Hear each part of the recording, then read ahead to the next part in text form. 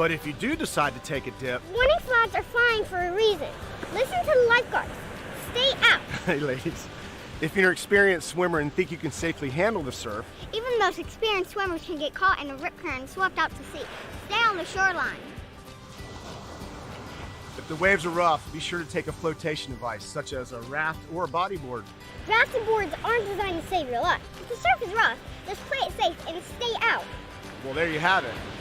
Make sure your Outer Banks vacation is a memorable one for all the right reasons. Know before you go by checking the daily OBX beach conditions forecasts. Watch for rip current warnings and listen to the lifeguards. When the red flags are flying, stay safe by staying on the beach and out of the water. Live like a local and love the beach, respect the ocean.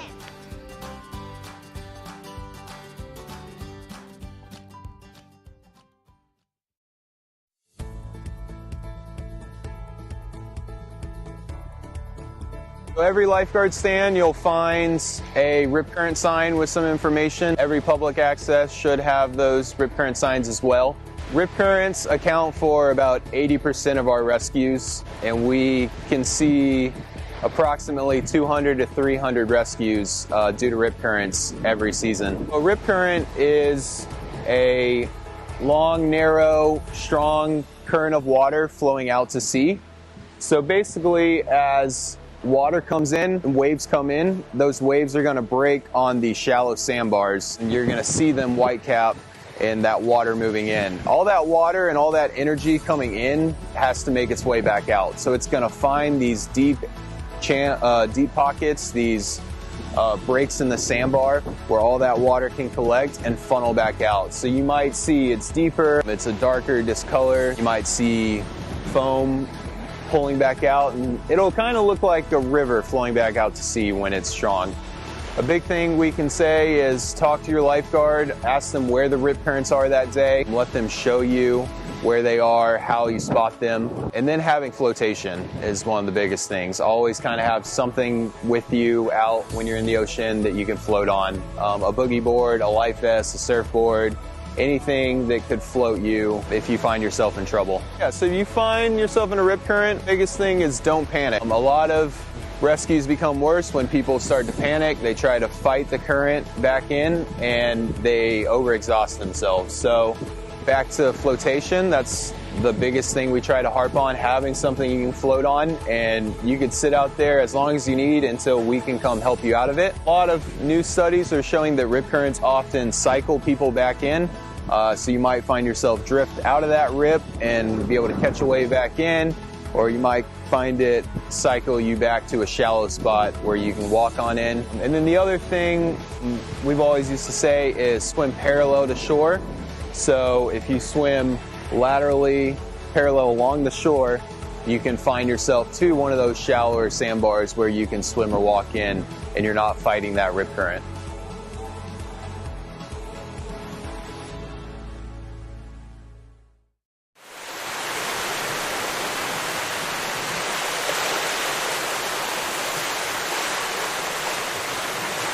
Jewelry by Gail is celebrating its 47th anniversary this year. In loving memory of Gail Kowalski, this hidden gem is open Tuesday through Saturday from 10 to 5. A shop that has something for everyone, featuring Gail's signature styles, all types of gorgeous jewelry, men's rings, a unique bridal section where you can build your own engagement ring, the Outer Banks' largest pearl selection, and so much more. Come find the perfect look for that special someone at Jewelry by Gail in Nags Head. Did you know that weed slows reaction time and impairs motor skills and coordination? Weed also disrupts learning and problem-solving skills. Whether you're a basketball player, surfer, skater, or student with other life goals, Outer Banks Hope Coalition reminds you to live life in focus. Don't let weed blur your dreams.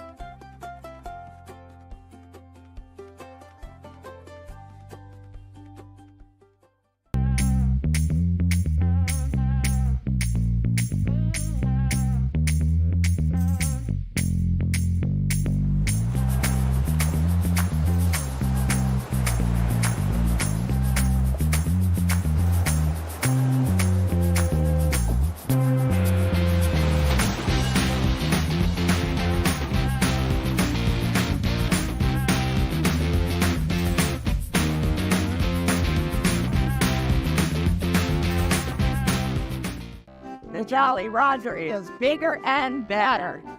Our incredible new bar is the best venue on the beach for great entertainment, gaming tables, and emptying and games. No one takes care of locals better than the Jolly Roger, with special discounts every day on breakfast, lunch, and dinner. The venue has it all with huge portions at affordable prices and plenty of room for large parties. Always casual, relaxed, and loads of fun. The bigger and better Jolly Roger. It's classic Outer Banks.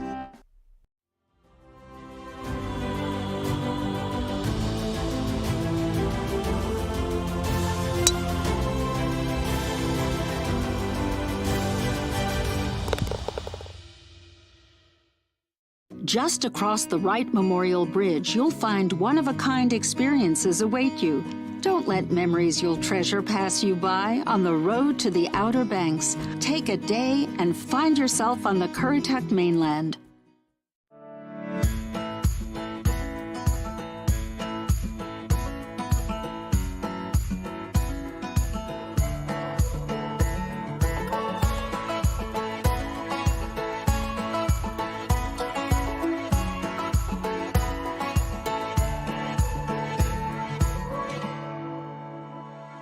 Welcome to the Body-On Lighthouse, located on Cape Hatteras National Seashore in the Outer Banks of North Carolina.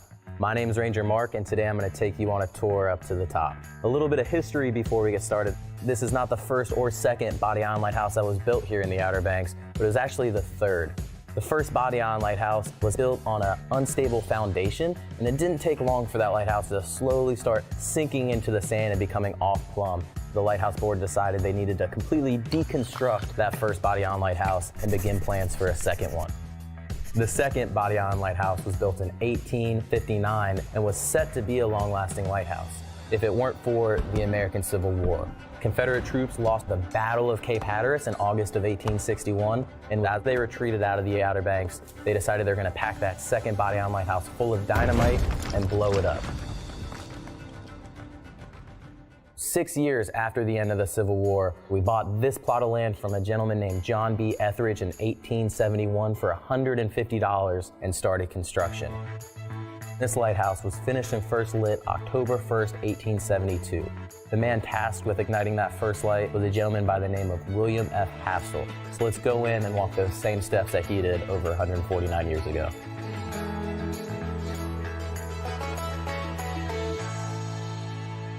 As you walk down the hallway, you'll notice this black and white marble flooring that was brought here from Baltimore, Maryland. It really highlights the fact that the lighthouse board, when building these lighthouses, not only built it for a sense of function, but they really wanted to show pride in these lighthouses and make them architectural treasures. As you enter into the base of the lighthouse, you're getting ready to climb up the iron staircase. But if you look back, you'll see the name, and this island has gone through multiple different name changes, and that kind of drives the point of contention on how you would pronounce this lighthouse's name. But here in the Outer Banks, we do pronounce it Body. As you climb the staircase, you'll notice that they're separated by 8 of these individual landings that allow you to stop and take a break. As you reach landing 2, we're about 42 feet up in the air.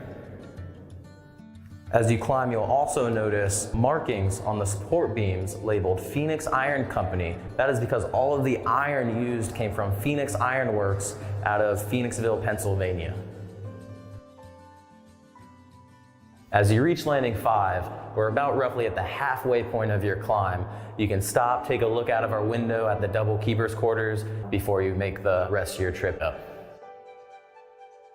As you make it to landing 8, you'll come into what the lighthouse keepers called the watch room. The watch room has a northeast-southwest facing window to provide a full 360-degree view for these lighthouse keepers, so they can stay here and look out for ships in distress or be available if the light needed maintenance. This is the last landing before we get to the balcony.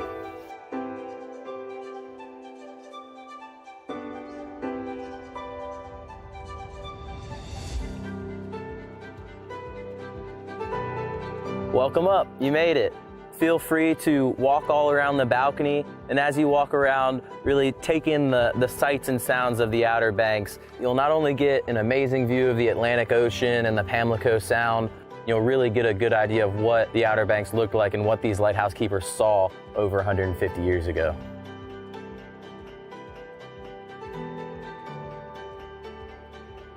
One last thing I'll show you before we head back down, and that is the lantern room where we keep the first order Fresnel lens that sits atop the Body Island Lighthouse. Our first order Fresnel lens is the largest order of Fresnel lenses built and features 336 individual glass prisms brought here from Paris, France over 150 years ago, used to magnify and refract light out to be seen up to 19 miles out to sea. The first order Fresnel lens was an invention created by a French physicist, Augustin Fresnel, in the early 1800s. Thank you for visiting Cape Hatteras National Seashore, and thank you for climbing with us. We hope to see you next season.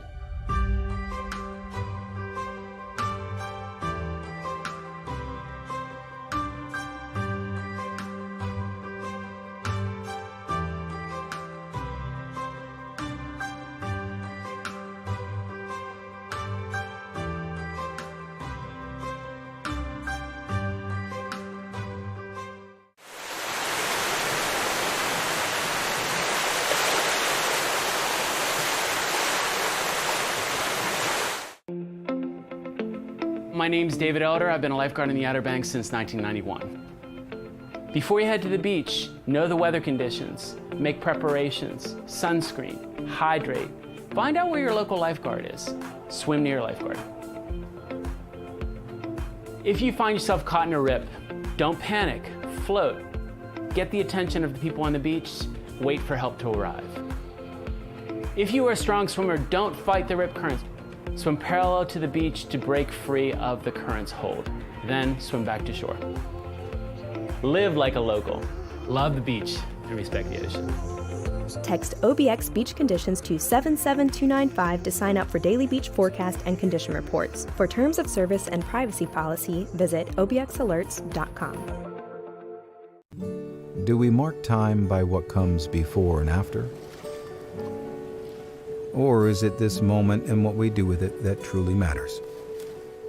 The Outer Banks of North Carolina starts every day with an open invitation to explore, to pursue unknown outcomes, and challenge curiosities, to stir the soul with open spaces and endless possibilities.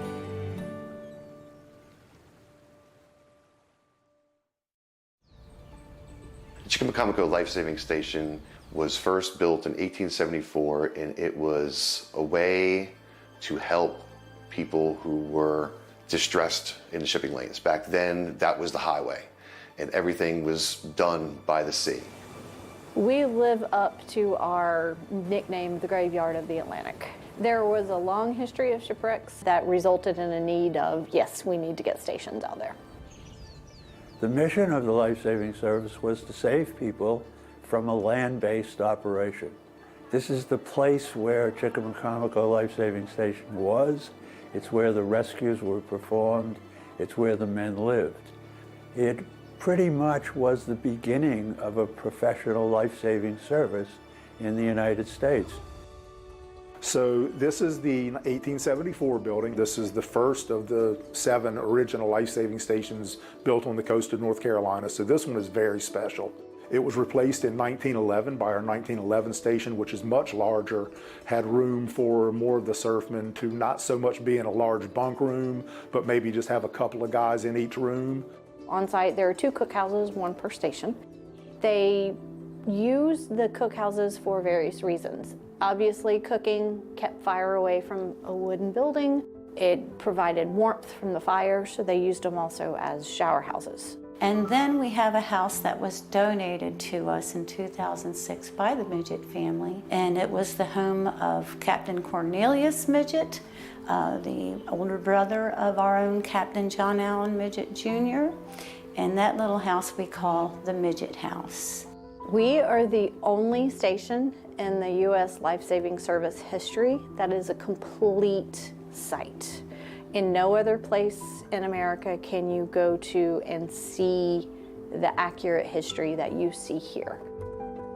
In particular, the reenactment, we do it to the T. We do everything as if we are training as they did 150 years ago. And what you see here at Chickamaucomico is not a reenactment of a rescue. It is a reenactment of the training that they did to prepare themselves for a rescue.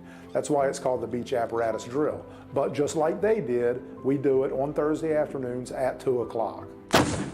Most of our displays are on loan from families or from other organizations, most from families who have gotten granddad's medal or uniform or whatever the case may be. We have artifacts from shipwrecks. We have some documents, we have photographs, we have equipment that was used in the past, and we have the buildings. This is a museum of place. This is where it happened. You can walk out on the beach and know that you're walking in the footsteps of people who rescued people that they never saw before and would never see again. The most famous rescue out of this station was in 1918. The British tanker Merlot was torpedoed about 5 miles offshore here. Captain John Allen Midget and the surfmen from Chickamaucomico took this boat that you see behind me, surf boat number 1046. They rowed out to that ship, which was carrying a load of kerosene at the time, so the sea was on fire when Captain John Allen and his crew managed to rescue 42 of the 51 British sailors on board the Merlot. It still remains today one of the most decorated maritime rescues in American history. The Chickamaucomico Historical Association is comprised of a board of directors. We have 2 employees. Our mission is to tell the story of the men who served here and to preserve the buildings that they served in. This is the 150th anniversary of the introduction of professional life-saving to the coast of North Carolina. We're planning to have guided tours of the Kennekeet Station. We're going to have this station open for tours. We're going to have a search and rescue demonstration from the Coast Guard, which is, of course, we're their foundation. So lots of different things going on throughout that weekend. It is a place that the whole family can enjoy. We do have family discount. We're open basically from around mid to late March, right on through Thanksgiving. And our hours of operation are from 9 o'clock in the morning until 5 o'clock in the afternoon. As a nonprofit organization, we do rely a lot of the funds and the resources through donations. Sponsorships, you can actually sign up to become a monthly sponsor or a yearly sponsor. We're always looking for folks who want to volunteer from very little to a whole lot. There's always a spot to fill. Go to chickamaucomico.org. Our website is right there with all the contact information. They can call the station. We check our machines regularly. So anything you can do, we can put you to work. These heroes, we call them the forgotten heroes because they just kind of fell by the wayside. The history, the way that they put their lives on the line to save their fellow man, it's just too important to let it go away.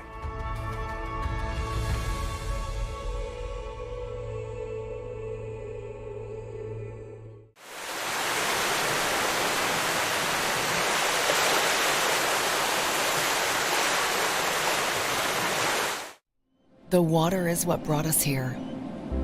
It's our way of life, our playground. The water is what keeps us coming back. Find your calm at visitcurrituck.com. Treasure memories in Corolla Outer Banks. Go to CorollaNC.com.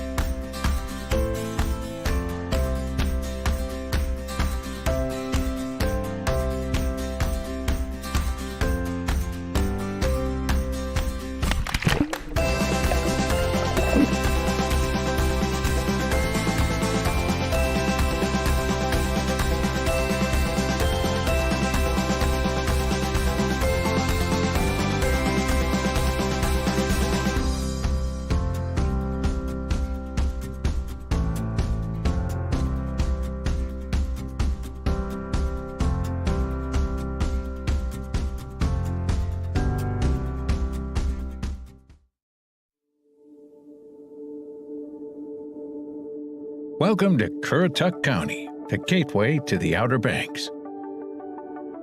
Nestled into the northeasternmost corner of North Carolina, Currituck County stretches from coastal beaches across the breathtaking Currituck Sound to the mainland, with its abundant farmland rich with produce and our unique local flavor. Currituck has 3 distinct areas: the mainland, Knott's Island, and the beach, which includes the community of Corolla and the off-road area. All 3 of these areas are surrounded by water on at least 3 sides. Early settlers from the mid-1600s to today's residents have made their living on the waters and farming the land. To illustrate, the mainland has the North River to the west and the Currituck Sound to the east. Knott's Island is completely surrounded by the waters of the Currituck Sound, and the beach has the Currituck Sound to the west and the Atlantic Ocean to the east. These bodies of water and waterways are what make Currituck County not only a sportsman's paradise for hunters and fishermen, but serve as an attraction for vacationers worldwide who flock to our pristine beaches and shorelines. Here's where wild horses roam the dunes, sunsets blaze over the Sound, migratory birds soar, and the waves of the Atlantic crash onto the beach. This is where history buffs find stirring stories. Sports enthusiasts golf, kayak, paddleboard, fish, swim, surf, hike, and bike. And where the daily catch of fresh seafood and local produce is always on the menu. Both residents and visitors alike take time to feel the sand between their toes and feel the rhythm of the Sound in their dreams. And Currituck County is also booming with economic and commercial opportunities. New and seasoned businesses thrive with the surplus of available land and the pro-business benefits of a North Carolina address. Businesses have access to generous incentives, low taxes, and a growing workforce right here in Currituck County. Businesses are proud to call this place home. Here in Currituck, we're right next door to the Greater Hampton Roads, Virginia area, a region that includes the cities of Chesapeake, Virginia Beach, and Norfolk, with a population of over 1.7 million. It's the second largest market in Virginia after Northern Virginia, and home to the Port of Virginia, one of the biggest, deepest, and busiest international ports in the United States. Businesses have direct access to a growing network of roadways, a robust rail system, and a centrally located regional airport.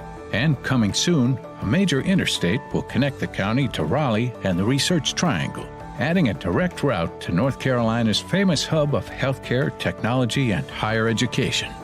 And with all of its amenities, the quality of life in Currituck is also one of its biggest attractions for entrepreneurs and businesses alike. Currituck has quiet and safe neighborhoods, excellent schools, including a satellite location of the College of the Albemarle, part of the North Carolina Community College system. Great restaurants, arts and entertainment, and special events. And of course, the world-famous Outer Banks. It's the perfect place to live, work, and play.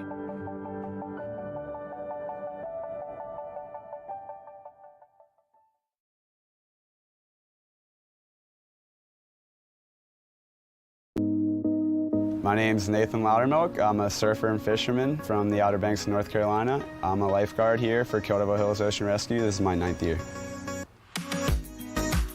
Drowning deaths occur when people are pulled offshore by a rip current. They're unable to keep themselves afloat due to exhaustion or fear, lack of swimming, and eventually they'll end up inhaling water, going unconscious.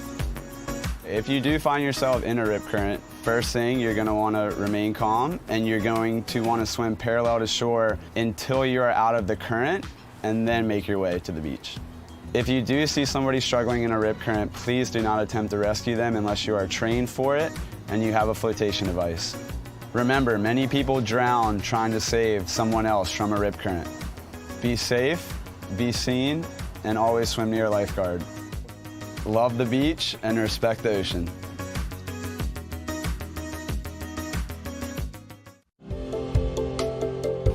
I'm Bree Voivich. I am a surfer, a surf instructor, and a lifeguard here in Kildare Hills. The power of the ocean deserves everyone's respect. Even on tranquil days, hard to see, powerful rip currents are present up and down the coast. Every year, unsuspected swimmers find themselves in the grip of the rip. Many lose their lives. Such tragic events can be easily prevented with a few local tips. Know before you go and check the local beach forecast before heading out. Always swim near a lifeguard. And if you find yourself caught in a rip current, don't panic, float, wave, and shout until help can arrive. If you're a good swimmer, don't fight the rip. Swim parallel to the beach to break free of the current's hold. Live like... Hi, my name is Amber, and I am the Sea Turtle Assistance and Rehabilitation Manager here at the North Carolina Aquarium on Roanoke Island. It's also known as the Star Center. And in here, we actually take care of sick and debilitated turtles. We bring them in, we fix them up, and then we release them back into the wild where they are healthy and can have a second chance being in the open ocean. Technically, here in Star Center, we have 2 big seasons when it comes to sea turtles. From October to about the beginning or mid of March, we see what we call cold stunned sea turtles. Cold stunning is essentially a hypothermia that sea turtles exhibit signs of when they kind of stick around in our sound a little too long. As the temperatures change and they drop pretty quickly around here in the winter, what happens is we see those symptoms of upper respiratory infections. We can sometimes even see frostbite later in the year. So we fix those turtles up in the winter and get them out as quick as possible. The second time we get a lot of sea turtles is in the summer. Here in the Outer Banks, we have a lot of boat traffic, a lot of people out on the water, and the major things that we see are fishing interactions, be it hooking ingestions, we see boat strikes, we can see entanglements. And all of those things can be helped, or if they're spotted out in the water, a lot of times our charter boat captains will actually let us know and bring them in for us, and they can help us get them into rehab a lot sooner than waiting for them to kind of strand on the beach. And we get everything in between as well. So here in the Outer Banks, we see 4 types of sea turtles, but 3 mainly on the island that we get in for rehabilitation. So the ones that we see in rehab are the Kemp's Ridleys. They are the smallest and the most endangered sea turtle species that we see in here. And then we typically see them at a really small juvenile stage, maybe about the size of a dinner plate, although we do have a couple outliers that are about 40 pounds, so a little bit bigger. We also see green sea turtles. Green sea turtles are kind of our dominant species when it comes to cold stun season. We see a lot of them, about 6 to 10 pounds is kind of our average. We also see loggerhead sea turtles. We see them not only during cold stun season, but they are our primary nesting turtles up here in the Outer Banks. Sea turtles come into Star Center via our volunteers that comb the beaches during certain times of the year, or visitors to the island finding them on the beach. We partner with different organizations to bring sea turtles into us so that we can start their rehabilitation process. And that all starts with a basic intake exam. Just like you would go to the doctor if you were feeling sick. We take an internal body temperature so that we can better gauge how to warm them up. Sea turtles have to be warmed up gradually, especially when they have a really low body temperature. Otherwise, their body can kind of fight against them in that process. We also take a blood sample. We can analyze that blood sample so that we know what vitamins they are deficient in, how dehydrated they are, and it gives us kind of an indicator or a baseline for when they start to go through rehab to kind of compare how they're progressing through rehabilitation. We also do kind of a physical examination. We look at their eyes, nose, mouth, just to make sure that everything is nice and clear. Once they are stable, they can start to get some enrichment items. We try to give them things to interact with or things in their environment to kind of stimulate natural behaviors like foraging. So live food, offering them a crab or a jellyfish, something to kind of stimulate that natural foraging and hunting response in the sea turtles. Once they look okay behaviorally, once their blood work looks great, we talk to our veterinarians and we make a plan for release. We have the option of partnering up with quite a few different agencies. We have Park Service down here, we have Fish and Wildlife, we have the Coast Guard down in Hatteras and in Norfolk, Virginia. and they can do boat releases out to the Gulf Stream, or we can do beach releases here whenever it's warm enough. So we have quite a few options in getting these guys back out. Come learn more about sea turtles here at the Star Center at the North Carolina Aquarium on Roanoke Island. Thanks for watching.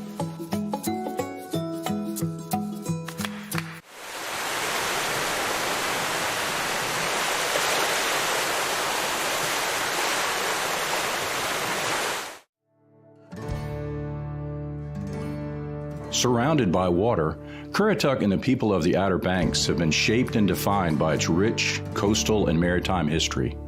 Here in Corolla, on the edge of the Atlantic, where roads give way to endless water, legendary local craftsmen designed and built these boats and taught generations of Northeast North Carolinians how to take to the sea and sound to find prosperity. From duck hunting, to fishing, to guiding, to saving lives off the coast. These hardy people both endured and celebrated life on the water. The Currituck Maritime Museum tells the stories of Currituck's boat-building forefathers, their remarkable craft, and the enduring legacy they left behind on how to live life and thrive on the waters here. Discover the newest addition to historic Corolla Park. Find yourself here. Visit CurrituckMaritimeMuseum.com.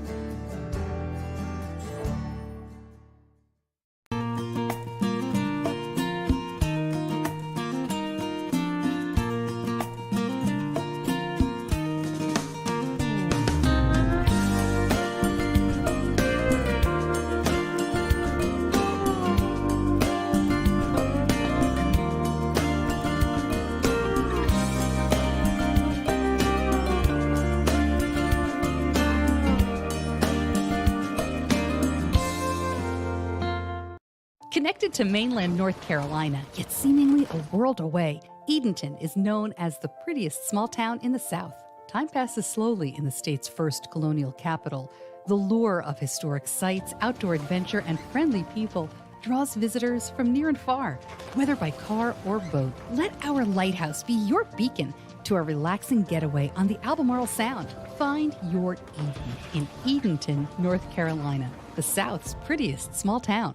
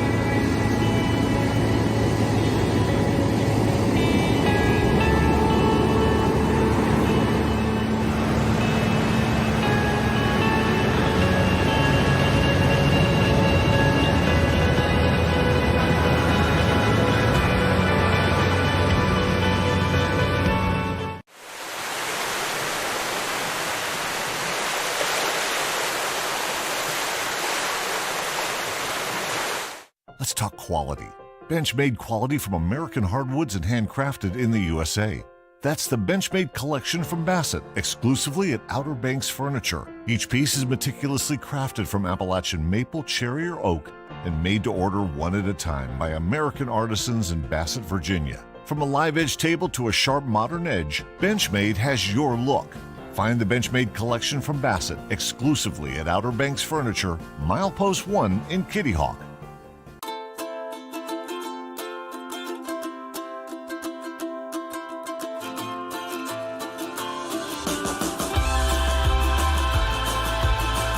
Whether you're here for a week or one long weekend, explore nature surrounded by the ocean and beside the ones you love. Welcome to the Currituck Outer Banks.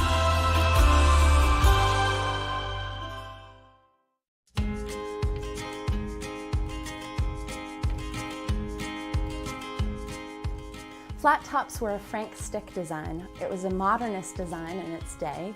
Flat tops were really designed to blend into the landscape, to blend into the sand dunes. They were really the environmentalists of their time. They used local sand for the cement blocks. They used local woods. They were really trying to promote the Outer Banks and what the Outer Banks was all about.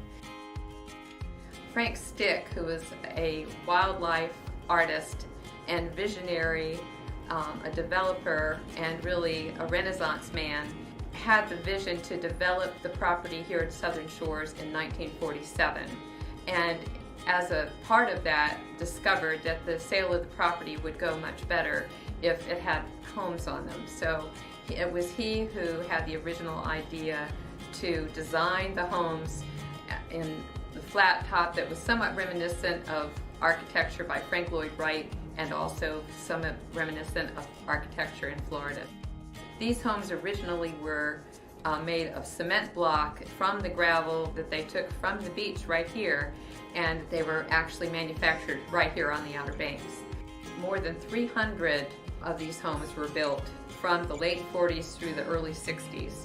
And now, however, there are just over 30 cottages that still retain the flat roof. This year alone, since October of 2013, 3 flat tops were torn down.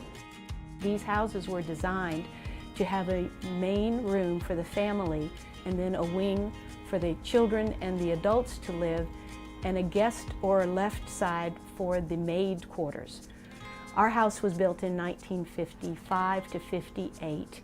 It is a 2-bedroom, 1-bath. It's small, but we love it. What we love most is the juniper walls, the juniper ceilings. It's all original. We even have a front door that has all the colors the house has ever had the trim painted.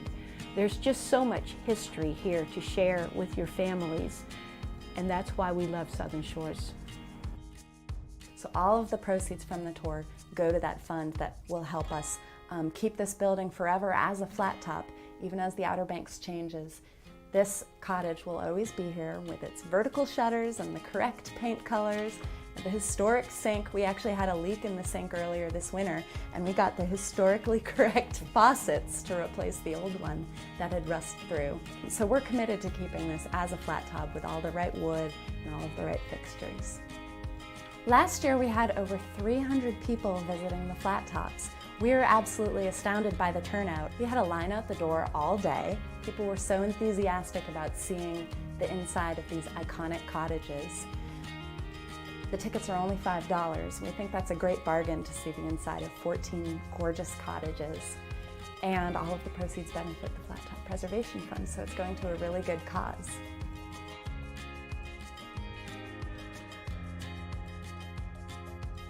A few decades ago, flat tops were the only building you saw in Southern Shores. The landscape was entirely flat tops. Obviously, the Outer Banks is changing, and it's wonderful that a few flat top cottages still remain as a reminder of from whence we came. Flat tops were built low to the ground and with local materials to sort of blend into the landscape and to use all of the local resources. And we think it's a wonderful reminder of Outer Banks history. It's a great fit for the Outer Banks Community Foundation because we are committed to keeping the Outer Banks a wonderful and even better place to live, work, and play, and flat tops are part of that.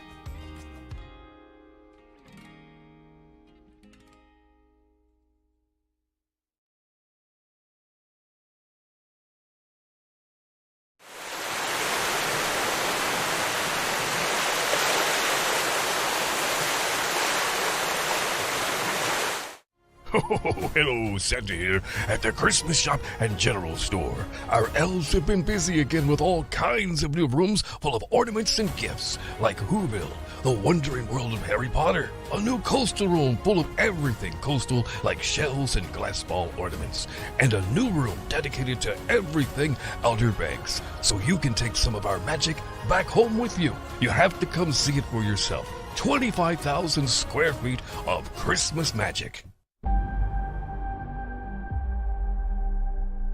In a world of ordinary vacations,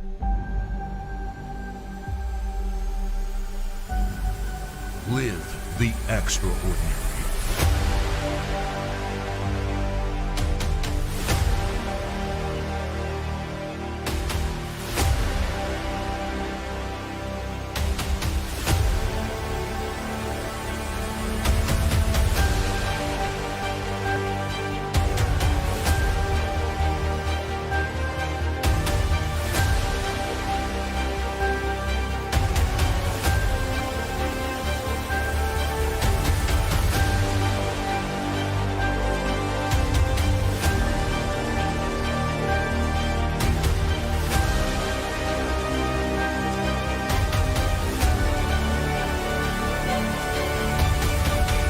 Book the real Outer Banks.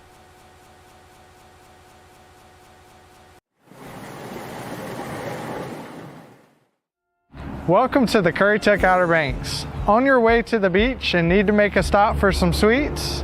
These mainland shops have the inside scoop on why their businesses have what you have been craving. My name is Mallory. I am the store manager of LJ Beaner's Bakery and Cafe in Moyock, North Carolina. We have weekly breakfast and lunch specials. We also offer breakfast every day from 6 to 2 all day. We do sweet potato biscuits made from scratch daily. We are famous for our jumbo 1-pound cinnamon rolls that are a big hit with our customers. We offer all of your baked goods baked fresh daily, from cake pops to donuts to cupcakes.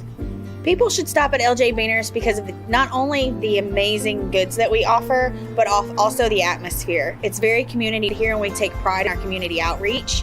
We also offer seasonal drink options for our coffee, our espresso. Everybody loves a good cold drink in the summer and a nice hot one in the winter, and we've got you covered for that. And then, our food with our specials changing every week, I think it gives the customers a good option. My name is Darcy Messina. I work at Scoop's Ice Cream Shop on the Shortcut Road on 158 in Shawboro, North Carolina. We have a full-service ice cream shop. We do milkshakes, banana splits, sundaes, brownie sundaes, just about anything you can dream up we can make. We can do pints. We can do to-go with lids, so they can take it, or they can sit here and enjoy it in the outdoors, or come inside and sit down with us and have an ice cream.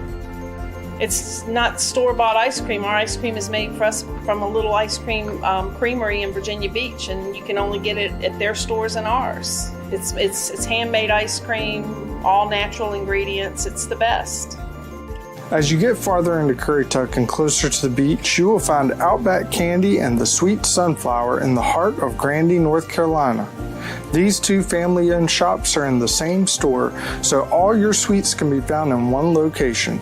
Outback Candy is like the old-fashioned candy stores your parents or grandparents would have shopped in. From a large selection of saltwater taffy, glass-bottled sodas, canned jams and preserves, to hand-dipped ice cream and shakes, this country store has all the sweets you will need.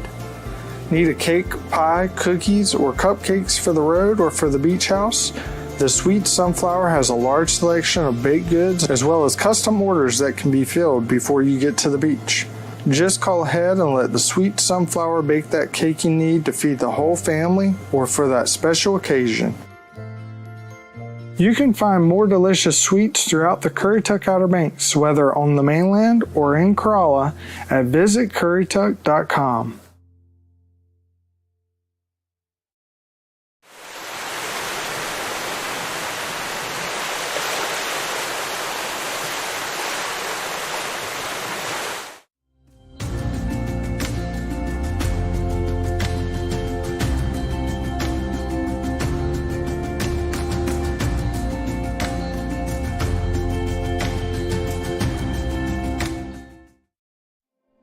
out of the darkness, it still stands, guiding mariners on their way, a beacon of light for all to see.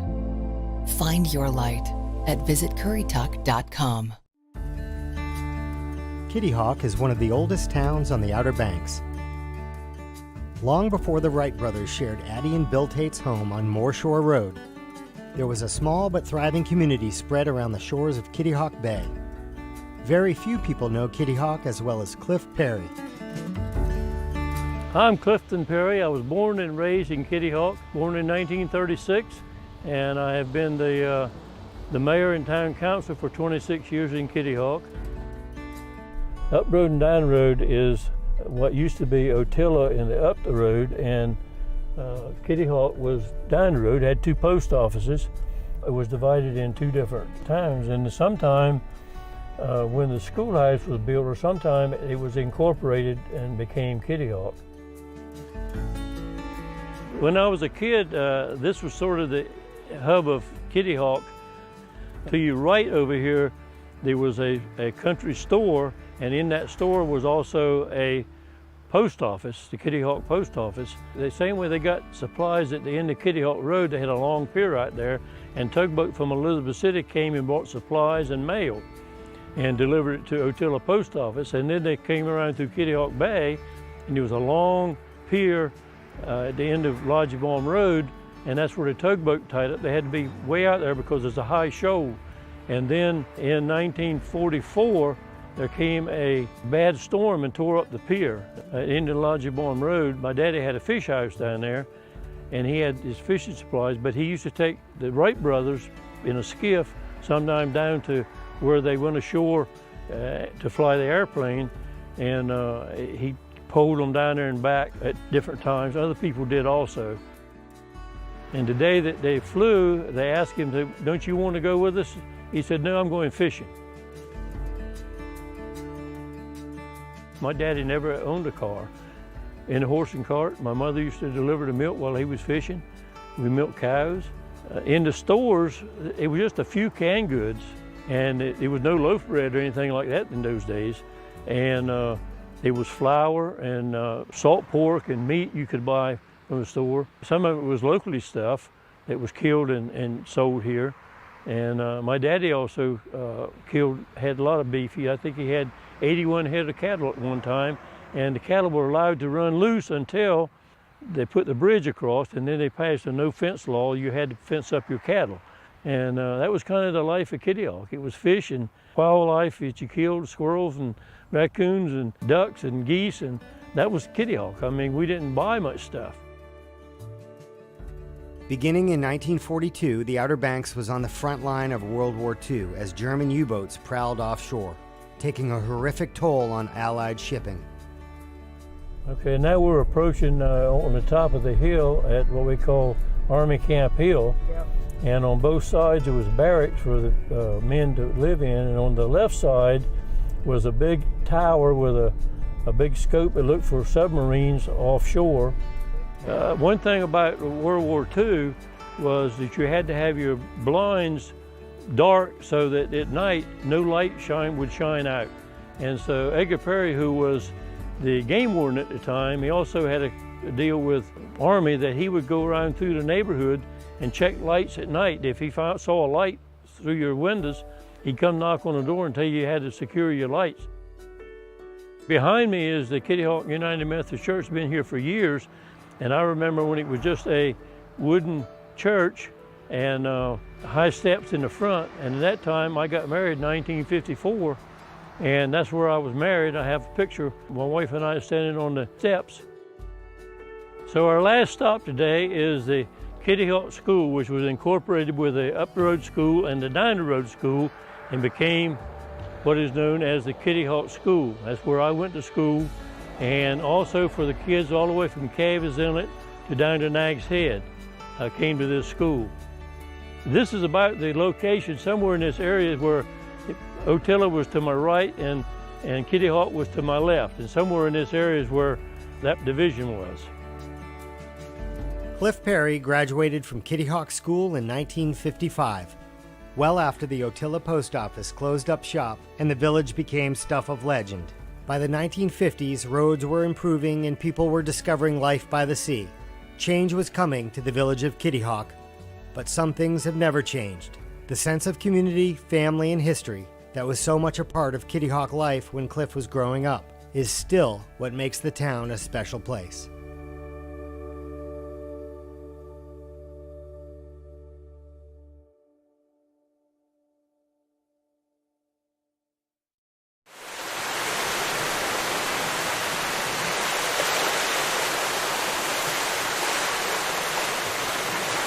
Head up Highway 12 to where the road ends and you'll find the legendary Corolla Wild Horses, iconic historical sites, unique shopping and dining, outdoor events, and more. Take a day and find yourself here.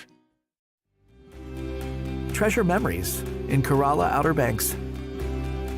Go to CorollaNC.com.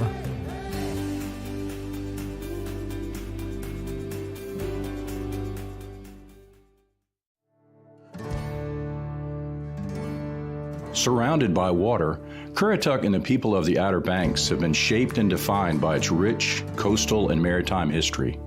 Here in Corolla, on the edge of the Atlantic, where roads give way to endless water, legendary local craftsmen designed and built these boats and taught generations of Northeast North Carolinians how to take to the sea and sound to find prosperity.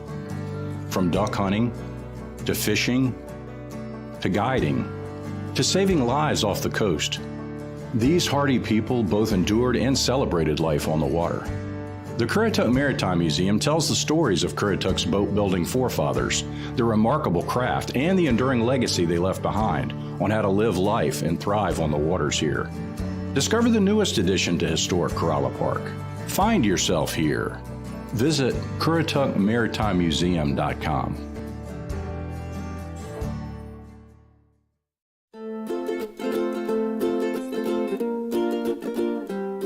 Welcome to the beach. Be sure of yourself. I know you're swimming messy.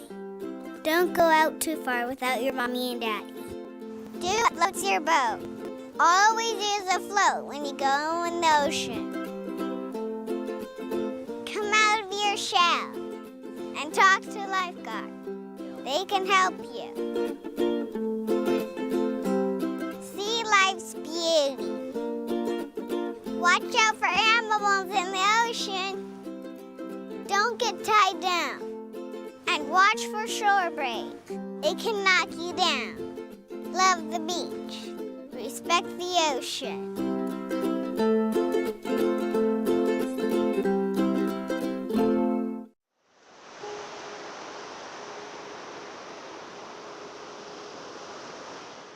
Here in Corolla, we have a wonderful nautical and maritime history that's closely linked to the beginnings of the United States Life-Saving Service. Right here in our shadow, we have also the lighthouse. And the reasons those institutions give us to this day such a wonderful heritage is because of their linkage to a wonderful maritime trade that occurred for years off the coast of North Carolina, primarily in the age of sail. Many of you are probably familiar with the phrase graveyard of the Atlantic, and the reason for that is the very treacherous sandbars and tough weather that occurred with so much regularity just off the coast. In fact, the reason for the existence of this lighthouse and this life-saving station was to protect the lives of those folks who became shipwrecked on these shores. Even to this day, an aerial tour of the Outer Banks reveals hundreds of shipwrecks off the coast. We're very proud to this very day of our connection with our nautical and maritime history here in Corolla. The life-saving service in and of itself is pretty simple to understand. In the age of sail, as ships plied the North Carolina coast en route, for example, from Cuba to New York, from New York to Charleston, as you came around the Cape Hatteras Outer Banks, which juts pretty far out into the Atlantic, famous for wind, of course, because of the Wright brothers, these ships would come into distress and hazard themselves upon the sandbars and become lodged on the sandbars. The life-saving stations usually were about 6 to 8 miles apart. And the surfmen of these stations were called surfmen because they literally waded into the surf to help victims of shipwrecks, would patrol these beaches on foot. And many of the stations had small towers where one individual could get a vantage point of a broader expanse of the sea. And then foot patrols would look for shipwrecks. And when we would find these things frequently at night, hence the lighthouses, the surfmen would immediately take actions to begin to wade into the surf and in many cases swim out to these shipwrecks. If they were closer to a station, horses would bring down what were called Lyle guns that could shoot chairs out into the rigging of a ship and transfer people from the shipwreck to the beach. We see that in today's Navy, as ships will call breaches buoys and transfer personnel between ships. That's what occurred, and that's why they were called surfmen. These life-saving stations, which dot the coast of North Carolina and in many cases the eastern United States, have very much of a military connection. In fact, the very forerunner of what today is the United States Coast Guard was a combination of, at the time, the Revenue Cutter Service, that was the ship side of Coast Guard, the Life-Saving Service, which was the land side, saving those shipwreck victims, and then the lighthouse service. And at a point in time, those three things came together and became the United States Coast Guard, which saves lives locally to this very day. The Coast Guard, as we know, is a military connection. The life-saving service, lighthouse service, and many of our ships at sea have that same military connection directly linked to Corolla. Corolla, for example, just north of here, the Washwood Station up in the four-wheel drive community was built in 1917, just recently celebrated 100 years. World War I was occurring at the time, war off the coast of North Carolina. The Congress of the United States appropriated some additional money during wartime to build more of those stations. So the life-saving station that's right here in the parking lot is the original Kill Devil Hills life-saving station. Originally was built in 1878, one of the oldest wooden buildings on the Outer Banks, very close to where the Wright Monument is today. In 1986, the owners of that station decided they wanted to move forward with another vision for their piece of property. And they contacted my father and said, if you come get this station and haul it away, we'll give it to you for free. So my father cut it into 4 pieces and moved it up Duck Road, and that was a very different time when you could still move things up a very simple 2-lane road, and reassembled it here in Corolla. It is the original building and is maintained to this day in the same architecture and the same character as the station would have looked when John T. Daniels and members of that famous surfman crew helped the Wright brothers create modern aviation. In many cases, the life-saving stations themselves became the heartbeat of community. I jokingly say they were the community colleges of the Outer Banks before we had a community college. They had kitchens, they had family members, they had surfmen. The surfmen would in many cases live in the station seasonally during bad weather, which meant the fall, the winter, and the springtime. In summertime, we have much calmer weather. That's when the surfmen would commercial fish, commercial hunt, make nets, and do other things to earn a living.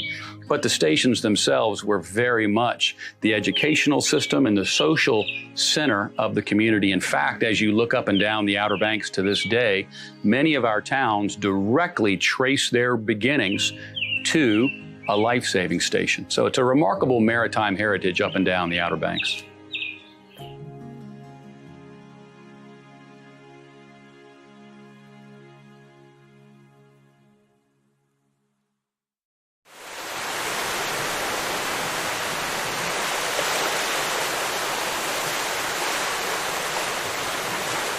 Outer Banks Furniture is the expert on the beach and the only furniture store exclusively offering Omnia leather, with almost 200 different colors and styles to choose from. With unmatched design, comfort, and luxury, Omnia leather only sources hand-picked top-grain hides from the oldest tanneries in the world, then creates the finest chairs, sofas, recliners, and accent pieces right here in the USA. Find the exceptional collection of Omnia leather exclusively at Outer Banks Furniture, Milepost 1 in Kitty Hawk.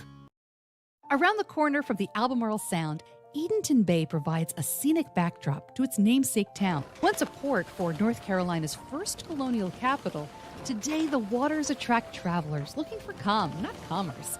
And Edenton welcomes boaters with free boat slips for 2 nights. Whether by sea or land, let our historic lighthouse guide you to a relaxing bay that's a world away. Find your Eden in Edenton, the South's prettiest small town. Tide's starting to come in now. What's up, guys? Looks like you found a good spot for us.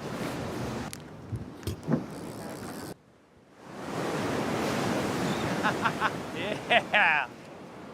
Hey, I seen mullet.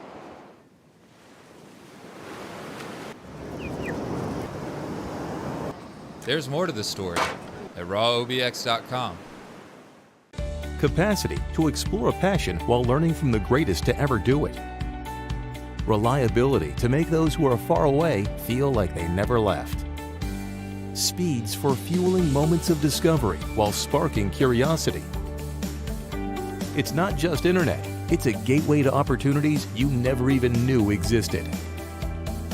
Ripple Fiber, multiplying potential for you, your family, and the community. Take a tour of an Outer Banks icon and experience what life was like here in the Roaring 20s. Whalehead in historic Corolla Park is a beautifully restored Art Nouveau masterpiece and museum located on the Currituck Sound. For tour information, go to visitwhalehead.com. Despite what you've heard, 911 cannot locate you immediately when calling from a cell phone. Do you know the street address of your location in the event of an emergency? When you call 911, we don't either, unless you can tell us.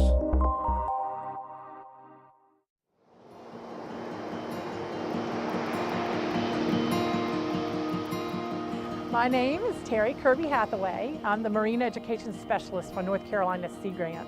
I've lived out here on the Outer Banks for over 30 years and been beachcombing all that time. Such a wonderful place to beachcomb in all seasons of the year because you never know what's going to wash up. What you find every day out here are oyster shells. What's really interesting is these oyster shells are probably at least 12 to 15,000 years old. They're fossils and people don't even realize it. You'll see baby's ears, which looks just like a tiny little baby's ear. We find moon snails or shark eyes. A lot of times you may find other kinds of mollusks shells that have perfectly round holes in the shell.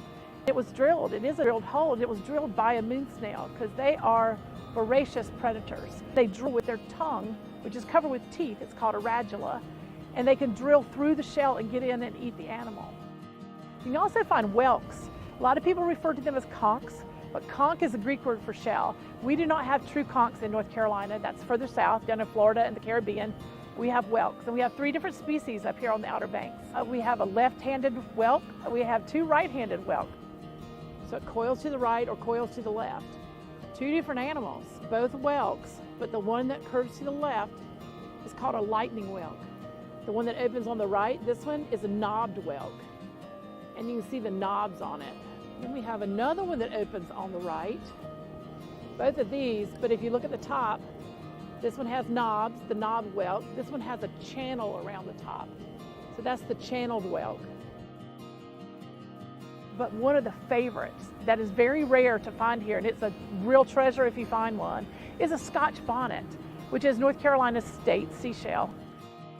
Another thing you may see are egg cases for some of the animals that live offshore. The whelks that I mentioned lay their eggs in long strings of capsules. In each capsule is 25 to 50 little miniature whelks.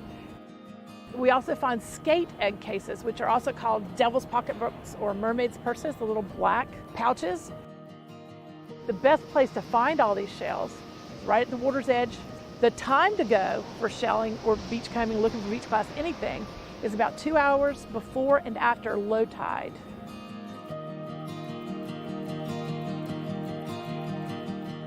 My name is Dana Thomason, and I work at the NC Aquarium on Roanoke Island. I'm actually part of the Education Department in Special Activities, and we oftentimes will find lots of sea turtles stranded here at the beach.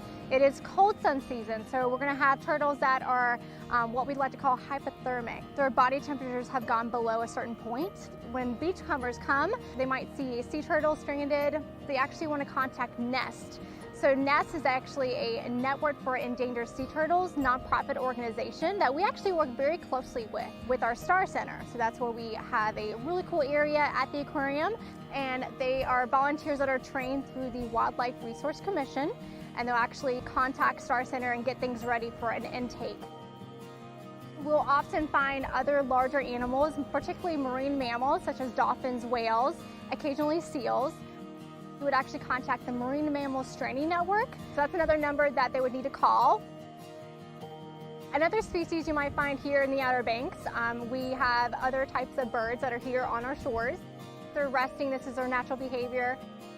So when beachcombers come to the beach, we actually would prefer all of our guests to kind of give them their space for the protection of those animals and respecting them as they're here on the beach.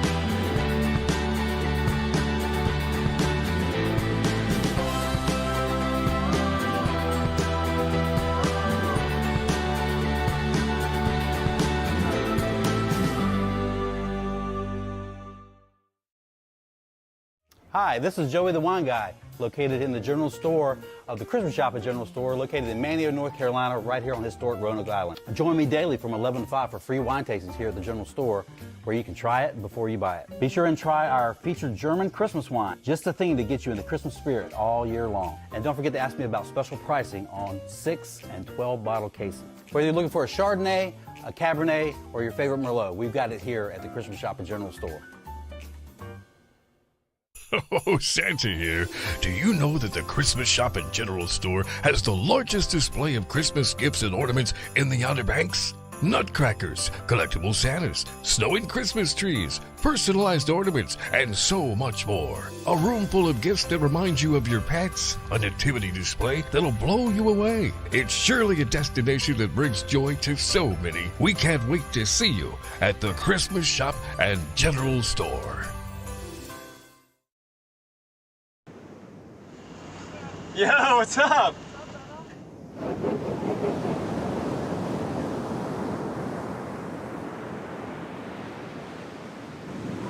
Yeah, Cyrus. What? Oh, Vinny! Vinny just got. Oh my gosh!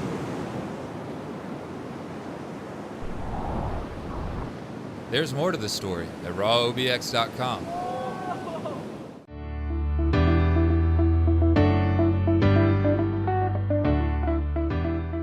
Something that people love about Edenton, including myself, is our beautiful architecture, our walkable streets, our safe downtown, and the fact that we are so hospitable. Beyond its historic legacy and beautiful architecture, Edenton is known for its strong sense of community. Our small town has a big heart, and we have always come together like a family. From saving our historic cupola house in 1918 to saving the Taylor Theater almost a century later. As close-knit as we are, we still love company and are eager to welcome others to experience Edenton for themselves. We have a community that's interested in preserving not only history, but exactly what Edenton has to offer, which is something rare, and without that community, we wouldn't be what we are today. Something that both visitors and locals get to capitalize on is our beautiful waterfront. Not only is the walkability safe and easy here in Edenton, but you don't have a bad view. You can walk up and down our waterfront and from our historic tour is a 55-minute tour that takes you through the historic district. We have the Roanoke River Lighthouse and many other gems that are still able to be preserved today. When you get to our downtown waterfront, you'll be greeted with the Penelope Barker House and Welcome Center, our Roanoke River Lighthouse, the Cupola House, streets lined with shops eager to have you come in, and some unique dining experiences made just for you. Whether you're in one of our local coffee shops, bakeries, or shopping downtown, you'll always find a friendly face and someone to help you along your way here in Edenton.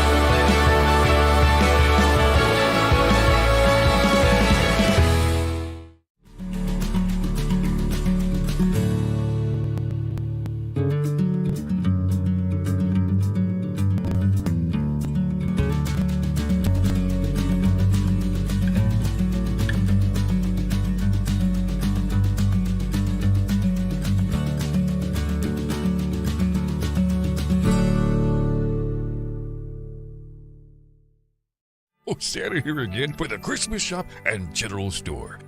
You know, the General Store has long been a favorite destination within our shop. You'll find favorites like candies and fudge, Heights chocolates, and ready-made Bavarian nuts. Plus, we offer a wide selection of made in North Carolina items, old-time candy, sodas, and more. And our wine section has an even larger selection than last year. With more wine tasting opportunities, it's all part of the experience at the Christmas Shop and General Store. I'm Roland McDevitt with the United States Coast Guard Auxiliary and the American Canoe Association.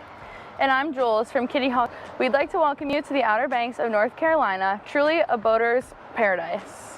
In the next few minutes, we'll count down you can do kayaking adventures as satisfying and safe as possible.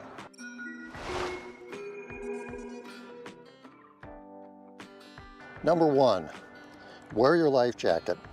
The Coast Guard requires you to have a properly fitted life jacket readily available on your kayak. And if you're under 13, you must be wearing your life jacket at all times while paddling. A life jacket only works if you're wearing it, and it's difficult to put it on while you're in the water. 85% of people who die in boating accidents were not wearing the life jacket at the time of the accident. Number 2, other required gear. The Coast Guard also requires that you carry a sound-producing device. An inexpensive whistle attached to your life jacket meets this requirement. A white light is also required if you're on the water at night. If there's a chance you may not return before sundown, take along a waterproof flashlight so that other boaters can see you. Number 3, buddy up. While you may not be venturing far from shore, paddling with a buddy gives you peace of mind that if anything happens, assistance is nearby. Stay close to your buddy or group so that you can enjoy the company and assist when needed. Number 4, file a float plan. Make sure that a friend or family member on shore is aware of your plans. Let them know where you're headed, who's in your group, when you expect to return, and what to do if you do not return on time. And be sure to let them know when you're safely back on shore. Number 5, bring your phone. Charge your phone and bring it along in a waterproof pouch. Save the number for the Coast Guard station at Oregon Inlet so that you can call them in case of emergency. That number is 252-441-6260. And consider a VHF radio. A waterproof VHF radio gives you immediate access to other boaters and the Coast Guard on Emergency Channel 16. It is designed for a marine environment. Number 6, know the environment. Check the weather, especially the wind, and stay close to shore. In the Sound, wind can carry you away from land and make it difficult to return.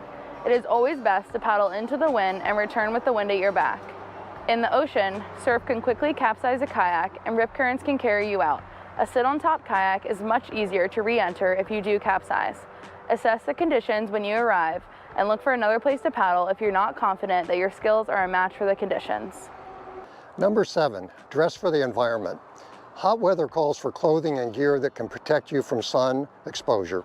Cover up, use sunblock, and bring your sunglasses. Cold water immersion can result in cold water shock and hypothermia, even when the air temperature is comfortable.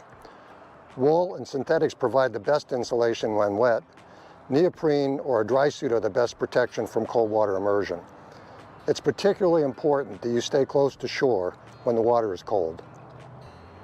Number 8, practice self-rescues. Before you get too far from the launch, jump off your kayak and practice getting back on. Be sure your paddling partner is nearby. This will give you the confidence you need in case you capsize during your adventure. If you fall off and can't get back on, stay with your kayak. Distances are deceiving, and the best bet is to hold onto your kayak until help arrives. Number 9, bring water. Paddling in the sun, wind, and waves can tire you out quickly. Make sure to bring plenty of water. Take a break every 20 minutes to take a drink and take in the scenery. Number 10, have fun. You're now prepared for a great day on the water, paddling in one of the world's most diverse marine environments, and whether you're on the Sound, on a river, or out in the ocean, you're well equipped for a safe and satisfying day on the water. Enjoy.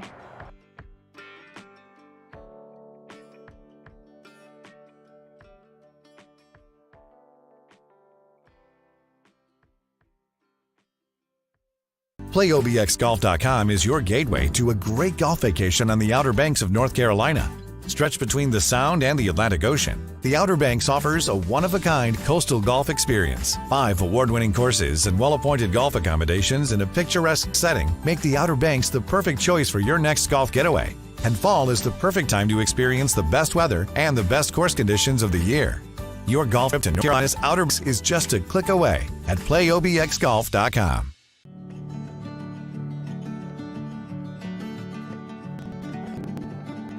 Outer Banks has the fishing spots. Some people talk too much. The Outer Banks of North Carolina, conveniently located just beyond compare.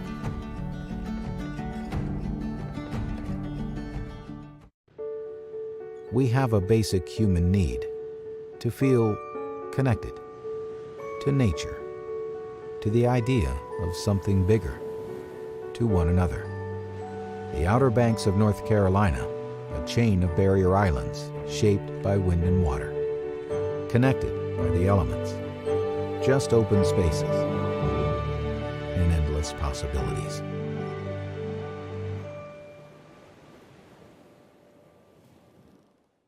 Discover the Dovetail Collection by Vaughn Bassett exclusively at Outer Banks Furniture. Made in the Virginia mountains using solid American white oak, Dovetail wood joinery dates back thousands of years. The collection is designed for those who appreciate the natural look of reclaimed wood with its cracks, knots, and bold grain patterns. Each piece is available in 3 finishes and is meticulously crafted for exceptional strength to give you long-lasting beauty. Find the Dovetail Collection from Vaughn Bassett exclusively at Outer Banks Furniture, Milepost 1 in Kitty Hawk.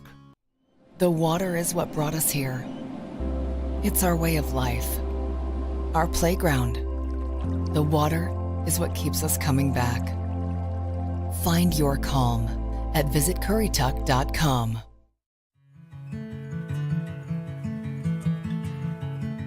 One thing about fishing piers, we're kind of the bleacher seats of the fishing industry. We're the place where kids go for the first time. They'll rent a rod, we have bait and everything else. We show them how to use it.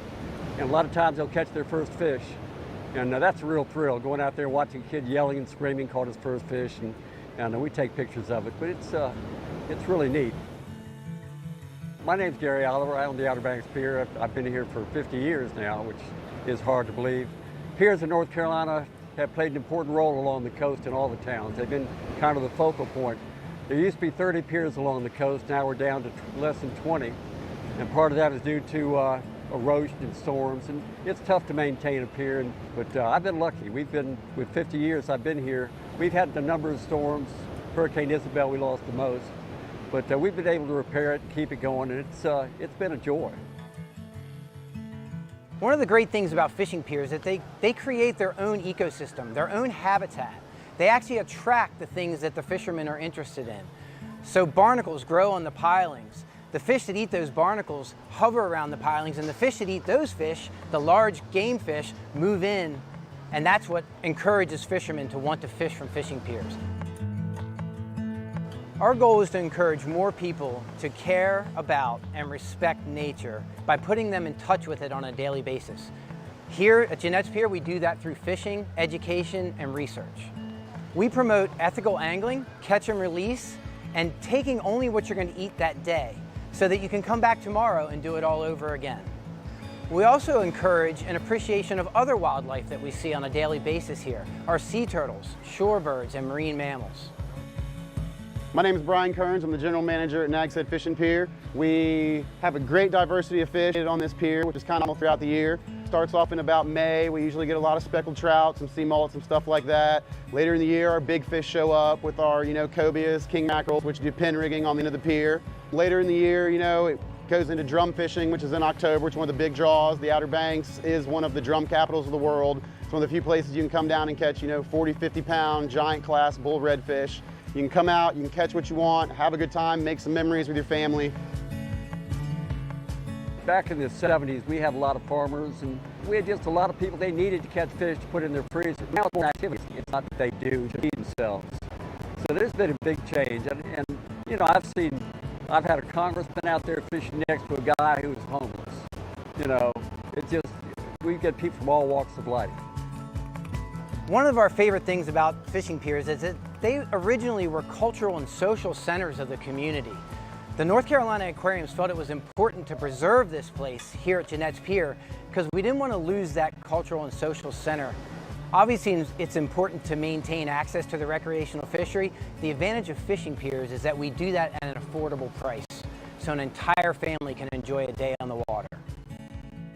You do not have to have a fishing license to fish off here. We have a blanket license that's provided to you that you pay to come on the pier. If you only want to try to fish for a day, have a day, you know everything else, you want it outside, top of the atmosphere, beautiful view. You don't need to go buy a fishing license. You can come down. We offer all of that to you free of charge. And we also have everything you would need to get exactly what you want to have done. That's one of the really good things about a pier is the people you see every year after year, the same group come back and forth. I've got fourth generations now coming down to the pier. I'm getting older, but it's great. I've enjoyed it. It's been a great thrill for me to be here.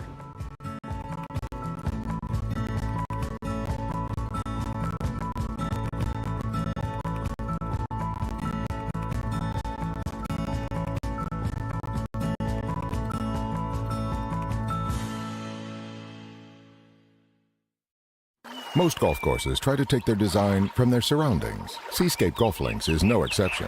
What is exceptional, though, is how the sand dunes and maritime forest combine to create beautiful, playable coastal links. With dramatic elevation changes and ocean views, Seascape Golf Links, an 18-hole championship golf course, milepost 2.5 in Kitty Hawk. Call for tee times and ask about midday specials. 261-2158. 261-2158. Seascape Golf Links, a must-play for those who love the game. Better sleep means a better life. That's why Outer Banks Furniture offers Simply Luxe from Mattress Grove. Luxurious handcrafted sleeping comfort that's made in America. Simply Luxe gives you pressure-relieving layers, temperature-regulating airflow, spinal-aligning back support with 5 unique support feels for ultimate comfort. Start sleeping better today. Simply Luxe goes the extra mile to hand-tuft many of its models for unparalleled support and durability. Find the complete collection of Simply Luxe mattresses at Outer Banks Furniture, milepost 1 in Kitty Hawk. Welcome to Jeanette's Pier, the family fishing spot on the Outer Banks. Make memories for a lifetime while reeling in the catch of the day. From bottom fishing for spot and croaker to jigging for bluefish and Spanish mackerel, experience the thrill of catching a fish from this 1,000-foot-long concrete ocean fishing pier located at milepost 16.5 in Nags Head. Have fun in the sun while fishing with your friends and family. Surf, sun, fish, and fun. Experience it all at Jeanette's Pier, where fishing is catching.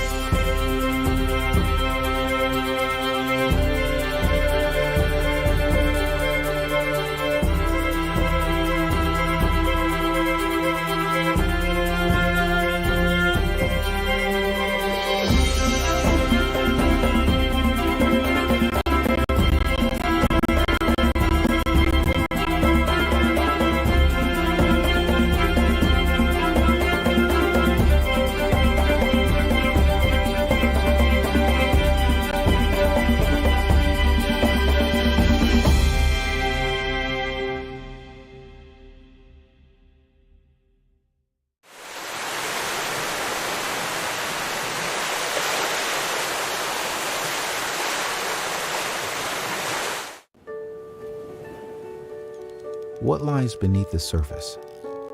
The waters of the Outer Banks share their secrets, one cast at a time. Total relaxation, absolute exhilaration. The Outer Banks of North Carolina, a chain of barrier islands shaped by wind and water, connected by the elements, just open spaces and endless possibilities.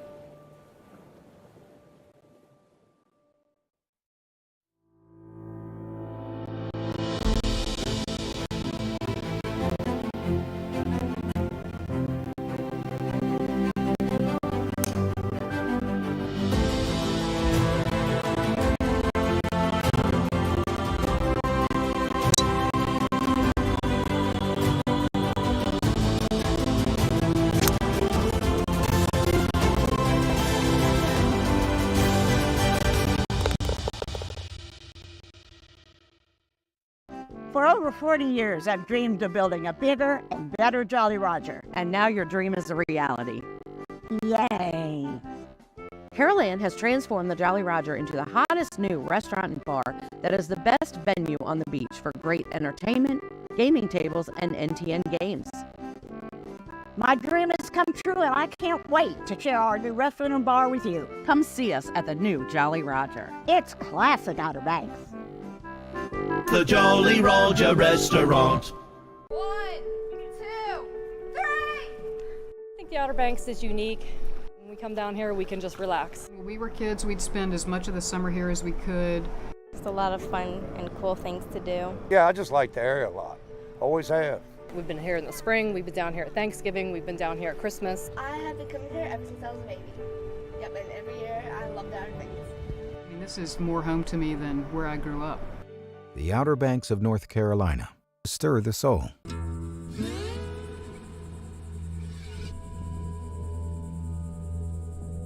The Corolla Wild Horse Fund was formed in 1989 by a group of grassroots volunteers who had a deep concern about the wild horses who have lived here for 5 centuries getting hit by vehicles as the area became more and more developed. We have evolved now to the point where we have full-time staff, and our mission is to preserve and protect the last remaining registered colonial Spanish Mustangs left in the world. How the wild horses of Corolla found their way onto the Outer Banks has always been a mystery. Karen felt that understanding their origin would help with the process of saving those remaining. I looked into the North Carolina archives, and there are actually, we benefited because the Spaniards kept very meticulous ship's logs. And many ships that came over here, because this was basically uncharted water, ran aground on sandbars. And in order to lighten the load and refloat the ship, the heavy things went overboard. And one of the heavy things that went overboard was horses. And we know that every Spanish ship that came over to this part of the New World had horses on board. Some of the horses obviously were able to swim ashore because these sandbars that run off the island, the water's very shallow. If you watch people swimming in the ocean, they can be out quite far and only be up to their knees. So, and also there are 2,000 shipwrecks on the bottom of the Outer Banks, all up and down the coast. It's called grave, and it stands to reason that some horses were able to survive a shipwreck and swim ashore, and some were simply left behind when colonies failed. We do not interfere with them in any way unless it is a life-threatening or quality of life issue. We do not supplementally feed them in the winter. They're on their own. They're like deer and any other wild animal that lives here.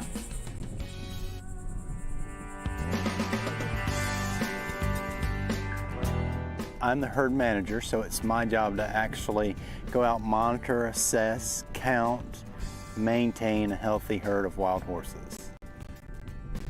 We have 138 horses here, and from my standpoint, it's very important to be able to evaluate an animal and to make sure that that animal is healthy, and therefore we can make a decision that can benefit that animal if the animal needs care.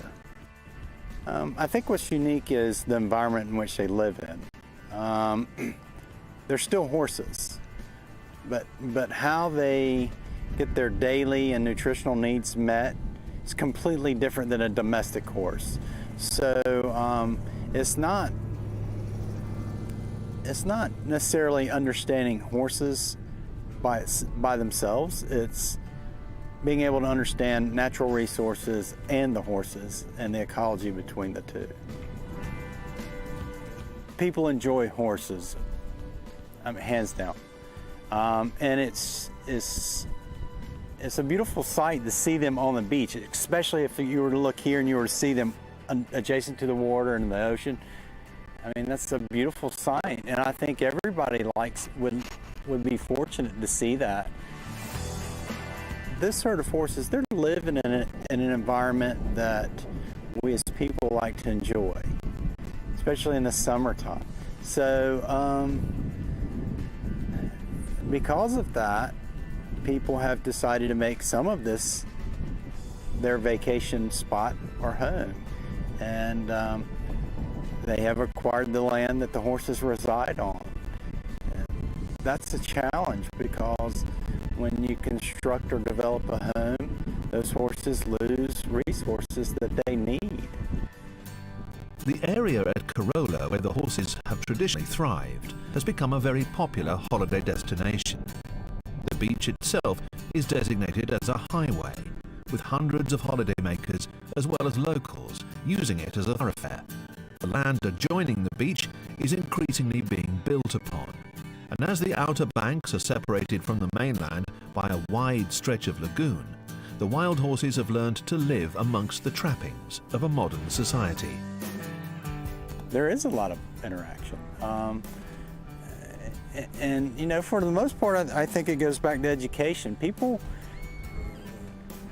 come here to see horses, and they, for the most part, I would say they try to be respectful and give them their space, but I don't think they really have a true understanding of what it means to be a horse here.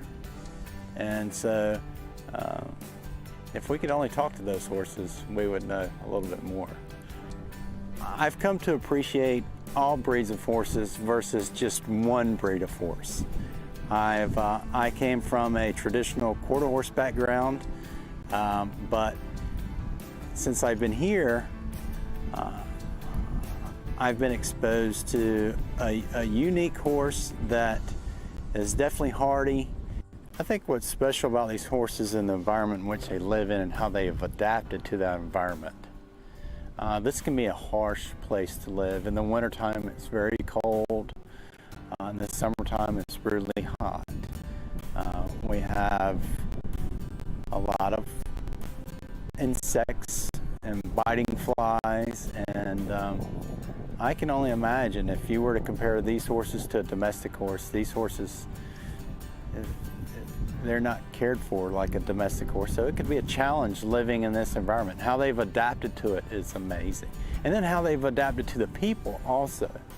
That's unique itself. They're a very adaptable breed, otherwise they still wouldn't be here 5 centuries later. They've survived massive hurricanes, brutal nor'easters, insects, defied the diseases that affect other horses. But now they're having to deal with an influx of people. There are already about 700 homes constructed up there. There are 3,150 platted lots, and on any given day in the summer there can be 3,000 vehicles driving on the beach, because the beach is the public road and that's how people have access to their houses. Our goal is to keep them wild and free as long as we possibly can. And that in itself presents a challenge, because they are in an area where 70% of the land is privately owned, has been developed to a certain extent, and has the potential for more development as the years go by. I think if we don't come up with a plan that considers the landscape, the horses, the people, I don't feel comfortable with their future here. Well, if we're going to be stewards of the horse, we need to come up with the solution. It's just like if we were to take on ownership of any other horse, we've decided to take on the responsibility of that animal. So if we're going to manage or take responsibility for these horses, yes, I think we owe them, because we have deemed ourselves as the stewards of the horse.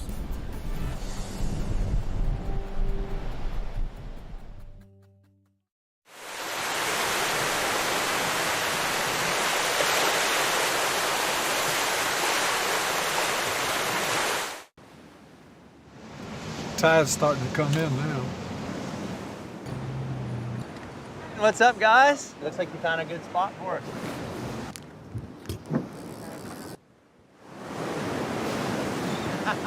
Yeah! Hey, I see mullet.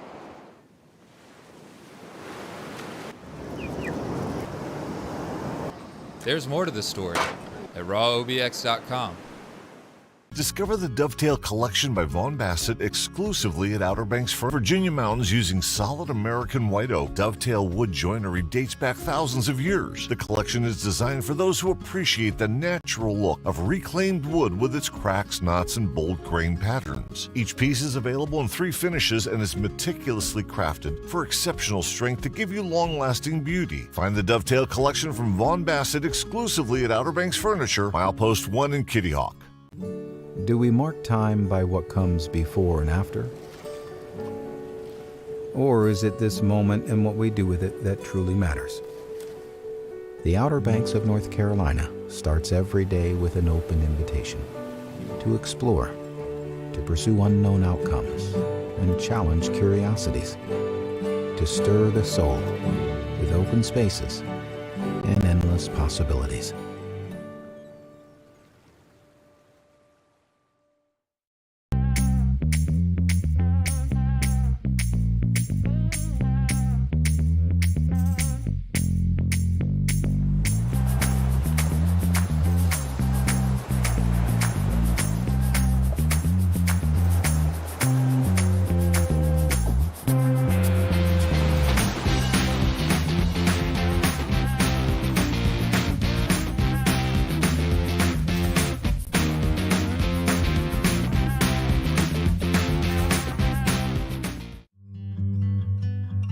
My name's Al Adam, and I'm currently president of the North Carolina Beach Buggy Association. The association was actually chartered in Nags Head in 1964 with a mission of maintaining access for ORVs on the beaches of the Outer Banks and all of North Carolina. The name of our association doesn't truly reflect what we do. Most of our members, our 3,500 plus members, drive pickup trucks or sport utility vehicles, not actually beach buggies per se. The driving on the beach became popular with the advent of commercially available four-wheel drives. That happened in the late 60s to mid-70s. Prior to that, the four-wheel drive industry was mostly military vehicles, which did go back to the early 1900s, but they were rarely seen for public purchase. Prior to four-wheel drive vehicles, many people drove the beaches of the Outer Banks to go fishing, do various things that they enjoyed on the beach.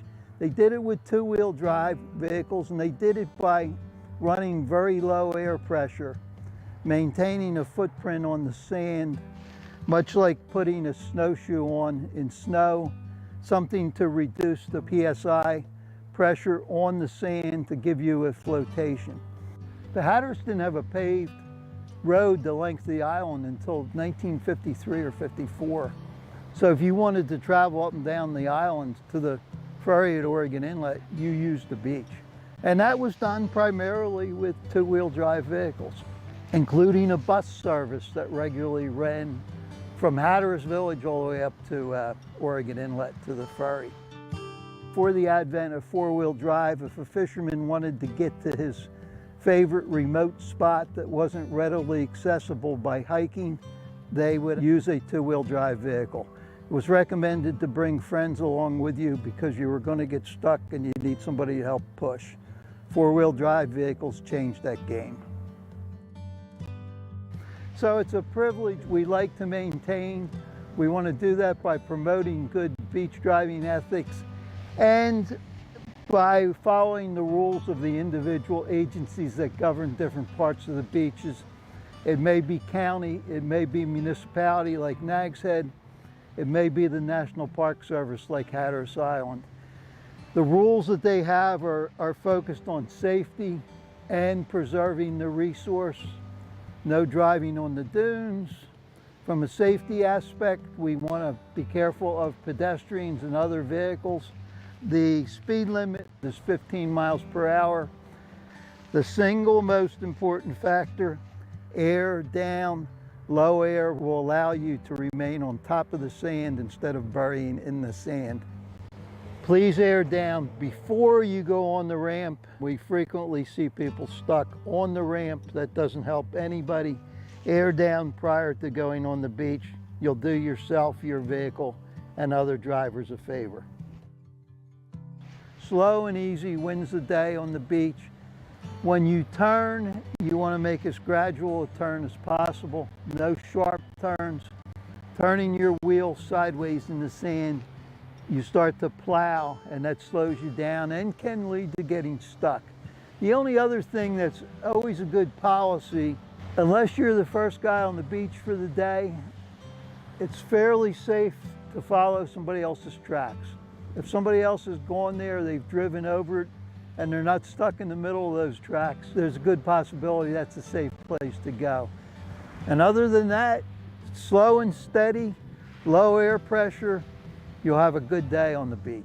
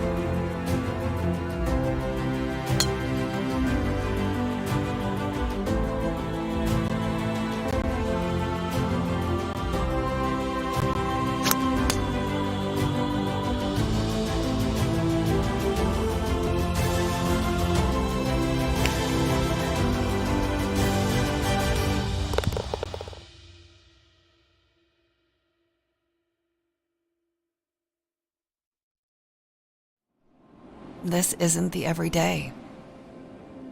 This is an escape. An escape to somewhere wild. This is where roads end and adventures begin.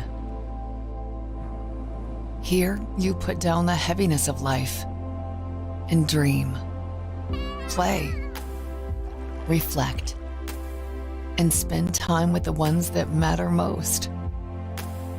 Around every corner is a retreat where you can taste everything, fresh and local. This water paradise has preserved its past, and Southern charm lives on. Here, you can discover something rare, something unique, extraordinary, and wild. Find yourself again at visitcurrituck.com.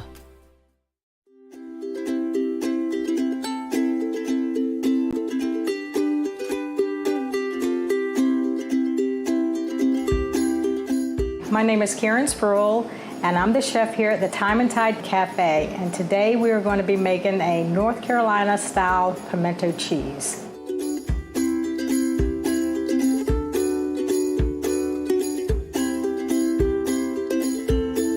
What you will need for your pimento cheese is 8 ounces of cream cheese, 2 cups of cheddar cheese, a half a cup of Parmesan cheese, a teaspoon of Worcestershire sauce, a pinch of black pepper, a pinch of salt, a half a teaspoon of deli mustard, and the pimentos. When you start your pimento cheese, you need to take out your cream cheese for about an hour before you make it so it'll get nice and soft. Then we want to add our cheddar cheese, our Parmesan cheese, our Worcestershire, our black pepper, deli mustard, a pinch of salt, and the pimentos, which I roasted earlier today. We knead it together with your hands. You marry it together and mix it together until you don't see the white of the pimento cheese, because it'll all be blended in. And what gives us this color is the pimentos, along with the cheddar. What makes this pimento cheese is so good is that it's got so much flavor. The pimentos bring it out. You can't really taste the mustard or the Worcestershire sauce. It's just the blend of all the cheeses in there together. You can put it in a sealed container, and it'll be good for a week in the refrigerator, up to 7 days. A lot of people will do a grilled cheese with it. They will have a grilled cheese with it. And then this is just a sandwich, or we'll take and put a small scoop out crackers as a snack.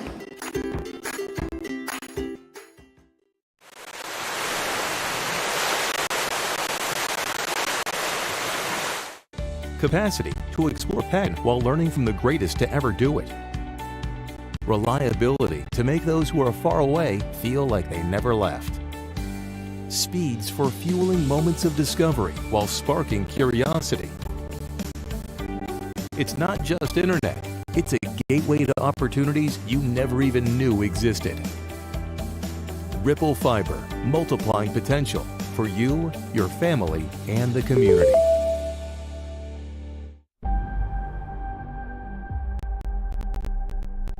In a world of ordinary vacations,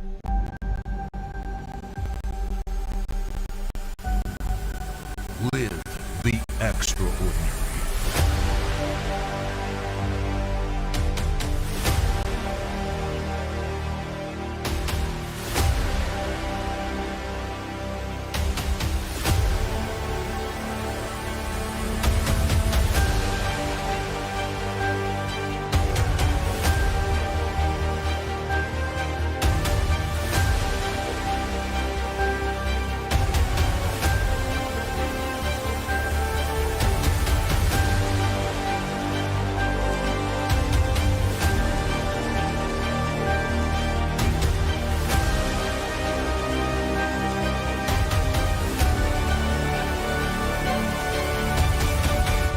Book the real Outer Banks. Just across the Wright Memorial Bridge on the Currituck mainland, you'll find one-of-a-kind shopping, dining, and recreational experiences await you. Don't let memories you'll treasure pass you by on the road to the Outer Banks. Find your treasure at visitcurrituck.com.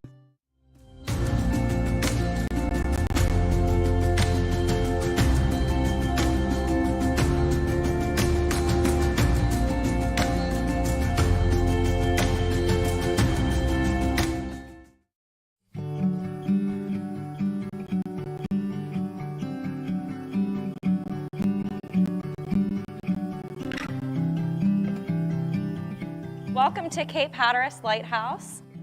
You all are going to be climbing the tallest brick lighthouse in North and South America.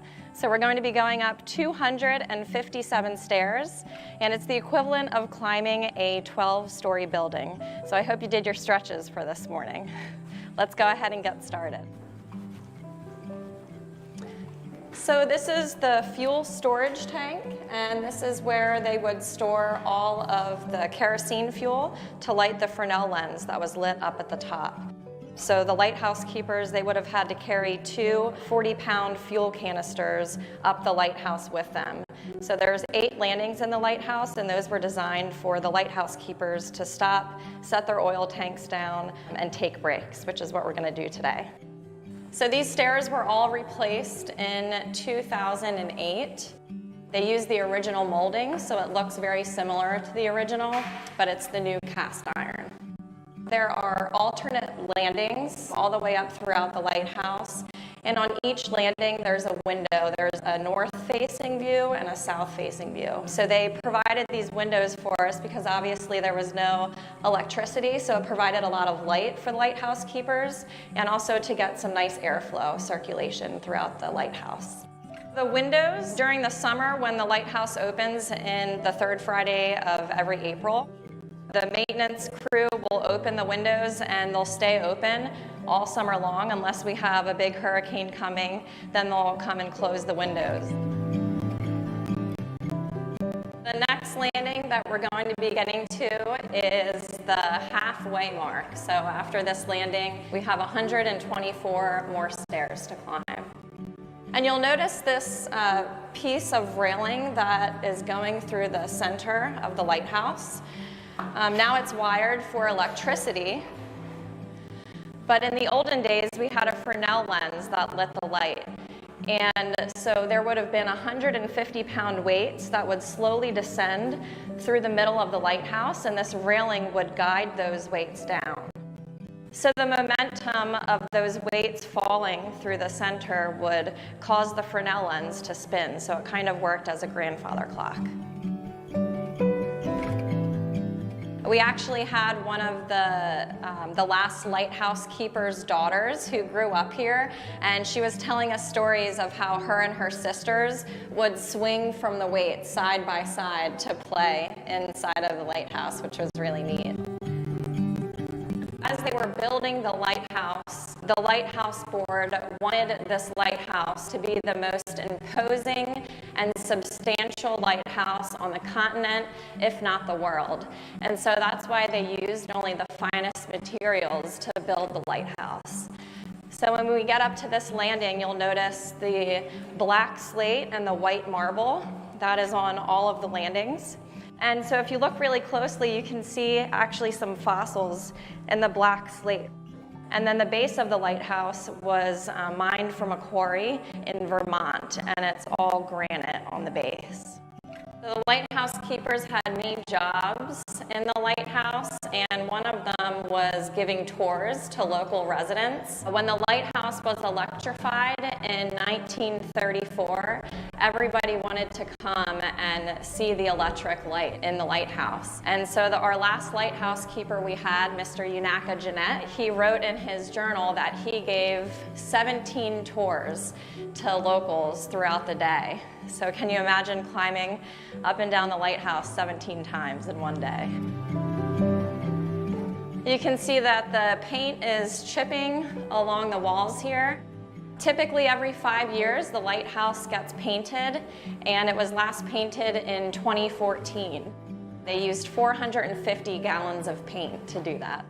The final staircase is a little bit different. There's no handrails, and there's a door that leads to up on the balcony, and this door was used for really gusty days or during storms. The lighthouse keepers could close that. That way the gusts coming up through the lighthouse wouldn't blow out the oil lamp. The lighthouse is still in operation to this day. We have a 7.5-second flash, and the light goes out into the ocean about 20 miles on a clear day. And it's still used as a second form of navigation, although a lot of mariners these days are using GPS in more modern form. This still serves as a confirmation for local fishing boats and mariners out at sea. And now we're entering to where the pedestal once stood.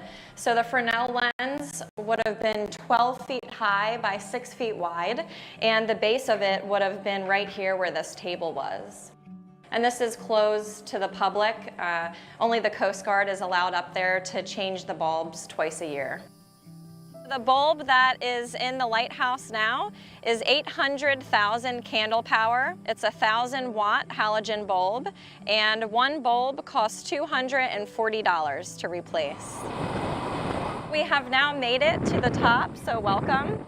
This summer is really unique because we are celebrating the 20th anniversary of the lighthouse being moved here at Cape Hatteras National Seashore.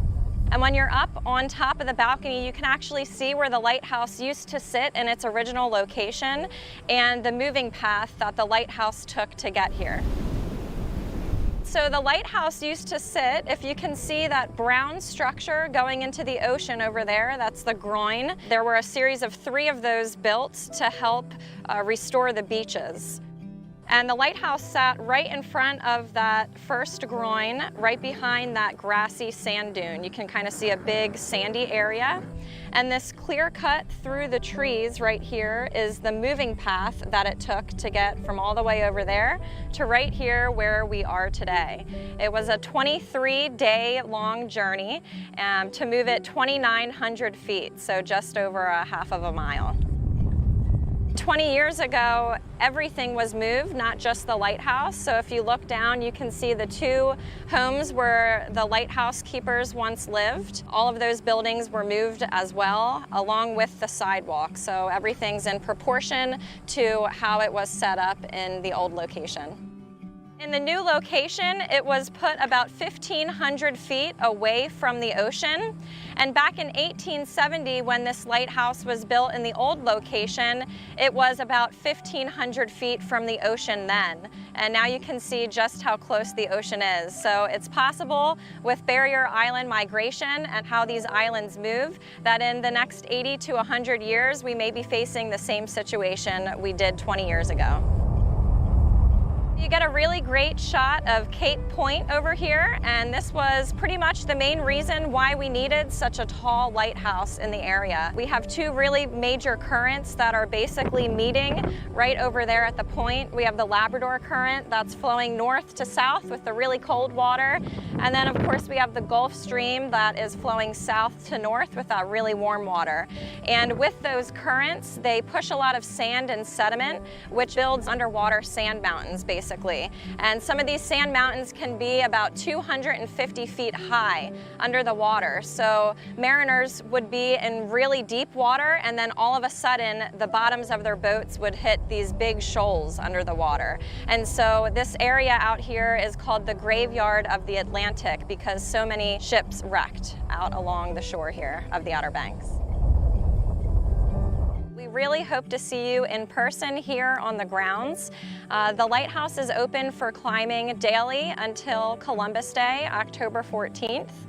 We are open 9 o'clock is the first climb every day, and you have to be here by 4:30 to get your last climb at 4:40 of the day. So thanks for visiting, and we hope to see you soon.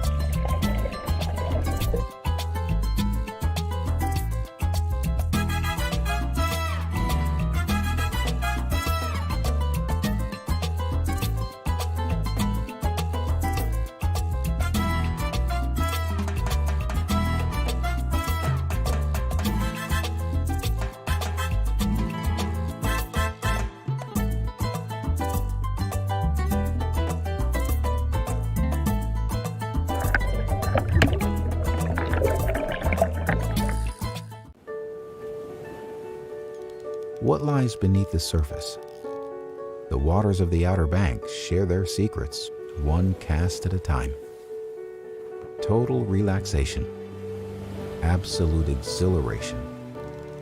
The Outer Banks of North Carolina, a chain of barrier islands shaped by wind and water, connected by the elements, just open spaces and endless possibilities.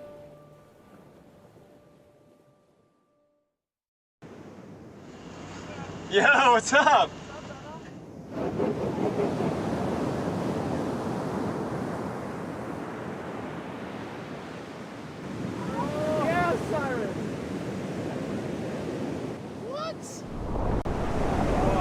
Oh, Vinny! Vinny just got, oh my gosh.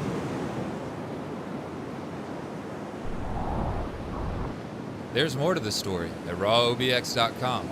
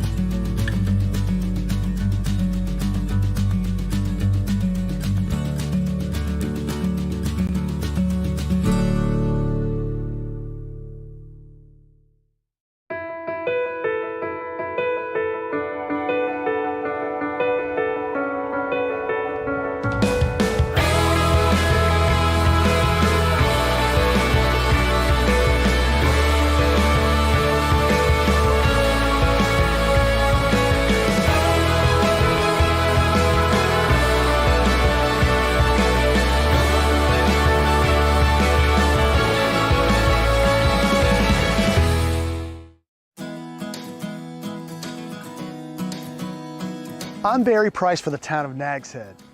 Have you recently moved to Nags Head from outside our area and want to become a little more familiar with some of our unique cultural norms and what you can expect from life here on the OBX?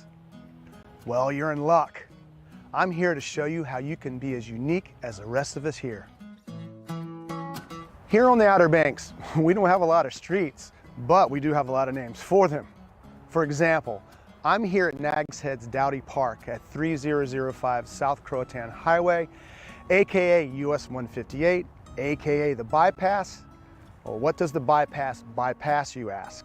Well, when it was first built, Croatan Highway was designed to detour traffic past the main business districts, then lining the busy Virginia Dare Trail, AKA NC12, AKA the Beach Road. Catch my drift? Ah, the milepost markers. Starting at milepost 1 near the Wright Memorial Bridge, the mileposts make it easier for newcomers to find businesses on the northern Outer Banks. But now that you know the difference between the bypass and the beach road, you likely won't need those milepost numbers anymore. Plus, they aren't much help in an emergency when first responders need an actual address to find you quickly. By the way, be sure to pass this tidbit along to your friends and family. Knowing the addresses of where you are, even when on the beach, is really important if there's an emergency. Dispatchers will be able to get help to you much quicker than if you say, I think I'm near milepost 16. Our beaches are some of the best on the East Coast, perfect for everyone to enjoy. But have you ever noticed that on some days the water is warm and clear, and on other days, well, the water is nearly frigid? That's upwelling.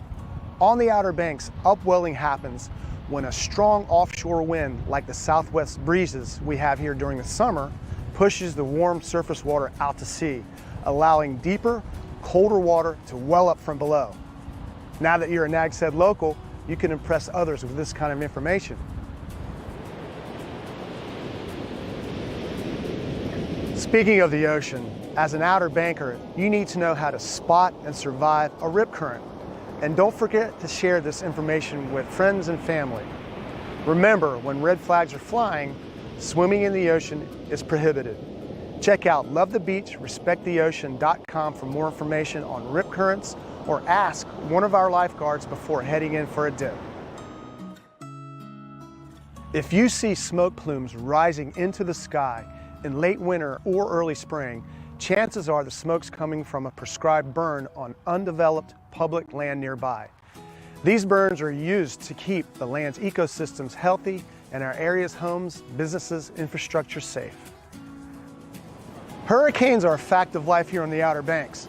Before every relative and friend calls you to ask about hurricanes bearing down on your new home, make sure you're prepared. What do I mean?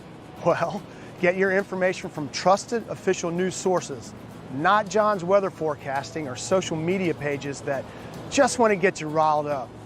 Instead, monitor the National Hurricane Center's website at nhc.noaa.gov, and for local weather forecasts, visit the National Weather Service Forecast Office in Newport Moorhead City's website at weather.gov/MHX. Follow the town of Nags Head, nagsheadnc.gov, and Dare County Emergency Management, darecountyem.com for local information and sign up for their emergency alerts. Have your hurricane evacuation kit already prepared. Know your evacuation zone and route and where you plan to evacuate to. Be sure you have identification you need to return to Dare County, such as re-entry permit from Dare County Emergency Management. Visit their website, darecountyem.com, for more information. So there you have it. Let's keep these unique cultural norms between us, okay? Oops, I forgot one. Google sonic booms and then Google Seneca guns. You choose which one you want to believe. Welcome to Nags Head. Welcome to paradise.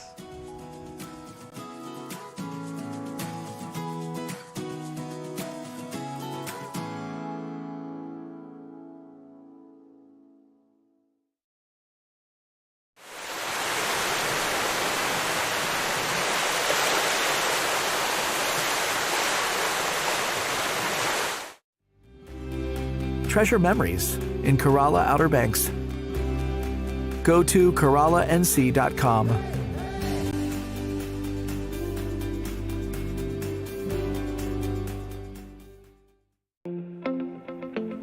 My name's David Elder. I've been a lifeguard in the Outer Banks since 1991. Before you head to the beach, know the weather conditions, make preparations, sunscreen, hydrate, find out where your local lifeguard is, swim near a lifeguard. If you find yourself caught in a rip, don't panic, float. Get the attention of the people on the beach, wait for help to arrive. If you are a strong swimmer, don't fight the rip currents. Swim parallel to the beach to break free of the current's hold. Then swim back to shore. Live like a local. Love the beach and respect the ocean. Text OBX Beach Conditions to 77295 to sign up for daily beach forecast and condition reports. For terms of service and privacy policy, visit obxalerts.com. There were two different means of rescue that these stations utilized. One was to launch a surf boat. The other is called the beach apparatus drill.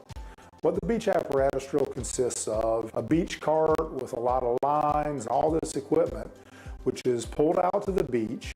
They could fire this small cannon called a Lyle gun, and it could be fired out to the ship with a small line attached called the shot line. So they would try to get the line up in the rigging so where somebody can grab it, tie it off, and then we can start pulling the other line. And once all those things are tied off, the whip line is attached to the pulley system so that the breeches buoy can come back and forth with the victims that are in it. From about 1871 until 1954, when these stations were decommissioned and helicopters started sort of taking over, this means of rescue was used in the attempt to rescue about 178,000 people. The beach apparatus drill that we do here at Chickamaucomico, we always strive to be as close as we can to 100% historically accurate.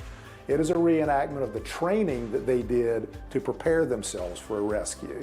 But just like they did, we do it on Thursday afternoons at 2 o'clock. If you have kids between the ages of about 6 and 10 or 11 years old, when you come down here, there's a chance one of your kids may be chosen to ride in the breeches buoy. We rescue a kid every week.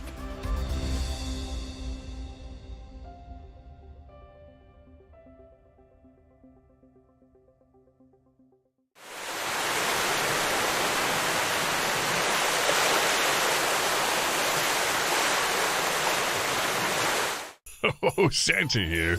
Do you know that the Christmas Shop and General Store has the largest display of Christmas gifts and ornaments in the Outer Banks? Nutcrackers, collectible Santas, snow and Christmas trees, personalized ornaments, and so much more. A room full of gifts that remind you of your pets, a nativity display that'll blow you away. It's surely a destination that brings joy to so many. We can't wait to see you at the Christmas Shop and General Store.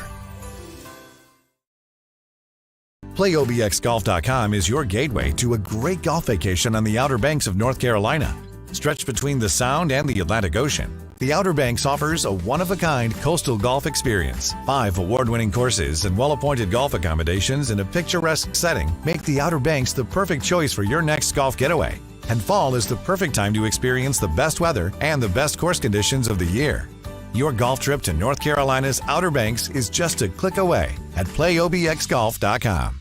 Better sleep means a better life. That's why Outer Banks Furniture offers Simply Luxe from Mattress Grove. Luxurious handcrafted sleeping comfort that's made in America. Simply Luxe gives you pressure-relieving layers, temperature-regulating airflow, spinal-aligning back support with 5 unique support feels for ultimate comfort. Start sleeping better today. Simply Luxe goes the extra mile to hand-tuft many of its models for unparalleled support and durability. Find the complete collection of Simply Luxe mattresses at Outer Banks Furniture, Milepost 1 in Kitty Hawk.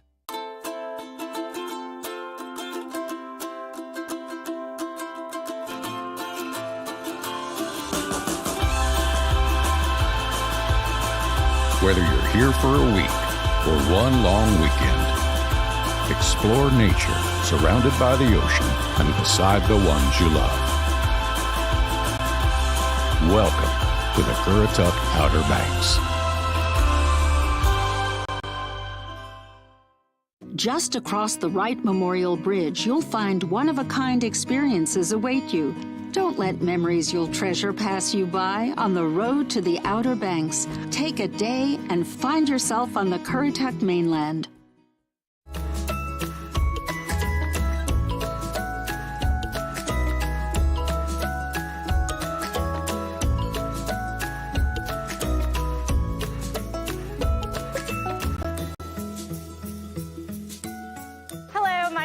Thomason, and I work at the NC Aquarium on Roanoke Island, and I work in the Education Department and Special Activities, and I work with our box turtles pretty much on a daily basis. And in case you're wondering what is a box turtle, it is a type of reptile we find here in North Carolina. This species is found all across the NC state, and he is actually an eastern box turtle. And some fun facts about box turtles is they can actually go inside their shell. So he has a very special adaptive trait. And it actually goes back to the 3 body parts to their shell. So the top part, we're going to call it the carapace. All right, you can see that nice defined vertebrae. The bottom, we're going to call it the plastron. All right, and it's the plastron that allows him to have a hinge that allowed the turtle to go completely inside. So that's his head, his arms, and his legs. And then lastly, what connects the two is called the bridge. And box turtles, they're really cool. You might find them in your backyard or in the forest. They are along the bottom looking for different type of food. They are omnivores, meaning they eat both plant and meat, but not a cheeseburger. These guys will actually eat a lot of insects like crickets, worms. Their favorite color will be red. So here at the aquarium, we feed them lots of tomatoes, strawberries, raspberries. That color just kind of draws them in. And box turtles have a couple of threats that they might face out in their habitat. The first one could be a type of maybe pollution.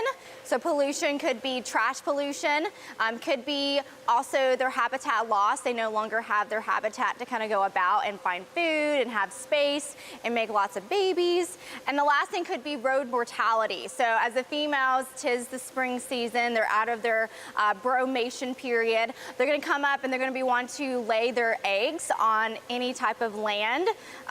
And when that happens, sometimes they have to go over a road here at a developed island. So sometimes they might get hit by a car. If you see a box turtle trying to cross the road, what you can do is maybe with an adult with you is to help the turtle go to the side it's trying to get to. All right, if you're trying to put him to the opposite side, he's just gonna come right back over. So make sure if you see a turtle, make sure you have a parent with you and get him back over to where she's trying to go or he is trying to go. Another good thing is we like to say, let wild be wild. As turtles, they're really cute, but many of them do belong out in the wild in their habitat. They do play an important role in the ecosystem. So what you'll wanna do is make sure that they stay in their habitat if you do find a baby box turtle or an adult box turtle, because their habitat is like their home. Come on over to the NC Aquarium on Roanoke Island and learn much more about these turtle species like our box turtle, and we thank you guys for watching.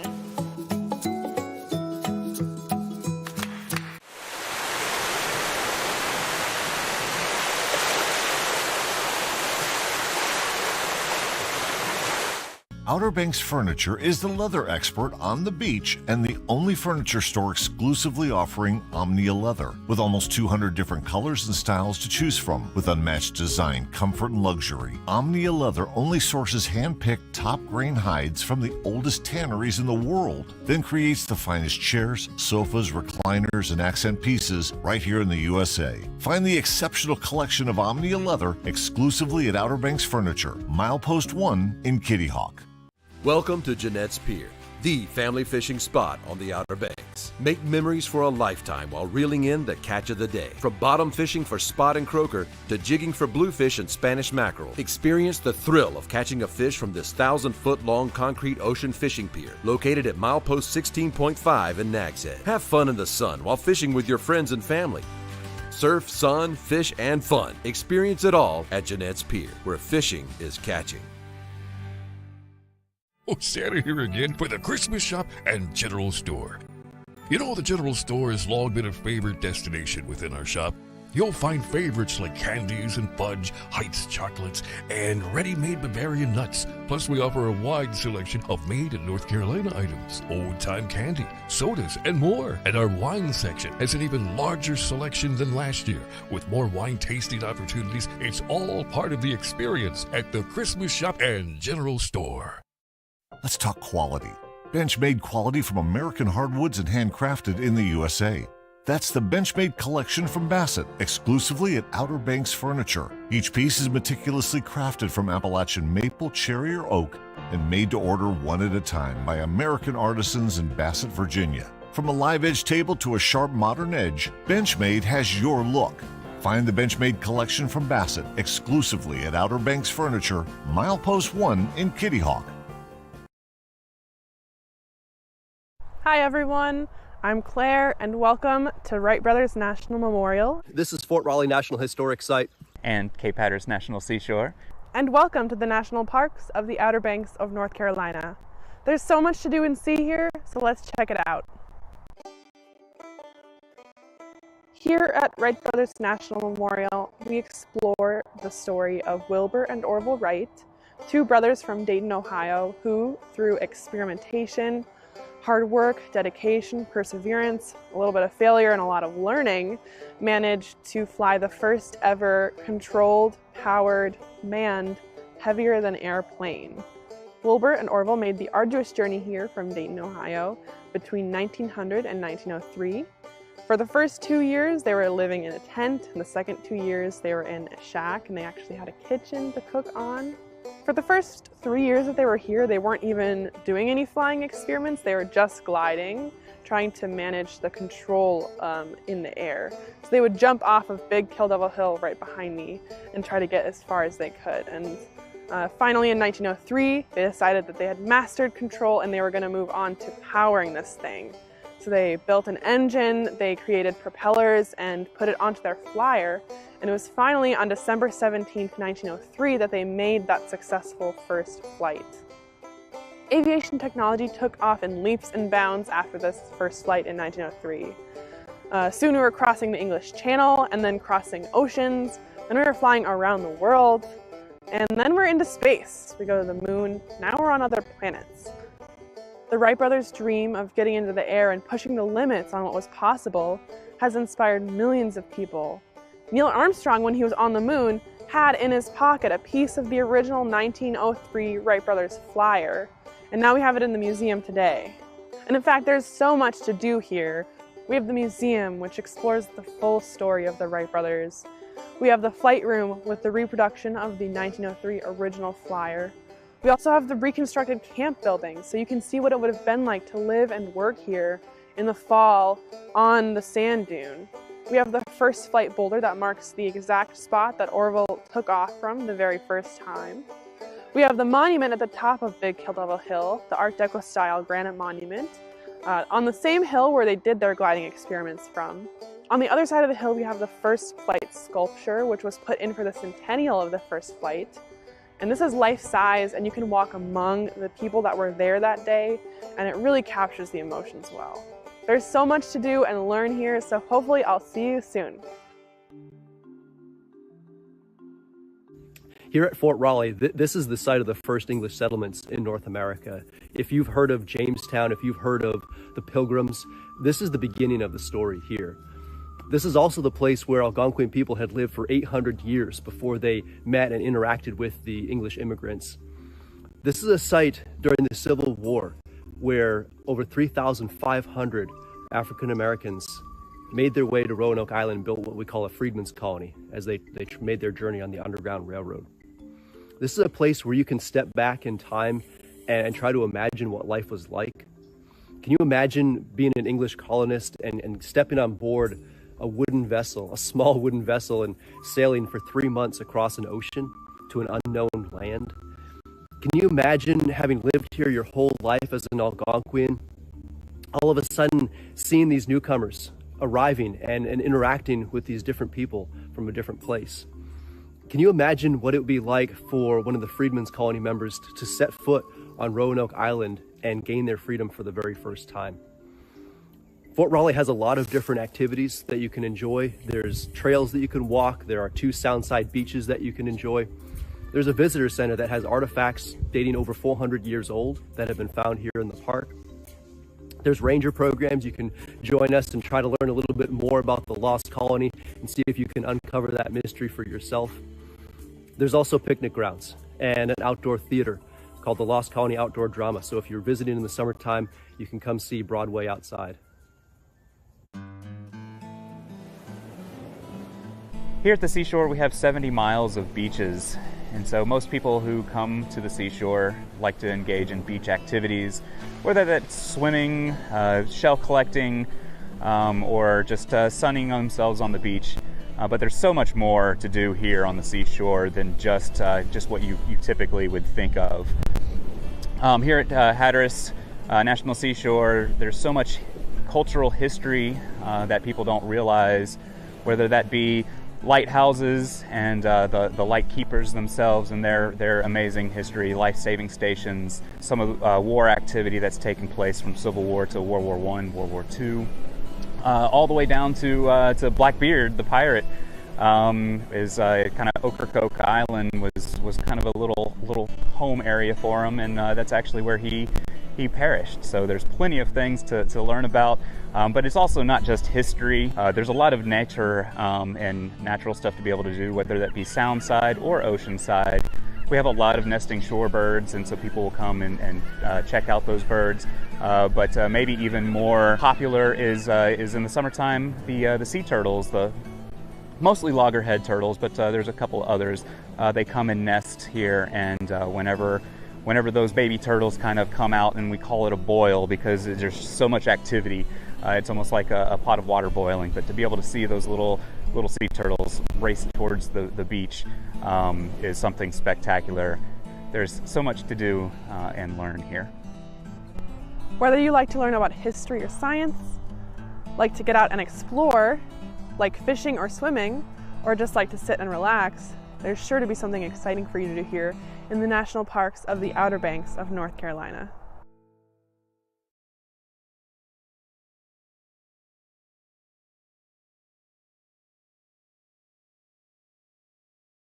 Take a tour of an Outer Banks icon and experience what life was like here in the Roaring 20s. Whalehead in historic Corolla Park is a beautifully restored Art Nouveau masterpiece and museum located on the Currituck Sound. For tour information, go to visitwhalehead.com. Despite what you've heard, 911 cannot locate you immediately when calling from a cell phone. Do you know the street address of your location in the event of an emergency? When you call 911, we don't either, unless you can tell us.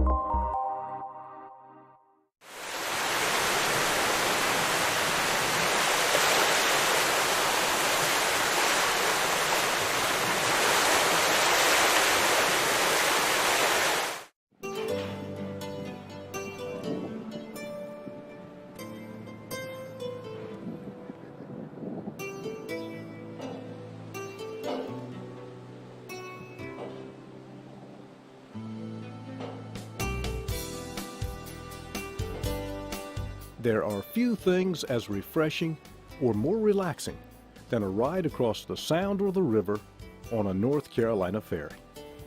There's the smell of the salt air and the wind blowing through your hair. Some people ride every day on their way to and from work, or even to and from school. Some folks only get to ride the ferry once in a while when they're visiting the coast. And for those of you who have never been on a ferry before, today we're going to ride not one, but a number of the different ferries in the Tar Heel State on this edition of My Heart Will Always Be in Carolina.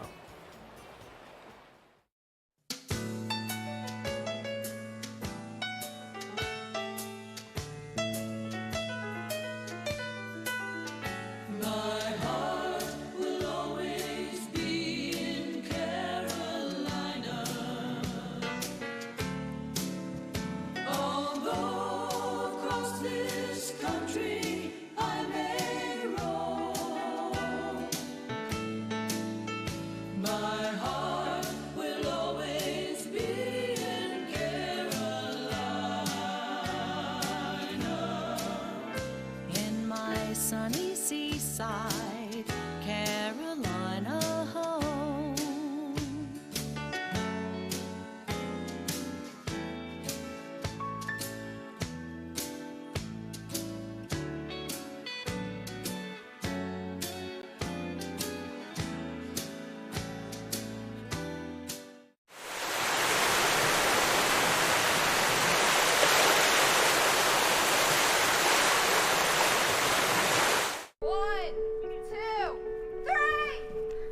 The Outer Banks is unique. When we come down here, we can just relax. When we were kids, we'd spend as much of the summer here as we could. It's a lot of fun and cool things to do. Yeah, I just like the area a lot. Always have. We've been here in the spring, we've been down here at Thanksgiving, we've been down here at Christmas. I have been coming here ever since I was a baby. Yep, and every year I love the Outer Banks. I mean, this is more home to me than where I grew up. The Outer Banks of North Carolina. Stir the soul. This North Carolina Department of Transportation map shows all of the rivers and sounds that you would have to drive around when traveling through coastal Carolina if it were not for the North Carolina Ferry Service. We had an exciting idea. How many ferries can you ride in one day? To find out, we knew we would have to start early. It was going to be a challenge, but we were up for the test. Welcome on board the W. Stanford White, one of 5 ferries we're going to ride today. On this leg of the journey, we're crossing over the Pamlico River from Bayview to Aurora. At the end of the day, we hope to cross the Currituck Sound to our final destination on Knott's Island.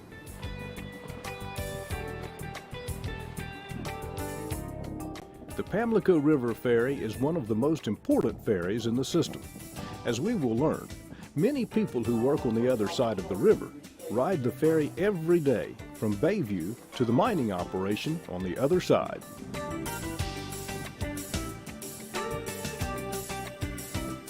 The ferry terminal at Bayview is located just a little southeast of historic Bath, North Carolina's oldest town.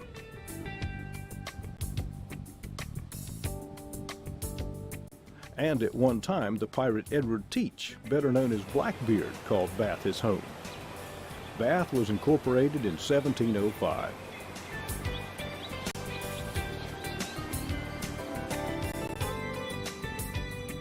A stroll down the historic street and through the waterfront park can be quite enjoyable. Now it's back to the W. Stanford White, on our way across the Pamlico River. Tell us a little bit about your work here on the ferry and coming to work here every day. Well, there's a lot worse places you could be to work. This is a pretty good job. The run is just 3 miles across, basically, and a lot of it is these workers that we carry working at that phosphate operation over there. They really depend on this ferry to get back and forth to work. Of course, there's tourists too, in the summertime particularly. There's a lot of tourists that come across here, making the connections to the other ferries. A lot of them like to come, make the circle around, ride the Cedar Island and the Cherry Branch, you know, make that circle come on all the way around.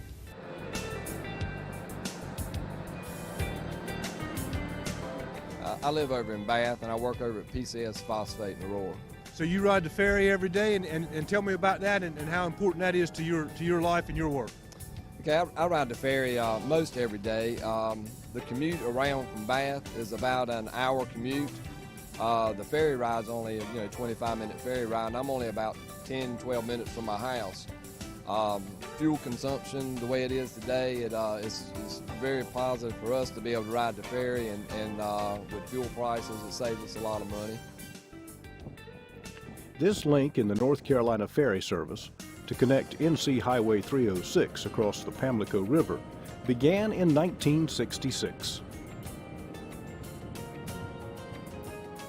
The W. Stanford White can carry 40 vehicles and 300 passengers.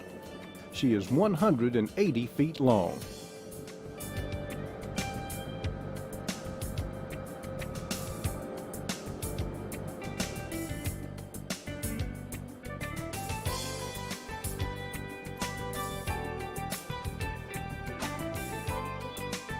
Over 400 employees work for the North Carolina Department of Transportation Ferry Division.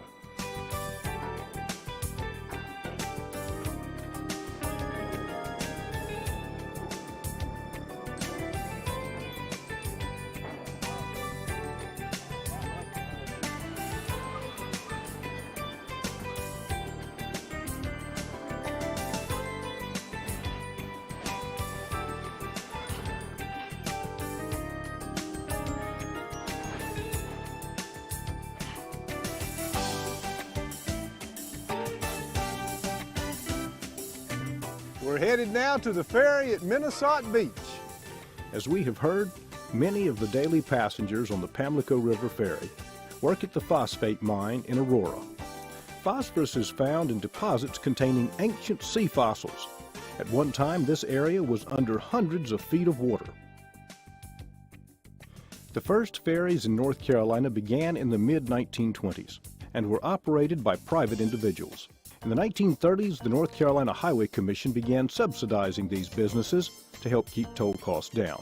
In the late 40s and early 50s, the state purchased these ferry operations, and the North Carolina ferry system was born.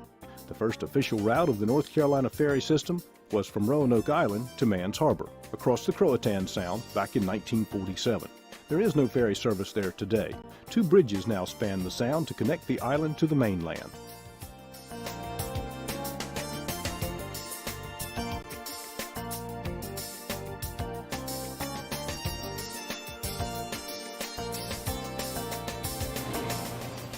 Next, we'll be getting on this ferry at Minnesota Beach, which will take us over to Cherry Branch. We understand many of the people that ride the ferry in the morning and in the afternoon work at the Cherry Point Marine Air Station. The ferry at Minnesota Beach completes NC 306 service across the Neuse River. This route was established in 1973. Minnesota Beach is a town in Pamlico County.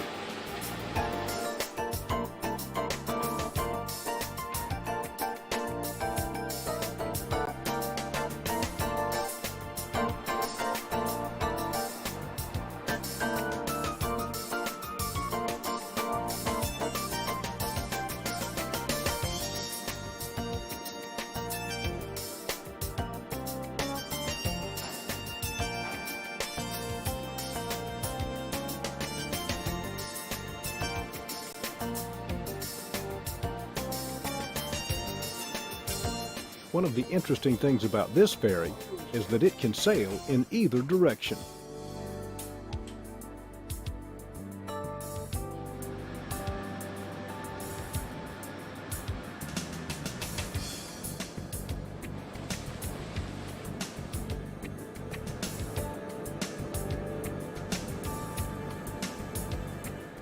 Each of the ferries sport the logo from one of North Carolina's universities.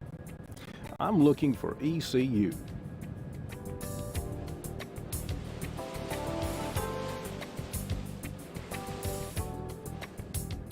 The run across the Neuse River is about 3 miles and takes about 20 minutes. When we disembark on the other side of the river, we will be in Carteret County.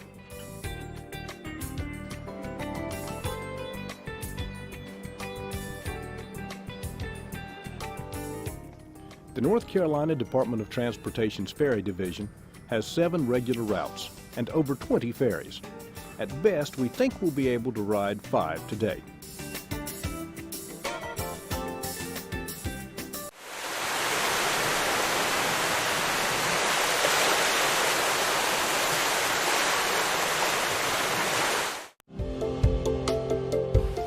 Bree Voivich. I am a surfer, a surf instructor, and a lifeguard here in Kill Devil Hills.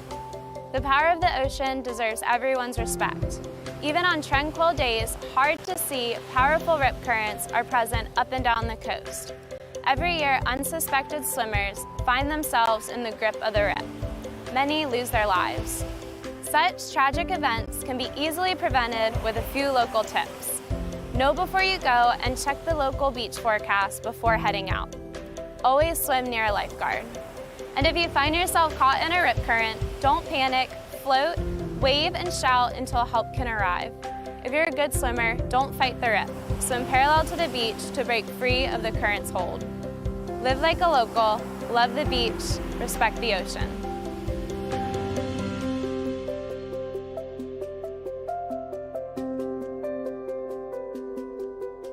My name is John Carter. I'm from Kitty Hawk, North Carolina. I am a surfer, surf photographer, environmentalist. The marine life found in our oceans deserves everyone's respect. It's important to remember that the ocean is home to many beautiful and sometimes dangerous marine life. Dangerous interactions with such marine life can be easily prevented with a few local tips. Always swim near a lifeguard. Shuffle your feet as you walk in the water to avoid skates and rays. Don't swim too far from the shore. Avoid water at night, dawn, or dusk. Stay clear of any wildlife swimming in the water. Avoid waters being fished and those with schools of bait fishes. Diving seabirds are a good indicator of such activities. Live like a local, love the beach, and respect the ocean. Text OBX Beach Conditions to 77295 to sign up for daily beach forecast and condition reports. For terms of service and privacy policy, visit obxalerts.com.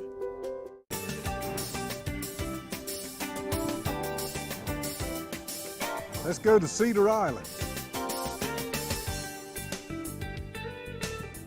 Our compass says we're turning back to the northeast.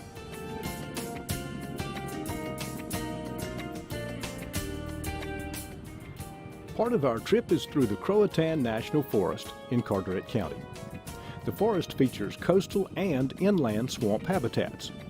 It is very popular with hunters and fishermen, and it's a great place for hiking, boating, and camping.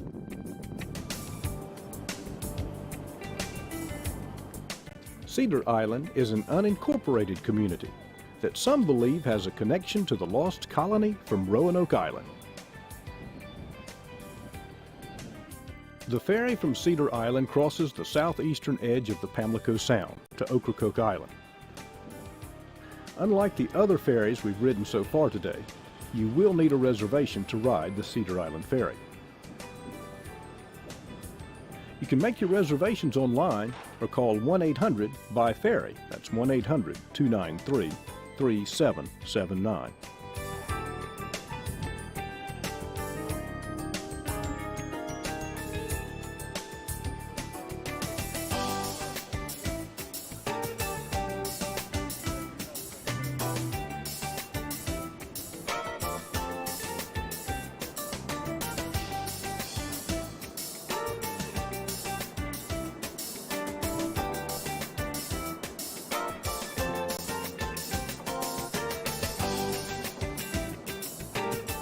This route was established in 1961 to provide a connection for NC-12 down the Outer Banks to the mainland and allow better travel across the Pamlico Sound.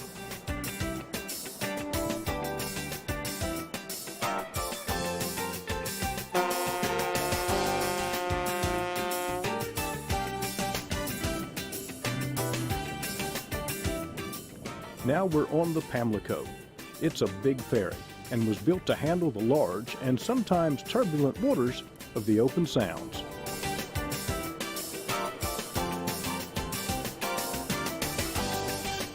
It takes about 2.5 hours to make this crossing.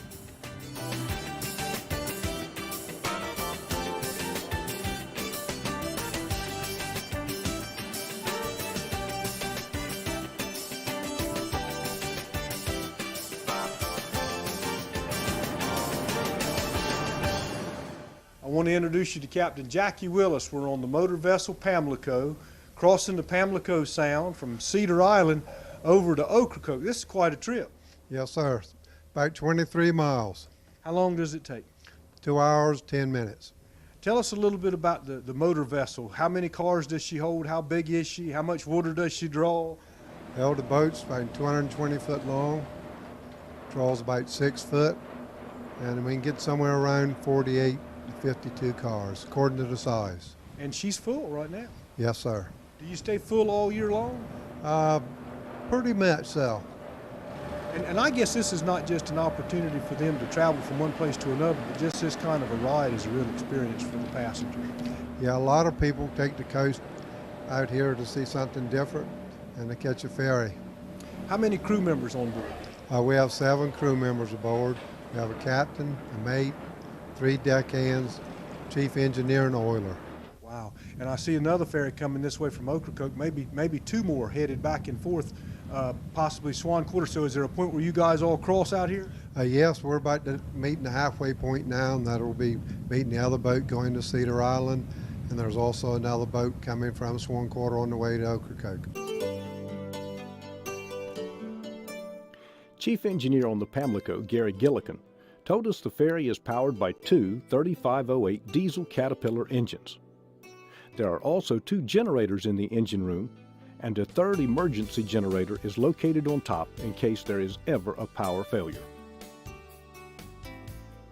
The engine room also has a complete set of backup controls, identical to the controls in the bridge.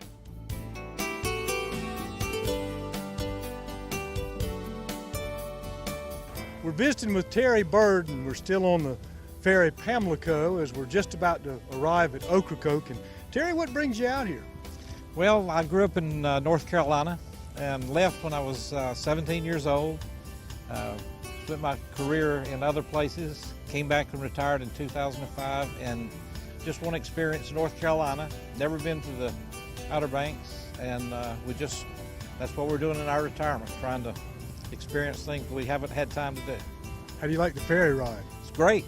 It's worth the ferry ride just to come down. The ferry terminal on Ocracoke Island is on the banks of Silver Lake.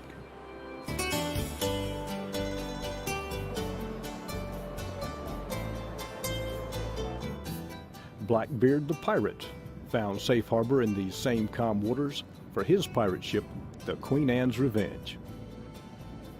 Blackbeard met his demise near Ocracoke in 1718 during a battle in Teach's Hold.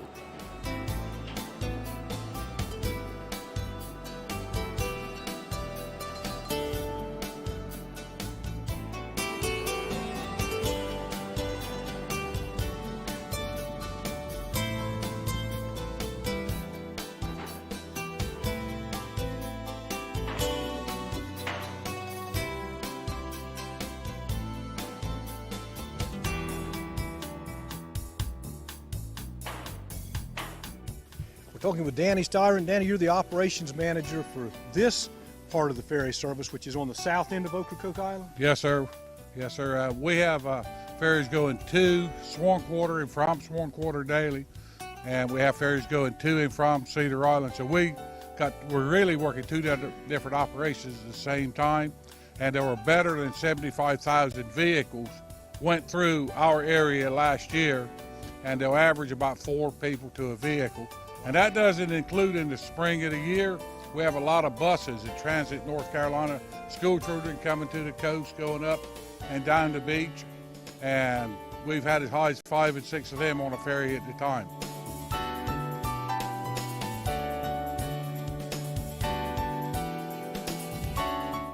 When you get off the ferry, look to your right. You'll see the lighthouse. The Ocracoke Island Lighthouse is the 2nd oldest in North America and has been in operation since 1823. The bodies of the crew of the British vessel Bedfordshire, sunk by a German submarine, washed ashore on the island and are buried here.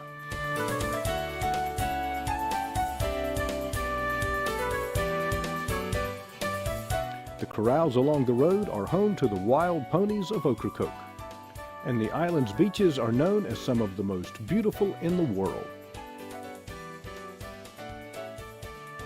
From the north end of Ocracoke Island, we'll catch the ferry across Hatteras Inlet.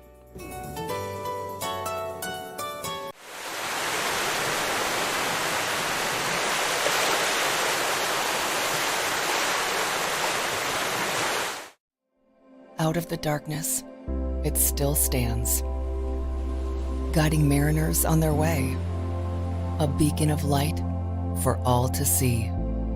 Find your light at visitcurrituck.com. For over 40 years, I've dreamed of building a bigger and better Jolly Roger. And now your dream is a reality. Yay! Carolan has transformed the Jolly Roger into the hottest new restaurant and bar that is the best venue on the beach for great entertainment, gaming tables, and NTN games. My dream has come true, and I can't wait to share our new restaurant and bar with you. Come see us at the new Jolly Roger. It's classic Outer Banks. The Jolly Roger Restaurant. Connected to mainland North Carolina, yet seemingly a world away, Edenton is known as the prettiest small town in the South. Time passes slowly in the state's first colonial capital. The lure of historic sites, outdoor adventure, and friendly people draws visitors from near and far, whether by car or boat. Let our lighthouse be your beacon to a relaxing getaway on the Albemarle Sound. Find your Eden in Edenton, North Carolina, the South's prettiest small town. We have a basic human need to feel connected to nature, to the idea of something bigger, to one another. The Outer Banks of North Carolina, a chain of barrier islands shaped by wind and water, connected by the elements, just open spaces and endless possibilities.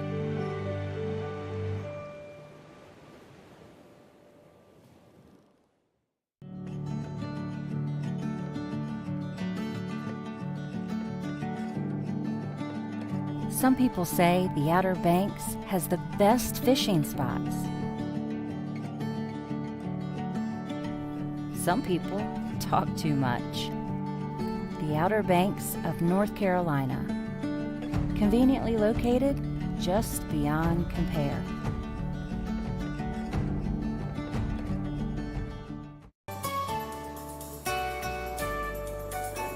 This is the busiest route in the ferry service, with nearly 1 million passengers using this crossing each year. We're on ferry number 4. We've got one more to go. We're crossing over from Ocracoke to Hatteras Island on the motor vessel Frisco. I'm in the passenger lounge. Most everybody on a beautiful day like this will set out in their car or hang over the rail during the trip. But all of the ferries are equipped with a place like this where you can come and sit, get in the air conditioning, get a drink of water, and just enjoy the trip from inside.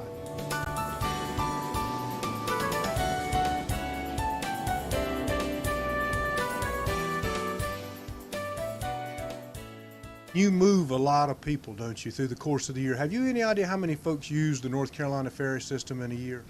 Yes, sir. System-wide, we carry over 2.5 million people, and proudly with very, very few complaints. We go to great lengths to make sure that, number one, that all of our customers, which is the traveling public, have a safe and pleasurable voyage. A vessel running 365 days a year, you always are going to have breakdowns, and we have field mechanics that get the ferries back online, and we have to shift them around to make sure that we have on-time departures so that the traveling public is not inconvenienced.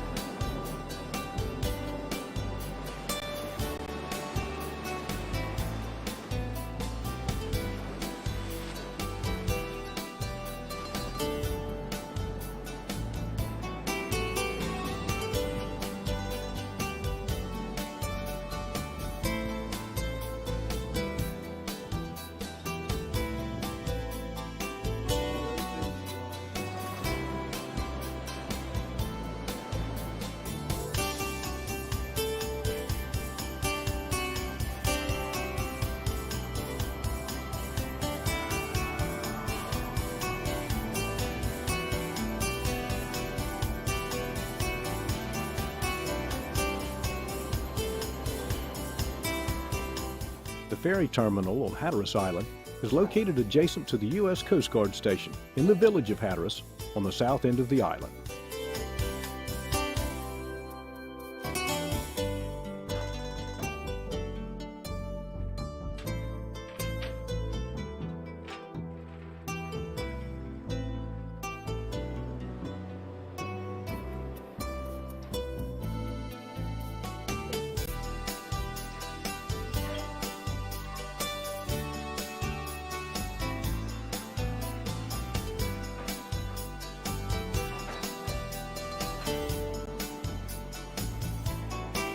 look at all the people waiting with great expectation for their turn to ride the ferry. With the famous lighthouse, great beaches, and tidal marshes teeming with wildlife, the trip north up Hatteras Island is spectacular. After you cross the bridge over Organ Inlet, you'll come to the Body Island Lighthouse. A little further up the road, you'll see the Wright Brothers National Memorial. A little further north, you'll leave Dare County when you cross the Wright Brothers Memorial Bridge into Currituck County. We're starting to run out of daylight, and this will be the last ferry we ride today. This ferry will take us across the Sound to Knott's Island. This route was created in 1962 to shorten the travel time for the kids that live on the island to get back and forth from home to school each day. It's about a 45-minute ride. Knott's Island is bordered by the Currituck Sound, North Landing River, Back Bay, and Knott's Island Bay. It's a great area for hunting and fishing, or just spending some leisure time. And the ferry ride is a good time to feed some hungry seagulls.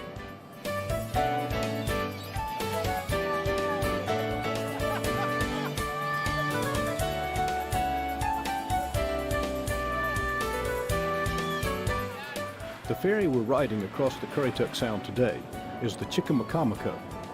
The Chickamaucomico can carry 30 cars and 149 passengers and is 150 feet long.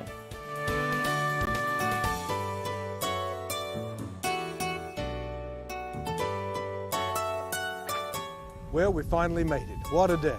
5 ferries in one day, and here we are on Knott's Island, North Carolina. A very special thank you to all the people with the North Carolina Department of Transportation Ferry Division that have helped make this program possible. They work hard every day, keeping the ferries up and running. They're dedicated and committed to their job, and we should be proud of each and every one of them. I'm Ken Mann. I hope you've enjoyed our program, and I hope you'll get the chance to ride one of North Carolina's ferries sometime soon. Thank you so much for watching, and may God bless you richly.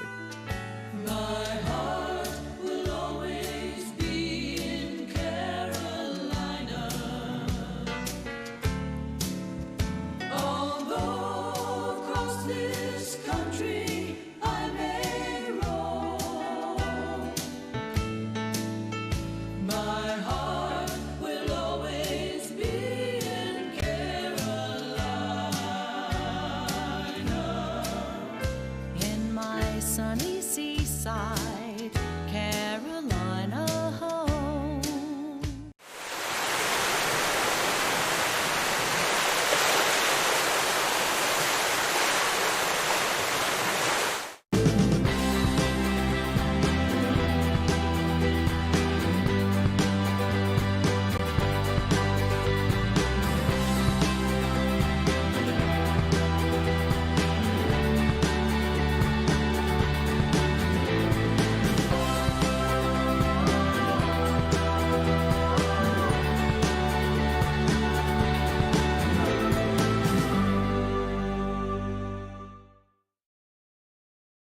Oh, hello, Santa here at the Christmas shop and general store. Our elves have been busy again with all kinds of new rooms full of ornaments and gifts, like Whoville, the wondering world of Harry Potter, a new coastal room full of everything coastal like shells and glass ball ornaments, and a new room dedicated to everything Outer Banks. So you can take some of our magic, but you have to come see it for yourself. 25,000 square feet of Christmas magic.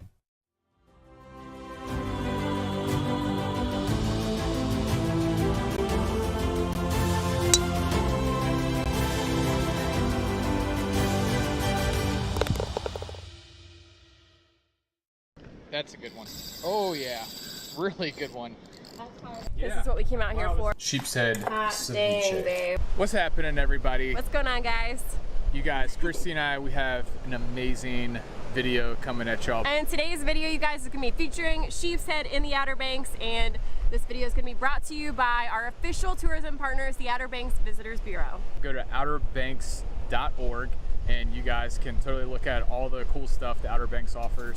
And we're actually partnering up. This video is sponsored by Outer Banks Visitors Bureau, and you guys check them out. And if y'all ever want to plan a trip to the Outer Banks, hit us up, ask us for some suggestions, but check out their website. We'll leave a link in the description below. OuterBanks.org, y'all. All right, people, so let's go ahead, let's roll this footage and show y'all this amazing day we had sheep's head fishing in the Outer Banks. What's happening, everybody? Today, Christy and I. What up, y'all? We're here in the Outer Banks, just launched from Oregon Inlet, and we've got Jeff's good buddy and biz partner. Boom. Owen. So, Owen, when's the last time that you went fishing? Been years. Years? Years, as they say. When's the last time you drove a boat? Years. What was the last fish you caught? Last fish I caught was a little baby croak out of the, let's see, it was about this big, and that was probably 2015. Oh my gosh. To say the least. You live in the Outer Banks and it's been way too long. I kind of have a tradition also, Owen. People who are new on my boat, you get to, you're driving. Driving the boat today. Driving. Okay. So yeah, today, like Christy was saying, it's all about the sheep's head. Sheep head is the right way to say it. Sheep's head. However, whatever it is, we're catching the fish with black stripes. They have teeth and they like crustaceans. And they also like to hang out around bridge pilings. Yeah. Oh my gosh, look at all that fish right there. That right there is what people say when they look at their depth finder, and maybe they don't know what exactly they're looking at. But this is what we're looking for. So we got about 25 feet of depth, 68-degree water temp. This right here is probably just a bunch of crap that's on the bottom in terms of like structure. And look, this is what we're looking for. All those pilings, everything like that. So this current is ripping right now. Got a nice little eddy going on right here. So what we're gonna do is we are gonna hop up right here. All right. Let's hope the dolphin dancer doesn't go floating away. I'm not gonna lie, I got excited. I know, right? There we go. Oh, there's sheep's head right here. Oh my, dang it. I like that bit. There we go. Oh my gosh.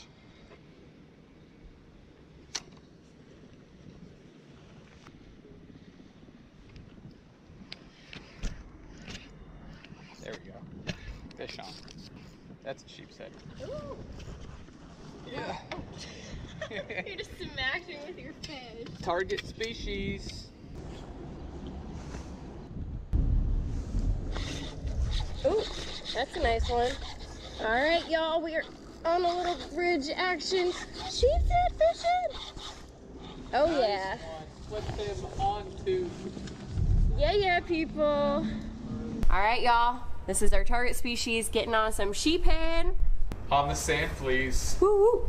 Nice job. All right, guys. Can only go out from here, but these little guys are perfect for eating and super pretty fish.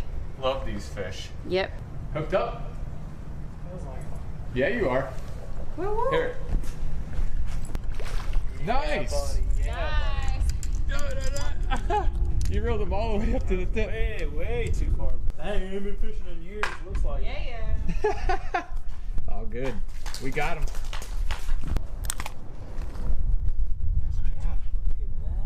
That's awesome. Your first sheep's head? Have you caught one? Their first one? First one. Not Cool, bad. man. That's the hardest fish to catch. All right, so let me show you all this rig that we're using today. So this right here is just a standard dropper rig right here. So we have our weight at the bottom. We got about a foot up from that. We actually have a tutorial on how to tie these.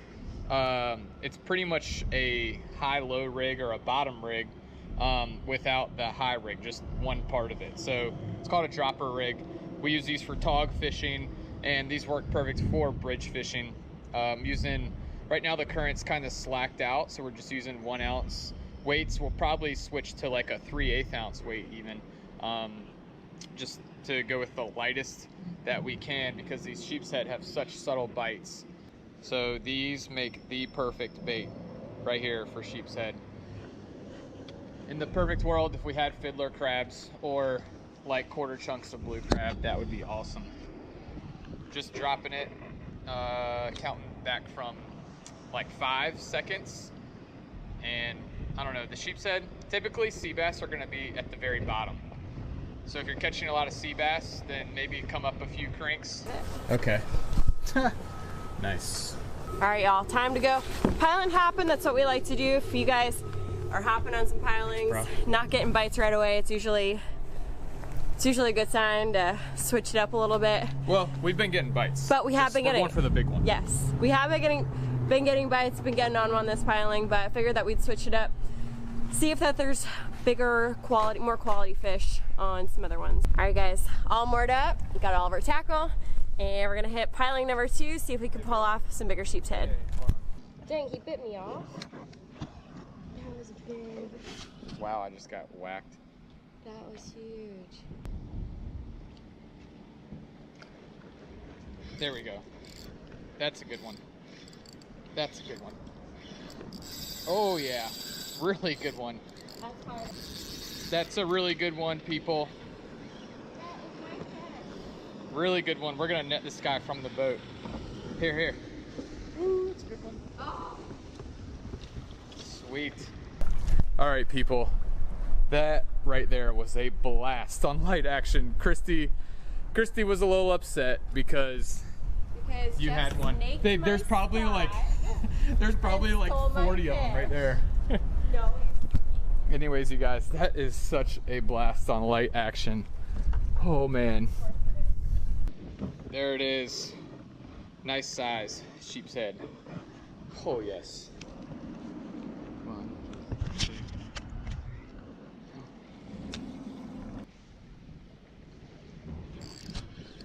There's one. That's a good one. Oh my word. Oh my word. That's a good one. Really good one. Come here.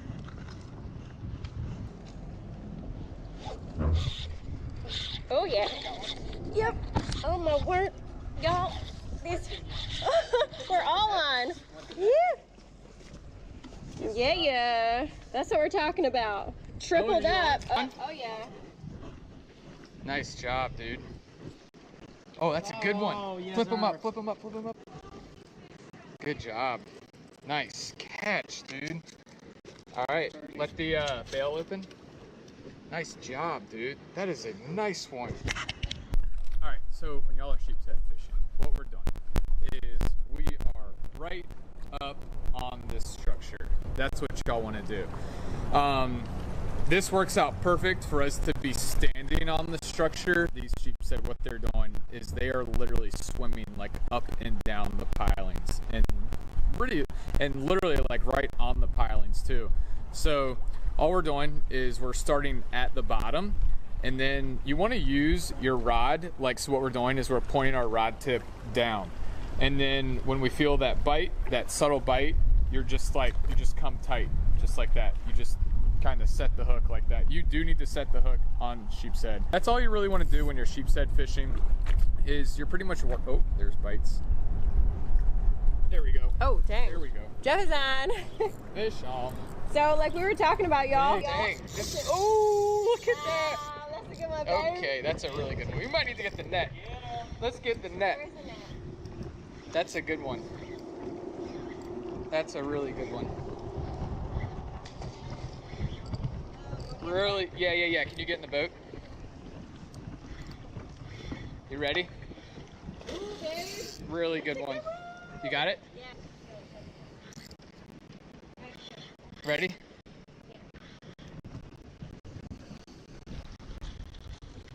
Nice. Wow, big one. That's the one that we want. A really nice bite. This is our biggest one of the day. Yeah. This is what we came out here for. This guy's making me actually look like I kind of know what I'm talking about. Yeah, we've been getting into a lot of different classes today, really small ones. This piling held some bigger ones, and then this bad boy right here we just pulled in. This guy straight up bent my hook. We usually like to use like thicker hooks. That's a quality sheephead right Get there. you some, babe. That's awesome. I was saying, you guys, y'all want to work your bait like in the different like 5-foot increments. So start at the bottom and then just use your rod to like come from pointing your rod tip down to pointing your rod tip up. That's about 5 feet. That's all you're doing. That is awesome. Okay, this guy's going in the cooler. Nice. All right, people, that right there is a wrap. Okay. Whoa, crazy waves. Wind is definitely picking up, and we got ourselves a cooler full of these beautiful sheepshead. Dude, that was awesome, man. That was awesome. That was so cool. Thank you guys so much. I'm so glad that we got Owen out there. Christy, don't go floating away. Y'all need to get out here, get yourself on a big old sheephead. Day is done, y'all. That was the first time that you went fishing in like how long? Like at least 5 years. 5 years. Yep.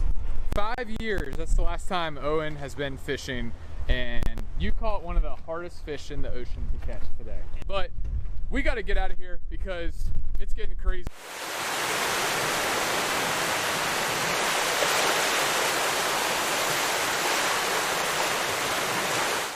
Hi, this is Joey the Wine Guy, located in the general store of the Christmas Shop at General Store, located in Manteo, North Carolina, right here on historic Roanoke Island. Join me daily from 11 to 5 for free wine tastings here at the general store, where you can try it before you buy it. Be sure and try our featured German Christmas wine, just the thing to get you in the Christmas spirit all year long. And don't forget to ask me about special pricing on 6 and 12 bottle cases. Whether you're looking for a Chardonnay, a Cabernet, or your favorite Merlot, we've got it here at the Christmas Shop at General Store.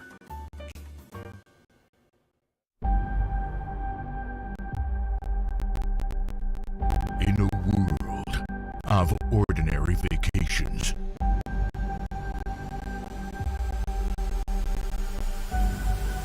live the extraordinary.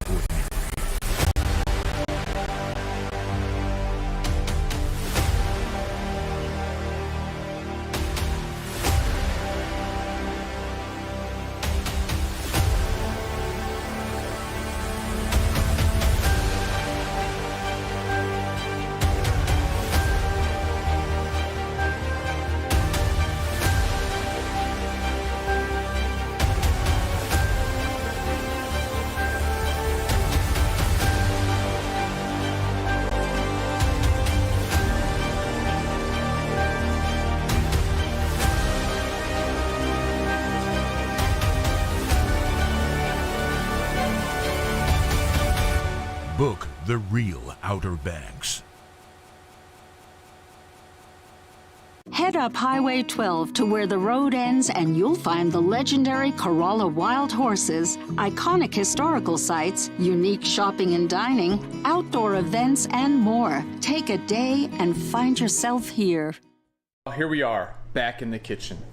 Today, I am going to make some ceviche with our sheep's head right here. So, people, that was an amazing day sheep's head fishing, and oh, that was awesome. We got a whole cooler full of these sheep's head, so I'm actually gonna try out and experiment some different recipes, but I wanted to show y'all some amazing sheep's head ceviche. That's a very easy recipe, super easy, and all you're gonna do is be cooking your fish with these limes right here.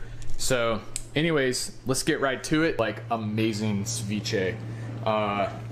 Perfect size. Look at those teeth. So these fish, they will like swim up pilings like this, and that's when they take your bait.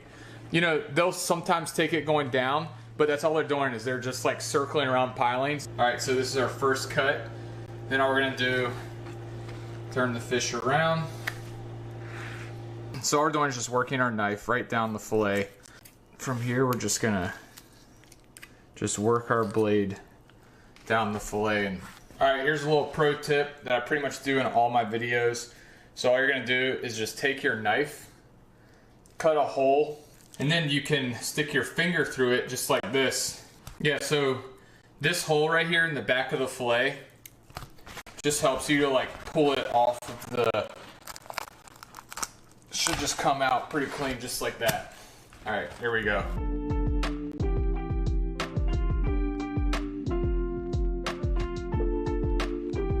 All right, y'all, so this right here, amazing quality of meat right here, this sheep's head, and if I really wanted to, I could do some sushi out of it, but I'm gonna stick to the plan and make some ceviche.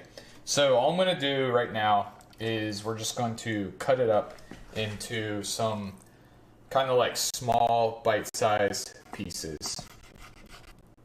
About that big right there. So that's all we're doing. Just some little pieces like this makes for perfect ceviche. And then we're just gonna put it in this little container. You can put it in a bowl. Okay, so here it is, people. So this right here, this is our sheep's head ceviche. So all we're gonna do, take some limes. I've already got these diced up. I think I used like 4 or 5 limes, but all we're gonna do, I don't know how many I need. We just want enough lime juice so that the fish is like fully submerged in the lime juice, because that's ceviche. That's how the fish cooks, is the acid in the lime juice. I would just like to say that if there was some sort of like game show that I was on today for like, I don't know, having the perfect amount of limes that you have to buy to appropriately submerge my fish fillets, I would have won. And that's like the first time that's ever happened to me when I go grocery shopping, because usually I'll buy like way too much or not enough. I've got all my limes that I just got a nice wrist workout, just squeezing all these limes right here, and I'm gonna put a top on this. You could just put these in a bowl, do whatever, and then you just put some like saran wrap on top. So we've got the fish fillets fully submerged in the lime juice. I'm gonna go ahead, stick this in the refrigerator for about 30 minutes. And I don't know, I guess I gotta try and figure out something to do for 30 minutes. Maybe, I don't know, maybe I'll clean the kitchen and, oh, I know. Actually, you guys, check this out. So, Kirsty, my wife, one fish, two fish. It's Kirsty and I, we do this YouTube channel. Kirsty's out right now with her friends. All right, so I don't show y'all this to like brag or anything, but y'all dudes out there, get your wife some flowers. So actually, this is what I'm gonna do for the next 30 minutes. So I'm gonna surprise Kirsty. I'm gonna clean the kitchen, because I'm gonna be honest, I don't do the best job with that, and come home and there's like fish scales and crap like that on the kitchen floor. So that's how I'm gonna spend 30 minutes. But to all the men out there who got your lady out there, get her some flowers. Guarantee you. And if you ask, you can tell her that one fish, two fish told you. So you guys do that. Get your lady some flowers. And yeah, so I gotta find 30 minutes to kill, and that's what I'm gonna do. I think I'm gonna clean the kitchen, and Kirsty's gonna come home. She's gonna see flowers and a clean kitchen, and everything is just going to be amazing, because I'm gonna have my ceviche, gonna have some football, and gonna have some happy wife action going on. You guys, that's what it's all about. So 30 minutes, not too bad. Got the ceviche in the refrigerator. I'll check you guys. Meantime, I'm gonna clean up the kitchen, get everything situated, show y'all how easy it is to make this sheep's head ceviche taste amazing.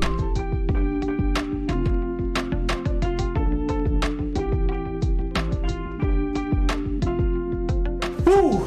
That right there, people, that's how, oh man, I feel really good about that. Past 30 minutes, clean kitchen. Kirsty is gonna love it. Look at this. Everything super clean. It smells lemony fresh. But check this out. To top this off, oh yeah, that's what we're gonna do. To Kirsty, a clean kitchen for my super hot double underline wife. Period. Love, Jeff. She just got home.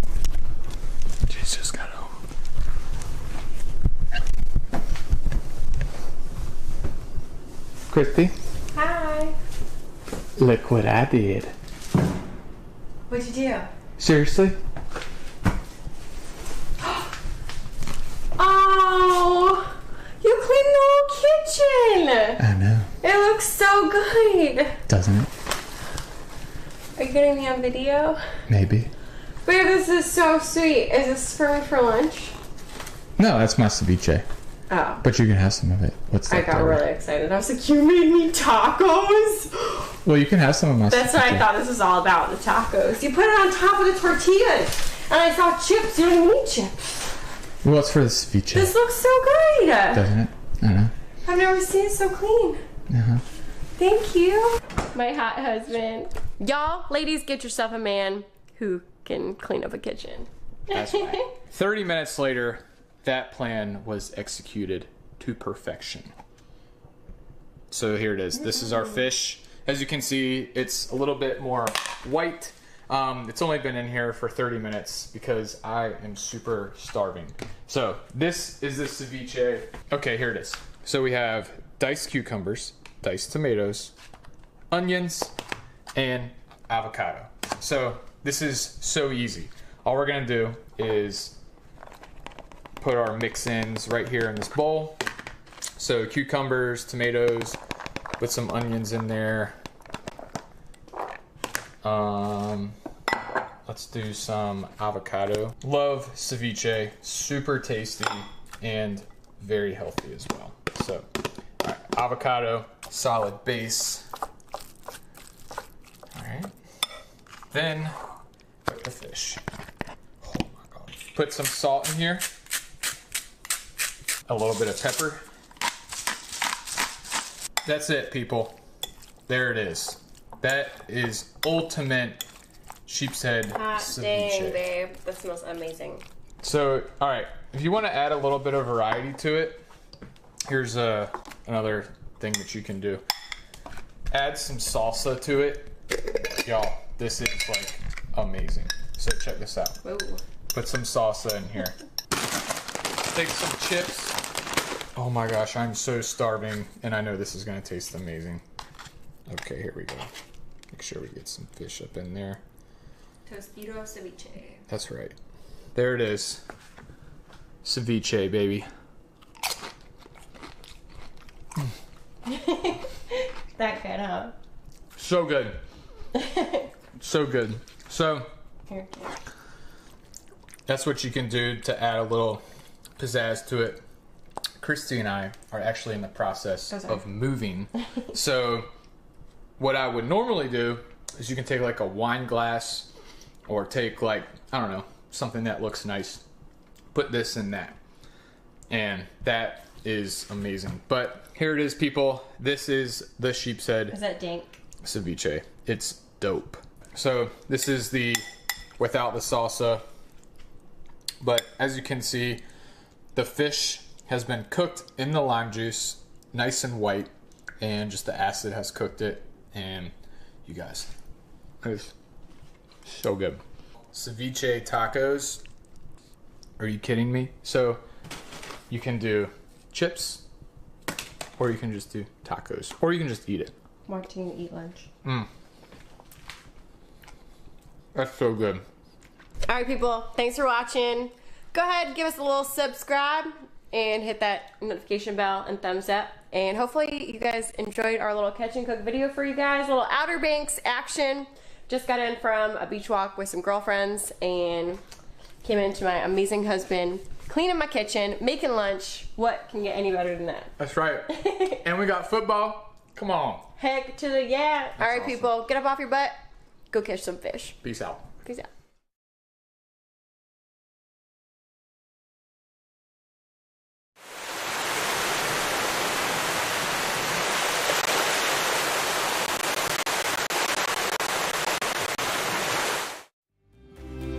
Treasure memories in Corolla Outer Banks. Go to CorollaNC.com.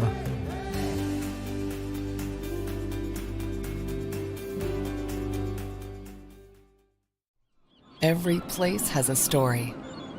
Stories of romance, drama, adventure, Stories of life. Find your story at visitcurrituck.com. My name's Nathan Loudermilk. I'm a surfer and fisherman from the Outer Banks of North Carolina. I'm a lifeguard here for Kildovo Hills Ocean Rescue. This is my 9th year.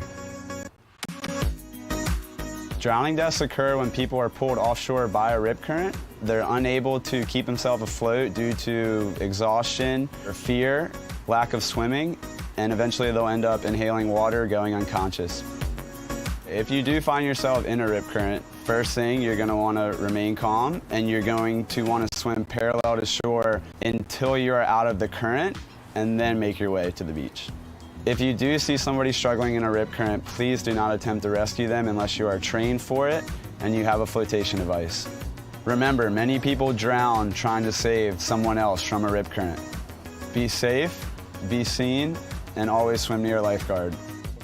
Love the beach and respect the ocean.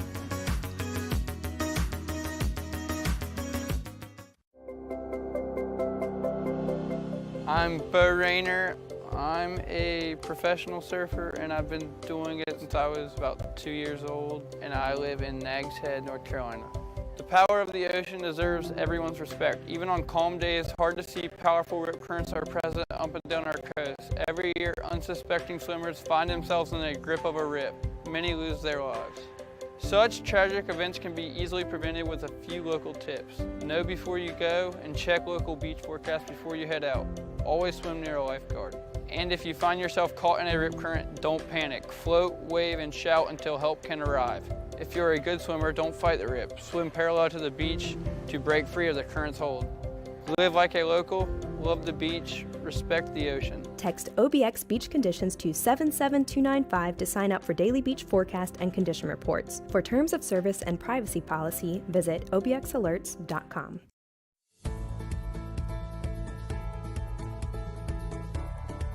Here at the beach, obviously, you will get a lot of UV rays. It's important to protect yourself from those, not only from direct sun contact, so having shade, umbrellas will block direct sun contact, but then you get a lot of UV rays bouncing off the water and the sand. So it's important to use protective sunscreen, anything stronger than SPF 30, and then zinc sunscreen is good waterproof sunscreen. Follow the instructions on the sunscreen. Certain ones are more water resistant, others wash off pretty quickly.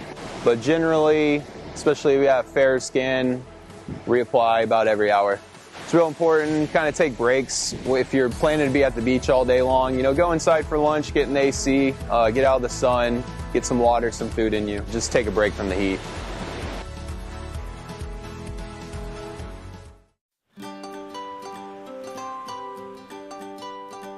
Nothing beats a day at the beach, but the power of the ocean deserves everyone's respect.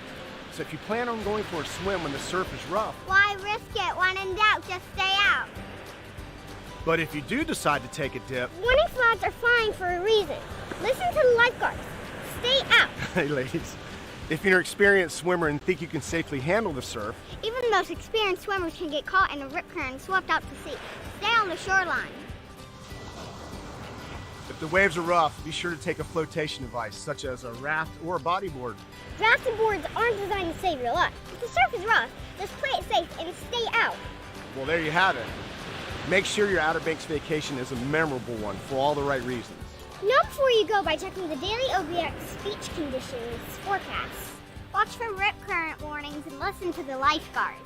When the red flags are flying, stay safe by staying on the beach and out of the water. Live like a local and love the beach, respect the ocean.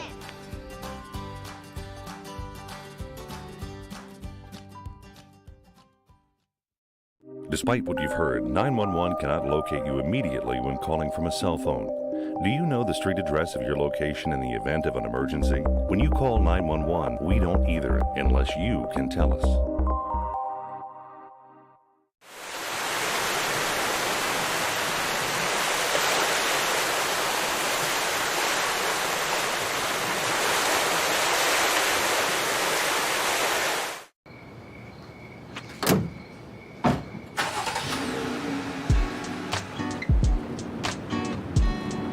Nobody's surfing our peak.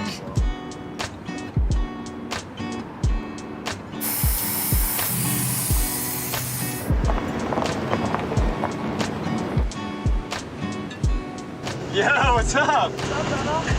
Should be able to get some good waves. Well, it was supposed to be, 3 to 4 feet, 4 or 5 feet maybe. It was not meant to be this big.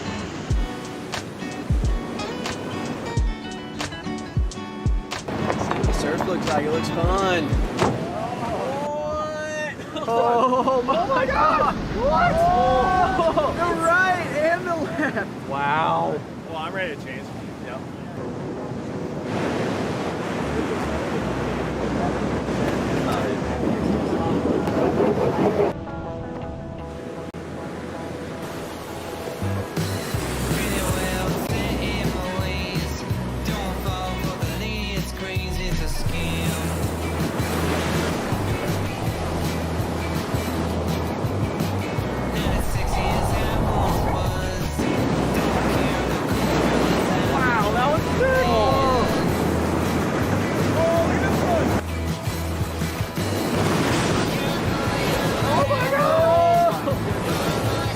That one was sick.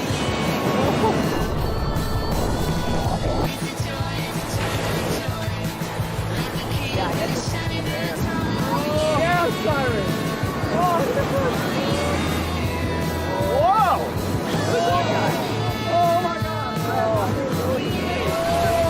Oh my God. Oh, look at that. Yeah, there's still a really good wave.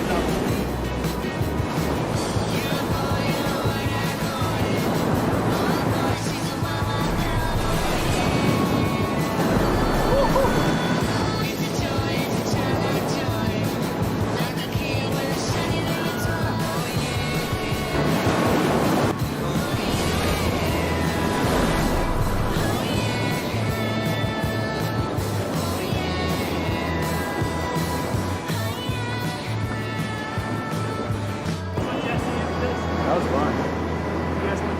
See you guys. Later, Brad. Have a good one. See ya. Sick session.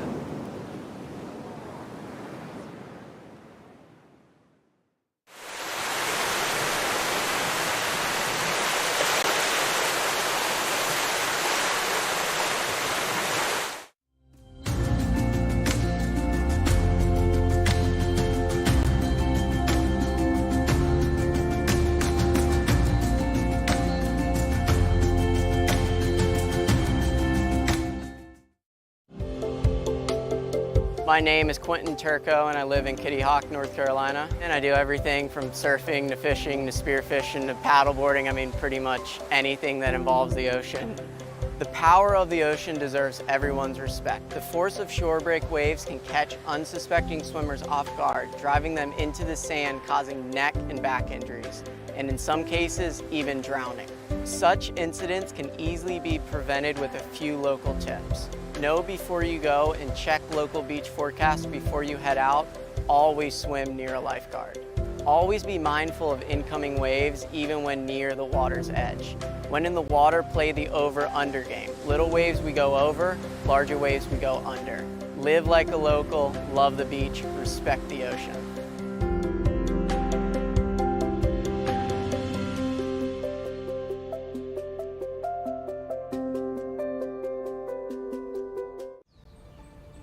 Chickamaucomico Life Saving Station was first built in 1874, and it was a way to help people who were distressed in the shipping lanes. Back then, that was the highway, and everything was done by the sea. We live up to our nickname, the Graveyard of the Atlantic. There was a long history of shipwrecks that resulted in a need of, yes, we need to get stations out there. The mission of the life-saving service was to save people from a land-based operation. This is the place where Chickamaucomico Life Saving Station was. It's where the rescues were performed. It's where the men lived. It pretty much was the beginning of a professional life-saving service in the United States. So this is the 1874 building. This is the first of the 7 original life-saving stations built on the coast of North Carolina. So this one is very special. It was replaced in 1911 by our 1911 station, which is much larger, had room for more of the surfmen to not so much be in a large bunk room, but maybe just have a couple of guys in each room. On site, there are 2 cookhouses, 1 per station. They use the cookhouses for various reasons. Obviously, cooking kept fire away from a wooden building. It provided warmth from the fire, so they used them also as shower houses. And then we have a house that was donated to us in 2006 by the Midget family, and it was the home of Captain Cornelius Midget, the older brother of our own Captain John Allen Midget Jr., and that little house we call the Midget House. We are the only station in the U.S. Life-Saving Service history that is a complete site. In no other place in America can you go to and see the accurate history that you see here. In particular, the reenactment, we do it to the T. We do everything as if we are training as they did 150 years ago. And what you see here at Chickamaucomico is not a reenactment of a rescue. It is a reenactment of the training that they did to prepare themselves for a rescue. That's why it's called the beach apparatus drill. But just like they did, we do it on Thursday afternoons at 2 o'clock. Most of our displays are on loan from families or from other organizations, most from families who have gotten granddad's medal or uniform or whatever the case may be. We have artifacts from shipwrecks. We have some documents, we have photographs, we have equipment that was used in the past, and we have the buildings. This is a museum of place. This is where it happened. You can walk out on the beach and know that you're walking in the footsteps of people who rescued people that they never saw before and would never see again. The most famous rescue out of this station was in 1918. The British tanker Merlot was torpedoed about 5 miles offshore here. Captain John Allen Midget and the surfmen from Chickamaucomico took this boat that you see behind me, surf boat number 1046. They rowed out to that ship, which was carrying a load of kerosene at the time. So the sea was on fire when Captain John Allen and his crew managed to rescue 42 of the 51 British sailors on board the Merlot. It still remains today one of the most decorated maritime rescues in American history. The Chickamaucomico Historical Association is comprised of a board of directors. We have 2 employees. Our mission is to tell the story of the men who served here and to preserve the buildings that they served in. This is the 150th anniversary of the introduction of professional life-saving to the coast of North Carolina. We're planning to have guided tours of the Kennekeet Station. We're going to have this station open for tours. We're going to have a search and rescue demonstration from the Coast Guard, which is, of course, we're their foundation. So lots of different things going on throughout that weekend. It is a place that the whole family can enjoy. We do have family discount. We're open basically from around mid to late March, right on through Thanksgiving. And our hours of operation are from 9 o'clock in the morning until 5 o'clock in the afternoon. As a nonprofit organization, we do rely a lot of the funds and the resources through donations, sponsorships. You can actually sign up to become a monthly sponsor or a yearly sponsor. We're always looking for folks who want to volunteer from very little to a whole lot. There's always a spot to fill.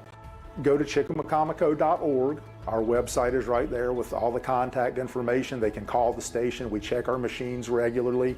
So anything you can do, we can put you to work. These heroes, we call them the forgotten heroes because they just kind of fell by the wayside. The history, the way that they put their lives on the line to save their fellow man, it's just too important to let it go away.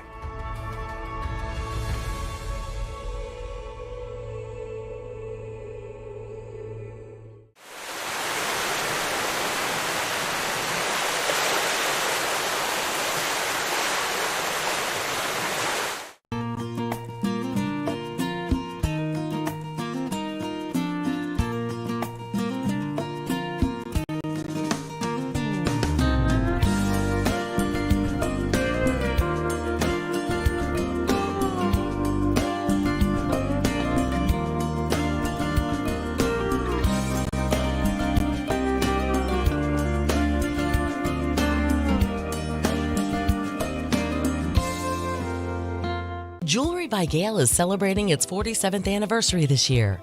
In loving memory of Gail Kowalski, this hidden gem is open Tuesday through Saturday from 10 to 5. A shop that has something for everyone, featuring Gale's signature styles, all types of gorgeous jewelry, men's rings, a unique bridal section where you can build your own engagement ring, the Outer Banks' largest pearl selection, and so much more. Come find the perfect look for that special someone at Jewelry by Gale in Nags Head. Most golf courses try to take their design from their surroundings. Seascape Golf Links is no exception. What is exceptional, though, is how the sand dunes and maritime forest combine to create beautiful, playable coastal links.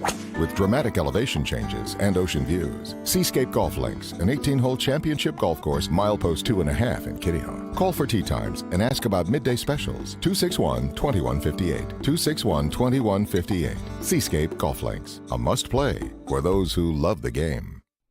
The water is what brought us here. It's our way of life, our playground. The water is what keeps us coming back.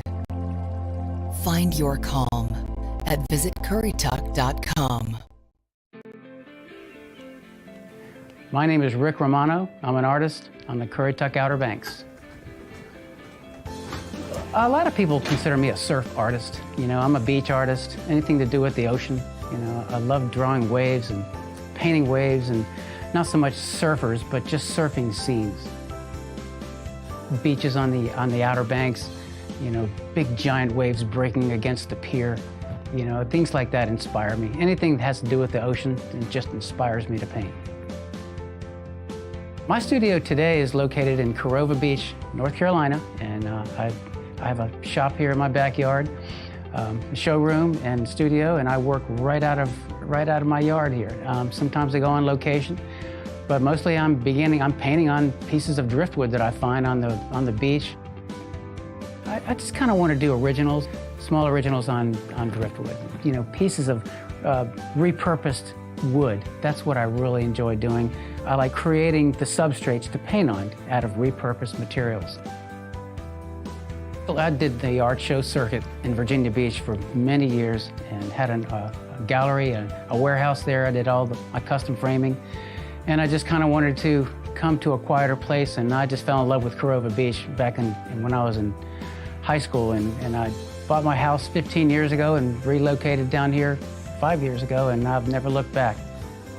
The beach scenes for me are that's where I grew up. I grew up on the ocean. I've been surfing since I was 10 years old, and just something about anything having to do with the ocean just inspires me. You know, the waves, the color of the ocean, and when I'm in it surfing, it kind of creates a balance in my life that I need. I'm so inspired here because it's just full of life.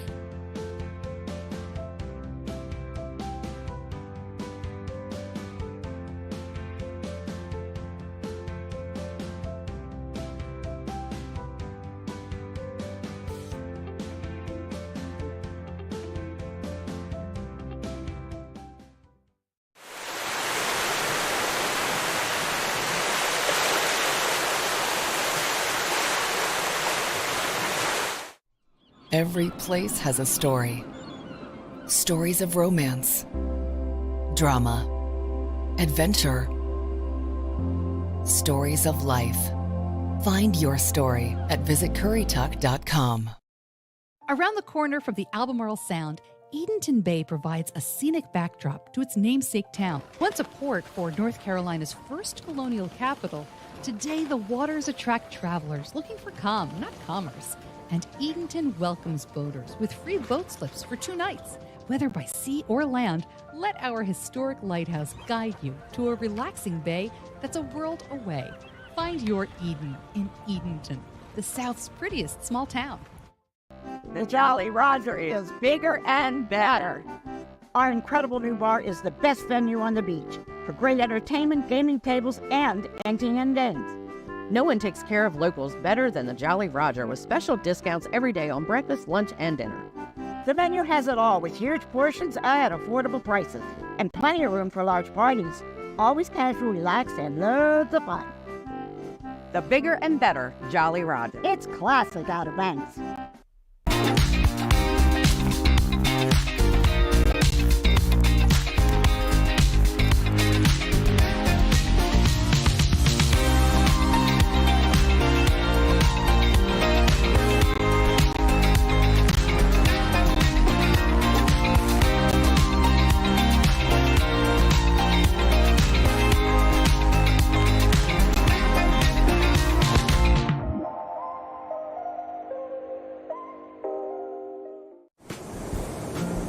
With over 67 miles of ocean views, beaches provide an amazing haven for wildlife, as well as a place for us to adventure. We all share this beautiful space. Help us protect the beach by following these safety tips while exploring in your vehicle.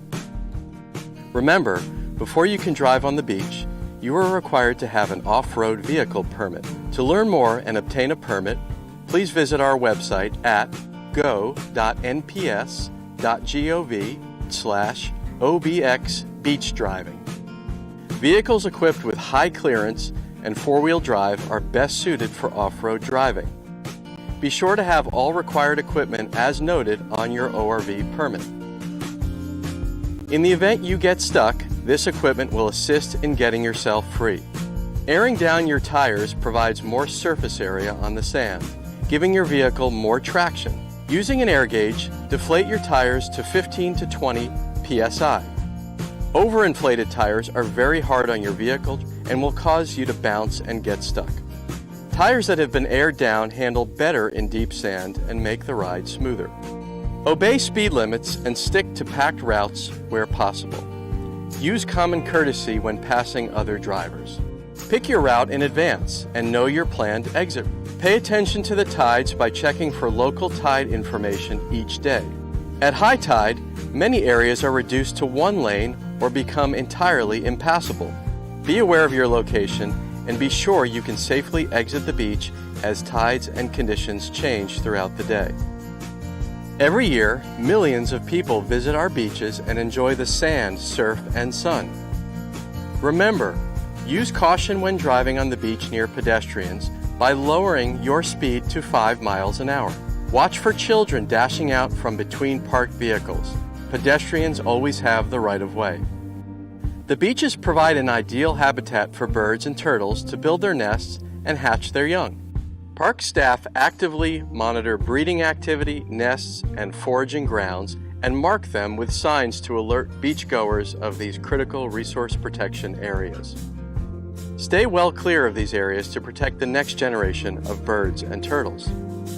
Turtle nesting in this area occurs primarily at night, which is why we regulate beach driving seasonally. Even so, turtles may come ashore at any time of day and can be hard to see. Be watchful while driving the beach and report any adult or turtle hatchling activity on the Turtle Hotline at 252-216-6892. In some circumstances, an ORV corridor may be installed to drive around a resource protection area. Follow the guidance on posted signage to help us protect birds and turtles. As you drive, keep in mind that as chicks hatch, they stay in the area for many weeks before fledging. Watch for birds. Their colors often blend in with sand and beach debris, and they may be hard to see. Thank you for helping us protect these beautiful beaches so that we can all enjoy them for years to come.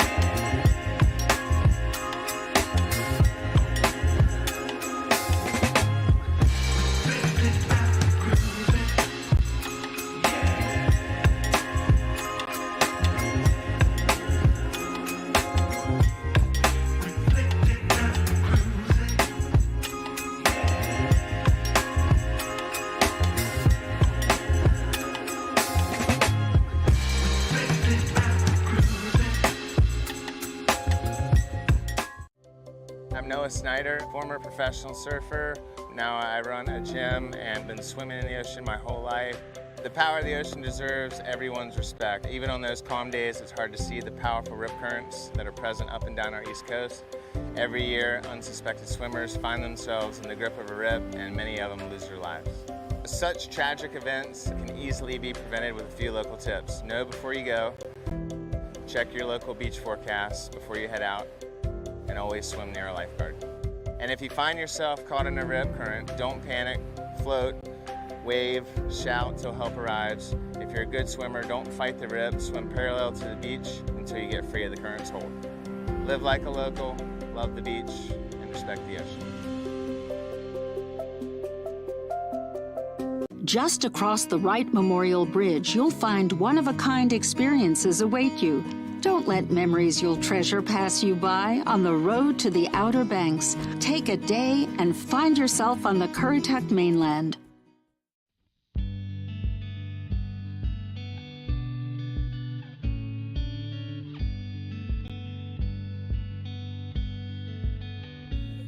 This was a watery I-95 out here. If you were in trade and commerce and you were moving cargo from, say, Baltimore or Philadelphia or New York, it needed to go to Savannah. It had to go by boat, and there were many, many vessels transiting these waters. There was, over a period of decades, something like, on average, 1 wreck a week of sailing vessels, primarily. So what I would like to do this evening is to share with you things that I've learned about the Paul Gambles Hill U.S. Life-Saving Station that used to be here in Southern Shores. Bob Moyer is a Southern Shores resident who became interested in the U.S. Life-Saving Service after seeing an abandoned station near the Currituck Beach Lighthouse. He has extensively researched the Life-Saving Service since then, especially the Paul Gambles Hill Station, and recently gave a presentation during a Southern Shores Civic Association meeting to suggest the placement of a plaque to dedicate the former location of the station. I live at 5/8th Avenue, Southern Shores, and it's 1 block from Hillcrest Beach, south of it.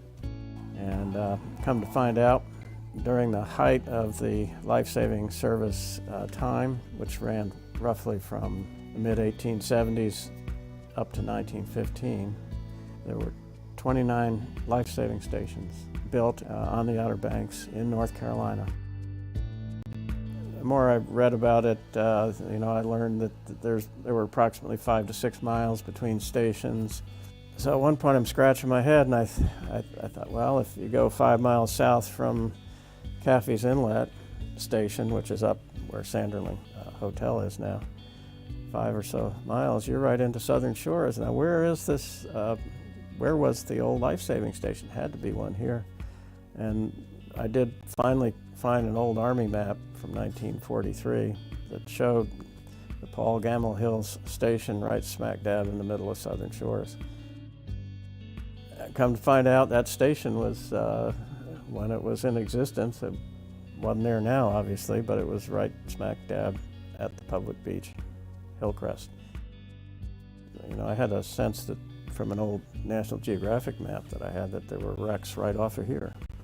So I wanted to tie in the wreck and the time with the experience of the crew of Paul Gambles Hill Station, and found that if I contacted in the National Archives in Atlanta, there was papers from the original station records, handwritten in form, that I got them to copy and send me for the dates when the wrecks occurred. There were 7 named wrecks during this time, 1883 to 1932. From these named wrecks, there were 50 mariners that were cared for, aided, or brought ashore physically by the crew of this station, including on one wreck, they had a couple of tamed bears that the crew went out. The crew of the wreck, they just waded ashore because the wreck came up so high, but there were 2 tamed bears in the captain's cabin, and so the crew of Paul Gambles Hill here went out and brought the bears in. I don't know exactly how that came to pass, but it was an interesting part of the report. I just think these life-saving station crews, later Coast Guard crews, should all be applauded a bit for in some cases a lot, for all that they were able to do in terms of safeguarding the welfare of mariners, and I think we should all have our hats off to them.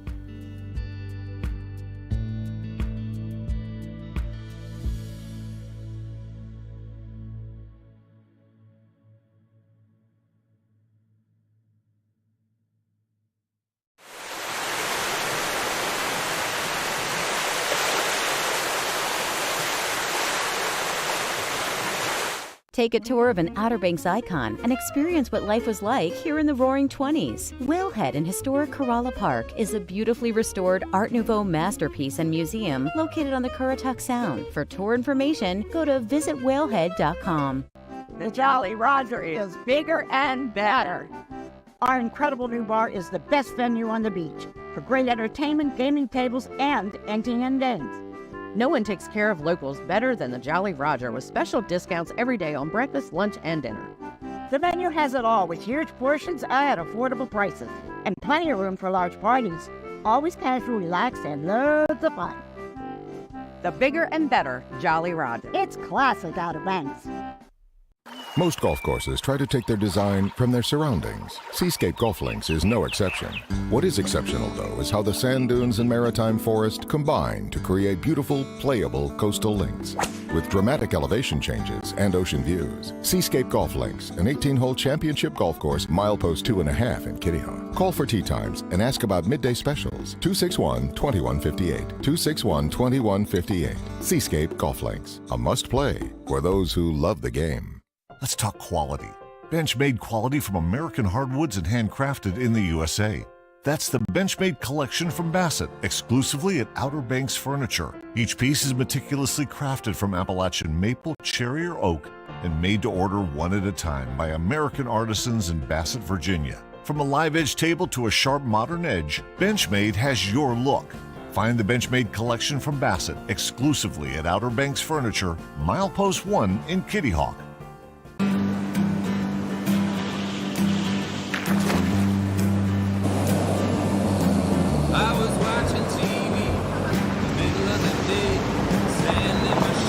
Tide's starting to come in now. That wind's picked up. See how it opens up over here? I like fishing where there's some white water.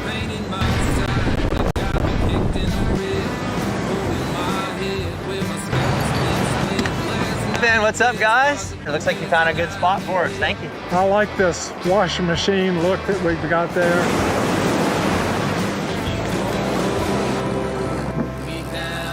Let's go. Yeah.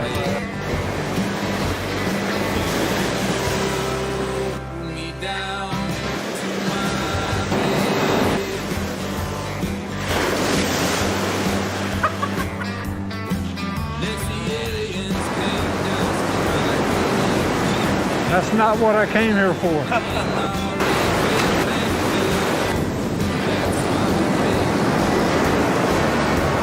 Where'd all these trash fish come from?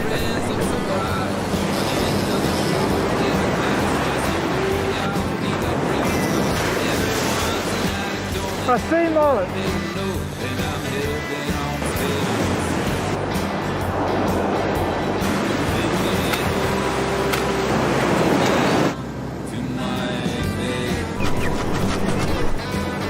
How many fish did you get? Oh, 3. You got 3 fish? 2 speckled trout, 1 bluefish. Trout, flounder, bluefish, stingray.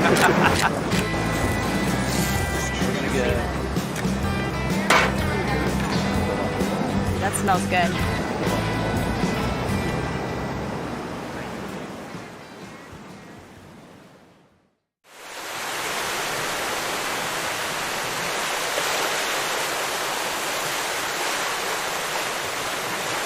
Jewelry by Gail is celebrating its 47th anniversary this year. In loving memory of Gail Kowalski, this hidden gem is open Tuesday through Saturday from 10 to 5. A shop that has something for everyone, featuring Gail's signature styles, all types of gorgeous jewelry, men's rings, a unique bridal section where you can build your own engagement ring, the Outer Banks' largest pearl selection, and so much more. Come find the perfect look for that special someone at Jewelry by Gail in Nags Head. Yo, what's up?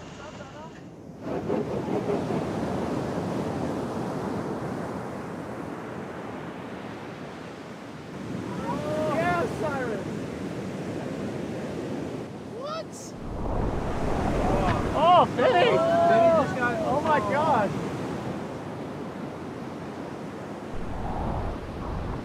There's more to the story at rawobx.com.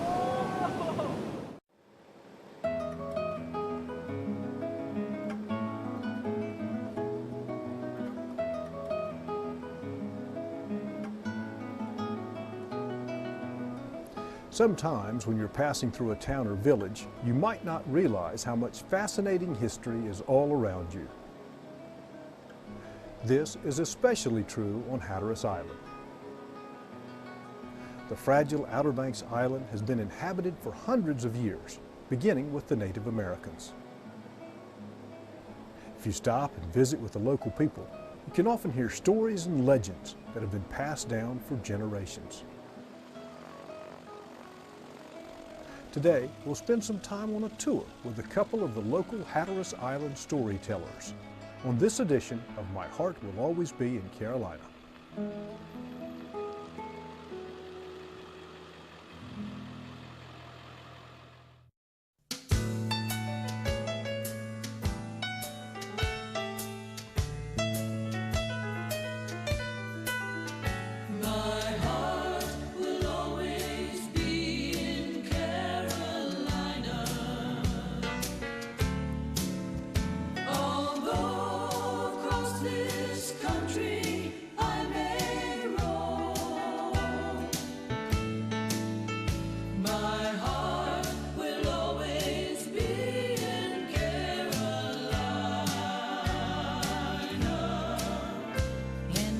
Sunny seaside, Carolina home.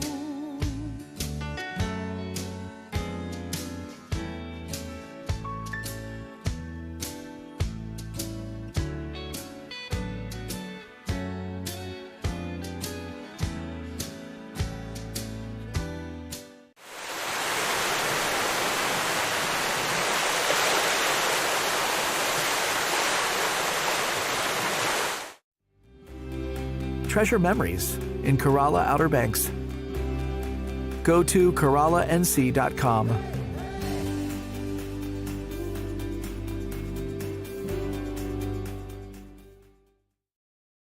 Every community has its stories, its history, its legends, and certainly Hatteras Island is no different. If you want to hear those stories, you need to spend some time with some of the local folks, and that's what we're doing today with Dwight Burris and Danny Couch. They both have tour operations. Dwight, tell us about yours.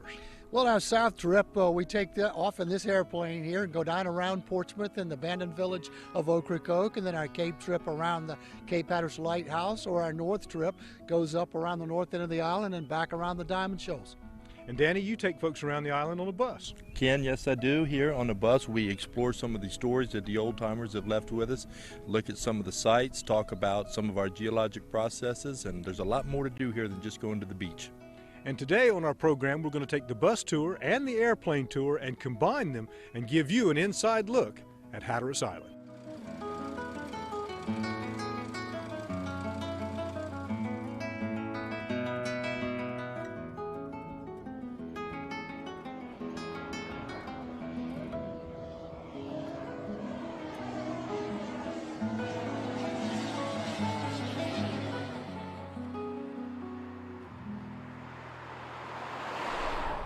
You know, the maritime history, heritage, culture and social tradition of Hatteras Island on North Carolina's Outer Banks is compelling, to say the least. Whether it's geologic processes, from Ice Age runoff, to Native American heritage, to ships and sailors, and the stories of the United States Life-Saving Service, the history here is compelling, to say the least. Back 150, back 250, back 300 years ago, ships, as many as 2,000 to 3,000 a day, would pass by these very shores less than 2 miles away, carrying the commerce of the East Coast from as far away as Rio de Janeiro in South America up to Newfoundland and Nova Scotia. Great loads of lumber, rice, foodstuffs, molasses, rum, you name it, all on these boats. These were often uneventful trips, for these captains and crews, and in many cases, their families as well. But when you reached North Carolina's Outer Banks, that's when things began to change. These great ships and their captains knew as they approached the Diamond Shoals that they were going to be running the gauntlet we know as the graveyard of the Atlantic. The Outer Banks is steeped in legend and lore. Chief among those is the history of the United States Life-Saving Service. We are standing at the site of one of the most famous stations that existed, the Cape Hatteras Life-Saving Station. December 22nd, 1884, the barkentine Ephraim Williams, bound from Savannah for Providence, Rhode Island, laden with lumber, struggled to round Diamond Shoals in some of the most tumultuous seas that the old-timers had seen here at Cape Hatteras in years. She was watched by the men of Cape Hatteras until finally, off of Big Kennekeet Station near present-day Avon, North Carolina, they were amazed to see a distress signal run up the mainmast and require assistance. The men of Cape Hatteras Station met with the men of Big Kennekeet Station and the men of Creed's Hill. Keeper Benjamin Baxter Daly remarked in his famous report that after seeing no one make a move for 30 minutes, I ordered my boat off carriage. Top tide sea running high, current vicious. They were surprised to see that lifeboat clear these mountainous breakers, pitched so high into the air that they could see the decking beneath the men seated on the thwarts. After a 4-mile row, they were shocked and surprised to learn that the Williams had 9 people on board. There were 7 men inside the lifeboat. They brought 16 men in. She was loaded to the gunnels with people. They brought her into shore. After a hard struggle, they finally reached the beach. So momentous, so outstanding was this rescue that in the first 30-year history of the United States Life-Saving Service, 7 of 12 gold life-saving medals ever issued were issued to the crew of Cape Hatteras Life-Saving Station, led by Keeper Benjamin Baxter Daly and the #1 surfman from Creed's Hill Life-Saving Station, Patrick Etheridge. Welcome to historic Trent, North Carolina, otherwise known as Frisco. I know it makes a grand story. It's a romantic story that the Outer Banks was settled by shipwreck survivors during the Age of Sail. However, the overwhelming majority of the families that are still on these beaches, 300 years to today, the Farrows, the Rollinsons, the Whidbys, the Austins, the Bassnets, the Styrens, the Stows, and on, all came over here from a great Indian war occurring from the year 1700 to 1715, known today as the Tuscarora Indian War.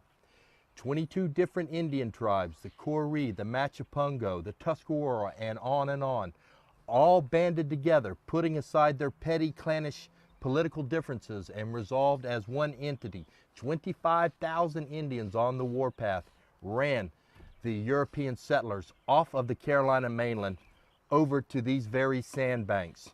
The settlers knew that their livestock could survive here. The settlers knew that the area had good water, that because of the tropical current several miles offshore here, the Gulf Stream gave it a semi-tropical environment, 3 corn crops a year, spring, summer, and fall. As a result, even today, this area still holds those very same names that were here many hundred years ago.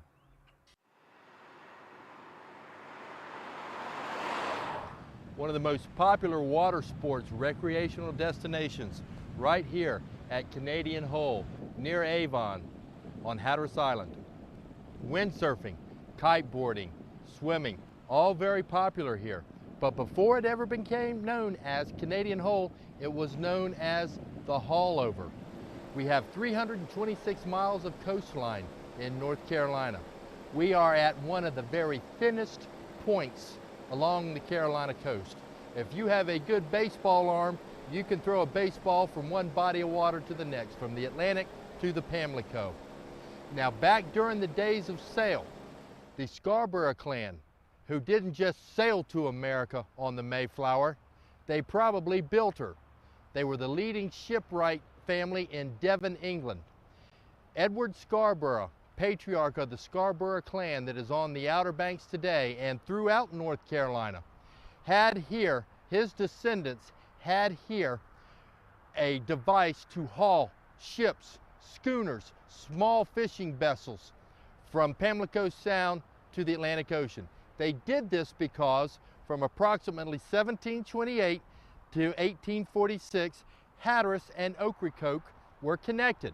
If you needed to access the ocean, you had about a 4-day sail to get all the way around this spot. So as a result, the Scarboroughs, the Millers, the Grays, the O'Neills, the Prices, the leading families in Kennequet, known today as Avon, would sail their sailing schooners right up here.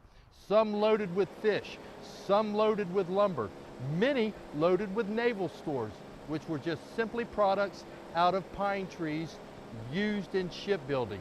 North Carolina was the leading provider of naval stores back during the days of sail. The captains would sail their vessels right up to the shore here until they struck a little bit on the shoals. They would offload all the material and then drag the vessels on oak or juniper logs, rollers they were called, with oxen or with a team of big horses until they got her all the way across about 150 yards into the ocean, where the residents of Avon, young men, young boys, would load the cargoes back onto these vessels, and then they would sail off out into the Gulf Stream.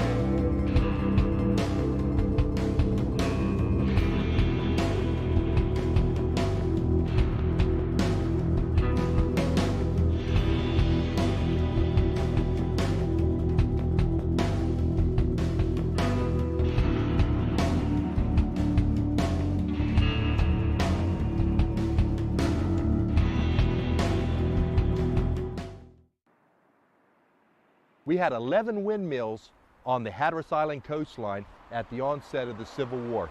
This millstone is from the 1804 Bateman Miller windmill, which sat here on the Avon waterfront for many years, almost 100 years. This millstone is made of volcanic basalt from the island of Martinique. In a lot of the Caribbean trade that was going in and out of the Outer Banks. They were used for grinding corn, they were used for sawing lumber, but they were also centerpieces for some of the old timers to come up and hang around the wharf, hang around the waterfront, and talk about fishing, talk about weather, and talk about what their neighbors were doing. We have many artifacts and many yards here on Hatteras Island, just like we have here in one of the Gray family yards here in Avon, North Carolina. We are on the highest maritime ridge on Hatteras Island, approximately 43 feet above sea level. Behind me is the open Atlantic. Flowing northbound out of the Caribbean is the tropical flow known as the Gulf Stream, flowing north at about 6 knots an hour.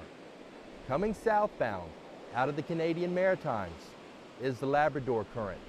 These two great oceanic currents clash on these very shoals, diamond shoals, creating what we know today as the graveyard of the Atlantic, from the bones of the many ships that lie on these treacherous shores. Old-time sailing ships, just like the tractor trailers that we have on I-95 today, coming up from Maine all the way to Florida. Well, 150, 250, even 300 years ago, I-95 during the age of sail was right behind me out here in the open Atlantic. You had from a couple of hundred to a couple thousand ships a day appearing by here, traveling these great currents, delivering the commerce of the East Coast. It was a very lucrative profession called ship busting. When these ships came ashore during bad weather, coffee, tea, sugarcane, molasses, rum, lumber, clothes, furniture, paper, things we take for granted today. But when they washed up on these very beaches, the local people were stepping all over themselves to get out there and claim this stuff. It was like having a Walmart wash up. Also, on these very shoals, Diamond Shoals, the graveyard of the Atlantic, this is the most dynamic geologic process that we have on this planet. Did you know that in any given 12-hour tidal cycle, there is more sand that moves in and off of these shoals than every dump truck in the world could carry 3 times over? Also, here on this very spot, can you imagine? It is December 1492. Christopher Columbus is sailing north on the Gulf Stream. Standing here on this very sea beach are the Hatteras Indians, staring out into the ocean in shock. What is that? That was the first understanding from mainland Native Americans that there was somebody else out there. In 1590, John White returned from England and found, carved in the tree in the center of the fort at Fort Raleigh, Croatan. We are on the site of Croatan. Many people ask what happened to the Native Americans of the Outer Banks. They married in to the local folks. While it is true that the white man and Caucasian diseases like influenza, dysentery, smallpox killed off great numbers of Native Americans, many of them survived to have their blood run in the veins of the families we have here today, the Midgets, the Pharaohs, the Etheridges, the Austins, the Rollinsons. Words like Pamlico, Chickamauga, Roanoke, Ocracoke, Kennequite, all names that reflect our Native American heritage that thrives here today. Also on this site, material was brought in for both the 1802 and the 1870 lighthouses.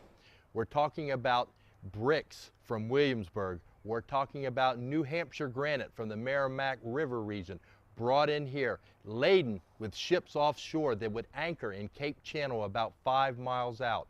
1,250,000 bricks were offloaded onto lighters or scows and brought in here to Cape Creek, where they were offloaded yet again onto cars, and all this material, the stone and the brick, was carted up to the site where the Cape Hatteras lighthouses are today. It may come as a small surprise that there were 2 Cape Hatteras lighthouses side by side. The black and white barber stripe sentinel that we are so familiar with today had in conjunction with it for 4 months the old Cape Hatteras lighthouse. It makes a great story, a grand story, that the Confederate forces blew up the old Cape Hatteras lighthouse so that it wouldn't aid the Union effort. It makes a great story that the Union forces blew up the old Cape Hatteras lighthouse so that it wouldn't aid the Confederates. Neither is true. When the black and white barber stripe sentinel was completed in December of 1870, into April 1871, the old Cape Hatteras Lighthouse stood side by side for about 4 months. And it was the United States Lighthouse Board that ordered the destruction of the old Cape Hatteras Lighthouse so that it would not confuse mariners passing by our shores. Now, the Cape Hatteras Lighthouse, the old lighthouse and the new one that we have today, at some point have figured prominently in the wars that our nation has fought here. Perhaps none more critical than in the Civil War. Union Army, the 20th New York, the 20th Indiana, or the 9th New York at some point occupied the Cape Hatteras Lighthouse as a fort. During World War I, German U-boats used it as a locator, and when the U-boats returned during World War II, they operated off our Carolina coast hunting great ships. Did you know that during the first 6 months of World War II, these shores, under the shadow of the Cape Hatteras Lighthouse, figured more prominently in the war effort than most of our troops experienced overseas? We lost almost a ship a day from January through June 1942 as the U-boats operated unabated off our shores.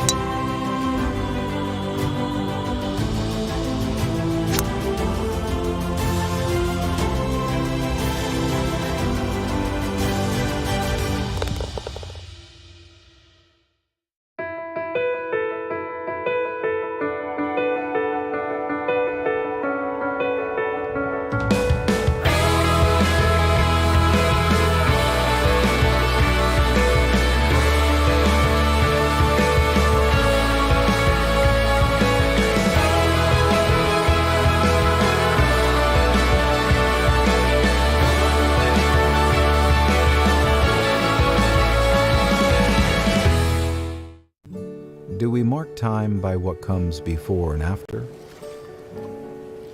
Or is it this moment and what we do with it that truly matters? The Outer Banks of North Carolina starts every day with an open invitation to explore, to pursue unknown outcomes, and challenge curiosities, to stir the soul with open spaces and endless possibilities.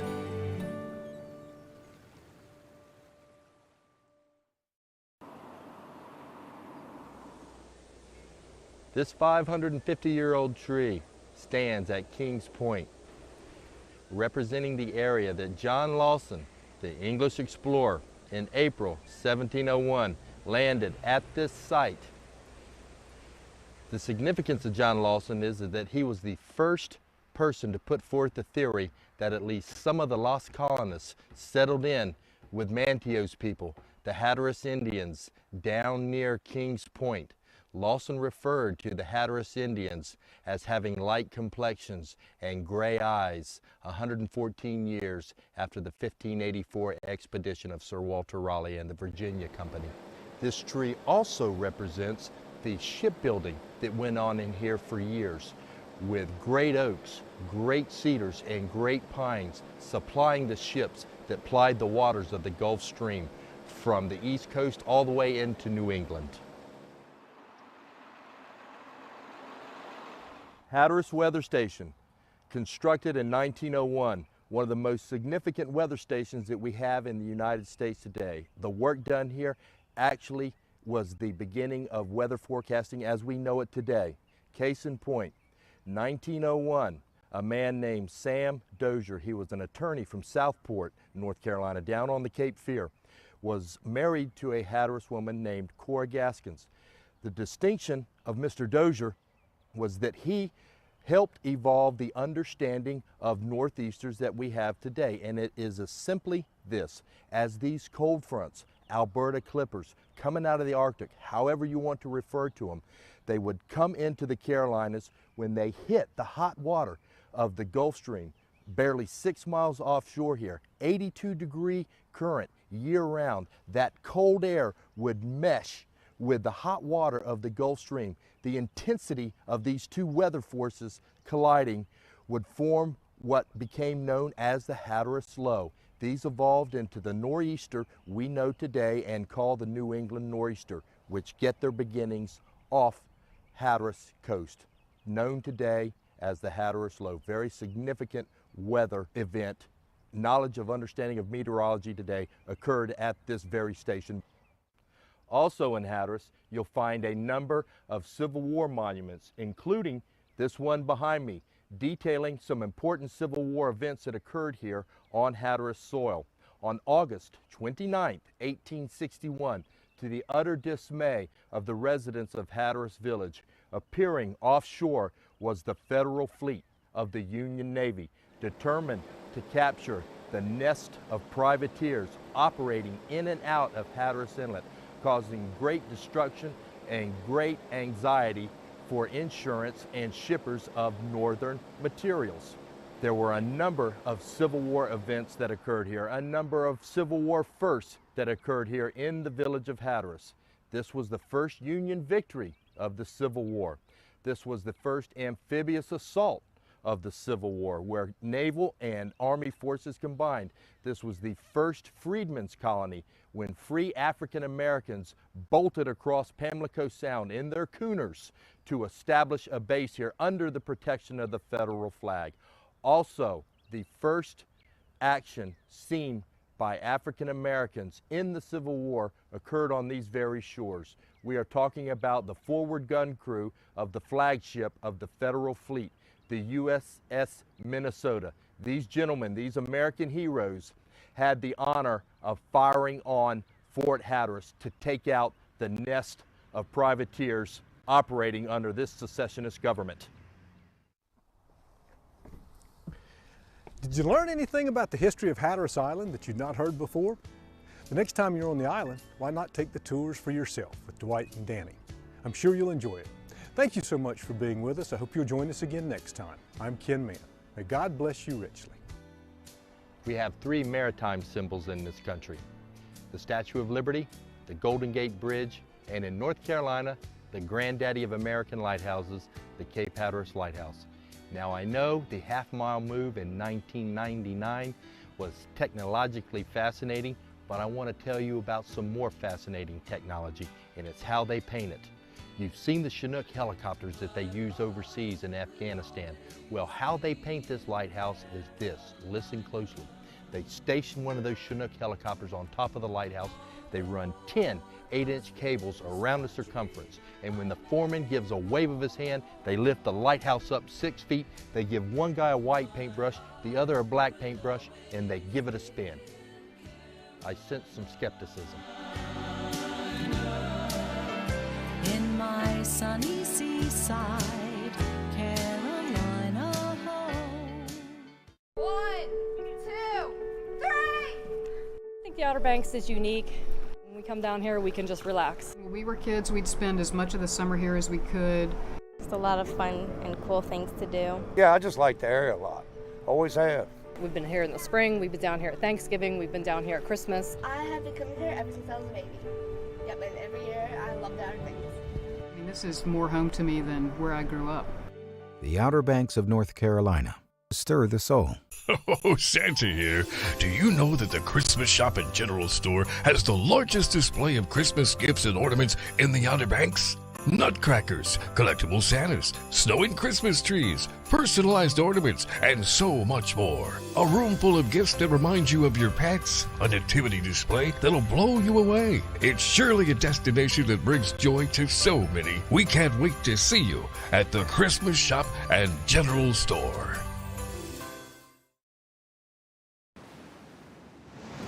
Tide's starting to come in now.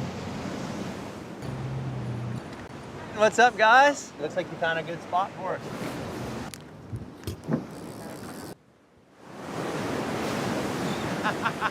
Yeah!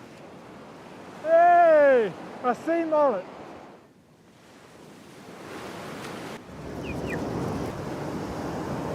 There's more to the story at rawobx.com.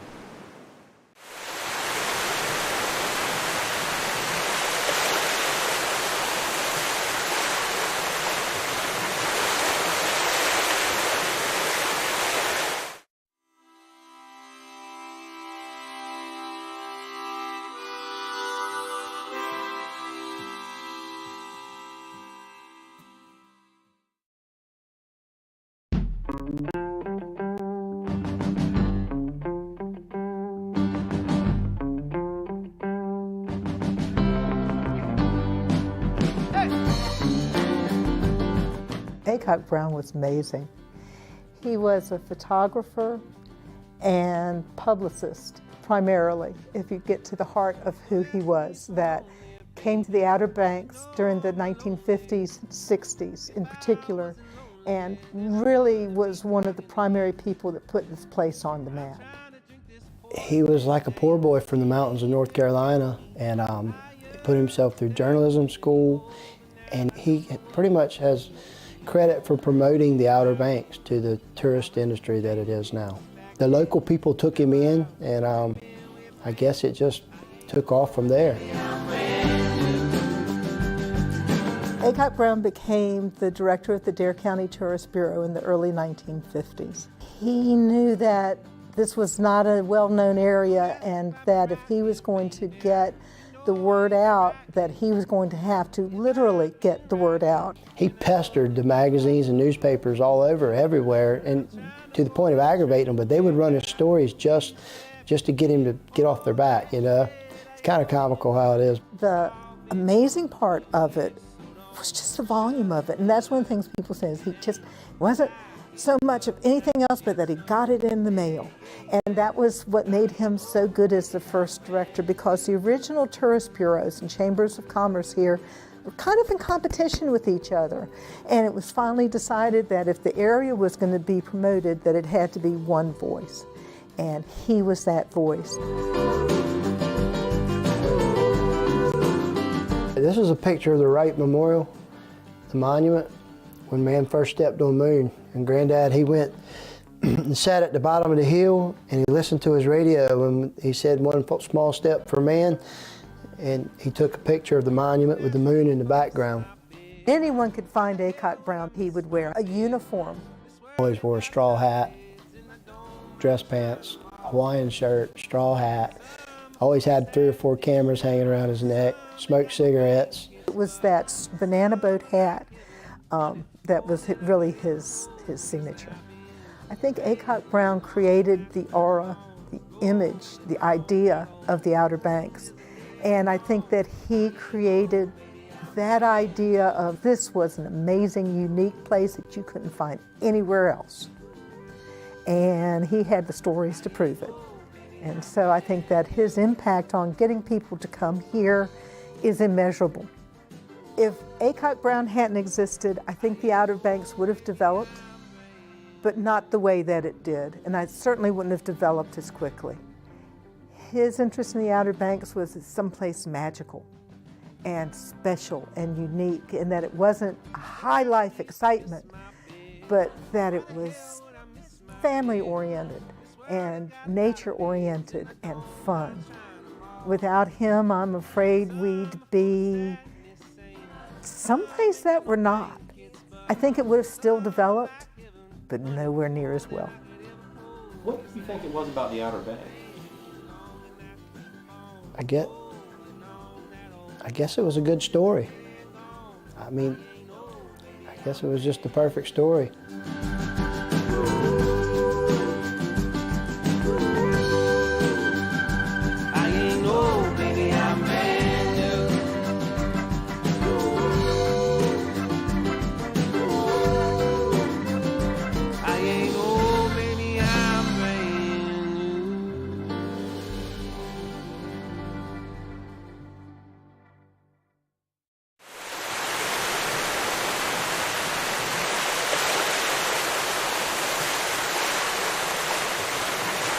Discover the Dovetail Collection by Vaughn Bassett exclusively at Outer Banks Furniture. Made in the Virginia mountains using solid American white oak, Dovetail wood joinery dates back thousands of years. The collection is designed for those who appreciate the natural look of reclaimed wood with its cracks, knots, and bold grain patterns. Each piece is available in 3 finishes and is meticulously crafted for exceptional strength to give you long-lasting beauty. Find the Dovetail Collection from Vaughn Bassett exclusively at Outer Banks Furniture, Milepost 1 in Kitty Hawk.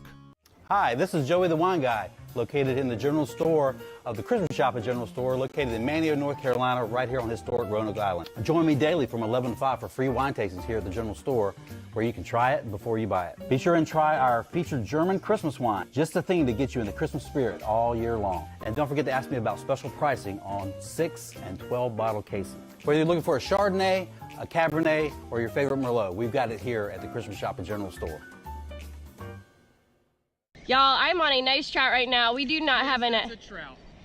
All right, here, give me your pole, and you just bear hug it. Okay. Woo, doggy. You guys, Christy and I, we just had an amazing day of wade fishing, and we about to show y'all what Christy and I did this morning. First light right here.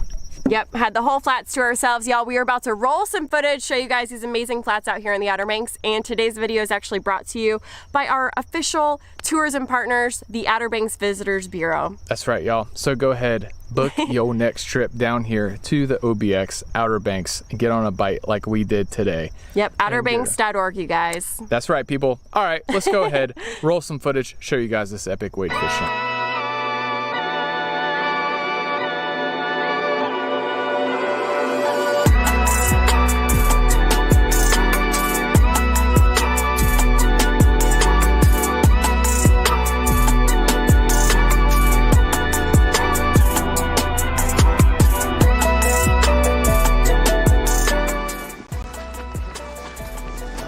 You guys, this is awesome right now. Christy and I, we are wading today. We are getting away from the crowds. Whoa. Getting away from the people and making our way. This is so crazy. So I was fishing topwater. I got blowed up by a nice sized trout. And it broke me off. But check it out. I actually was able to retrieve the topwater. Whoa. Whoa! Whoa! Whoa, huge school of fish around me.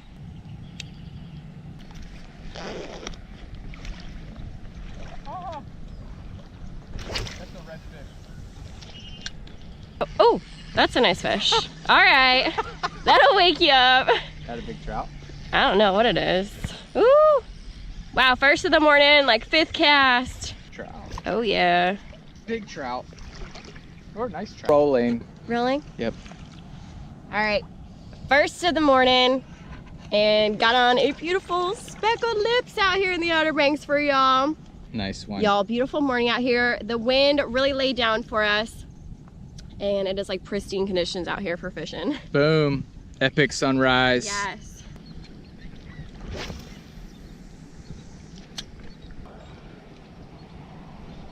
Oh, fish on. Oh, that's a nice one. That's a trout. Dang! Ooh. How are we gonna land this thing? Huh? How are we gonna land this thing? I don't know. Is it a trout? I think it is. Dang, it's gotta be a nice one. Y'all, I'm on a nice trout right now. We do not have It's a trout. All right, here, give me your pole, and you just bear hug it. Okay. Here. Oh my word. That's a giant. Bear hug it. He broke me off. Yeah. All right, people. Ay, ay, ay. There he is. Yee, yee. Okay, maybe it's my giant trout. It is hard without. Oh, bud.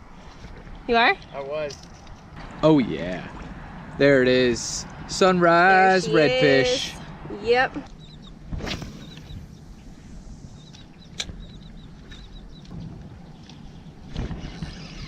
There we go. Ooh, he feels nice. Oh my gosh, is this a red? Yeah. How are you getting on all the fishies? Because I'm a good angler, babe.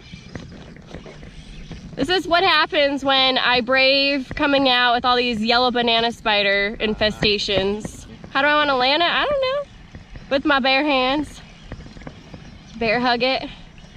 Here, you're gonna land it solo. Solo? Yeah. Solo dolo? It's kind of hard. How do trout anglers in the mountains do this? Oh, that's a nice one. I always watch them like hold it up like this. Yeah. Here, you want me to do it? Here, I'll do it. I lose my fish. Yeah, he's a nice one. I know. What do you want me to do? I don't know. Here. Here, I'll hold your pole and you land him. This seems Here you dangerous go. though. I got it. Here. Oh, God. Bear hug! That's what you gotta do out here when you guys don't have a net. Literally gotta bring your fish to you. 19. Nice. Solid little football right here. These are always good eating size. These little 19-inch fish. You got me wet. Why aren't you catching any fish, babe?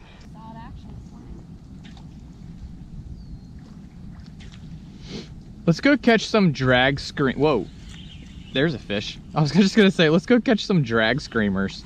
Whoa, that's a good one. Oh, it's gator rolling. Really? Yeah. We're gonna need some assistance. Catch him. Nice. I'm gonna get good at bear catching these things like the Indians did back in the day, like just scoop them up with their hands. Nice. I'm show and telling your fish. This is Jeff's fish, y'all. Beautiful speckled lips. Dang, these trout are like gold. Oh wow, I have a fish on? Dang it. What is going on? Probably pulled my pants down. Oh, I have a fish on. Shut up. Shut up that whole time? Babe, oh, it's a nice one. Oh, that is a nice trout. All right, here's your thing. You got it? That was so crazy. And that is a solid trout. Christie's killing it. We are into them, y'all. We are in a thick school of specks and redfish. There is the biomass over here. It's just where all the life is. And yeah, anyway, just dialing in some solid trout this morning. Woo! Okay, he was ready. There. Oh my word! Did he break me off? That was like a big hit. Yeah, he did. That was like a big hit. Ha! Fish on. Oh yeah. Okay. Hello. That feels like a nice red. What's that, babe? You're looking for some drag screwing fish? We up in the spot now. He's running. He's gonna run you all around. He is going wild. He's a wily red. He is definitely not tired. No, he ain't. That's a bigger. Look at that. And you wanted to leave to go get your pumpkin spice. All right. Is he nice? Yeah, here, I'll in. Here, I get one. Ooh. Just give me a little probably school of them. bicep workout. Well, I'll try and keep him over here so he doesn't spook his school. Jeff, you're gonna, here, give me your pole. Do you want to bear hug him since you're so good at it? Okay. Here, I got him. Get your fish. I'm telling you though, he's wily. I got him. Wow, he's a nice size one. Here he comes. He's right there. Ah! Hold on, don't spook the school. Just grab him. I can't. Hold on, hold on, hold on. Oh. Shoot, Mother Teresa. All right, y'all, now we're talking. Just getting on some drag screamers here. Beautiful Hatteras redfish. Man, this guy Wade took me for a fishing. ride. Huh? Wade fishing. Wade fishing. Whew. Dang, that's awesome. Yeah, this is so fun. Absolutely epic. Oh my gosh, right there. So many fish in here, people. Okay, all right. There's gonna be a big trout in here so too. Pretty. All right, people, so this morning actually turned out to be a really awesome morning of wade fishing. Christy and I have this area all to ourselves. This is awesome, and Christy is actually killing it. She's getting some pro cure right now. But you guys, so we've been catching some dink trout in the mix. We've been catching some like 8-inchers, some 10-inchers, and I know that there's a theory amongst inshore like trout fishermen and everything. If you're catching the little ones, then you're not gonna catch the big ones around that. Well, that's true to some extent. Maybe, not today. Well, not today. We have a ton of submerged grass around here as well. Whoa, dang, that was crazy. Right on the pop, just got blowed up. Yeah, so there's like a ton of like submerged grass. Everything that I know about Texas, this resembles everything that I've heard about Texas right here. Shallow wade fishing.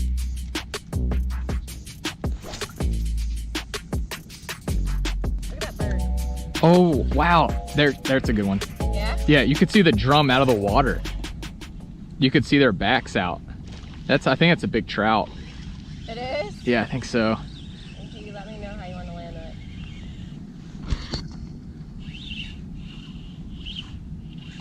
I kind of hope it's a drum. Because if it's a big trout and we're not going to be able to land this guy. All right, here we go, Christy. What do you want me to do? Oh, he's a trout. You want me to get it? You want to get it? Here.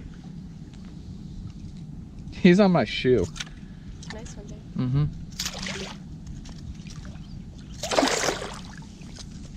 I'm going to use my skills. My Bear Grylls skills. Dang it. You got an aquarium around I know. you. All right, people. There it is. Whoa! All right, y'all, there it is. That is a nice size specklelicious right there. We've been catching a lot of dinkfish, but we've also been catching a lot of really nice ones too. So, anyways, y'all, Christy's working her popping cork while filming me. All right, let's let this guy go. Look at all those little Woo! fish. That's cool. It's so hard when it's on It's just crazy how much bait there is around us. Yeah, babe, we ain't going back to the other spot. You cracker. I just had something blow up on my cork. It was crazy before though. I could see their trout, or like the drum, their backs out of the water. All right, people, baby redfish. Dang, that's cool. All right, buddy.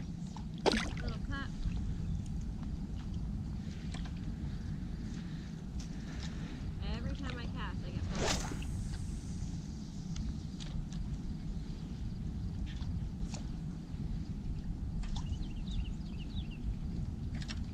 Whoa, hello. Yeah. That's a good one. Wow. Really good one. Red? Gotta be a red. That's a really good one. You guys, we just caught a baby redfish. Now we are on a really nice size redfish. See if we can land this guy. Look at him swirling way out there. All right, Christy. You want me to do my Bear Grill things? My Bear Grill skills? Bear Grill skills right here. All right, I'm gonna put this in your... Hold on. Ready for him. Look at this. He's not ready for me though. No, he's not. He's coming right around you. Wade fishing without a net. Okay, I'm gonna try and just get him on his belly, like turned over. Okay, here you go. Don't grab the line, just grab him. Ah, he's behind you. Grab him. There you go. Wow, he's a nice one, babe. Yeah, he is. Wow, you really can't tell how big they are until you get them out of the water. Epic pan. You look like Legolas with I know. I feel like Legolas. your Look how rod in blue the his back. tail is. That's cool. Here, look Whoa. at that. See how Is blue that a that is? dolphin? Got a big blob behind you. All right. Okay, here we go. We're gonna release this guy. Wake up, buddy, go home. It's time to go. Be gone with you. See, just gotta wake him up. Nice job, babe. Y'all, we be slaying it out here. Woo woo! It is absolutely unreal. Fishing this big old grass flat with a little cork action. And Jeff and I, this is like our favorite thing to do ever. Don't need no boat, no kayak. Hold up. All right, now I just got that. All right, y'all, that right there, that was an epic morning of wade fishing, and it's probably not even 9:30 a.m. Christy caught all the fish. Oh, y'all, my biceps are feeling good. Gotten a little workout this morning out there on the flats. Super fun this morning, getting on all them fish. So anyway, That's right, such people. a fun morning. That right there, that was awesome, and all we did was we just followed the birds and the bait, mainly the bait. There was a few birds out there towards the end, but there was just tons of mullet out there. We even saw some shrimp popping, but it was crazy because there was just everything. There was mullet, shrimp, there was small trout, and there were big trout too, right around there. So Anyways, you guys, whoa, check out all those banana spiders up there. Wow. Yeah, tons of banana spiders. All right, y'all. So anyways, that's all we did. Got distracted. There's a bunch of banana spiders in the trees. But anyways, y'all, that's all we did was we just followed the bait, and there was like tons. There's a bunch of water out there. A lot of water. There's a bunch of water. Yeah. Duds the sound. That's kind of the first thing that we do is find the biomass, find the birds, depth changes, all that good stuff. We are the biomass. That's right. All right, people, that's all I got for today. Peace out. Deuces.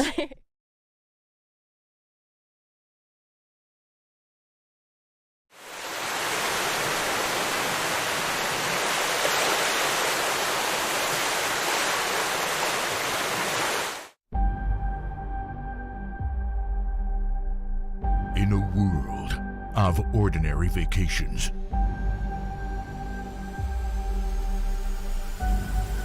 live the extraordinary.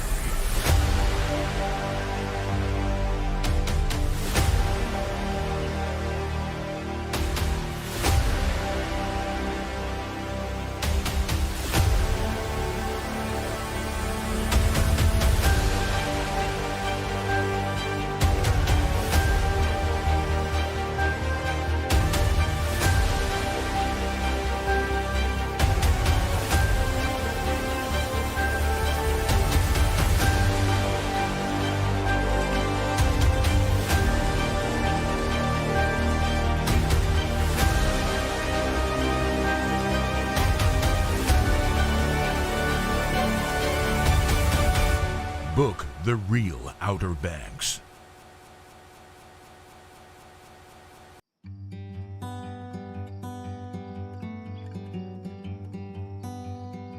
The proclamation declaring the live oak as Kill Devil Hill's town tree. Whereas Quercus virginiana, commonly known as the live oak, is symbolic of the Deep South and is common on the Outer Banks of North Carolina. And whereas the live oak is salt, sand, and wind tolerant, and whereas the live oak is considered an evergreen, shedding its leaves in the spring when new foliage is forming, and whereas the live oak provides great habitat and food for wildlife, as do all our native oaks, and whereas the live oak is the stalwart of the southern trees and has long been revered owing to its draping, twisted limbs, to get the most fortuitous sunlight, to find its place on this sometimes harsh and unpredictable environment, and rugged ridged bark and dense shipworthy wood, and whereas trees prevent erosion of the soil, as well as provide a home for a variety of animals, of critical importance to humans, they also play a major role in producing the oxygen we breathe and cleaning carbon dioxide out of the air. Now, therefore, be it resolved that the Kill Devil Hills Board of Commissioners has the distinct honor of proclaiming the live oak as the town of Kill Devil Hills' official tree. Well, today is Arbor Day, and Arbor Day is celebrated in all 50 states in the United States, but it all goes back to the 1870s to this gentleman, Sterling Morton, who was a news editor in Nebraska, and he started talking about the importance of trees, and ultimately they planted that year, 1878, 1 million trees in Nebraska. So the word began to spread, and he proposed the concept of an Arbor Day. So by the 1920s, 45 states had adopted an Arbor Day, and today all 50 states have one. There's some really gorgeous examples of old, mature, incredible live oaks in this town, and it just really hurts my heart when I see people cut them down. And sometimes it has to happen, but sometimes with a little tender loving care you can preserve. So during the month of May, the town will be conducting a community initiative, Love Your Live Oak, by placing a blue ribbon on their trees. The ribbons can be picked up from Town Hall. In order to spread word further, we hope citizens will take a picture of their tree. You can email them to info@kdhnc.com. So we all know how important live oaks are. And one of the things that the Board of Commissioners wanted to do is dedicate the live oak tree this year. and it was really important to some of the Community Appearance Commission members, and they came forward with a proclamation, and we wholeheartedly adopted it, and we're glad to dedicate it and have a town tree.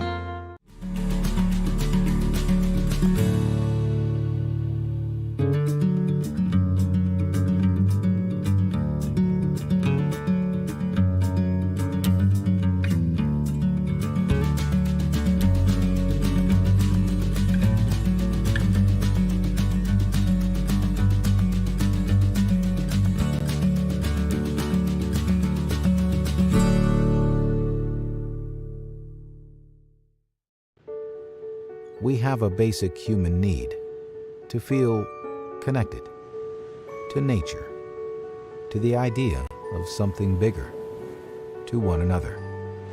The Outer Banks of North Carolina, a chain of barrier islands shaped by wind and water, connected by the elements, just open spaces and endless possibilities.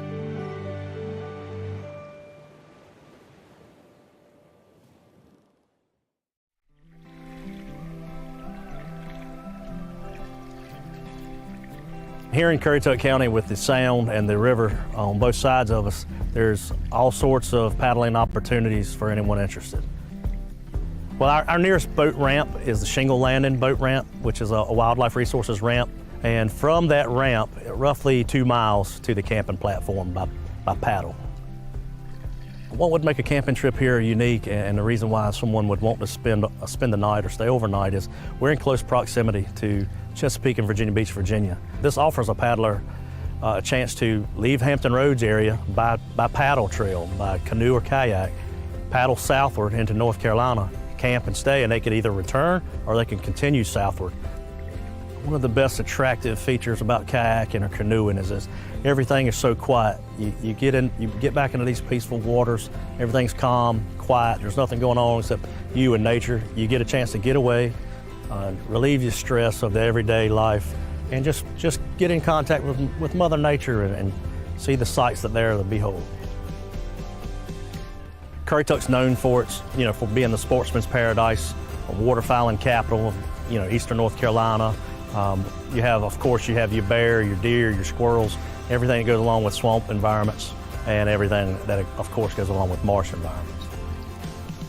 Currently, our kayaking platforms, our camping platforms, are located on the Northwest River Game Land, which is on the Northwest River up in the Moyock Township of Currituck County. Camping's something that I did when I was younger. I would imagine a lot of children have done.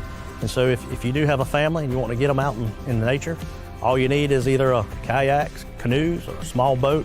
The platforms are accessible with a small boat, and it is permissible.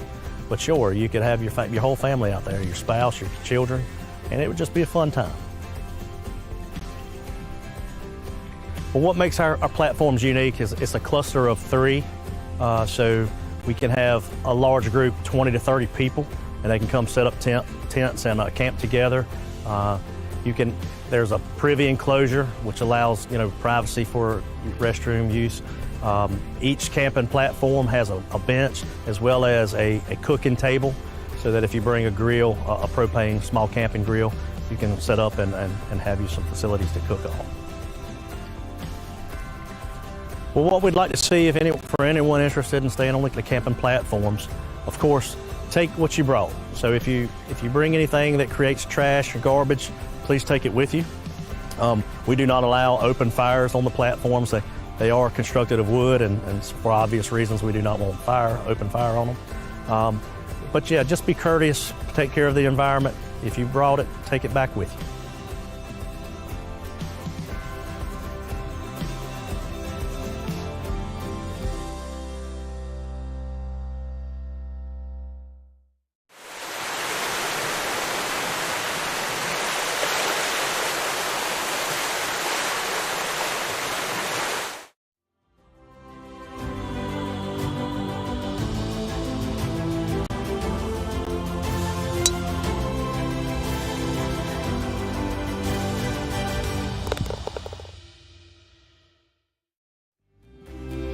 Treasure memories in Corolla Outer Banks.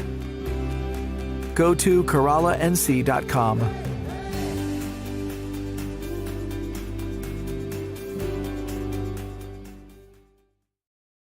To take to the sky and fly like a bird, most everyone would like to try it at least once. And today, that's exactly what we're going to do, but not in an airplane. First, we're going to spend some time with a North Carolina businessman who had a dream and founded the world's most popular hang gliding school right here in the Tar Heel State. Then, we're going to learn a little history about hang gliding from the man they say started it all, in his own words. And in the middle of all this, we're going back to school to learn to fly, this time free like a bird. Our destination is Jockey's Ridge State Park. After attending ground school, we'll climb to the top of the hill for our first ever solo flight in a hang glider.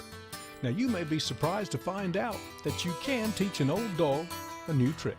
All of that and more on this edition of My Heart Will Always Be in Carolina.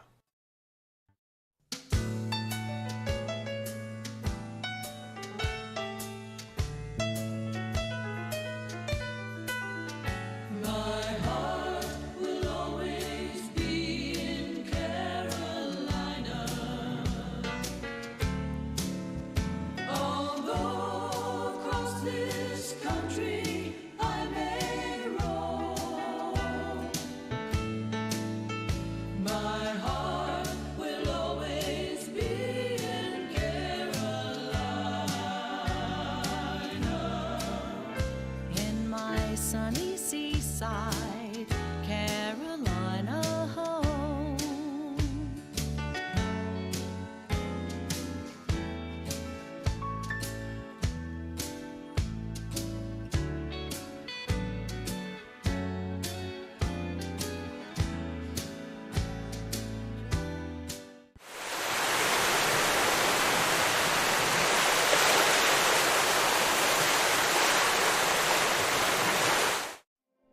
Out of the darkness, it still stands, guiding mariners on their way, a beacon of light for all to see. Find your light at visitcurrituck.com. Welcome to the program. Our special guest is Mr. John Harris. John is the president of Kitty Hawk Kites, the largest hang gliding school in the world. That's pretty big. Thank you, Ken. It's an honor to be here. And thank you for all you do for North Carolina and the Outer Banks. Well, John, we're just honored to have the opportunity to do that, and honored to have the opportunity to be here at your school and to learn about the sport of hang gliding. And I won't call you the father because we know that's Dr. Francis Regallo, but you've been at it a long time. When did you hang glide for the very first time and where? The very first time was 1973, and I was working in Winston-Salem for Western Electric, AT&T, and came across a shot in a Winston-Salem Journal of a hang glider, and I'd always been interested in flying, and that was it. When I saw the picture of the hang glider and the simple concept of a flexible wing that you could throw on top of your car, that was portable, that was cheap, that was it. I couldn't think about anything else. So I went to the library, tried to find information. I was going to build one. Couldn't find anything at the library. Finally tracked the person in the photo down through information. Turned out he was making gliders. So I ordered one from him, sent me an 8mm film, which I watched over and over. And then came down with friends. Ralph Buxton was one of those friends, to Jockey's Ridge in '73.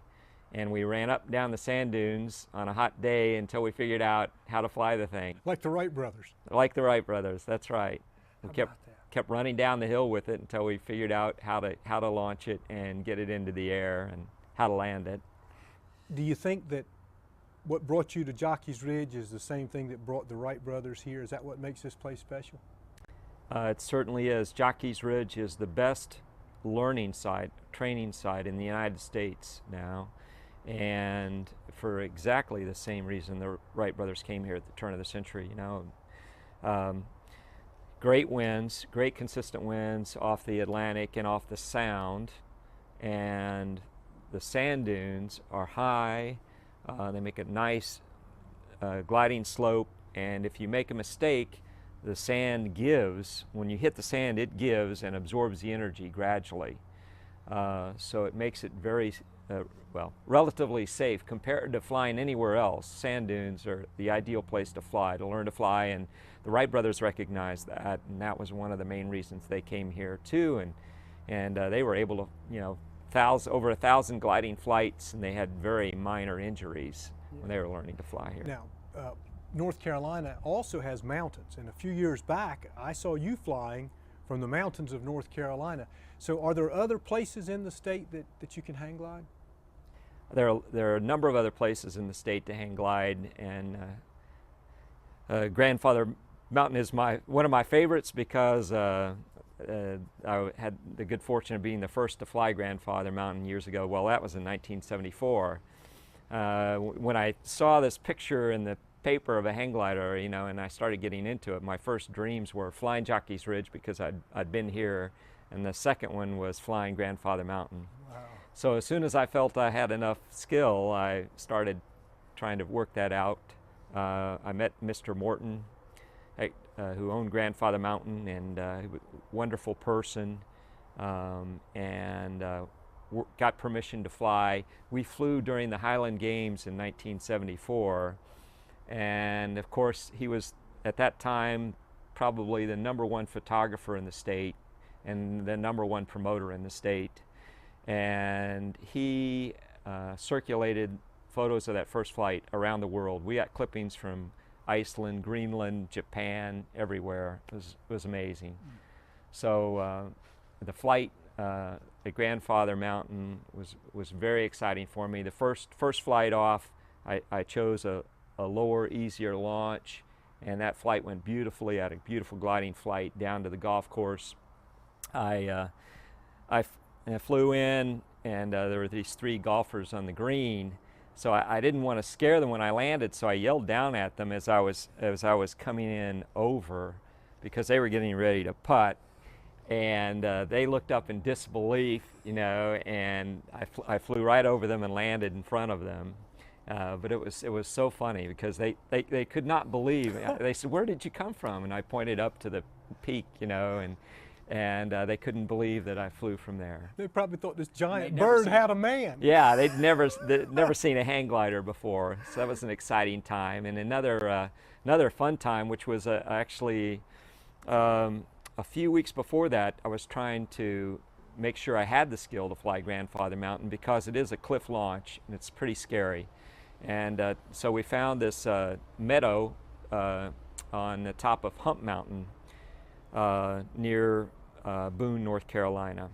And Hump Mountain is interesting because it was a nice meadow and the wind was coming straight up when we got there. So we took off, had a great flight down, and landed in this farm field down below. And you know, it turned out that the state line, the Tennessee line, North Carolina line, ran right along the side of Hump Mountain. So it was the first intrastate flight. So that was a lot of fun too.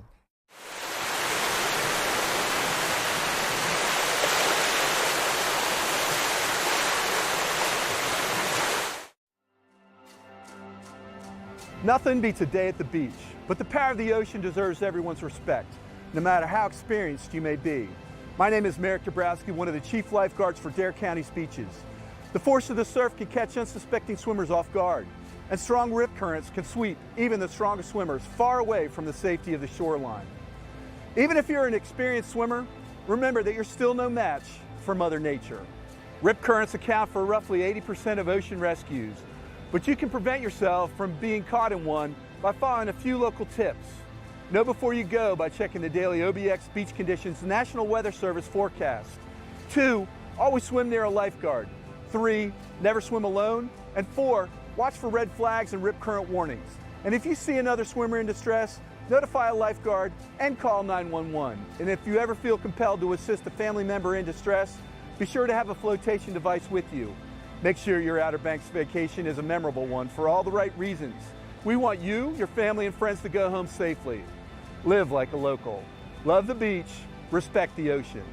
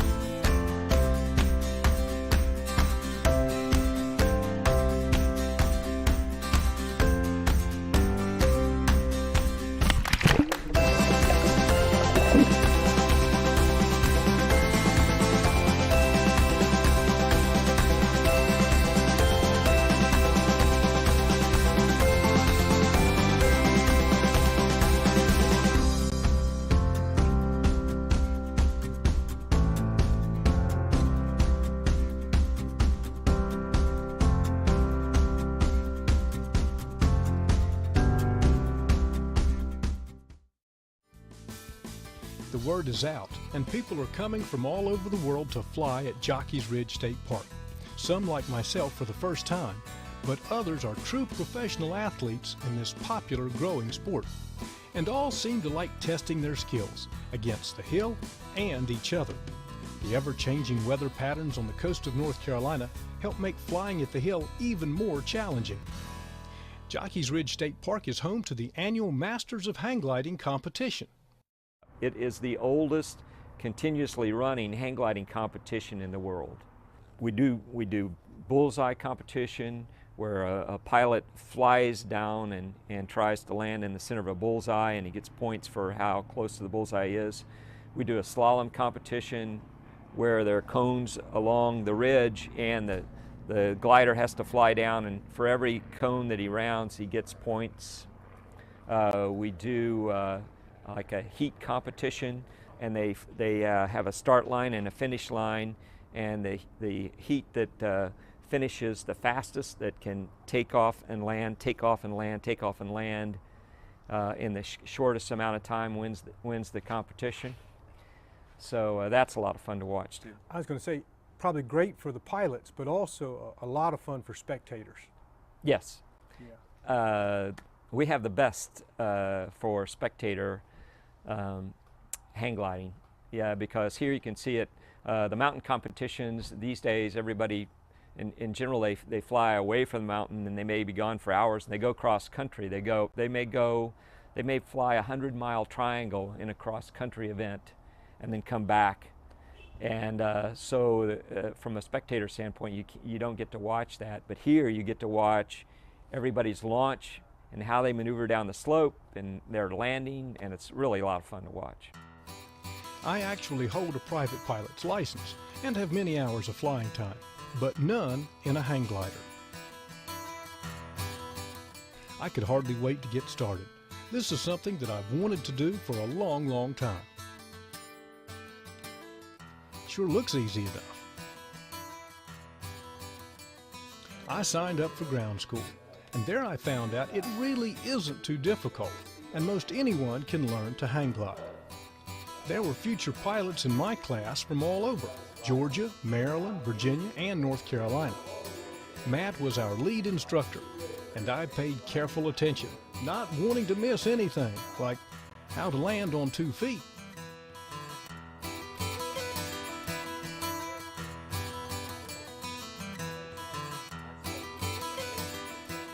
After ground school, we got our flight gear, consisting of a harness and a flight helmet. And then we took a short walk from the classroom up to the top of the hill. It was another beautiful day in Carolina. Jockey's Ridge State Park does have rules and regulations that govern hang gliding on the ridge, so be sure to check in when you arrive. You are required to have a permit.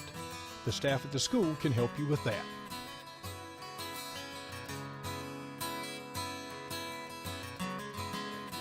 Once on the top of the hill, we adjusted our harness and learned how to strap into the hang glider. Then we learned some basic glider control techniques. All right, Ken, we're gonna have you lay all the way down in the harness. There you go. That is a little bit high, or is that okay? 1 to 2 fists is perfect, so that's actually perfect. Okay. What we're gonna want you to do is feel what that feels like to lay all your weight in the harness. When you're flying, you're gonna know that you're properly in the glider if you can feel your shoulder straps filled out. In no time, I was ready for my first flight.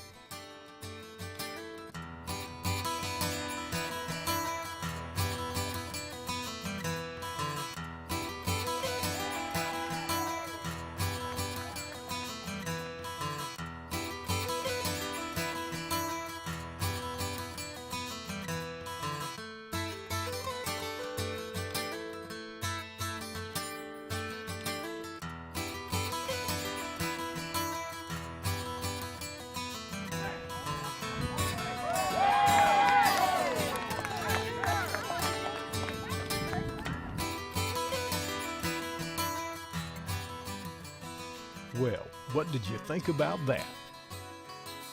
Dr. Francis Regalo and his wife Gertrude designed the first flexible wing that all modern-day hang gliders are based on. When he was 96 years old, he told us how he learned to fly. When I saw my first airplane fly over my town when I was 5 years old, I decided that that was what I wanted to do. So I tried to get in the Army, the Navy, and the Marines, but none of them would take me in because I had a couple of toes chopped off when I was 5 years old. So I had to do my flying at my own expense, and I did that. I couldn't afford to own or rent a powered aircraft, so I did all my solo flying on hang gliders and paragliders, and flew those for many years, mostly on Jockey's Ridge. I started flying flexible toy wings, and then made some that were big enough for me to fly, and I did a great deal of it myself until I was 80 years old, but I haven't done any solo flying since then, but I enjoy seeing other people doing it. He invented the wing in a homemade wind tunnel made out of cardboard and a window fan at home, and went through a number of prototypes trying to really come up with a simple, flexible wing that would carry a man. He was looking for an inexpensive way for man to fly, and you need to remember this is in the 40s, when all the emphasis was on how we can build airplanes to carry more bombs and fly them faster. And that's what he was working on at work, doing research at work. He was working on carrying more payload, flying it more efficiently, flying it faster. But at the same time, his mind was working in just the opposite direction. How can I fly a person inexpensively and slowly? And I mean, I think it's a true genius in that he came up with this concept, because he was able to create an airfoil that generated lift out of fabric, and something that could be produced very inexpensively. 300,000 people here, but how many around the world today? Millions of people around the world have flown hang gliders and paragliders. The regalos have given people a way to personal flight, to personal recreational flight, which just didn't exist before they came up with this invention.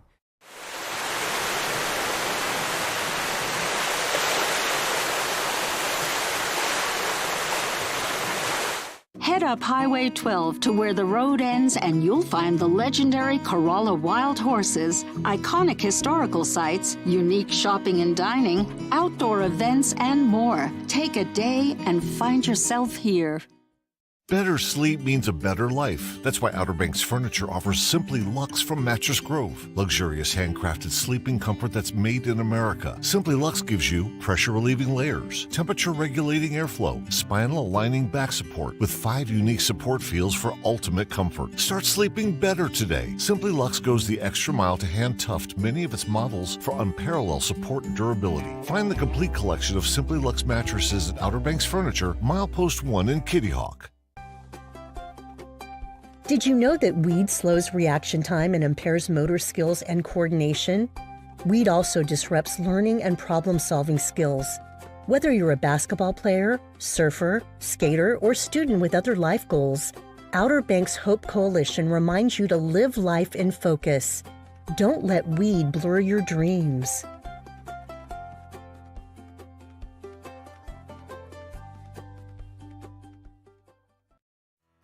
Dr. Regalo and his wife received a lot of recognition for their design of the flexible wing from their state of residence, North Carolina, and from organizations and government agencies around the country and around the world.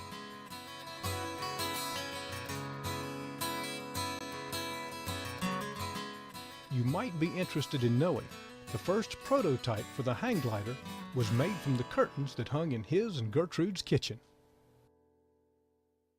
How does North Carolina compare in the world of hang gliding? Is it a good state to fly in because of Jockey's Ridge in the mountains? Yes, the best learning site at Jockey's Ridge, and then there are a number of mountains. Tater Mountain is a popular site near Boone, North Carolina, where there's a lot of flying.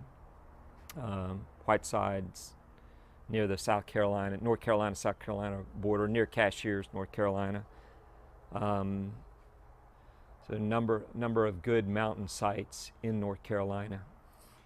How did something that was a dream to begin with and then became a hobby turn into a very successful business?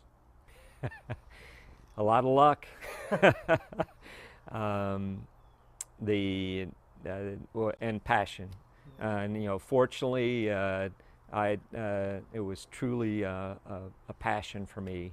I went to school to be an engineer, and that's what I was doing with AT&T. I was an ocean engineer for AT&T, and but this was so much fun for me and so exciting to me, the concept of the hang glider, that it was a good time for me to try something in my life, and so decided to open up a school and open up shop and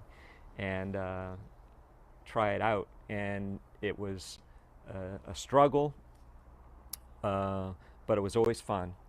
So we just kept on going, and eventually, after a long time, we finally became profitable after a number of years. And it's the largest school. How many students have learned to fly at Kitty Hawk Kites? Over 300,000 people now. Wow. And we teach around roughly around 10,000 people a year to fly hang gliders. College. And some of these go on and become professional. They're masters at this sport, aren't they? Yes. And they started with you? Yes. We have, a number of national champions have learned here, have become instructors here, and have honed their skills and gone on to become national champions. Now, I've seen other aircraft that appear to be hang gliders. Some are powered, some are towed, that have grown from hang gliders. I mean, that's what it appears to me to be. And I see them flying at airports and things. So are there any rules or regulations or governing agencies? Can you get a license to be a hang glider pilot? How does it work? Yes. Well, anything with power on it now is regulated and licensed by the FAA, and there's a new classification, light sport pilot, which covers all of those. What they look like hang gliders, but they have motors on them, and they perform and fly very well. So you need pilot training. You have to attend class and ground school, and you have to have the flying time in. And is that what we would call an ultralight? Yes. Is that the same aircraft? Same thing as an ultralight. Okay. Yes. So, and then you get your federal pilot's license, and those hours can apply towards a general aviation license too. Flight time. How about hang gliders? Do you have different classes of license for hang gliders or degrees of proficiency, and who governs that? We do. There are up to 5 different classes, and those are governed by the United States Hang Gliding Association, and the association has set the criteria for the instructors and for all the certifications and all the training. And the FAA allows the United States Hang Gliding Association to regulate that at the same time for air rules, or flight rules. The FAA has a whole list of flight rules on the books that govern hang gliding in conjunction with general aviation and all other types of flight, gliders, everything. Now, with my 4 or 5 flights, what's my classification? Beginner. Beginner, and with a little more time, so that you could demonstrate good consistent airspeed, good consistent launch, good consistent airspeed, and landing on your feet consistently, you could get your first rating. Oh, wow. And passing the short written test. Now, for the flying that I was doing, the flights were short in a nice area, not too high, but I was wondering, it seemed like, boy, they were all over with quickly. How long can people stay up in a hang glider, just say here on the Outer Banks, for example? On the Outer Banks, well, on the dunes, hours. Hours? Mm-hmm. Conditions are right. How can you get up in the air when you launch from a hill and stay up there for hours? Is it like gliding in the big glider, same principles, thermals and things? It's on the dunes. It's primarily ridge lift. So it's the wind comes in and hits the ridge, and it forces the air up. So as long as you can stay in that band of air that's being forced up, it actually holds the glider up and holds your weight up. So as long as you're skillful and you fly along the ridge and stay within that lift band, you can stay up as long as you want. Thank you, John. Thank you, Ken. I enjoyed it, and I hope you enjoyed your flying. I had a great time. Good, you got to come back and do it some more. I will do it, I promise. I hope you enjoyed watching this program as much as we did putting it together for you. And you'll join us again next time. I'm Ken Mann.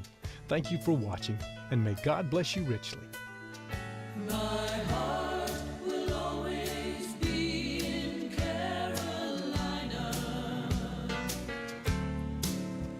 Although across this country I may roam,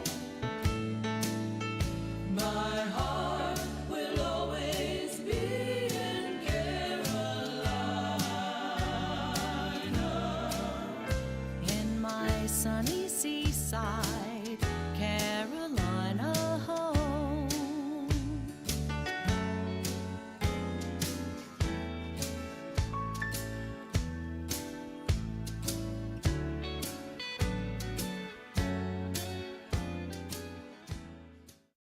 Capacity to explore a passion while learning from the greatest to ever do it. Reliability to make those who are far away feel like they never left. Speeds for fueling moments of discovery while sparking curiosity. It's not just internet, it's a gateway to opportunities you never even knew existed. Ripple Fiber, multiplying potential for you, your family, and the community.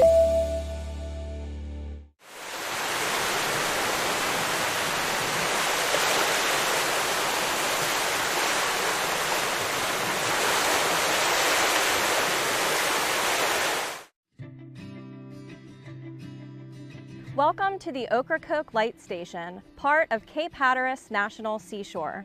Today we're taking you behind the scenes, touring the grounds, and climbing up to the top of the lighthouse, which has stood here for over 2 centuries.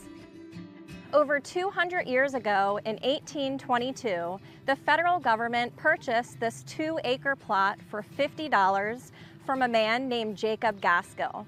Constructed by Massachusetts builder Noah Porter in 1823, the total cost of the lighthouse and the 1-story keeper's dwelling was $11,359.35.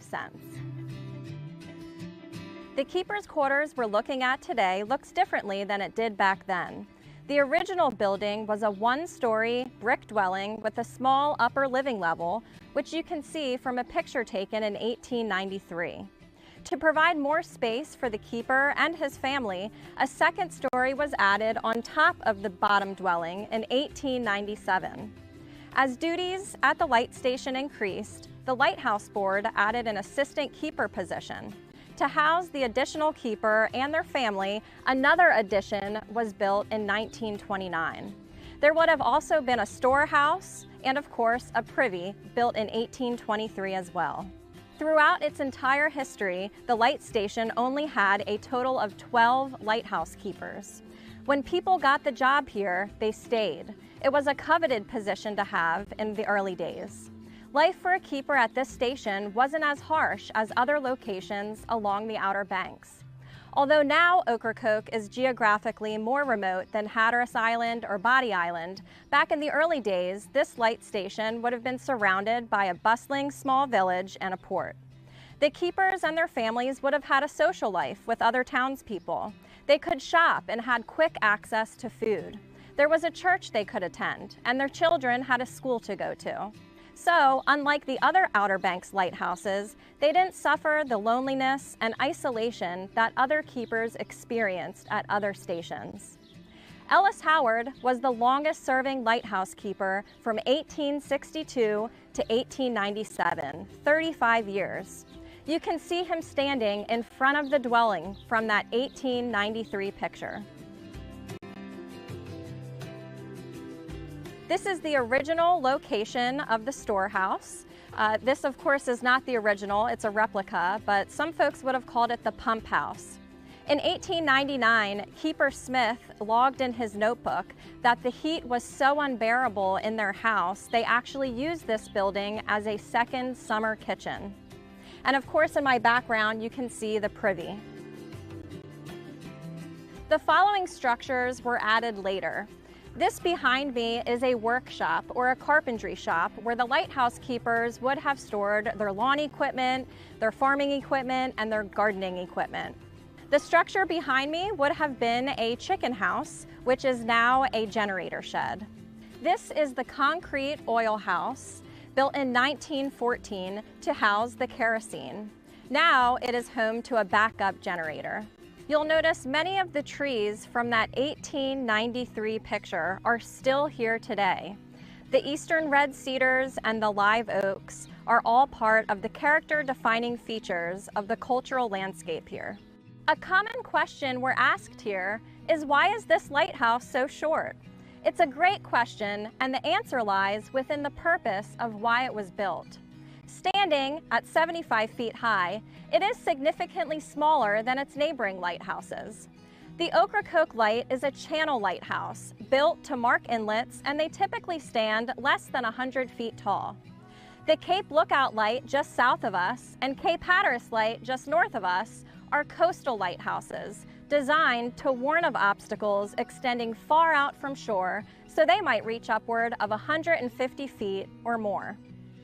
By the early 1800s, Ocracoke Inlet gained importance as the only navigable inlet in this section of the Outer Banks, providing access to the ports of New Bern, Edenton, and Elizabeth City. Neither Hatteras nor Oregon inlets existed until a storm formed them in 1846. Over 2/3 of North Carolina's exports would pass through Ocracoke Inlet, thus the need for a lighthouse in this location. This lighthouse was built to last. Sitting on a stone foundation, the walls are made of solid brick, 5 feet thick at the bottom, tapering to 2 feet thick at the top. The solid white coloring serves as its day mark. Come with me and let's take a look inside. The first thing that may catch your eye is this metal spiral staircase. Around 1950, the United States Coast Guard replaced the original wooden spiral stairs, which were attached to the exterior wall. You can still see the cement patches from where those stairs were anchored all the way up to the top. There are 87 steps to the top, including the ladder rungs that are needed to climb to get all the way up there. They had easily accessible oil at the base of the lighthouse where they would fill their canisters up. They would carry an oil lantern in one hand, their 5-gallon canister of oil in the other, and make their way up the stairs. Originally, we used whale oil. Then it switched to lard oil, and after that, kerosene.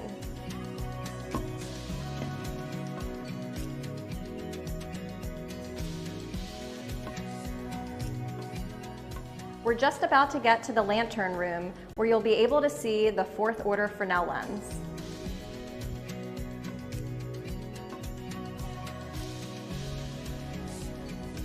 The original lighting source was 15 oil lamps set up in an octagon shape with reflectors behind it.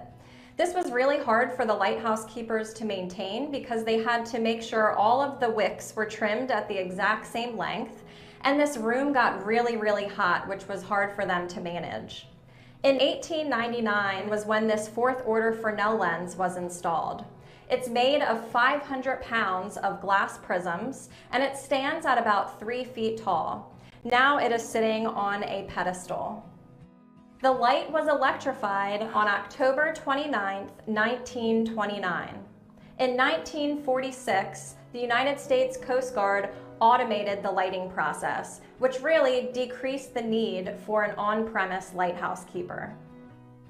In 1999, the United States Coast Guard transferred the light station to National Park Service as part of Cape Hatteras National Seashore.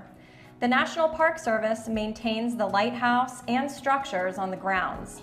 But since this light is still considered to be an active aid to navigation, the Coast Guard maintains the light. The light still shines today and has a constant, steady beam as its unique flash pattern. On a clear night, you can see it 14 miles out to sea. The last major hurricane happened in 2019 when Hurricane Dorian caused a storm surge that brought 18 inches of water into the keepers' quarters. In 2021, the National Park Service received disaster relief funding from U.S. Congress to mitigate the damages to the light station. The National Park Service is using this opportunity to repair and rehabilitate the keepers' quarters and to raise the building 5 feet above ground level to increase storm resiliency. The National Park Service preserves nearly 50 lighthouses. We're protecting a symbol of that chapter in American history when maritime traffic was the lifeblood of the nation. All trade and transportation relied on ships. But here on Ocracoke Island, we're not just preserving a symbol of what was, but a symbol of what still is. Maritime traffic and travel is still the lifeline for this town and island. Although the lighthouse is not open for climbing, the boardwalk is always open, and visitors can enter the base of the lighthouse during designated hours. Visit the Discovery Center near Silver Lake Harbor to check with staff about hours and special programming. Thanks for joining us today as we reflect on the past and preserve for the future.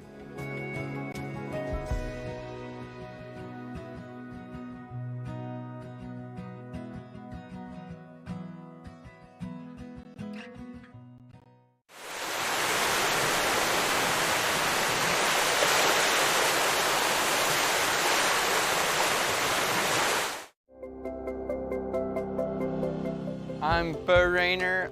I'm a professional surfer and I've been doing it since I was about 2 years old, and I live in Nags Head, North Carolina.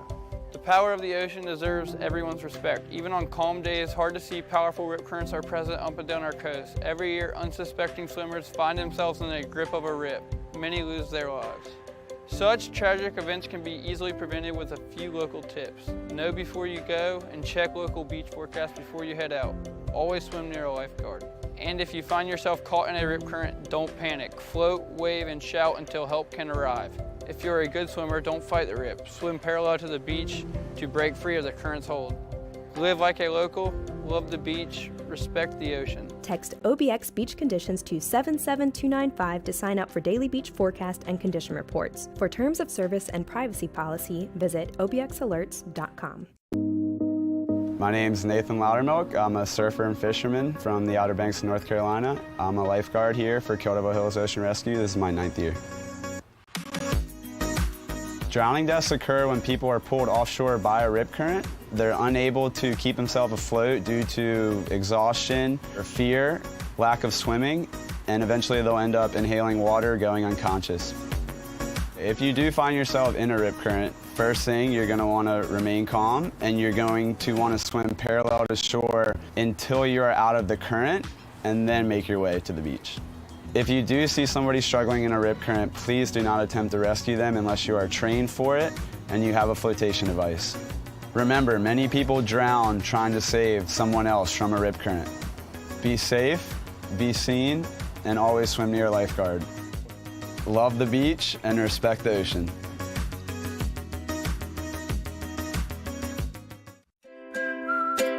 The popularity of electric-assisted bicycles, also known as e-bikes, has recently grown rapidly across the country, and the Outer Banks is certainly no exception. So what exactly is an e-bike? An e-bike essentially is a bicycle that has an electric motor that can drive it or help you pedal the bike. They look exactly like a bike, and they more or less function like a bike, but the motor is a major component of it.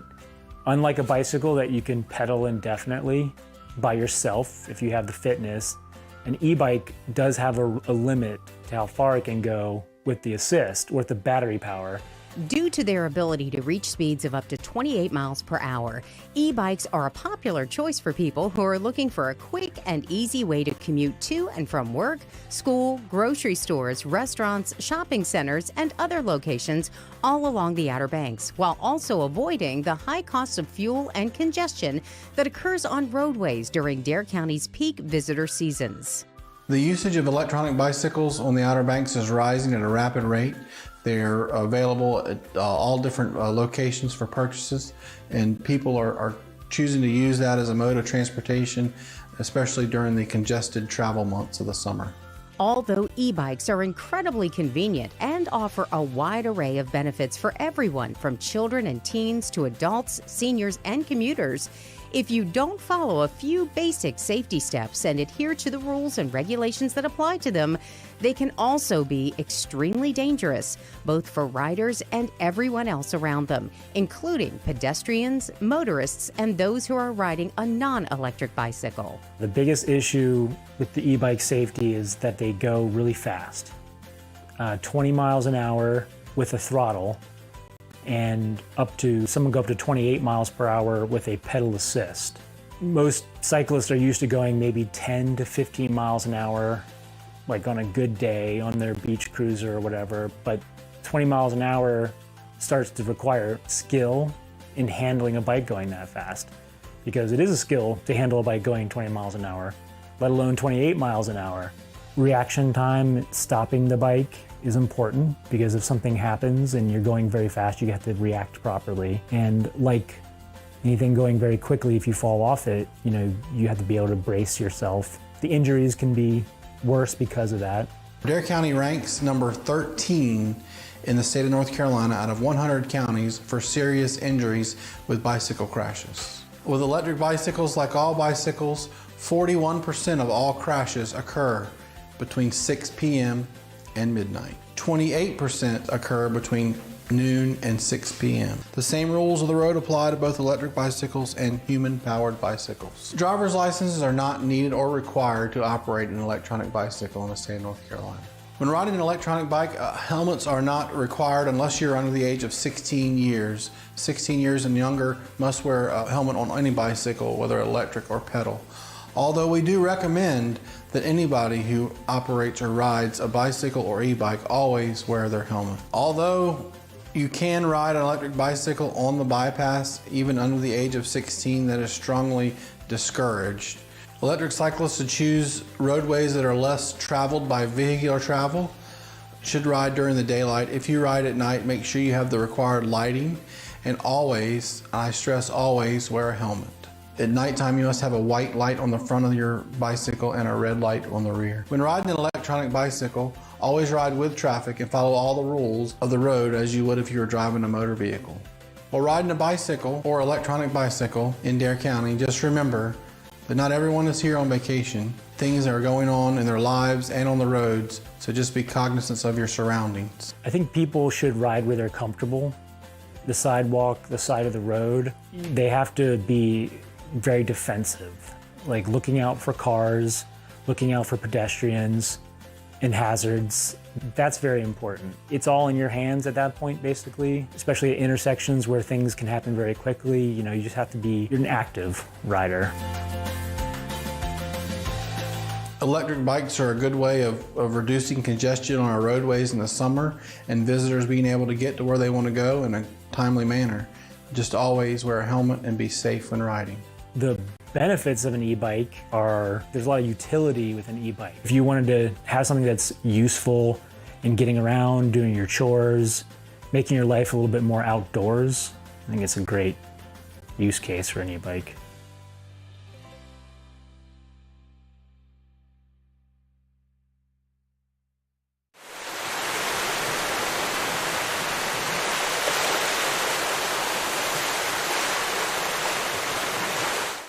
Oh, hello, Santa here at the Christmas shop and general store. Our elves have been busy again with all kinds of new rooms full of ornaments and gifts, like Whoville, the wondering world of Harry Potter, a new coastal room full of everything coastal like shells and glass ball ornaments, and a new room dedicated to everything Outer Banks, so you can take some of our magic back home with you. You have to come see it for yourself. 25,000 square feet of Christmas magic.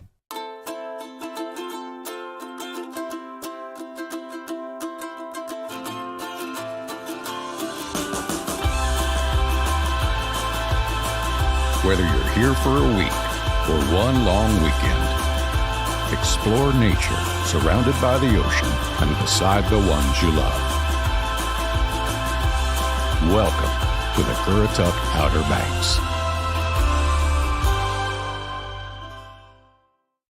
Connected to mainland North Carolina, yet seemingly a world away, Edenton is known as the prettiest small town in the South. Time passes slowly in the state's first colonial capital.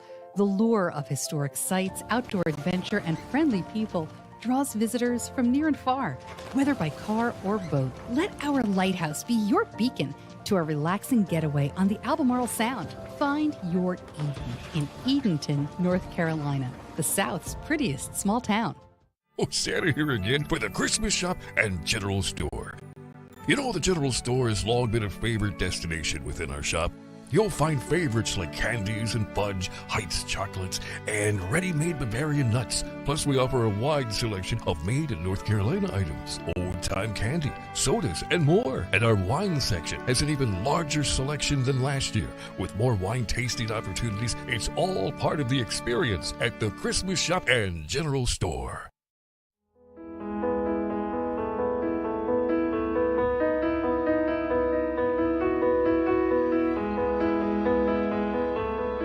Whalehead was built by a wealthy couple from the Northeast, from Philadelphia, Mr. and Mrs. Edward Collins Knight Jr.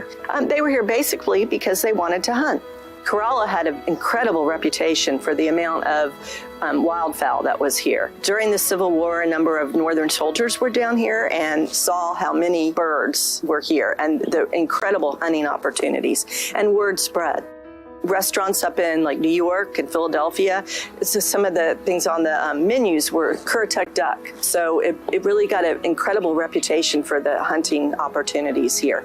And we are on the Atlantic Flyway, so the birds, you know, at that time, definitely because of the water quality, there were so many of them. By the 1920s, a lot of the big time of the market hunting was already passed. They'd passed conservation laws by then. So they were here pretty much for sport.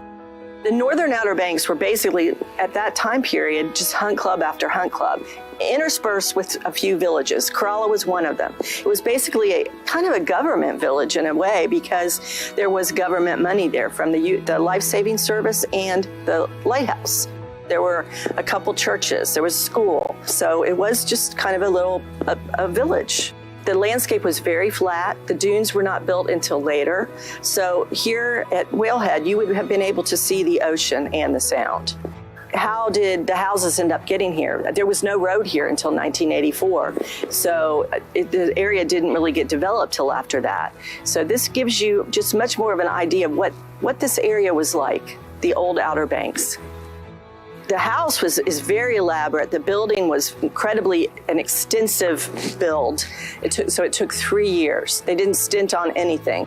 You actually will be incredibly impressed when you walk inside because the house looks a lot smaller from the outside than it is on the inside. There are actually 5 full floors. Whalehead is one of the best examples of Art Nouveau decoration in the country, or the decorative style. Probably the most famous Art Nouveau stylist was Tiffany. And in this house in Whalehead, we had Tiffany throughout the house. Art Nouveau looked to nature for its inspiration, and you can really see that in the house with carved leaves on the furniture.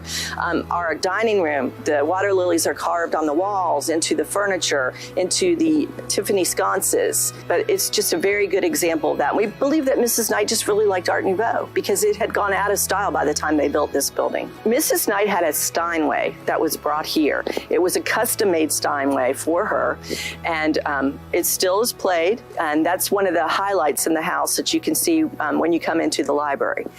The house had both indoor plumbing and it was electrified, which was very surprising, I'm sure, to the people who lived in the village at the time, because that was probably like 30 years at least before most people had either of those. Another fun thing you can see if you go in the kitchen, which is a bright candy pink, which we think the cook, Miss Rose, really liked that color pink. So the tiles are that pink color, most of them are original. And you can actually see in the kitchen the original Frigidaire refrigerator, which we thought had been melted down for the war effort in World War II, but it was actually found in a shed in Manteo and is on loan to us. So that's fun to see. They also built a boathouse, which is also on the National Register. It's a bright pink salmon-y color. Upstairs, they carved decoys, and then they even had a place where they could store corn. They also had a miller's lift that would bring the decoys from up the second floor down to the first floor. They had a boat area where they stored boats. They also had 2 bridges, one of which we have today still on the property, and that's also on the National Register. Well, I personally feel that coming to this property when you're on vacation actually kind of gives you a real understanding of the history of the area, of the culture of Currituck.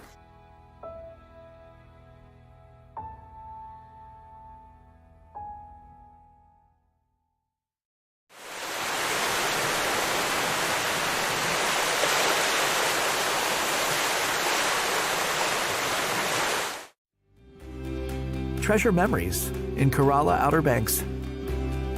Go to CorollaNC.com.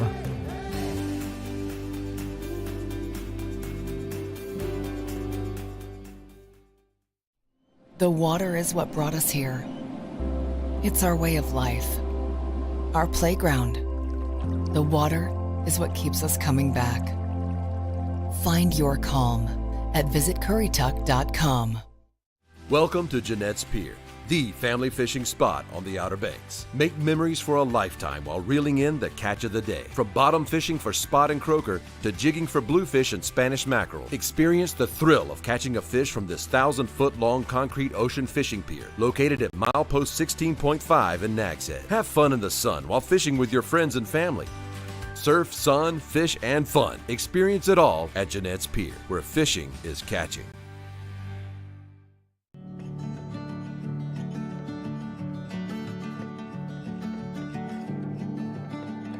Some people say the Outer Banks has the best fishing spots. Some people talk too much.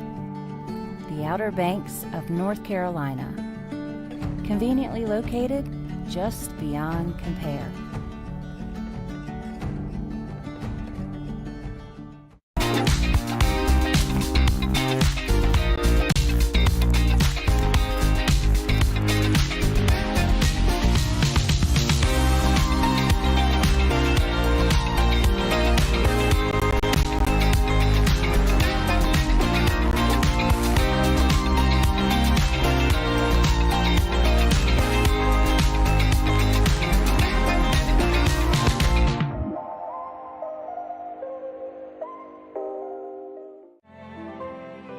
The station original location is now out basically in the Atlantic Ocean. It's because of the changing tides, the Gulf Stream, all that. Mother Nature has moved the station a couple of times, and then man has moved it a couple of times to get it in a safer spot.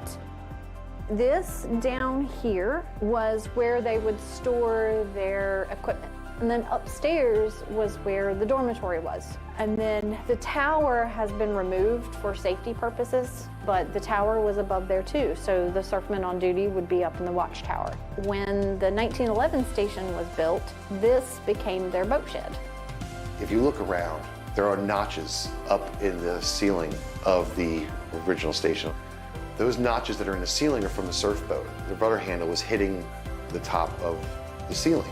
So they had to notch it out to be able to get the surf boat in there. You can feel the history in there when you just look around. Just looking at the floor, looking at the walls. It is actually really amazing that it's still with us.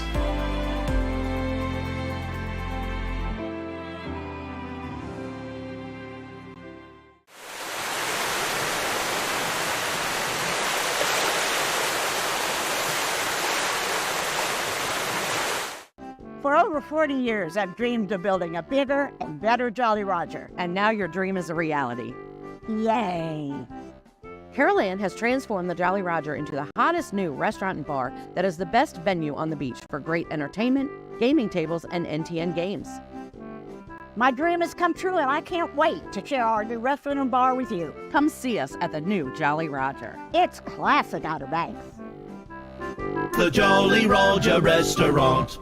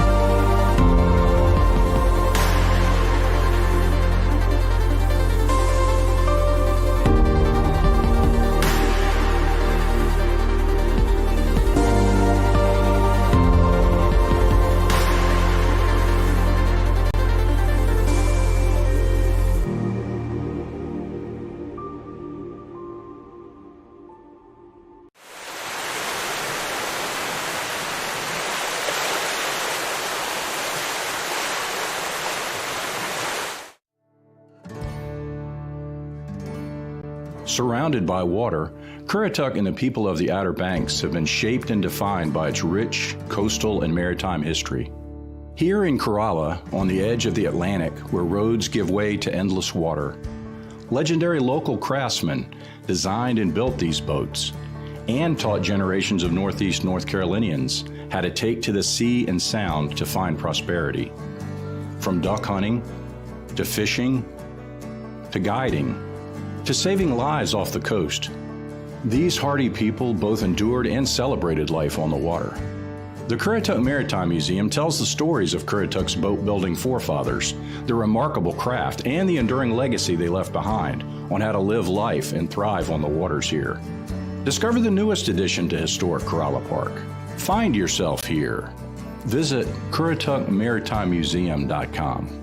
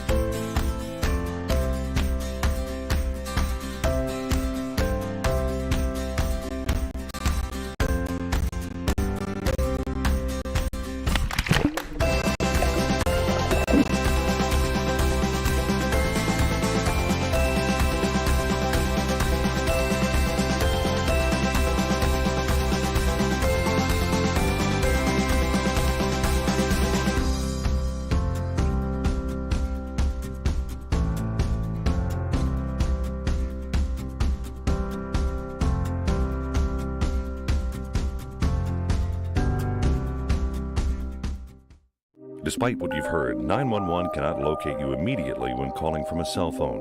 Do you know the street address of your location in the event of an emergency? When you call 911, we don't either, unless you can tell us. Currituck County, on the Outer Banks of North Carolina, stretches from pristine coastal beaches across the breathtaking Currituck Sound into abundant farmland, rich with produce and our unique local flavor. Most families out here have a house. It took us a little while to settle in, but now it feels like home. We suggest you put on your best suit and pick out a little spot along the surf. Get to know your neighbors. Call the family together for dinner and maybe a movie. Always be on the lookout for new adventures and opportunities to try a new sport. Our beach is a place for big first steps and life-changing promises. We've preserved our rich history over the years, taking care of the land and the creatures who roam these shores before us.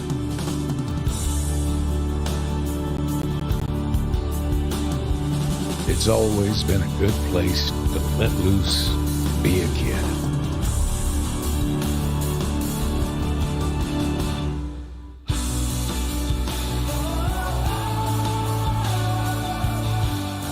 The call of the wild is irresistible to our local artisans and athletes alike.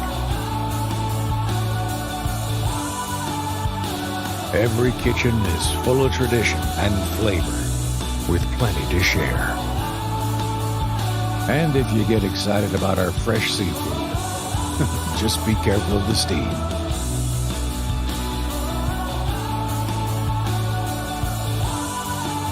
When you take life at our pace, you never know what might follow. Welcome to Currituck County on the Outer Banks of North Carolina. Relax and enjoy your vacation. We only ask for your help protecting all here that is wild and free. Come home as often as you'd like and build your tradition, one sunset at a time.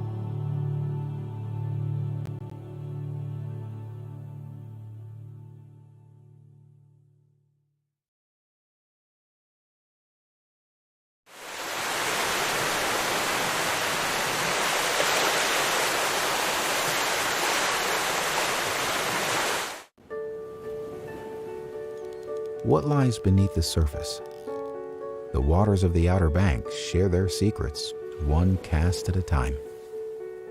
Total relaxation. Absolute exhilaration. The Outer Banks of North Carolina, a chain of barrier islands shaped by wind and water. Connected by the elements. Just open spaces and endless possibilities.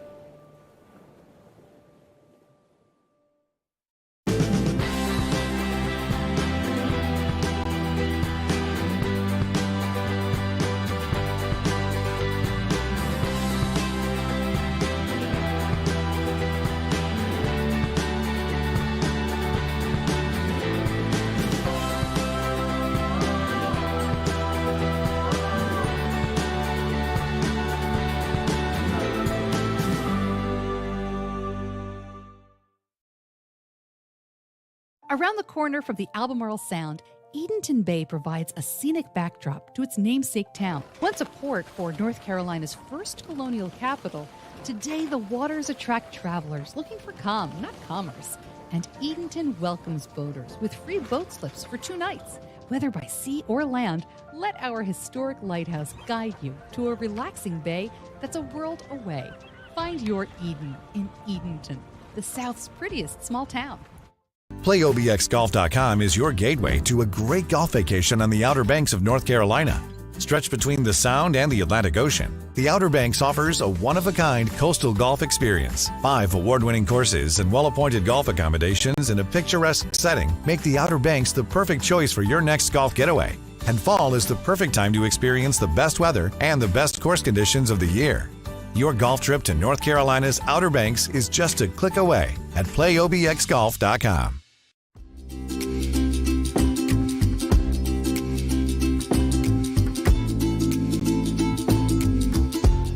My name is Connor Hodge. I'm the executive chef here at Upside Restaurant in Corolla, North Carolina, and today I'll be showing you our take on a southern boil. So unlike typical boils, the boil we will be making today will serve one person, and it pairs nicely with seasonal white wines that we have available in the spring, summer, and the fall. So to make the southern boil, you have stone ground grits here, Old Bay seasoning, heavy cream, marinated shrimp, house-made chorizo. Our seasonal whitefish today is going to be a halibut. We have blanched fingerling potatoes, flame-roasted sweet corn, house-pickled jalapenos, a little bit of parsley, and a French baguette. So our southern boil is different in the sense that we don't boil our seafood, and we use grits as the base to pull everything together, and then we finish it off with a cream and Old Bay mixture. To start off the southern boil, you're gonna boil 4 cups of water to 1 cup of grits with a little bit of salt, lemon juice, and bay leaves. After your grits have reached the desired thickness, you are gonna wanna cut the fingerling potatoes long ways and fry them for about 2 minutes. While those are frying, you're gonna season the halibut with salt and pepper and grill that at the same time as your marinated shrimp. And when your shrimp is almost done, you can grill your chorizo, which is already cooked, so it won't take very long. And in a saute pan, you're gonna take 2 cups of heavy cream, 2 tablespoons of Old Bay, and reduce that down by about half.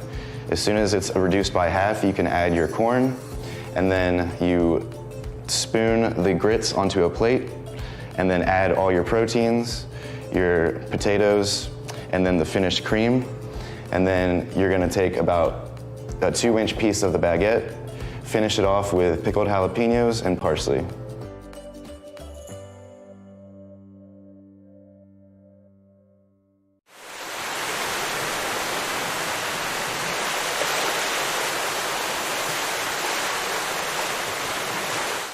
Just across the Wright Memorial Bridge on the Currituck mainland, you'll find one-of-a-kind shopping, dining, and recreational experiences await you. Don't let memories you'll treasure pass you by on the road to the Outer Banks. Find your treasure at visitcurrituck.com.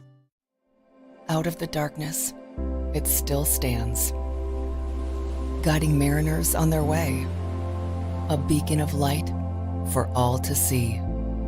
Find your light at visitcurrituck.com. The Jolly Roger is bigger and better. Our incredible new bar is the best venue on the beach for great entertainment, gaming tables, and end-to-end games. No one takes care of locals better than the Jolly Roger with special discounts every day on breakfast, lunch, and dinner. The menu has it all with huge portions at affordable prices and plenty of room for large parties. Always casual, relaxed, and loads of fun. The bigger and better Jolly Roger. It's classic Outer Banks.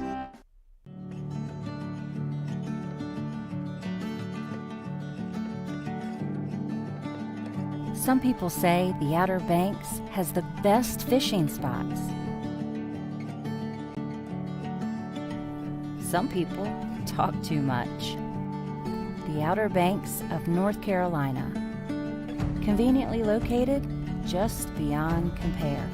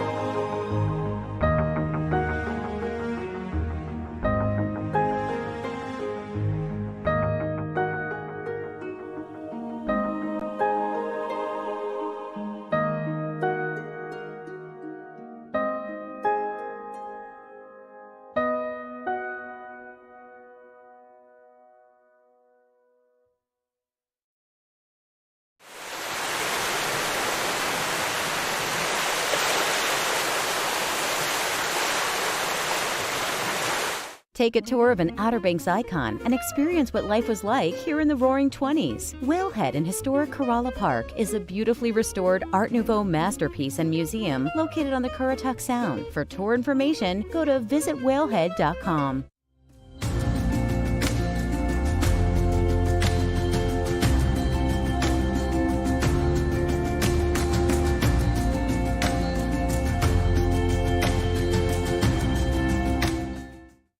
Better sleep means a better life. That's why Outer Banks Furniture offers Simply Luxe from Mattress Grove. Luxurious handcrafted sleeping comfort that's made in America. Simply Luxe gives you pressure-relieving layers, temperature-regulating airflow, spinal-aligning back support with 5 unique support feels for ultimate comfort. Start sleeping better today. Simply Luxe goes the extra mile to hand-tuft many of its models for unparalleled support and durability. Find the complete collection of Simply Luxe mattresses at Outer Banks Furniture, Milepost 1 in Kitty Hawk. Outer Banks Furniture is the leather expert on the beach and the only furniture store exclusively offering Omnia leather, with almost 200 different colors and styles to choose from. With unmatched design, comfort, and luxury, Omnia leather only sources hand-picked top-grain hides from the oldest tanneries in the world, then creates the finest chairs, sofas, recliners, and accent pieces right here in the USA. Find the exceptional collection of Omnia leather exclusively at Outer Banks Furniture, Milepost 1 in Kitty Hawk.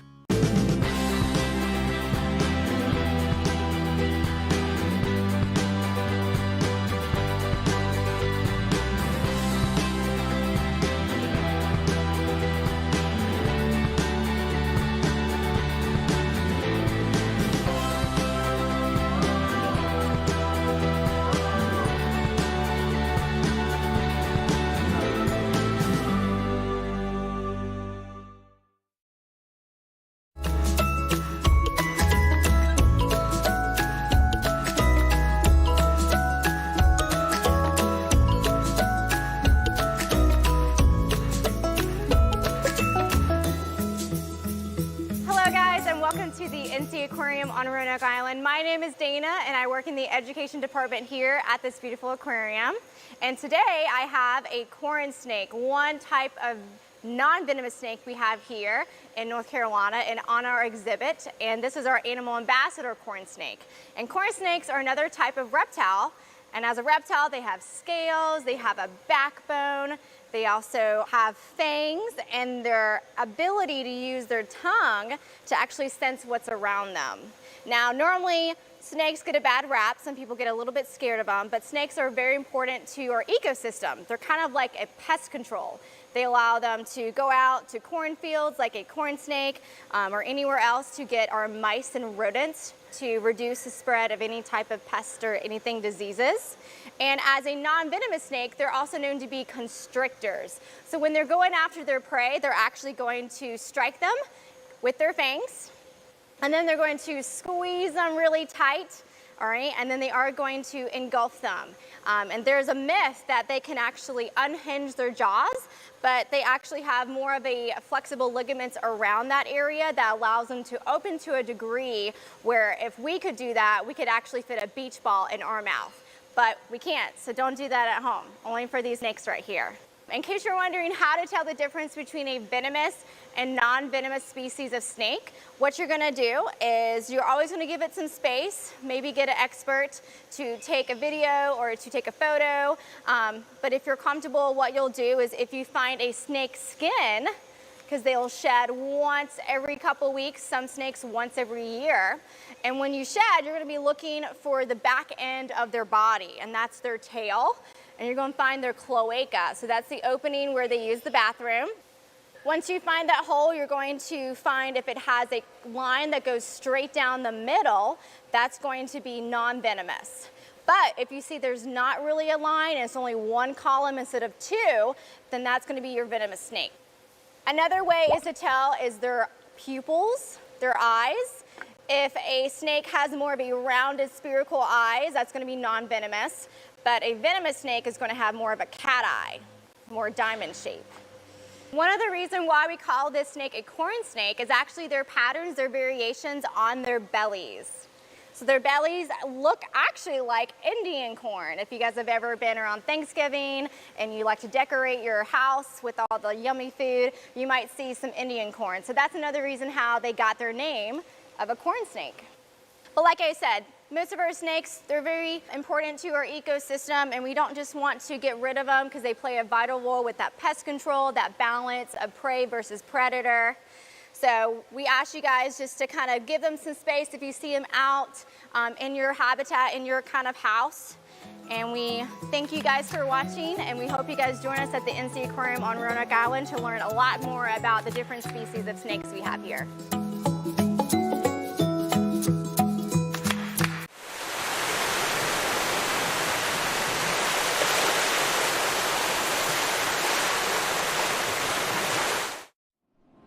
This isn't the everyday. This is an escape. An escape to somewhere wild. This is where roads end and adventures begin. Here, you put down the heaviness of life and dream, play, reflect, and spend time with the ones that matter most. Around every corner is a retreat where you can taste everything, fresh and local. This water paradise has preserved its past, and Southern charm lives on. Here, you can discover something rare, something unique, extraordinary, and wild. Find yourself again at visitcurrituck.com. Nothing beats a day at the beach, but the power of the ocean deserves everyone's respect, no matter how experienced you may be. My name is Merrick Dabrowski, one of the chief lifeguards for Dare County's beaches. The force of the surf can catch unsuspecting swimmers off guard, and strong rip currents can sweep even the strongest swimmers far away from the safety of the shoreline. Even if you're an experienced swimmer, remember that you're still no match for Mother Nature. Rip currents account for roughly 80% of ocean rescues, but you can prevent yourself from being caught in one by following a few local tips. Know before you go by checking the daily OBX Beach Conditions National Weather Service forecast.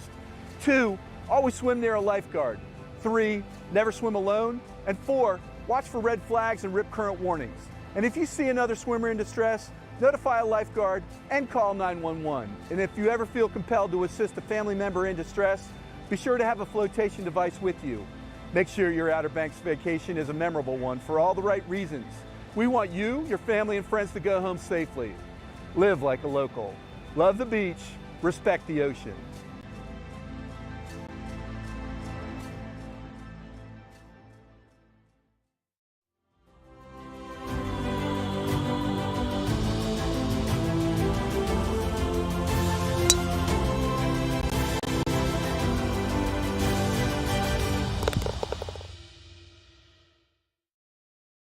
Welcome to Wright Brothers National Memorial. I'm standing outside the Wright Brothers Monument that sits atop Big Kill Devil Hill, one of the spots Wilbur and Orville Wright conducted gliding experiments in an effort to perfect their 3-axis control system, which would later be used on the Wright Flyer, the first powered, heavier-than-air manned airplane. The innate genius of the brothers, combined with their overall resolve and gumption, allowed them to beat the odds and accomplish what was thought impossible. To honor the accomplishments of these two, a monument was proposed by Representative Lindsey Warren of North Carolina and Senator Hiram Bingham of Connecticut in the late 1920s. After debate over the overall design of the structure, a contest was held with 33 submissions entered. Ultimately, Alfred Easton Poor and Robert Perry Rogers' design was selected. The cornerstone was laid on the 25th anniversary of the first flight on December 17, 1928, with Orville Wright in attendance. The monument would be completed in 1932, with Orville Wright and his extended family attending as well, and other prominent aviators and politicians of the time. The monument itself features an Art Deco style, with motifs highlighting aviation as a whole. On the side walls of the monument, abstract shapes represent wings and the prospect of flight. A quote is featured on the perimeter of the monument stating, "In commemoration of the conquest of the air by the brothers Wilbur and Orville Wright, conceived by genius, achieved by dauntless resolution and unconquerable faith." At the very top is a marine or lighthouse type beacon, which we'll see a bit later. Let's open the doors and take a look inside.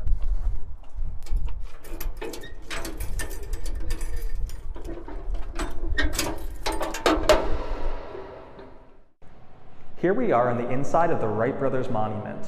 As you can see, there's really not much going on. Prior to the Mission 66 Visitor Center being built, the inside of the monument here would have been a place for visitors to speak with a ranger, hear interpretive talks, and view the busts of Wilbur and Orville, which now sit outside and feature Orville looking to the west and Wilbur to the east. As we look around, we can also see two quotes on the wall, embodying the accomplishment of the Wright brothers. The long toil of the brave is not quenched in darkness, nor hath counting the cost fretted away the zeal of their hopes. O'er the fruitful earth and athwart the sea has passed the light of noble deeds, unquenchable forever. Pindar. From a point near the base of this hill, Wilbur and Orville Wright launched the first successful flight of a power-driven airplane, December 17th, 1903. And finally, to cap off your monument experience, you could walk the narrow steps to the very top and take in some of the highest views of the surrounding areas. Let's go up the stairs and take a look.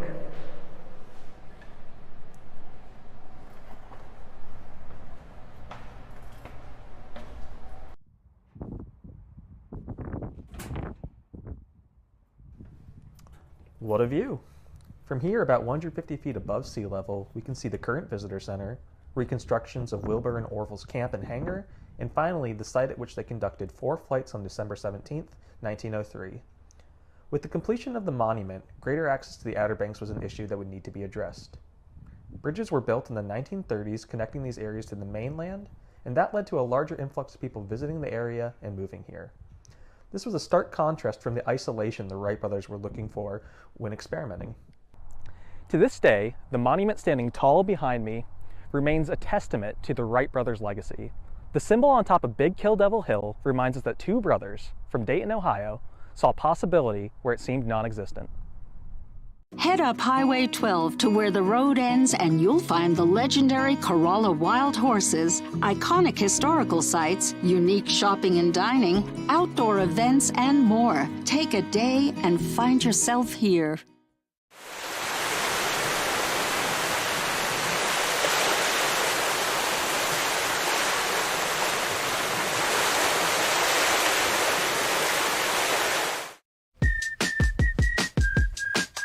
With jet skis, there's no seat belts, no airbags, no nothing to keep you safe, all right? Okay. So if you drive it safe, you'll be safe, all right? Perfect. All right, cool. I can be safe. All right, cool. I can be safe. All right. Oh gosh. That's it? Yep.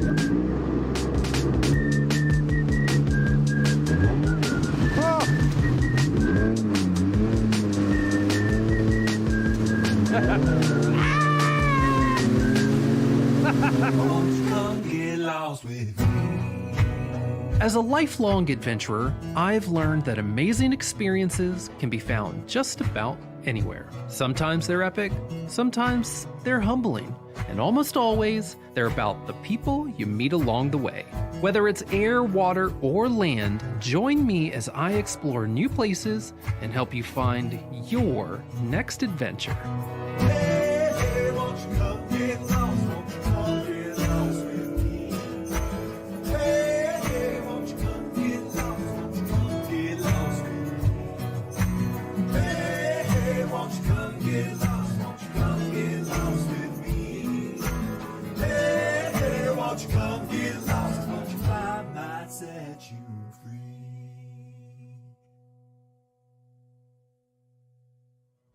This episode of AWOL is brought to you in part by Visit Currituck, Outer Banks, North Carolina, and our friends at All Trails. All Trails, your guide to the outdoors.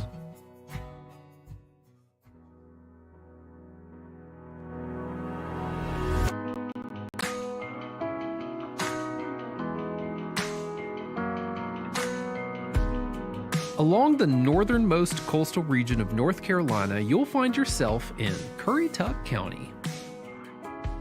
Separated by an inland sound, the Currituck mainland, Knott's Island to the north, and its barrier islands on the coast are connected by a labyrinth of waterways, a handful of bridges, and only 2 main roads. This portion of the Outer Banks is known for sun and fun-filled vacations. And oh man, the beauty that surrounds the abundant nature preserves and protected game lands you'll find here, it kind of makes sense why Currituck has been a destination for travelers from all over the world. I'm here to uncover the adventures in the air, land, and sea of Currituck County, to find out what draws people here for a week or a lifetime, and to take in the salt-filled air and fleeting beauty before the wind and the sea reclaim this shifting landscape. You can easily drive to Currituck County from the west, north, or south. However, I'm choosing to do something a bit more unique to visits to the Outer Banks. I'm taking the ferry from Knott's Island across the Currituck Sound, where I'll get my first taste of what Currituck has to offer, and greet the new day on the water.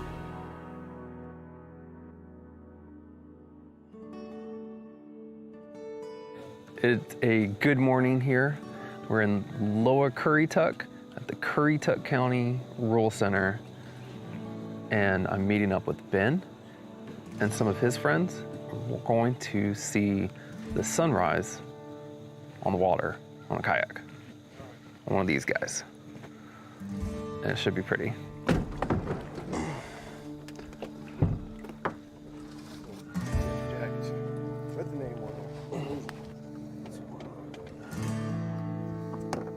Thank you.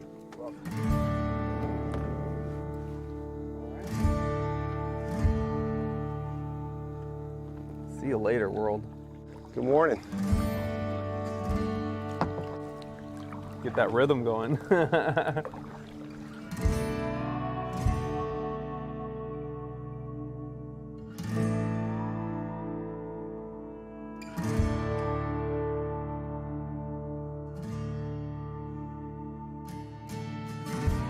So this is a campground for the people who are kayaking the coast.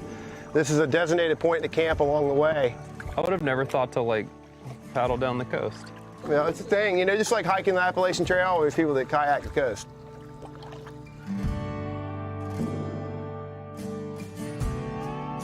This area we're at right now is not known for fishing, it's known for duck hunting. Really? Yeah, and this is some of the most prized duck hunting land in all of North America. Huh. And that's really, the name Currituck is from the Native American term, which is Coratank, which means wild geese. That's why you don't see a lot of development in Currituck, because they're trying to protect these wildlands to keep the wildlife here so they can continue to hunt fish and have their farms. I think it's kind of interesting to like the hunting and fishing is kind of what keeps the interest to preserve the nature and everything like that. Big time, yeah. It's kind of a, you know, it kind of goes hand in hand. Yeah, yeah.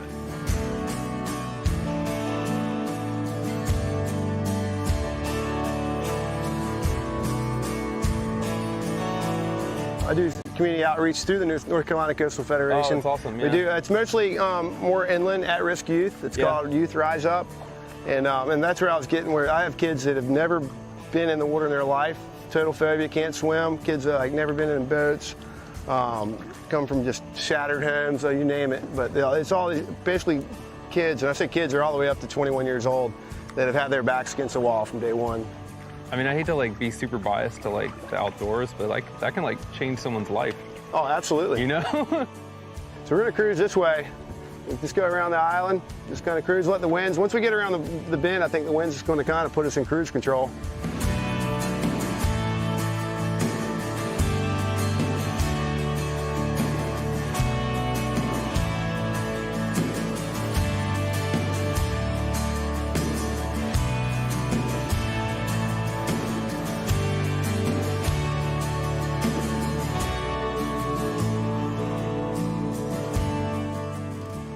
Man, I think we got up at like 4:30 to make it over here. But when you see that sunrise come up over the sound, it's definitely worth it. It's beautiful here.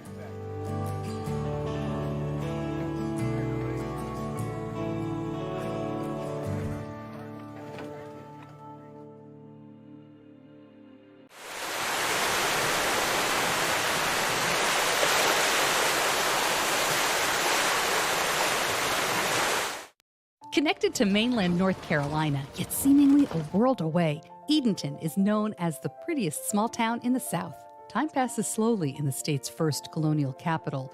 The lure of historic sites, outdoor adventure, and friendly people draws visitors from near and far, whether by car or boat. Let our lighthouse be your beacon to a relaxing getaway on the Albemarle Sound. Find your Eden in Edenton, North Carolina, the South's prettiest small town. Oh, hello, Santa here at the Christmas shop and general store. Our elves have been busy again with all kinds of new rooms full of ornaments and gifts, like Whoville, the wondering world of Harry Potter, a new coastal room full of everything coastal like shells and glass ball ornaments, and a new room dedicated to everything Outer Banks, so you can take some of our magic back home with you. You have to come see it for yourself. 25,000 square feet of Christmas magic.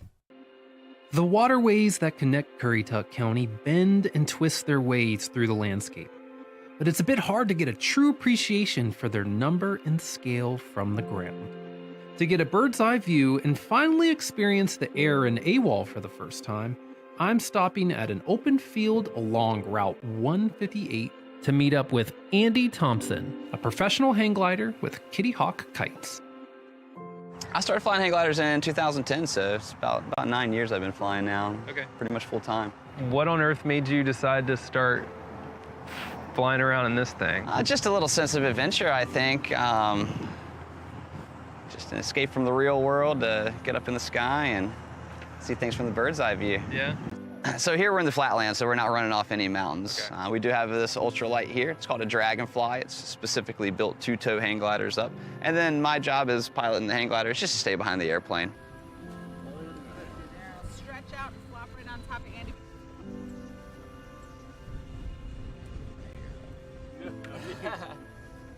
You ready? Yeah. All right, wind us up. Let's go.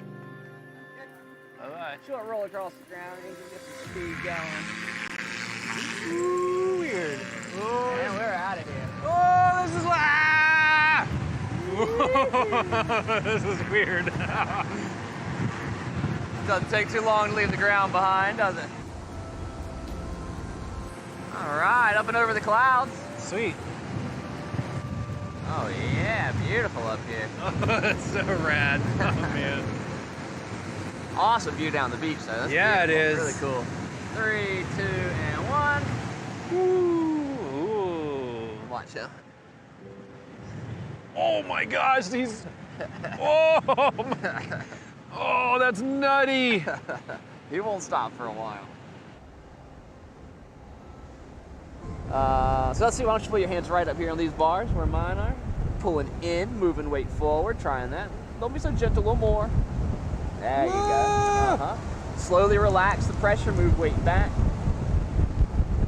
Good, back to neutral. Excellent. Let's start with a little bit of pulling in, and then pull that right bar towards your right shoulder and relax. Okay. That's it, and that's all it took for a right turn. Oh, weird. Now you totally go to neutral and try to come out of that right turn. So left hand, left shoulder, hold pressure on that until you feel everything start to balance out and level out. So why don't you give me a 360 to the, let's go to the left. So Okay. pull weight over to the left, we'll do a full circle all the way around. All right, full circle. There you go. Is that right? Yeah, now just relax.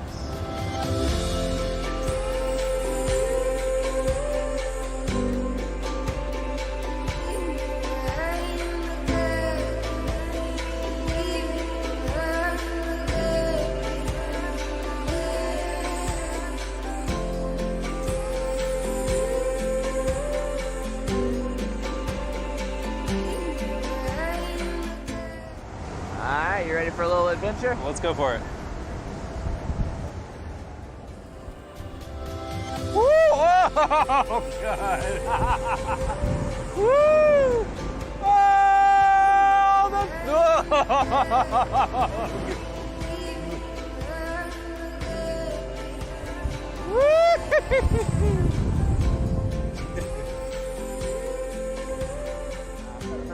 That was nuts. Sorry, I couldn't resist. No, that was so good. That was so I've been good. waiting for that for a while. Oh, man.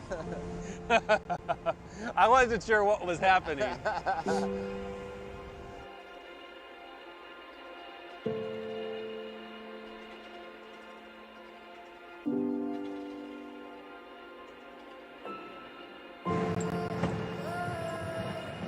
Damn. Nice. That was some soft landing. Thank you. All right, how about that? That was good. Oh, man. Good time? Yeah. Nothing like flying like a bird. Right? Man, it was super surreal, actually. Like, I don't know how to describe it. It's just, I don't know how to describe it. That was sweet. Yeah, you got to do it. You just have to do it.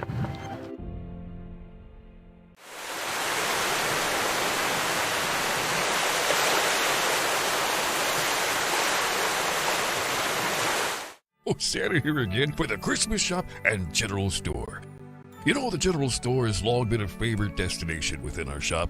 You'll find favorites like candies and fudge, Heights chocolates, and ready-made Bavarian nuts. Plus, we offer a wide selection of made in North Carolina items, old-time candy, sodas, and more. And our wine section has an even larger selection than last year. With more wine tasting opportunities, it's all part of the experience at the Christmas shop and general store.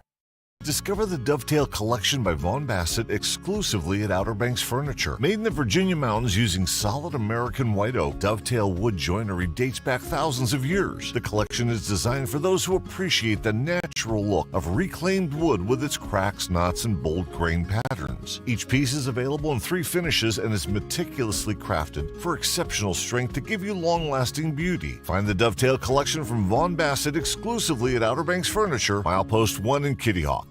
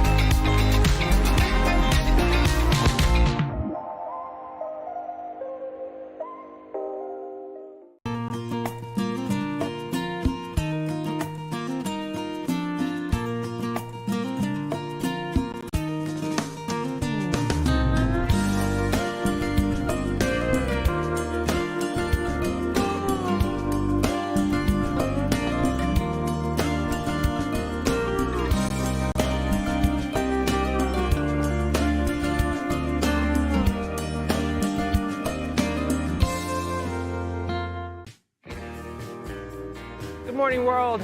We're hanging out and we're going to go surfing today on Corolla. I'm just riding over to meet up with my new friend, Phil. He's gonna take us surfing. I think he's bringing some friends along. And yeah, it's a good way to start. Hey, what's up, man? How you doing? What's going on? Not too much. Welcome, welcome. How was the ride in? Pretty awesome. Nice. You guys ready to go surfing today? Yeah, man, I'm ready. We got a bunch of boards. We got some good swell coming in. We're gonna have a fun day. Awesome. Yeah. All right, let me park this bike and we can roll out. Cool, let's do it. I'm not articulate like you. We're just gonna keep driving here for a while and try to find a spot where nobody's hanging out so we can kind of have it to ourselves. That hopefully is right in front of, I guess, like a sandbar, and that's making sweet ass waves. Oops.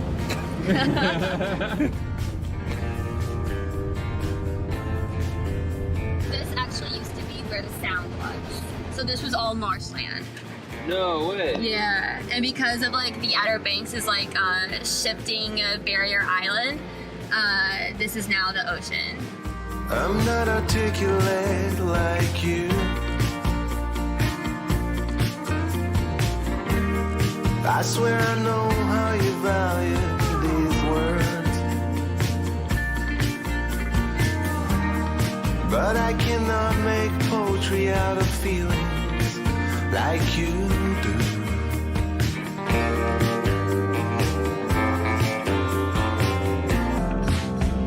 So here's the thing. I love to surf. I've just never claimed I was any good at it. I think it's best to hand it over to the locals.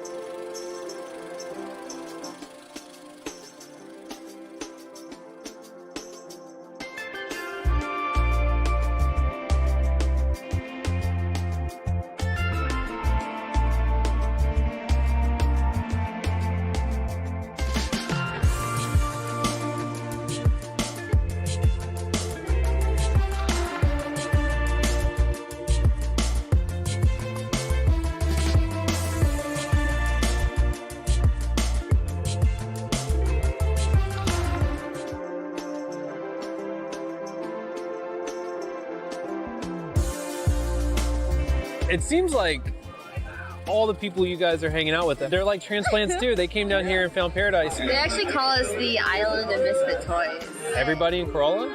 Kind of, yeah. I've had people on kayak tours this year that was already asking me if I would be back next year. They want to see you again. I guess. You're their friend now. I am. When people come here, like, y'all make memories for them. Yeah, live a week like how we live a week, you know? We like to try to be as positive and spread as much cool stuff as possible. Almost take this place for granted. Never. My aunt sent me this card, and on the front it was like, hope you found your happy place. And inside she wrote, I know you did. That really pulled my heartstrings. It's like, yeah, I did.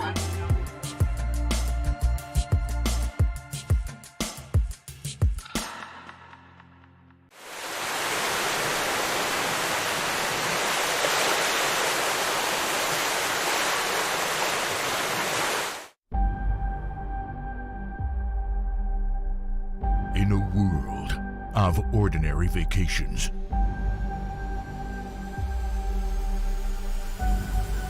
live the extraordinary.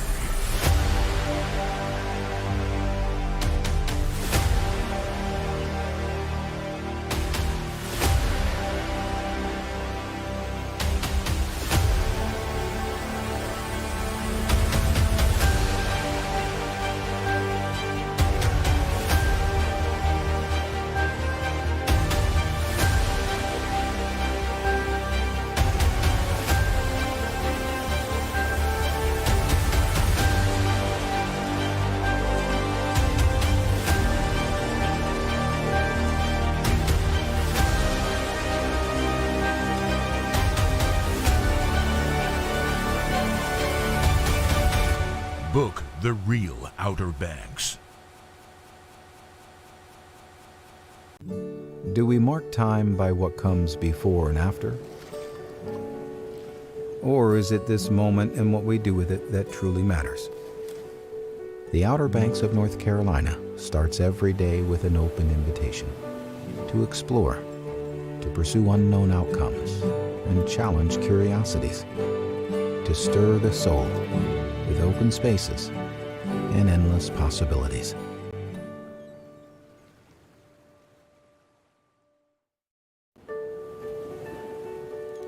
What lies beneath the surface? The waters of the Outer Banks share their secrets, one cast at a time. Total relaxation, absolute exhilaration.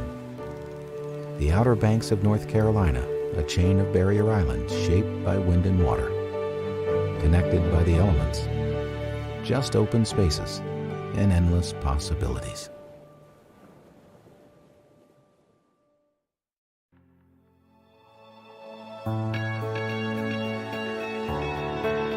The sport of kiteboarding is unique among the board sports.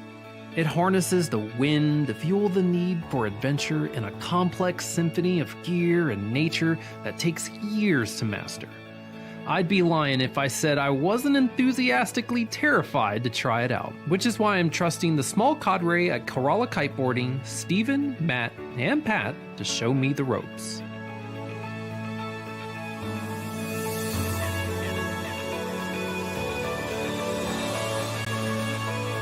I've never done this before, so I'm excited. I'm actually a little nervous.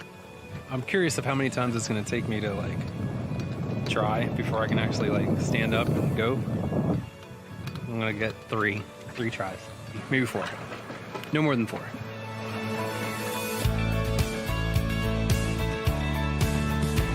So what's the story? Are there a bunch of kiters up on this end of the beaches? No, it's me, my girlfriend, Matt, and then our main instructor, and that's it. There's so many surfers up here. You wait a lot longer than you will be waiting for wind, because there's wind here all the time.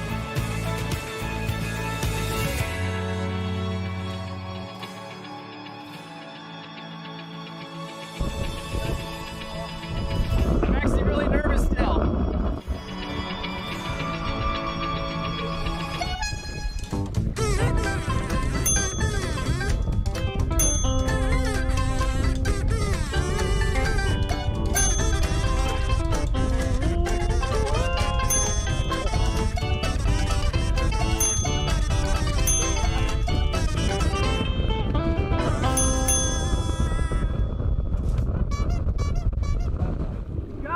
bro. Get in the back knee, straight to the front knee, and power stroke that right. Yep, you got it. That's it. Yeah. Woo-hoo!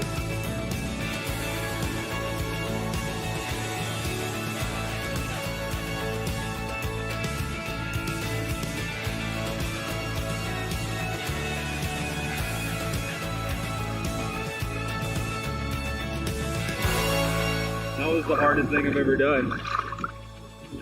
In the water, period. That was harder than it all. Super awesome being out here with them though.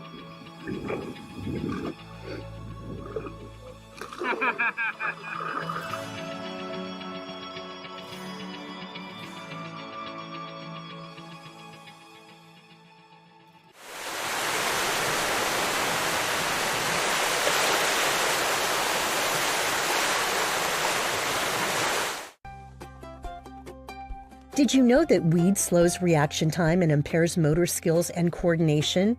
Weed also disrupts learning and problem-solving skills. Whether you're a basketball player, surfer, skater, or student with other life goals, Outer Banks Hope Coalition reminds you to live life in focus. Don't let weed blur your dreams.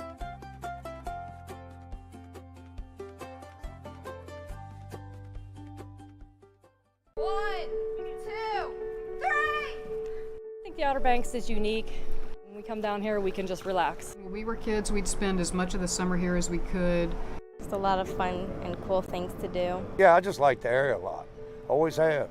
We've been here in the spring, we've been down here at Thanksgiving, we've been down here at Christmas. I have been coming here ever since I was a baby. Yep, and every year I love the Outer Banks. I mean, this is more home to me than where I grew up. The Outer Banks of North Carolina. Stir the soul. Yo, what's up?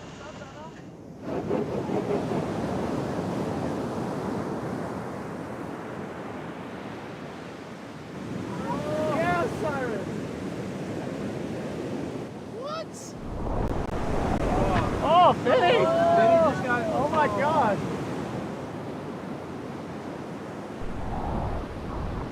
There's more to the story at rawobx.com. Capacity to explore a passion while learning from the greatest to ever do it. Reliability to make those who are far away feel like they never left. Speeds for fueling moments of discovery while sparking curiosity. It's not just internet, it's a gateway to opportunities you never even knew existed. Ripple Fiber, multiplying potential for you, your family, and the community.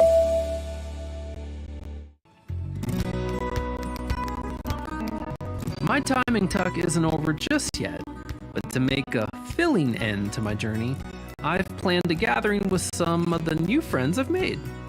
From the flavors, local and fresh.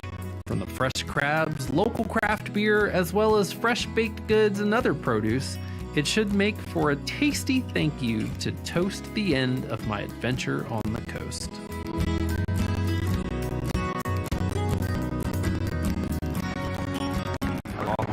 And it's fresh.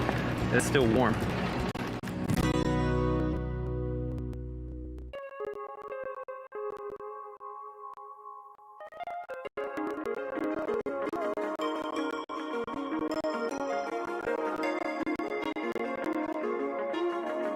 The Currituck Sound is 30 miles long, and I feel like I've barely scratched the surface. To get the express tour, I'm meeting up with Currituck native Leah Twyford and canine concierge Winnie the Dock Dog at Corolla Water Sports for another first for me.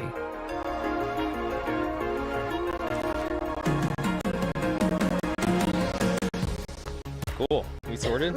That one yours? That one's mine. That one? Okay, okay. Oh gosh. Ready? Follow me.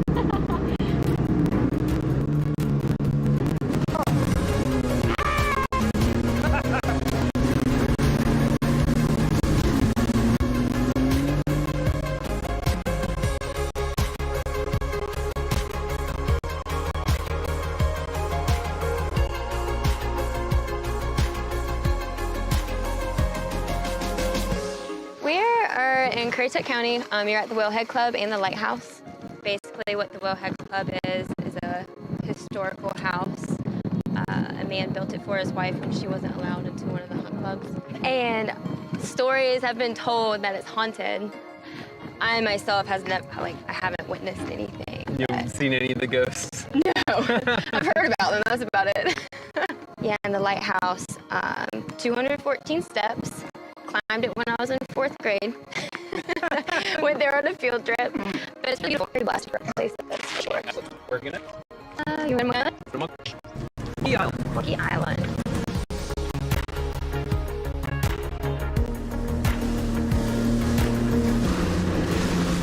Whoa! Am I the only one getting soaking wet here? Like I'm getting soaked and you're dry. No, I'm getting soaked. So your family's lived here for a long time? Yeah, my great-grandfather, Roland Twyford, came over here with my great-granddaddy George Twyford and his wife. But they were basically the caretakers of the island. They would take people duck hunting, fishing. They took care of the houses, the land, everything. And like I said, the land used to come all the way out to the bulkheads. You can see, like, when we go back around the island, there's still a house there. All of it's coming down, and basically the water is washing the whole island away. Do you think this is kind of like a picture of that life out here is kind of like short-lived? Like, you know, you may not have this forever? Yeah, it makes me sad talking about it, but definitely over the next, 25 years, this isn't gonna be here anymore. Yeah.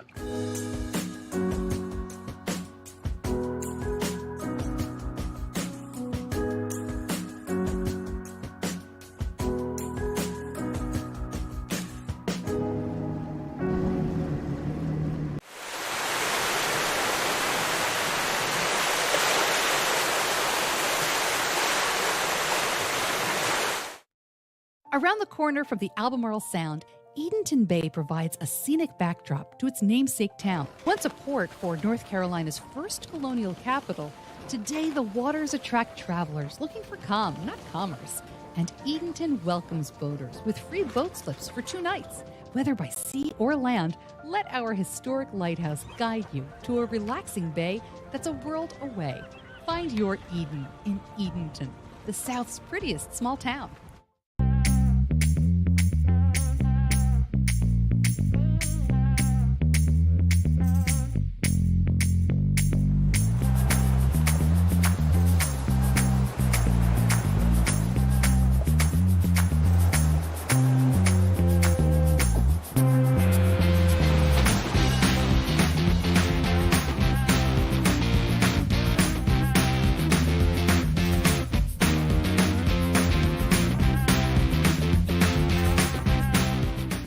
Speeding across the waves was frightening and fun. But to end my adventure here in Currituck, I'm doing something more my speed and joining Corolla Water Sports owner Michael Meredith for a downwind sunset paddleboard excursion.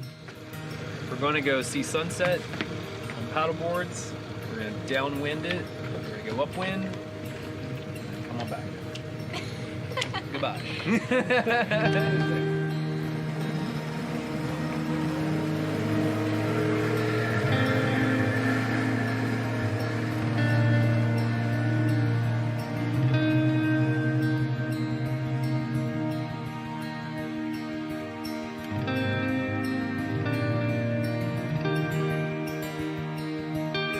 See, I know how to use one of these. That jet ski thing? Yeah. I was pretty sure it was gonna kill me a few times.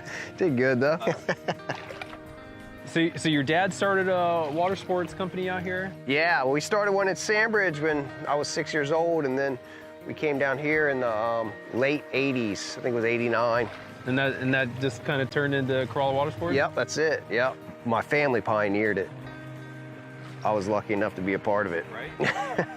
A lot of the bulk of our business is the motor sports, the jet skis, the boat, pontoon boats and stuff like that, but the paddle sports are, especially stand-up paddleboarding, has taken off a lot recently. And it's cool to come up here in these marshes and stuff because most people don't see this side of it. So no one's hunting in this right now? No, not right. It's all in the wintertime. Okay. The ospreys nest in it in the spring and summer. You can see them sitting up on there. Yeah, I see them. Are they gonna buzz us if we get too close? They might get a little upset. Yeah, there he goes. So you know we're coming? Oh yeah, he was talking to you. I don't speak osprey. I don't either, but I think he said turn around. Man, that's a pretty sunset. Isn't it? It really is. That's really pretty, daggone. It's all about moments, man. All about moments.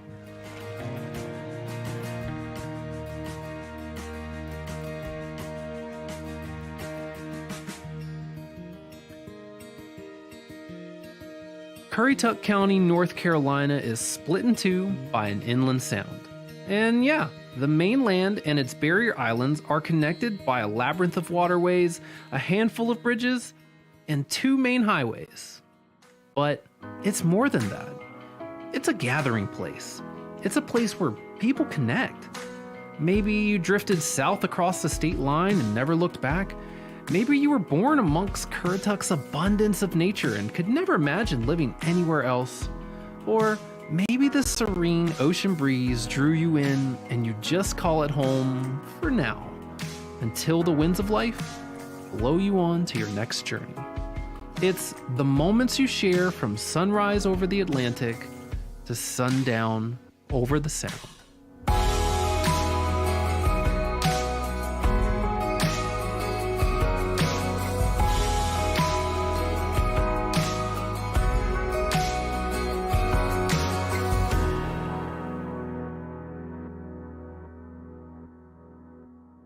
Oh, won't you come get lost with me? This episode of AWOL is brought to you in part by our friends at All Trails, your guide to the outdoors.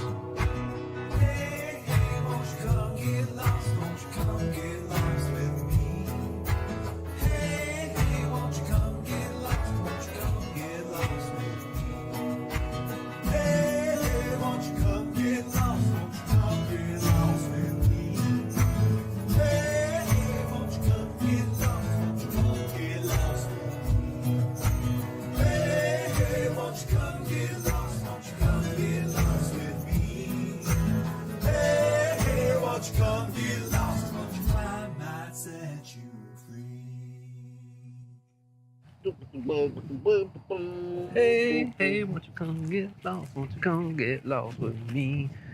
Hey, hey, won't you come get lost? Won't you come get lost with me?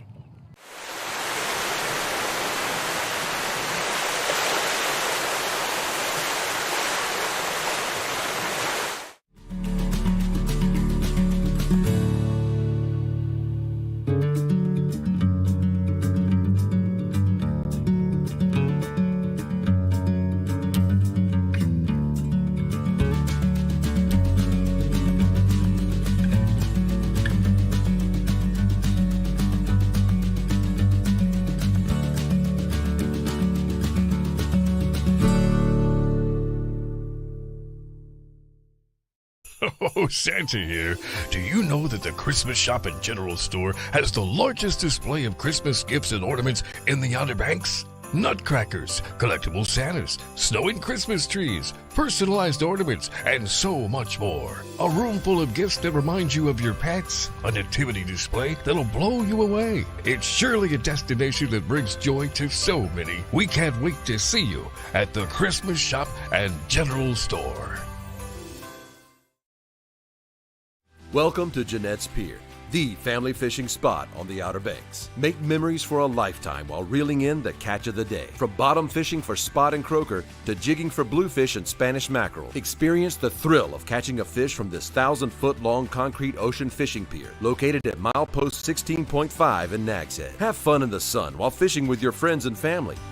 Surf, sun, fish, and fun. Experience it all at Jeanette's Pier, where fishing is catching.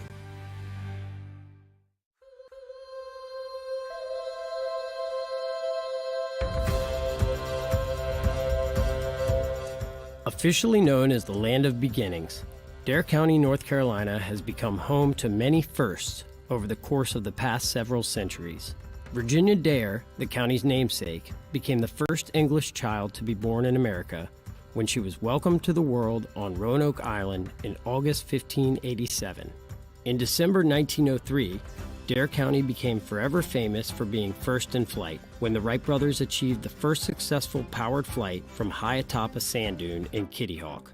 Cape Hatteras National Seashore, the nation's first national seashore, was established in 1937 to preserve a significant stretch of the pristine Barrier Island beaches.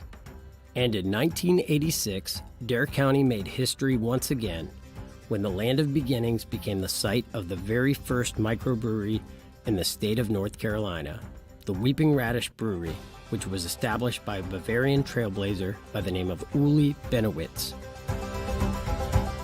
Every single one of us owes it to Uli because he's the one who started it all, and he made it easy for the rest of us. It was something no one had ever done. Brew beer and sell it from the same location. Never happened in the state of North Carolina. He was the perfect guy at the perfect time. The fact that he did it way ahead of the curve in a very Bavarian village kind of way, absolutely outstanding. Perfect for the Outer Banks. It's cool how it's grown, but I think the seed in the earth is old Uli over there at Weeping Radish. The beginning, the land of beginning, here we go. This is the beginning of microbrewing, and isn't that what we still have on our license plate?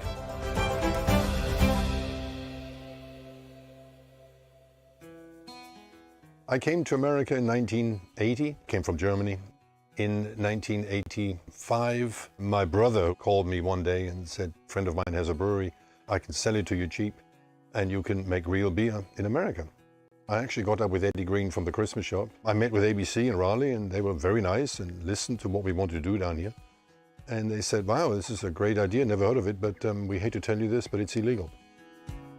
Before I left the commission with a very sad face, the chairman of the commission said, why don't you go ahead and change the law, and we'll help you do it. At that time, Manteo was well represented politically in Raleigh. We had Mark Basnight in his first years in the Senate. Mark said, whatever, if you want to do it, we'll get it through. In less than 6 months, we had a bill allowing brew pubs to come to the state of North Carolina, which was a fabulous process. On July 4th, '86 is when it all happened. Now everybody knows microbrewed beer, it's no big deal. Thanks to his efforts to break down the legislative barrier that blocked a craft beer industry from beginning on the Outer Banks, Benowitz not only paved the way for his own successful business, he ultimately made it possible for several other entrepreneurs to follow in his footsteps and build the craft brewing industry that is booming both in Dare County and throughout the entire Tar Heel state today. And now it just keeps on growing, keeps on booming. And never would have happened if it wasn't for Uli. He really paved the way. Weeping Radish was #1 in 1986 in North Carolina. We opened up in 2001, 15 years later, and we were 17, you know? So you got about one a year. And now it's 300 something. I stopped counting at 250. In 2011, I told my wife that I wanted to brew beer for the restaurant. We couldn't keep up. So we decided that we would ask Uli over at the Weeping Radish for some help. And he was incredibly generous to us. He was incredibly nice. He allowed an up-and-coming brewery to come on in and rent space and start brewing beer from them. Now we've got 2 breweries that have started in Manteo. Despite the rapid growth of Dare County's craft beer industry and the establishment of several new breweries over the past few years, the sense of camaraderie that exists among their founders far outweighs any rivalries among those who are operating within the local craft brewing community. It's a very welcoming community. We're all in it for the same reasons. We all have the same interests. It's just kind of natural. We all kind of flock together and help each other out. It's not a competition. That whole thing about competition doesn't really exist here. Everybody here is so busy living, they're not really worried about trying to snatch up your customers. Really, no one's stepping on anybody's toes. We went from 80 gallons beer at our original location to 1,000-gallon batches here, and we just distribute Dare County. We're busy enough as it is. We're 150 taps up and down the Outer Banks, plus the grocery store, so we're happy. We do have a tasting room over on the Nagshead Causeway. You can go through, taste all our beers in there. The Outer Banks Brewing Station ends up being truly unique because of our wind turbine. We derive about 8 to 10% of our overall electrical needs from our wind turbine. A brewery is a melting pot, and it's kind of a center point, a little meeting place. From day one, we've made it an objective to make people feel welcome here, and what better way to do that than to give back. Well, we work with the SPCA weekly. We're doing it's all Mondays. A portion of beer sales is going towards them.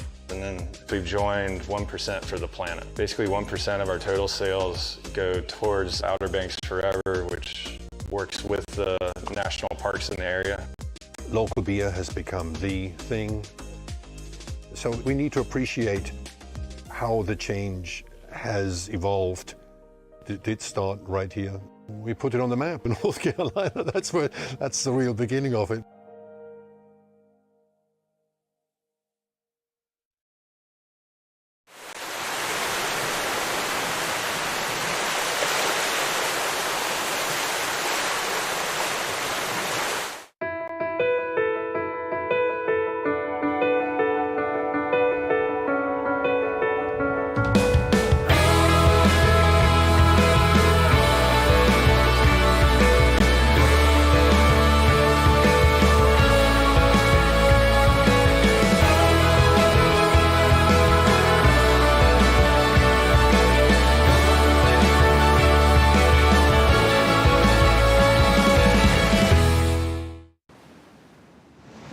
Tide's starting to come in now.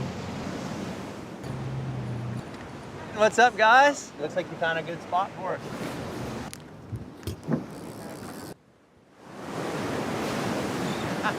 Yeah! Hey! I see mullet.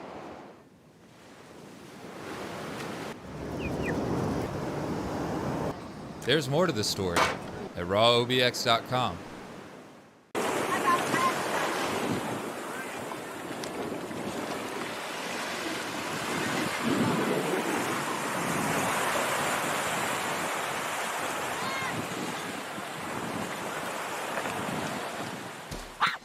Strap in, folks. We're headed to Ocracoke Island. It's North Carolina's not-so-secret paradise. And if you're interested in going to Ocracoke, the first thing you have to do is hitch a ride on one of these ferries. You can get to the island from several different ferries. Some of them are free, some of them are not free. But the big secret with the ferries is making sure that you go at the right time. But if you're interested in going on the one that's free, timing is everything. On the ferries you pay for, you kind of reserve a spot and a time. If you're getting on the free ferry, well, you get in line. The ferry itself is an experience all by itself. We chose the Hatteras Ferry, which is a free ferry, but we made sure we got there really early.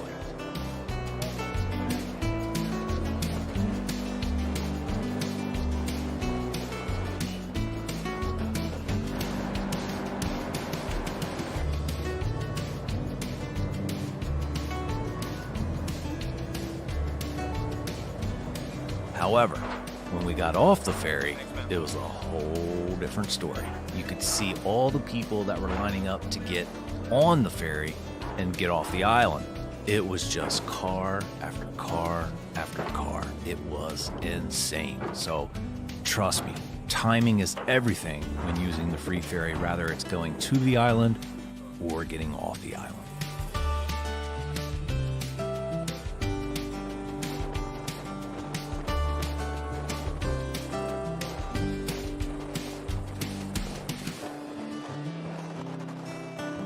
And if you're an entrepreneur, I promise you, if you open a little coffee shop of some kind right at the ferry terminal on the island, you're gonna make a lot of money.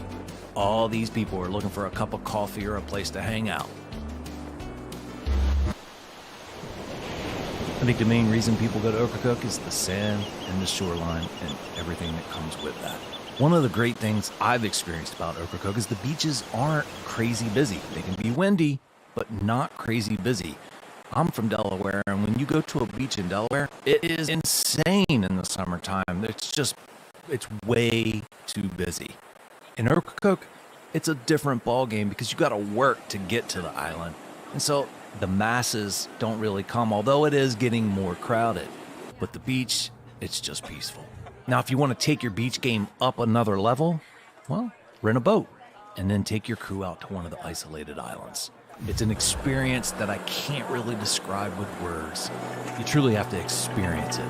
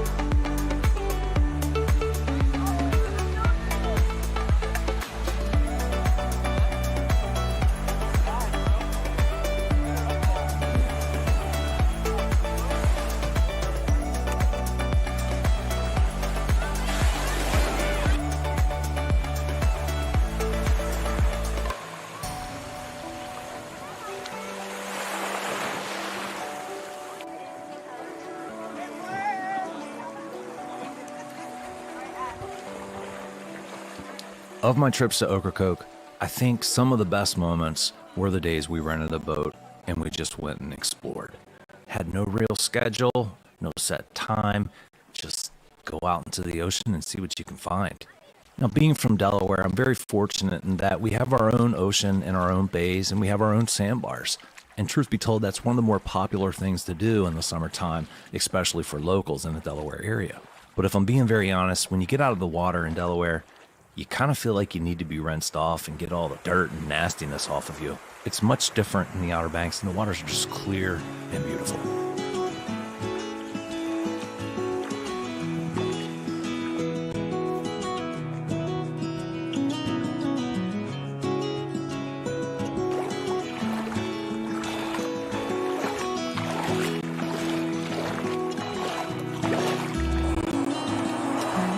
The island just has this wonderful vibe. There's a lot of historic charm.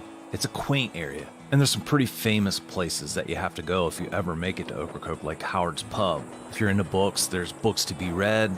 For the artsy folks out there, you got Deepwater Pottery and Craft Gallery. And if you need to get your caffeine or sweet fix, Ocracoke Coffee Company is mandatory. But let's talk a little bit more about the historic side, specifically in regards to pirates. There's a beautiful part of Ocracoke called Springer's Point. It's like stepping into a different world. It's shrouded in legends from pirates to hidden treasures, you name it. It's said to be the notorious pirate Blackbeard's hangout when he was on the island. There's ghost stories about how the pirates can be seen hanging in their hammocks on the trees that line the edge of the beach. There's just this air of mystery that kind of hangs over the place. When you go to Springer's Point, you're not just exploring a place, you're exploring history, nature, and maybe even a little bit of the unknown. Springer's Point starts with just a little parking lot outside the main trail. The main trail to Springer's Point is part of the adventure. It's surrounded by awesome scenery. There's signs that give you an idea of the history, but when you reach the beach, well, that's what it's all about today. It's just a beautiful spot on Ocracoke Island.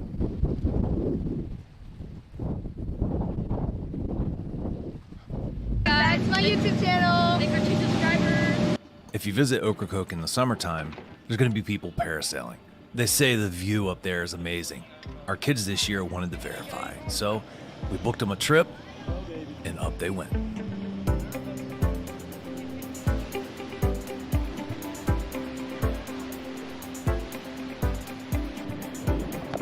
Say hi to the camera. Bye.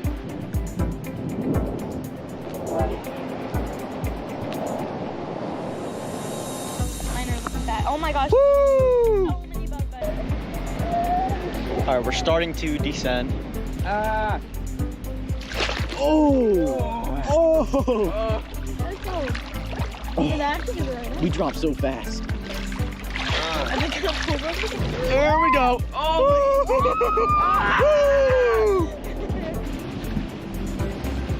The wind is drying me off fast.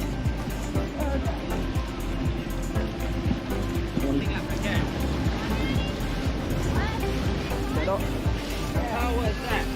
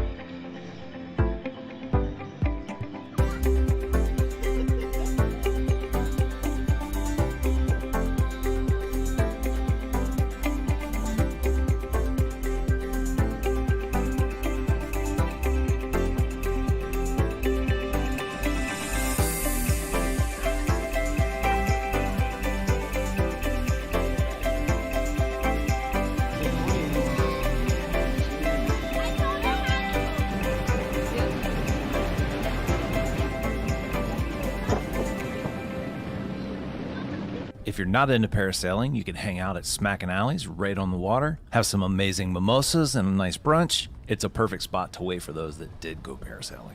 Ocracoke has a fig festival that happens in early August, and we just happen to be there at the right time. You can go and listen to some live local music, buy some knickknacks or some souvenirs from the vendors, and have some baked goods that are all centered around Ocracoke's famous figs. You can get your very own fig tree from one of the vendors there at the festival. I think the festival embodies what Ocracoke is all about, and it's truly just a wonderful experience. I hope you guys enjoyed the video. I'd appreciate it if you share the video. It helps me reach more people and grow the channel and bring you more content just like this. Have a great day, and I can't wait to see you on the next video.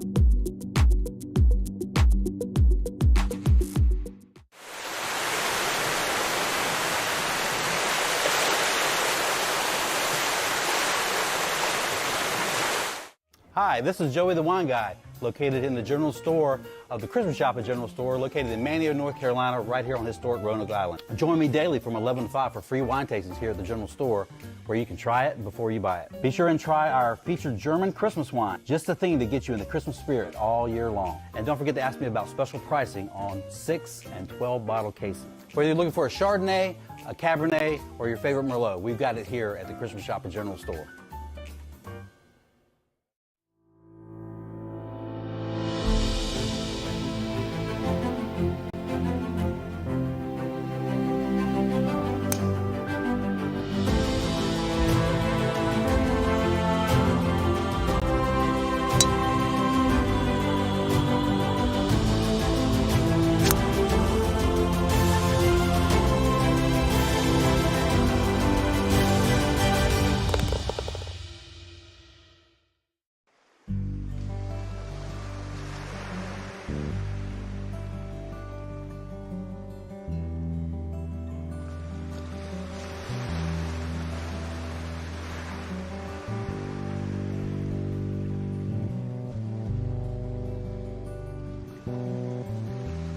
My hope is that people can always experience the awe of the sea, finding peace in its majesty and the unceasing rhythm of its waves.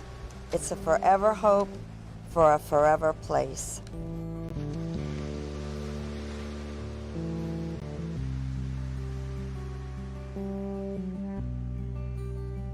The Little Red Mailbox is here to provide hope to others. People can come here and write their dreams, their wishes, their fears, and other people respond to them, and they're never alone. The idea of the Little Red Mailbox came about last July 19, 2014. I had been coming here after my daily workouts with a cup of coffee, just to think after I lost my mom. and I decided to call the town about my thought about placing a little red mailbox here and keep a journal inside for people to write a note of hope.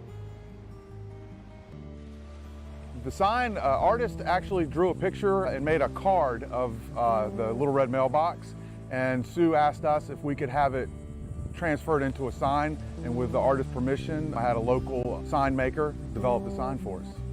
On June 8, 2015, the sign was presented to the Board of Commissioners for their approval, and Sue Goodrich was there with the artist, and everybody approved. At first, people didn't know how this would work, and so far it has worked beautifully. People come here on a daily basis to write notes, sit at the bench, and enjoy the ocean. The Little Red Mailbox is another great example of what makes Cordova Hills special. Special people, residents, citizens that come up with really unique ideas to give people the flavor of our town. And this mailbox, where you can leave messages of hope or inspiration, is just a great testament to the people that are here in our town. We have so many different types of notes. People that have been married here, a couple that just found out they were pregnant. I believe this red mailbox is making people actually come together through writing and feeling less alone in this world.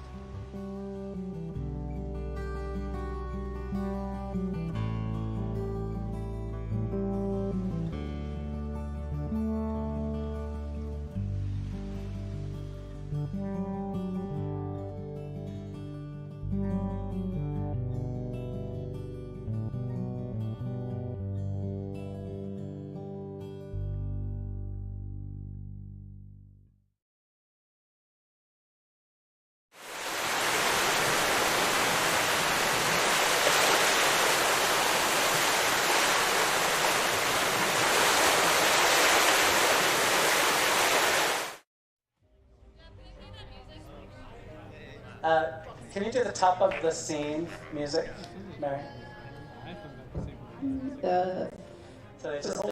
I'm happy to be here. I'm so honored to be a part of the legacy that is The Lost Colony. I'm a director and choreographer from New York City. Lucky to work on lots of Broadway shows, Big Fish, Scottsboro Boys, Young Frankenstein. I tend to mostly work on big musicals. I've done a lot of shows for Disney. It's a legacy here. The Lost Colony is a long-standing production.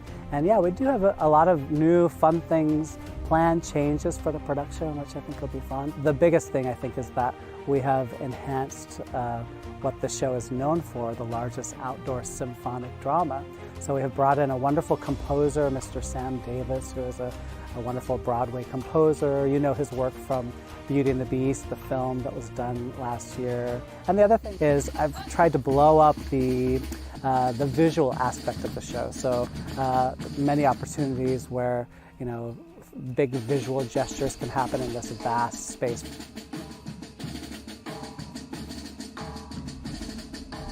It's really a bringing to life of this real life mystery. The first colonists that came over to Roanoke, and they landed here. They left a group of people here. They went back for more supplies. They finally made it back 3 years later, and that colony had disappeared. And to this day, nobody really knows what happened to them. And so The Lost Colony is the retelling of that story. But what I'd like to try is go up a little tighter. So this is the 84th season of The Lost Colony, and as you can imagine, in 84 years, many things change. You know, audience expectation is different than it was 84 years ago. As a result, you know, the reimagination of the show right now really keeps that in mind. You know, we're making sure that we deliver this wonderful mystery to today's audience. And let's try this idea, guys. I've really made a very strong effort to be authentic to time period, to casting choices. We throw, we turn, we shoot, bang. Great. So everything that I've designed and directed is really geared to honoring this legacy that's here, but telling it in a brand new and interesting way, so that audiences, when they come, they really get the real experience, as real as it possibly can be, and at the same time, they get a wonderful evening of entertainment.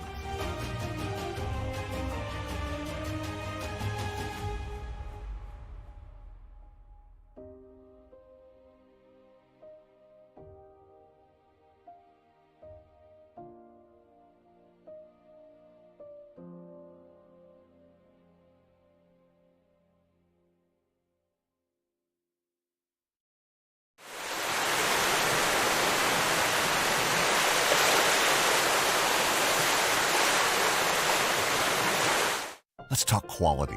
Benchmade quality from American hardwoods and handcrafted in the USA. That's the Benchmade collection from Bassett, exclusively at Outer Banks Furniture. Each piece is meticulously crafted from Appalachian maple, cherry, or oak, and made to order one at a time by American artisans in Bassett, Virginia. From a live edge table to a sharp modern edge, Benchmade has your look. Find the Benchmade collection from Bassett exclusively at Outer Banks Furniture, Milepost 1 in Kitty Hawk. Jewelry by Gail is celebrating its 47th anniversary this year. In loving memory of Gail Kowalski, this hidden gem is open Tuesday through Saturday from 10 to 5. A shop that has something for everyone, featuring Gail's signature styles, all types of gorgeous jewelry, men's rings, a unique bridal section where you can build your own engagement ring, the Outer Banks' largest pearl selection, and so much more. Come find the perfect look for that special someone at Jewelry by Gail in Nags Head. For over 40 years, I've dreamed of building a bigger and better Jolly Roger. And now your dream is a reality. Yay! Carol Ann has transformed the Jolly Roger into the hottest new restaurant and bar that is the best venue on the beach for great entertainment, gaming tables, and NTN games. My dream has come true, and I can't wait to share our new restaurant and bar with you. Come see us at the new Jolly Roger. It's classic Outer Banks. The Jolly Roger Restaurant.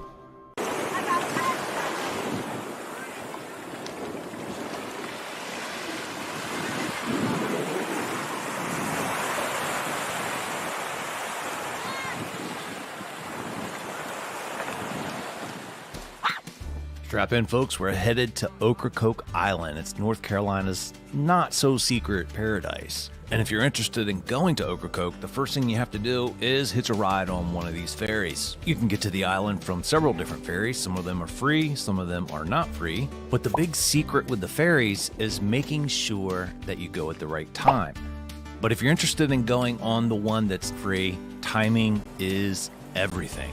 On the ferries you pay for, you kind of reserve a spot and a time.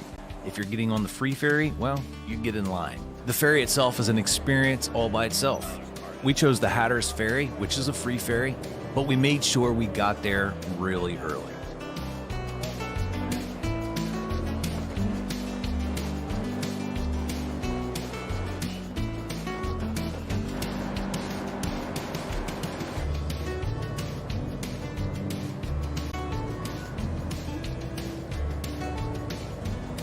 However, when we got off the ferry, it was a whole different story. You could see all the people that were lining up to get on the ferry and get off the island. It was just car after car after car. It was insane. So trust me, timing is everything when using the free ferry, whether it's going to the island or getting off the island.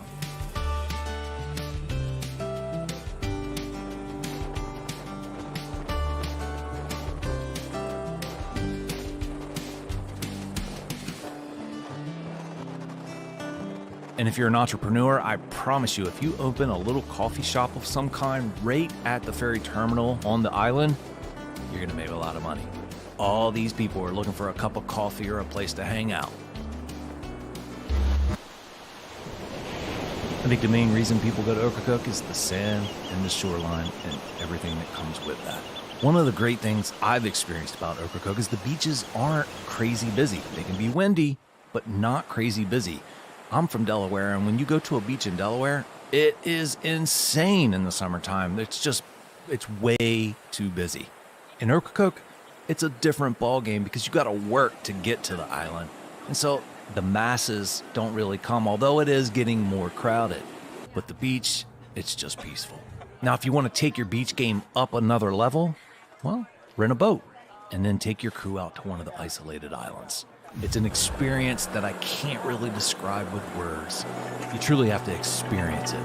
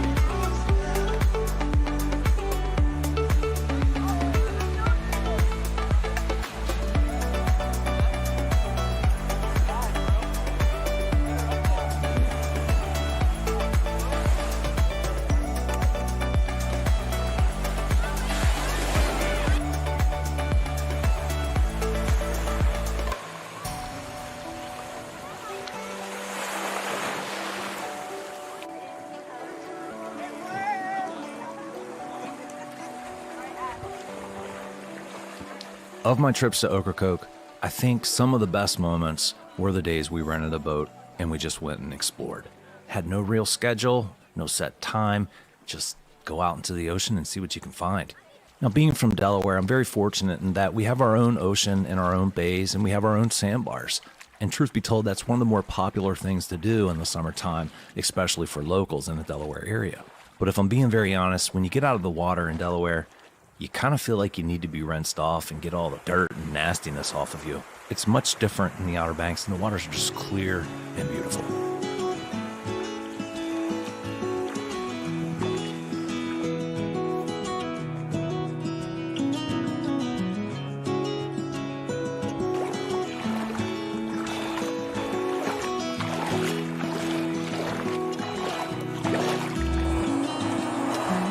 The island just has this wonderful vibe. There's a lot of historic charm. It's a quaint area, and there's some pretty famous places that you have to go if you ever make it to Ocracoke, like Howard's Pub. If you're into books, there's books to be read. For the artsy folks out there, you got Deepwater Pottery and Craft Gallery. And if you need to get your caffeine or sweet fix, Ocracoke Coffee Company is mandatory. But let's talk a little bit more about the historic side, specifically in regards to pirates. There's a beautiful part of Ocracoke called Springer's Point. It's like stepping into a different world. It's shrouded in legends from pirates to hidden treasures, you name it. It's said to be the notorious pirate Blackbeard's hangout when he was on the island. There's ghost stories about how the pirates can be seen hanging in their hammocks on the trees that line the edge of the beach. There's just this air of mystery that kind of hangs over the place. When you go to Springer's Point, you're not just exploring a place, you're exploring history, nature, and maybe even a little bit of the unknown. Springer's Point starts with just a little parking lot outside the main trail. The main trail to Springer's Point is part of the adventure. It's surrounded by awesome scenery.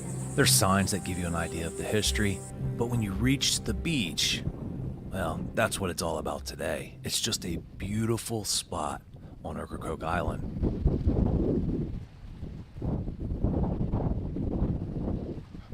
Back to my YouTube channel. Thanks for 2 subscribers. If you visit Ocracoke in the summertime, there's going to be people parasailing. They say the view up there is amazing. Our kids this year wanted to verify, so we booked them a trip, and up they went.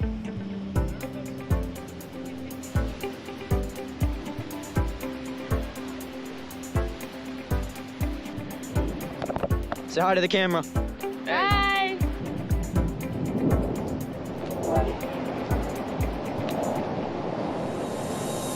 Mine are looking bad. Oh my gosh. Woo! So many bug bites. All right, we're starting to descend. Ah. Oh. Oh. Let's go. Look at that. We dropped so fast. I think it's a pull rug. There we go. Oh.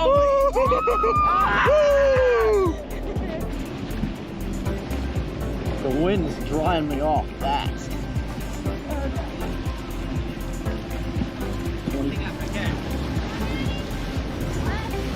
How was that? Woo!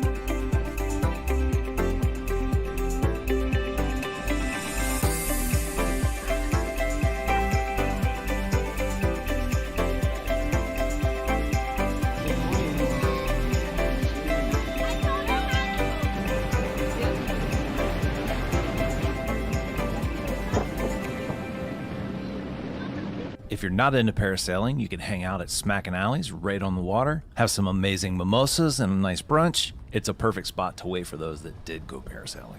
Ocracoke has a fig festival that happens in early August, and we just happen to be there at the right time. You can go and listen to some live local music, buy some knickknacks or some souvenirs from the vendors, and have some baked goods that are all centered around Ocracoke's famous figs. You can get your very own fig tree from one of the vendors there at the festival.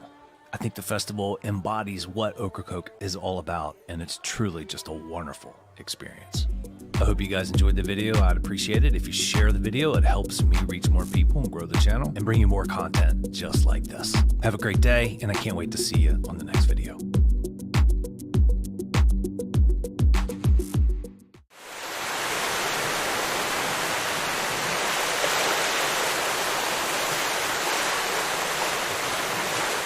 Just across the Wright Memorial Bridge, you'll find one-of-a-kind experiences await you. Don't let memories you'll treasure pass you by on the road to the Outer Banks. Take a day and find yourself on the Currituck mainland. I'm Bree Voivich. I am a surfer, a surf instructor, and a lifeguard here in Kill Devil Hills. The power of the ocean deserves everyone's respect. Even on tranquil days, hard to see, powerful rip currents are present up and down the coast. Every year, unsuspected swimmers find themselves in the grip of the rip. Many lose their lives. Such tragic events can be easily prevented with a few local tips. Know before you go and check the local beach forecast before heading out. Always swim near a lifeguard. And if you find yourself caught in a rip current, don't panic, float, wave, and shout until help can arrive. If you're a good swimmer, don't fight the rip. Swim parallel to the beach to break free of the current's hold. Live like a local, love the beach, respect the ocean.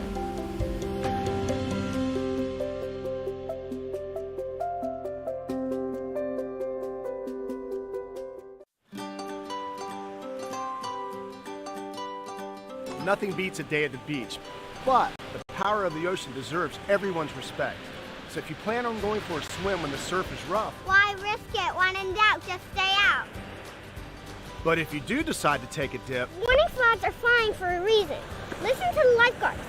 Stay out. Hey ladies, if you're an experienced swimmer and think you can safely handle the surf, even the most experienced swimmers can get caught in a rip current and swept out to sea. Stay on the shoreline. If the waves are rough, be sure to take a flotation device, such as a raft or a bodyboard.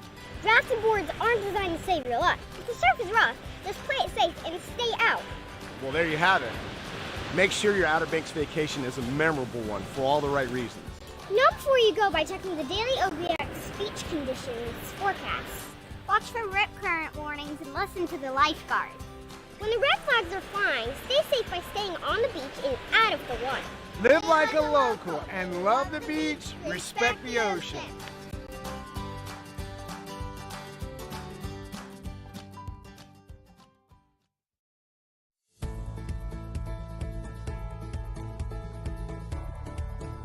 Every lifeguard stand, you'll find a rip current sign with some information. Every public access should have those rip current signs as well.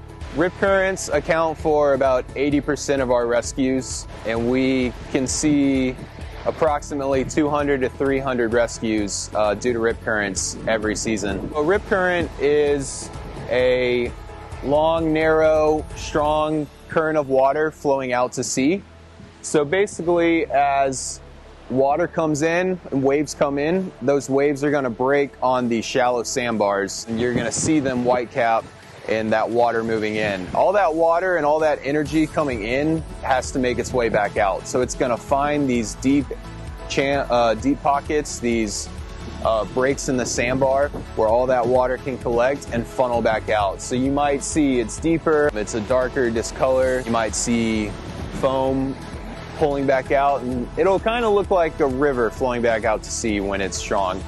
A big thing we can say is talk to your lifeguard, ask them where the rip currents are that day, let them show you where they are, how you spot them, and then having flotation is one of the biggest things. Always kind of have something with you out when you're in the ocean that you can float on. A boogie board, a life vest, a surfboard, anything that could float you if you find yourself in trouble. Yeah, so if you find yourself in a rip current, biggest thing is don't panic. A lot of Rescues become worse when people start to panic. They try to fight the current back in and they overexhaust themselves. So back to flotation, that's the biggest thing we try to harp on, having something you can float on, and you can sit out there as long as you need until we can come help you out of it. A lot of new studies are showing that rip currents often cycle people back in.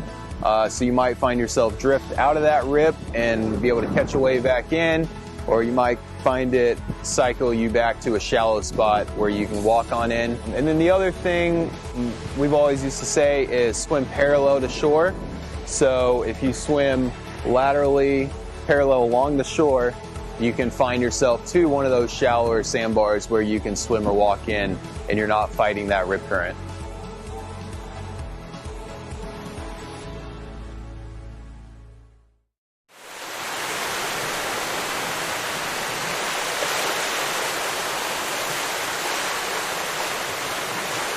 PlayOBXGolf.com is your gateway to a great golf vacation on the Outer Banks of North Carolina.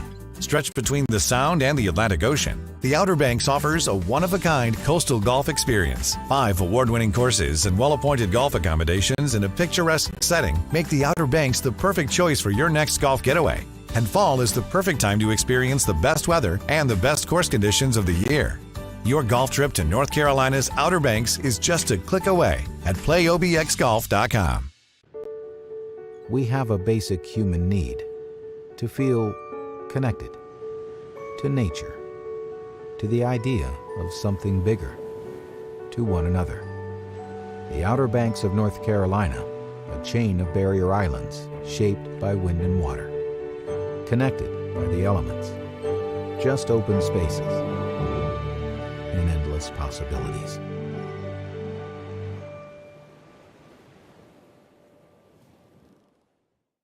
Most golf courses try to take their design from their surroundings. Seascape Golf Links is no exception. What is exceptional, though, is how the sand dunes and maritime forest combine to create beautiful, playable coastal links. With dramatic elevation changes and ocean views, Seascape Golf Links, an 18-hole championship golf course, milepost 2.5 in Kitty Hawk. Call for tee times and ask about midday specials. 261-2158. 261-2158. Seascape Golf Links, a must-play for those who love the game.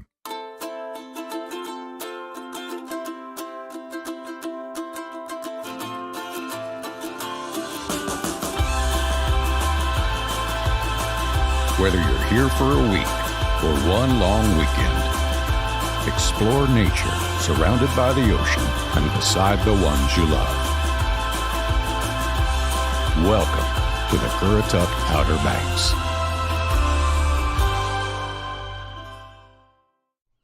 Every place has a story.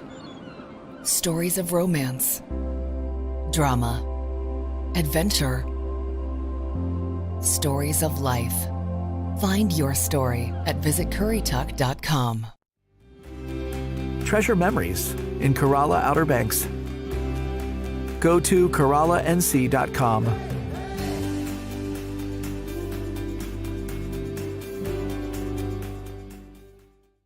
Did you know that digging holes at the beach can be extremely dangerous or even deadly? New Jersey's beaches just had a fatality. A boy from Maine on vacation was visiting and lost his life, and that is a very unfortunate thing. We want everybody to understand that digging holes is okay. It's a fun pastime for America's beaches. We want you to do it safely. No deeper than knee deep is a safe way to dig a hole and have a good time. The towns have spent a great deal of time and effort making the beaches safe for beachgoers. This is kind of a little bit of a new thing because suddenly we're talking about the beachgoers helping us keep the beaches safe for each other and us as well. The dangers to people digging holes are, as they're digging it, as they're getting in and out of it, cave-ins, depending on the size of the person, the depth of the hole, it might involve airway, life management, or it just might be a crush injury that still can be quite grave, especially considering they've been out here all day long, they've been exerting themselves digging this hole. You're gonna have cave-ins, you're going to have basically a landslide, and then you're also going to have flooding, as swells come in. The impacts of digging holes and leaving them unfilled on the beach reach much farther than the general public. They also affect first responders, those patrolling the beach, and endangered wildlife. This is especially true for lifeguards on ATVs. They're out there every day from 10 to 6, and they're patrolling up and down the beach. And anybody who's worked the beach at some point in time has hit a hole, and when we do so, our heart stops for a moment. Because one of the first question we always ask ourselves is somebody in that hole? And luckily, knock on wood, it wasn't. But in that same token, what is the damage I've done to my vehicle? Some of these holes, when I talk about it, you probably get a vision of this child out there, this nice bevel to build a sandcastle. Some of these holes are large enough that I would actually sink my front of my truck in and be a catastrophic failure, no different than any crash, and I could be actually incapacitated as well as the truck and vehicle. Just one other issue that holes present not only to humans but to brief talk about the wildlife dangers. During the summer months, we have 5 different types of sea turtles that nest here in North Carolina. All those sea turtles are protected by state and federal laws, and all of them are either on the threatened or endangered list. And those holes can present dangers where those turtles coming up to nest can fall in the holes, get trapped, and potentially have fatal outcomes for the sea turtles. How can you help us? Children are entrusting adults to take care of them. We want you as adults to supervise children and young adults when they're digging holes. If you see an unsafe situation on the beach, who do you call? Here in this county, we'd like you to call Dare Central Communications. That number is 252-473-3444. This is if you see somebody in distress in the water. This is if you see somebody that maybe dove in the water. This is also if you see a collapse hazard, a hole that is greater than knee depth, maybe up to chest deep, with children playing in it, with young adults playing in it. This can be life-threatening and was life-threatening recently. So we ask all individuals to have a good time on the beach, but be responsible. Leave the beach with only footprints, and always fill in. After you dig it, it's always easier to fill in. Our ultimate goal is for anybody that is coming out to visit one of our beaches to have a safe and enjoyable day. We encourage everyone to stop and check in with your local lifeguards, to visit lovethebeachrespecttheocean.com for information on holes and rip currents and any other beach safety hazards that are out there. You can sign up to receive text alerts on daily beach conditions by texting OBX beach conditions to 77295.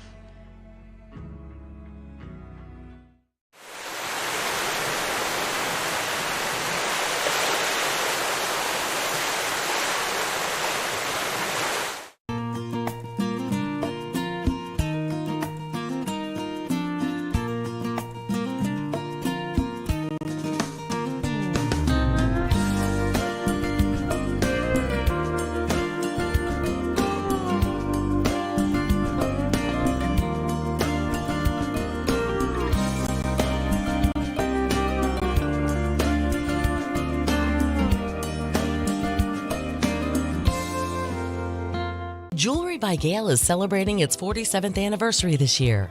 In loving memory of Gail Kowalski, this hidden gem is open Tuesday through Saturday from 10 to 5. A shop that has something for everyone, featuring Gail's signature styles, all types of gorgeous jewelry, men's rings, a unique bridal section where you can build your own engagement ring, the Outer Banks' largest pearl selection, and so much more. Come find the perfect look for that special someone at Jewelry by Gail in Nags Head.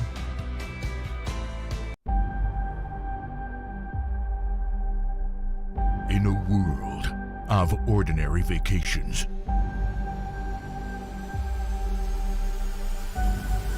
live the extraordinary.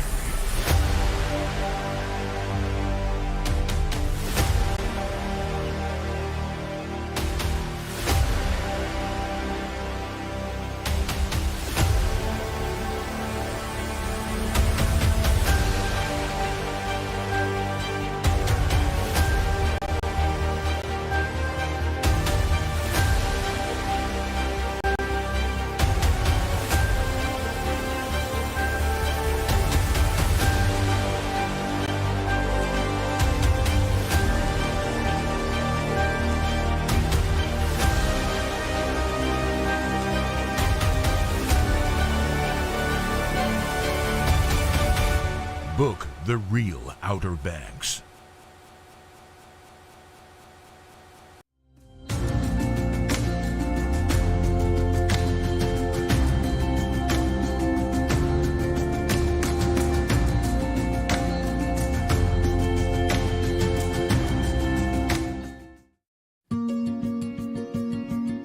name's Daryl Davies. I'm one of the people that started trying to work on getting this disc golf course built many years ago. This is Bob Sanders with Tortugas Lie. He's also been a very key person helping me out for the last couple years. I guess it started 8 years ago, trying to get the town to look at doing something about building a disc golf course. It's obviously trying to get a hold of land is very difficult. It took time. The key feature was the Logan family got word of what we were doing.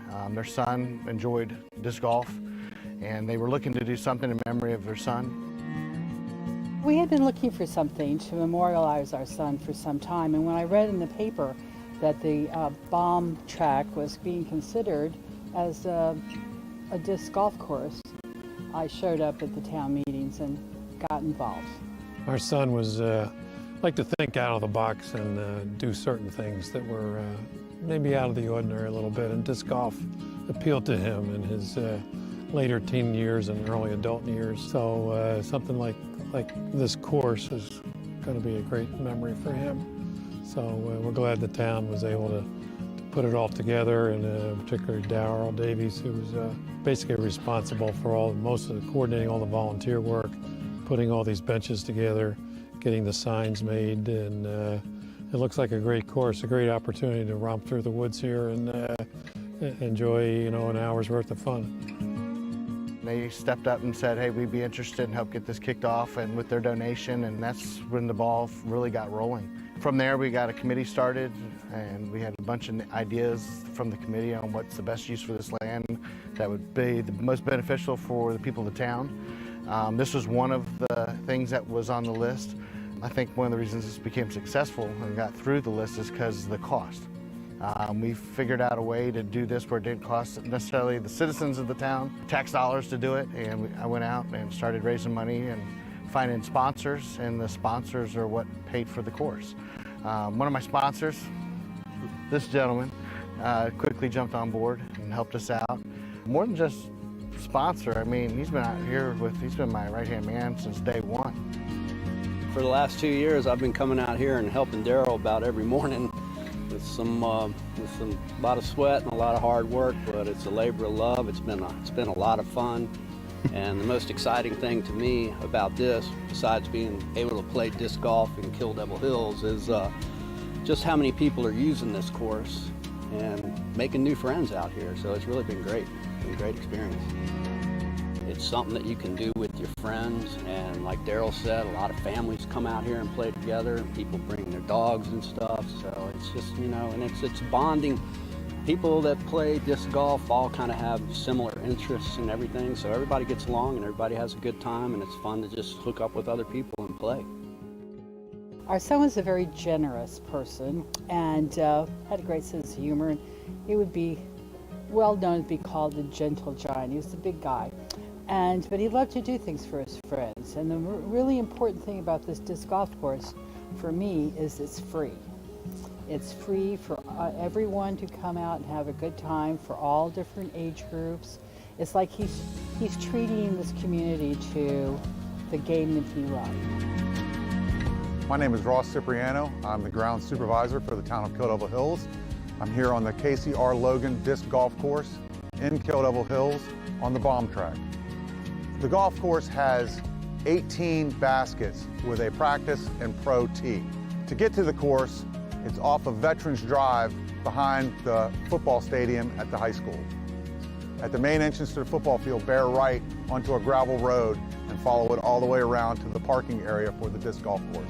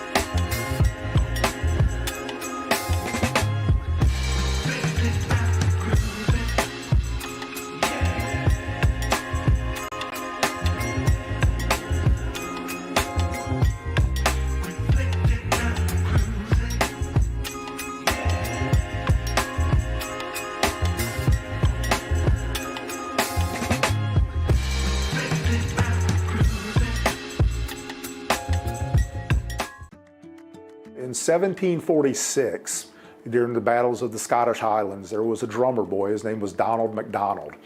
And during a battle, Donald MacDonald was shot through and through in the shoulder with an arrow. He was sent, behind the lines to heal up, and when he was healed up, he was placed with his drum on a ship for the New World. That ship ran aground and sank off Rodanthe, and he used that drum as a flotation device to float to get himself ashore. He was found by the Payne family here in Rodanthe and spent the rest of his life right down the road. When we switched to the Gregorian calendar, it changed Christmas from the first Saturday after the New Year to December 25th. Rodanthe is one of the few places in the world where they still celebrated Christmas on the first Saturday after the New Year. We now call it Old Christmas. We do a whole big celebration. The drum is basically pulled out for posterity's sake. They used to take it over there actually up until like the 50s, and they actually played it, but it got so old that now nobody wants to beat it with a stick or do anything else to it. But we do bring it out, show it to folks, and talk to the kids about it and tell them about it so that they won't forget that important history.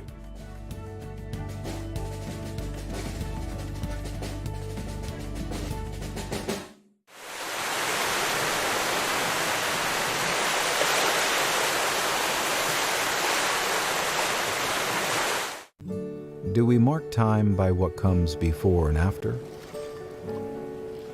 Or is it this moment and what we do with it that truly matters? The Outer Banks of North Carolina starts every day with an open invitation to explore, to pursue unknown outcomes, and challenge curiosities, to stir the soul with open spaces and endless possibilities.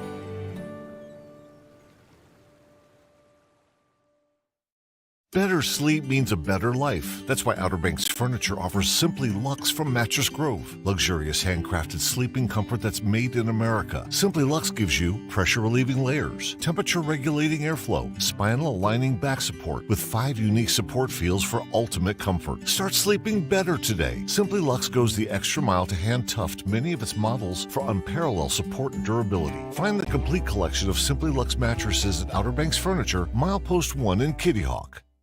Connected to mainland North Carolina, yet seemingly a world away, Edenton is known as the prettiest small town in the South. Time passes slowly in the state's first colonial capital. The lure of historic sites, outdoor adventure, and friendly people draws visitors from near and far. Whether by car or boat, let our lighthouse be your beacon to a relaxing getaway on the Albemarle Sound. Find your Eden in Edenton, North Carolina, the South's prettiest small town. Discover the Dovetail Collection by Vaughn Bassett exclusively at Outer Banks Furniture. Made in the Virginia mountains using solid American white oak, Dovetail wood joinery dates back thousands of years. The collection is designed for those who appreciate the natural look of reclaimed wood with its cracks, knots, and bold grain patterns. Each piece is available in 3 finishes and is meticulously crafted for exceptional strength to give you long-lasting beauty. Find the Dovetail Collection from Vaughn Bassett exclusively at Outer Banks Furniture, Milepost 1 in Kitty Hawk. Just across the Wright Memorial Bridge on the Currituck mainland, you'll find one-of-a-kind shopping, dining, and recreational experiences await you. Don't let memories you'll treasure pass you by on the road to the Outer Banks. Find your treasure at visitcurrituck.com. Take a tour of an Outer Banks icon and experience what life was like here in the Roaring '20s. Whalehead in historic Corolla Park is a beautifully restored Art Nouveau masterpiece and museum located on the Currituck Sound. For tour information, go to visitwhalehead.com.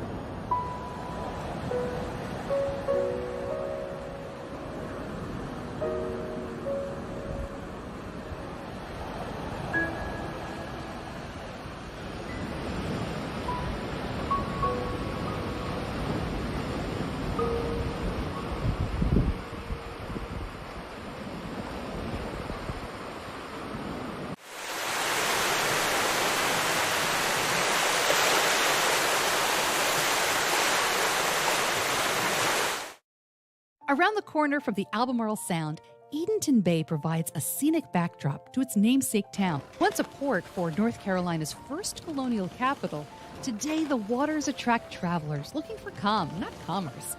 And Edenton welcomes boaters with free boat slips for 2 nights. Whether by sea or land, let our historic lighthouse guide you to a relaxing bay that's a world away.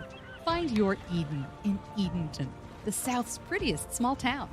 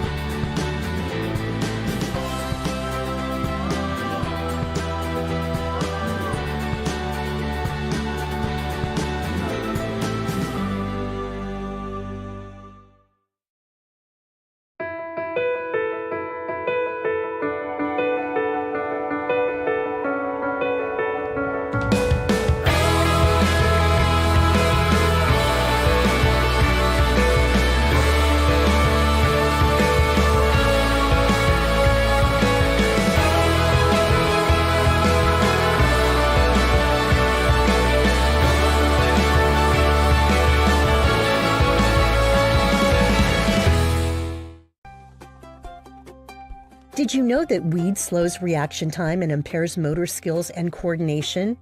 Weed also disrupts learning and problem-solving skills. Whether you're a basketball player, surfer, skater, or student with other life goals, Outer Banks Hope Coalition reminds you to live life in focus. Don't let weed blur your dreams.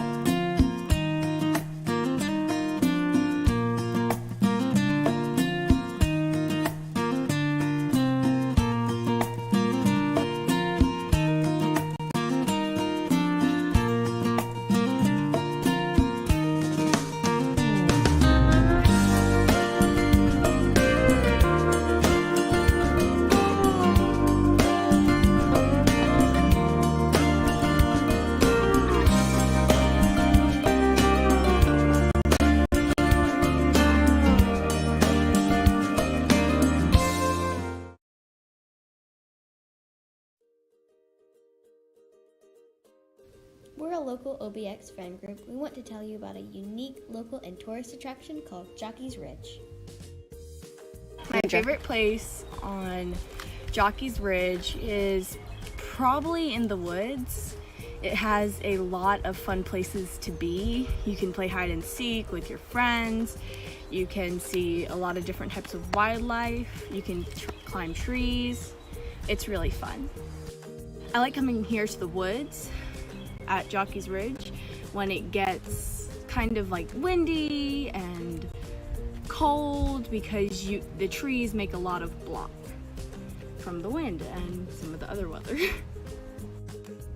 My favorite place at Jockey's Ridge is a tree on top of the sand dune. You can hear the leaves in the wind, and you can also take a nap, and it's really nice there to sit in the shade when it's burning hot out.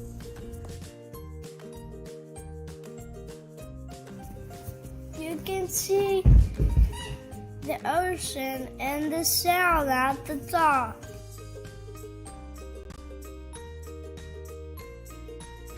My favorite place is the trail entrance to the dunes by the visitor center. This is my favorite place because it's a really good place to play capture the flag and hide and go seek and a bunch of other games.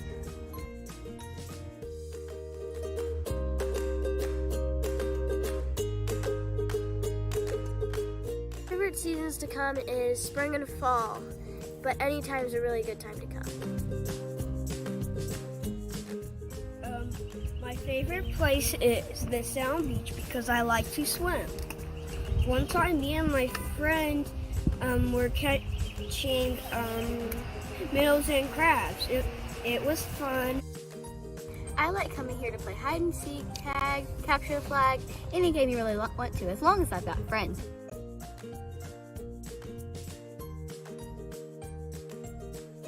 Favorite place is some small sand dunes near the entrance to the Sound Beach access.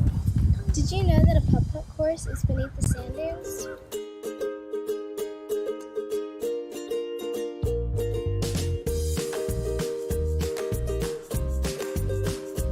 There are 3 different accesses to different parts of Jockey's Ridge. There's the visitor center, there's the going across the highway, most people use that way, and there's coming back to the sound access.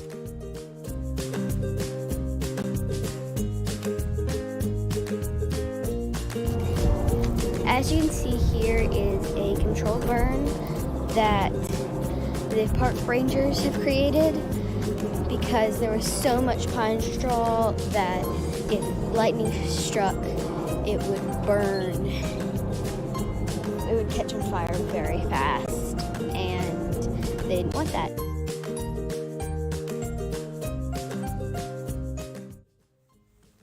Don't leave trash in the park. Bring a trash bag so you can bring out everything you brought in.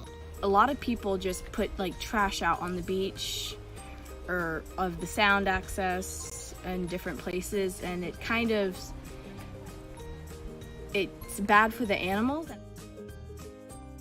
Make sure you bring bug spray because coming in the summer with mosquitoes, you can get a lot of mosquito bites. If the sand burns your hand, it's gonna burn your dog's paws too. Be careful. Make sure you wear sunblock because you can get really sunburned.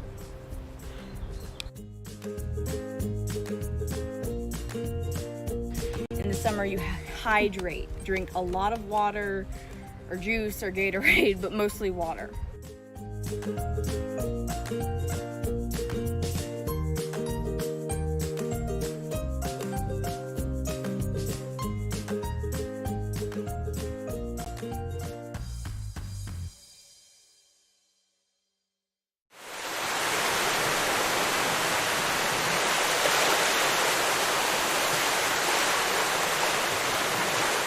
Just across the Wright Memorial Bridge, you'll find one-of-a-kind experiences await you.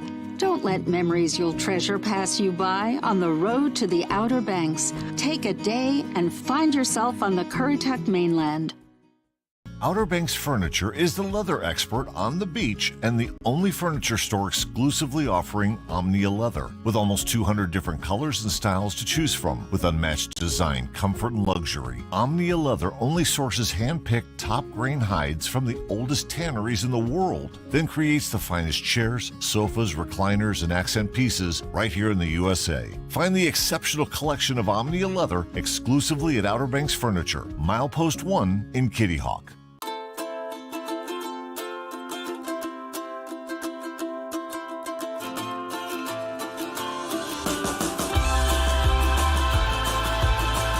Whether you're here for a week or one long weekend, explore nature surrounded by the ocean and beside the ones you love.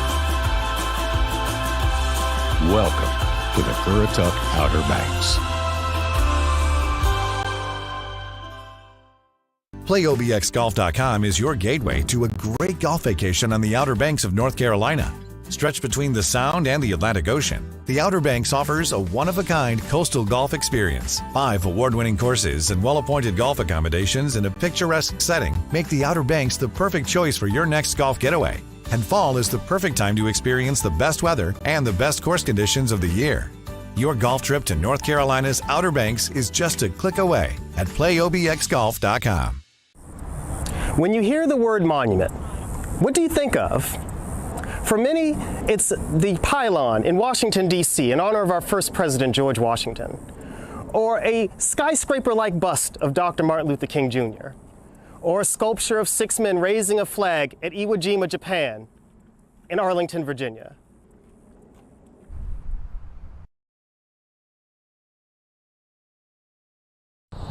Greetings. My name is Adonis and I'm a seasonal ranger at the Wright Brothers National Memorial. And we're standing on top of what was a 27-acre moving sand dune, which now has been placed an everlasting memorial in honor of American brothers, Wilbur and Orville Wright, who pilgrimaged far from home to find their solution to powered flight. Talks for a permanent monument on the Outer Banks began slowly and spread through community efforts. Later, the call was heard by Congress and passed into law March 2nd of 1927 and signed by Calvin Coolidge to site a memorial on Outer Banks grounds of where the historic first 3 flights took place.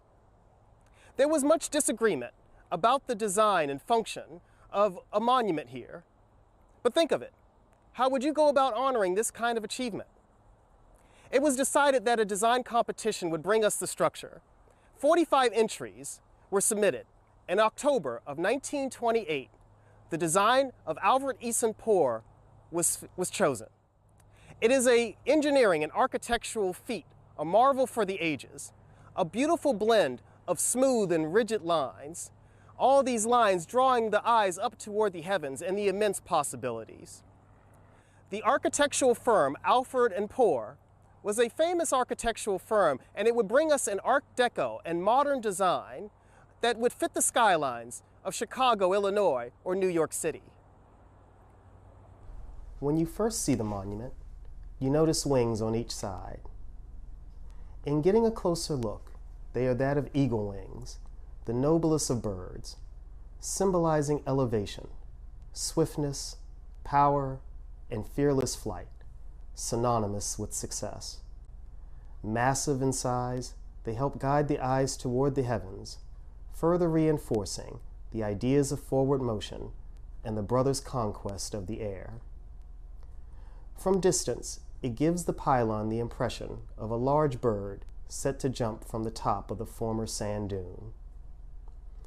The entire stone stands atop a concrete 5-pointed star base, like that of the Statue of Liberty's base, and represents the star emblem seen at military bases. At the base of the monument are doors that lead to a small room inside the pylon. They are of 8 panels and describe man's efforts to become airborne. A light was placed at the top of the monument to light the way for aviators. It's 1,000 watt and automatically lights 15 minutes after sunset and stays on to 15 minutes after sunrise. Light in the visible world is truth in the intellectual world, and in symbolism represents mind, beauty, truth, sun, civilization, and goodness. So what do you think? In looking at it, from what the other rangers have told you, do you think the monument fits? What catches your eye first? For me, what caught my eye was the inscription written along the side. It reads, "In commemoration of the conquest of the air by brothers Wilbur and Orville Wright, conceived by genius and achieved by dauntless resolution and unconquerable faith." We have honored with immortality sports heroes taken in the moment of their greatest triumph, military leaders set to look at their own prestige on horseback. We have honored libraries, street names, churches, and other facilities to give reference to the great victory and virtues, be it diligence, temperance, prudence, and courage. So think of it. What would you memorialize today? Would it be a pylon? Would it be a street name? Would it be in honor of your teacher or parent, a leader, or even a park ranger? Many things in which to consider when visiting the Wright Brothers National Memorial. Let's talk quality. Benchmade quality from American hardwoods and handcrafted in the USA. That's the Benchmade collection from Bassett, exclusively at Outer Banks Furniture. Each piece is meticulously crafted from Appalachian maple, cherry, or oak, and made to order one at a time by American artisans in Bassett, Virginia. From a live edge table to a sharp modern edge, Benchmade has your look.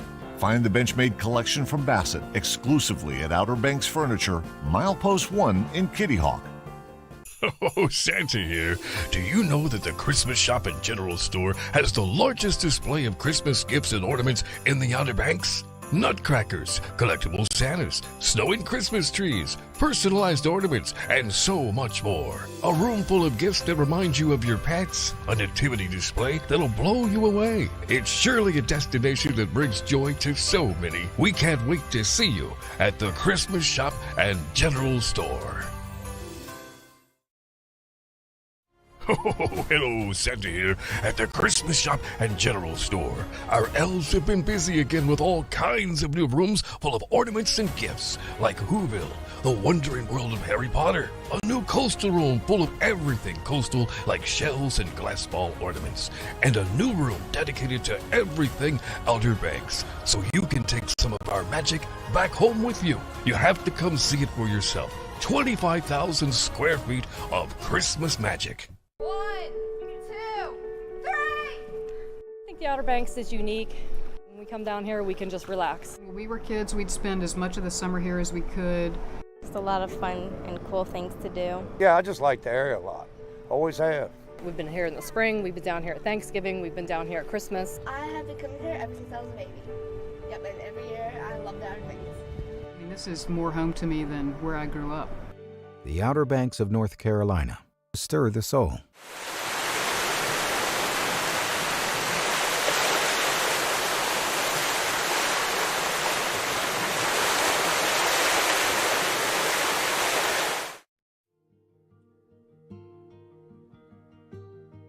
If you came to Manteo and you got to meet Cora May, you're lucky, because the woman was up to date on everything, great fun, and ready to entertain. She was a wonderful person and a light years ahead of herself. She was a Renaissance woman if there ever was one. Cora May loved Manteo. We never took vacations because we had everything here. For much of Mom's life, she was a single mom. Her first husband had died and left her with 4 children, and her second marriage didn't last. So she had us to raise all alone. I think Mom's love of the arts was just a gift from God, because she didn't really have heavy training in that. That was not something that was trained here. One of Mother's favorite things in life was that she was in the Lost Colony. The Lost Colony is a story about the first colonists from England that came here in 1584. Cora May played Agona for 27 years, playing the same role longer than any other actress in American theater. Agona was a Native American that was here when the colonists came, and she became, and they feel she was a single lady, maybe widowed, or because she was a little older. And she fell in love with old Tom, the drunk, the town drunk that came with him. And that love just, it showed that thing of how blind love is. She just thought he was everything wonderful. And Mom just paid it to the hilt. When she looked and smiled and tilted her head and looked at him with those good blue eyes, you felt, this woman loves this man. Mom put everything she had in playing the role of Agona. I had seen many Agonas play when I was in it, and Mother was by far the best. If there ever was someone who worked against type, that was Mother. Mother had 2 husbands, and she was never a fonding person. She was never someone that just fell out over somebody. But she knew how to play it, and she could do it to the hilt, and she changed. It wasn't just a natural thing. She changed to be Agona, and it was wonderful. She changed her walk. she changed everything about herself. It was really a terrific performance. Her one line was tee-hee. She brought the house down with it every single night. Mom was the happiest person I ever knew. It didn't take much to make her happy. A good story, going to see a good friend. Mama was a woman's advocate. She really felt that women should be independent. Now, she never left the island much, but she really encouraged it for everyone else. And she maintained well into her 60s friends that were in their 20s because she was so forward-thinking. She was always up on public events, up on what we needed to do. And when people would say, oh, I don't want them to change that, I don't want them to change this, oh, no, we got to keep it the way it was, Mama was like, no, we've got to move forward. The town started to rename everything after the Lost Colony characters and places like Devon Street, and they wanted to name, and did name, her street right out here, Agona, after the character she played in the Lost Colony. She loved it. And then some years later, when we were revitalizing downtown Manteo, and a bridge had to be built, Mark, her son, who by then was Senate Pro Tem of the state of North Carolina, was helping with the funding for this project, and he said, Mama, we're going to name the bridge after you. And Mom went, oh, no, no, don't name the bridge after me. I'm not important enough. I haven't done enough to have the bridge named after me. She got the bridge named after her, and it was her pride and joy. When Mom passed away, at her funeral, there was standing room only. Mama's funeral was remarkable in lots of ways. One of them is an 88-year-old woman at the church for a funeral. That doesn't happen much this day. And Mama had some really personal friends that we wanted to put on the right-hand side. Andy Griffith was one. Governor Jim Hunt was another. It was really a wonderful homage to an old woman. And we had it simple like her, like she liked, and her paw was not flowers. She hated cutting flowers. So we had a local florist do what the forest would look like, just at the bottom with the leaves, a couple of flowers, and 7 birds for her babies. And Mark said, let's give her one last run over her bridge. And we went over the bridge and turned around and came back. And we felt like this was the best end. She got one last trip over her bridge.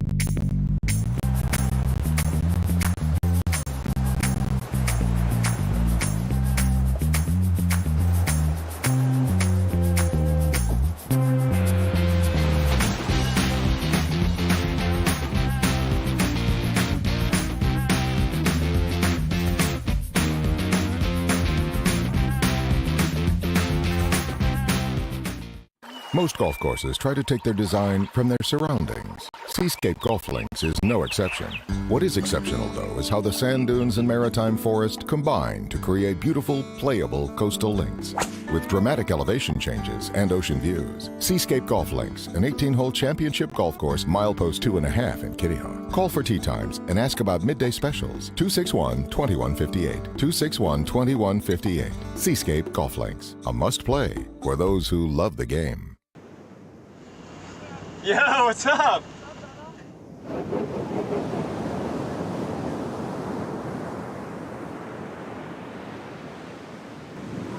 Yeah, Cyrus. What? Oh, Finny! Finny just got. Oh my God!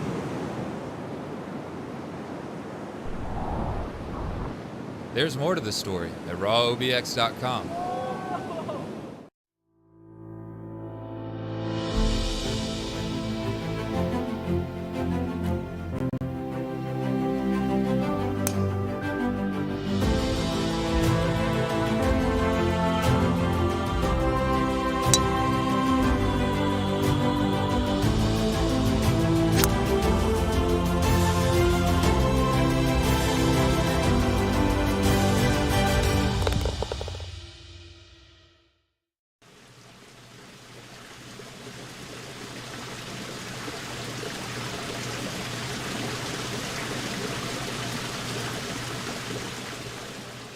I get up 4:30 in the morning, I go out to the shelters. And I help take the soft crabs out. We're usually through by 6 o'clock. And I go back and go in the boat and go out crabbing. And I pull on the average of between 250 and 300 pots. Then I come back in and I take care of the shedders. Trucks will come in and we have to load them on the truck. And about 7 o'clock I come in. That's it until start 4:30 next morning. Soft-shell crab is the crab in its most delicious, weakest form. The shell that they come out of, the old shell, is probably at least an inch smaller than the new shell when they become hard again. So that is a completely soft crab coming out of a totally empty shell. Every portion of the crab comes out, and this is all that is left, just a hollow shell. And when it comes all the way out, that's what it'll look like after it comes all the way out of the shell. This is a time when everything that's in the water wants to eat it, and everything out of the water seems to want to eat it because they're really delicious. This year the water's been kind of cool the whole year. So with the colder water, it takes them longer to ferment to get hardened up a little bit. So it kind of gives us a little bit of a break. Hotter water, you got to check them more often.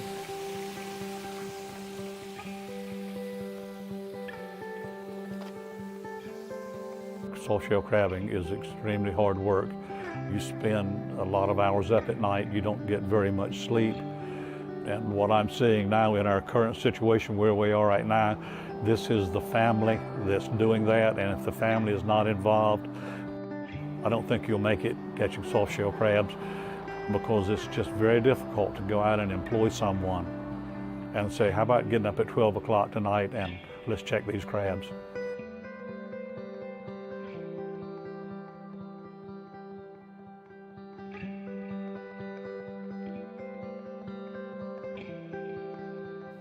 What do I like about it? Well, I just enjoy catching the crabs and watching them shed and selling them. I mean, I enjoy the whole works. I mean, when it comes to that.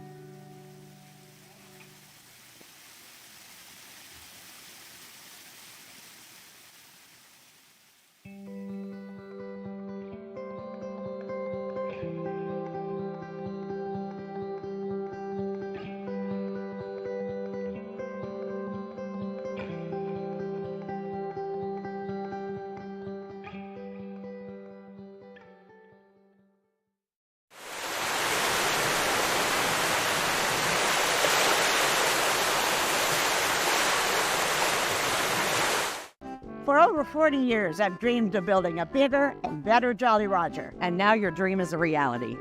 Yay! Carol Ann has transformed the Jolly Roger into the hottest new restaurant and bar that is the best venue on the beach for great entertainment, gaming tables, and NTN games. My dream has come true, and I can't wait to share our new restaurant and bar with you. Come see us at the new Jolly Roger. It's classic Outer Banks. The Jolly Roger Restaurant. We have a basic human need to feel connected to nature, to the idea of something bigger, to one another. The Outer Banks of North Carolina, a chain of barrier islands shaped by wind and water, connected by the elements, just open spaces and endless possibilities.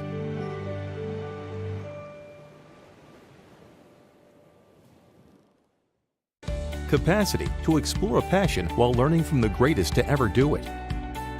Reliability to make those who are far away feel like they never left.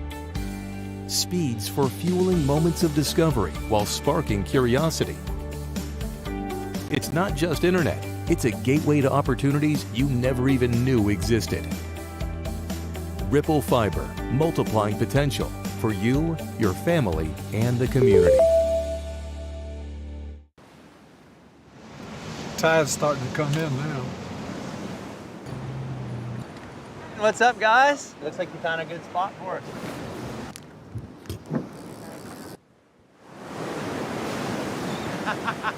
Yeah. Hey, I seen on it.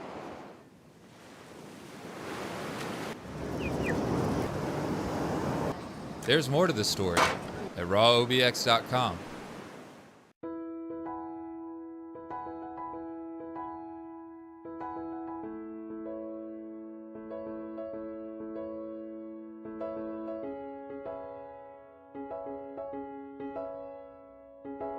When you come to Nags Head Woods, you are responsible for your litter, whether it's picking up your dog's poop or picking up your trash from your snacks. You can even get an old grocery bag and pick up trash you see along the trail.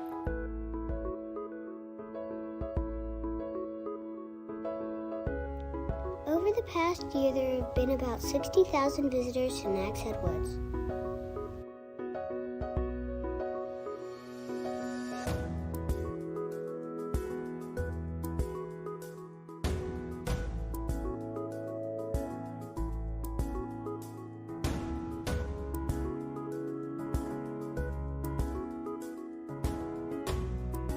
Nags Head Woods is one of the largest remaining maritime forests on the East Coast. It is also protected by the Big Sand Dunes of Jackie's Ridge State Park.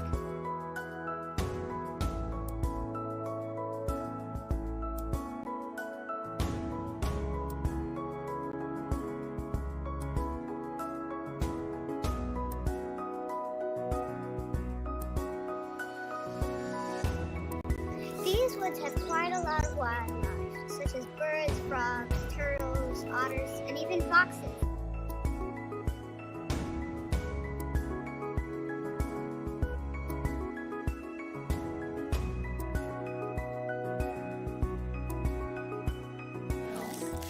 Look at the snail shells. Another snail. There's a bunch of snails down there. There's a snail in here. Oh, look at all those. Look at all the snails in there. There are a lot of trails here, even some for you if you're not a big hiker, such as the ADA.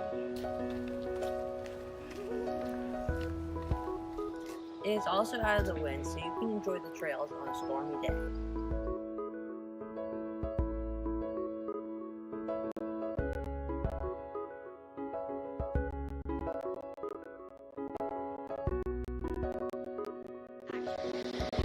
Nags Head Woods has created so many good memories. You can do the same for you. Bye!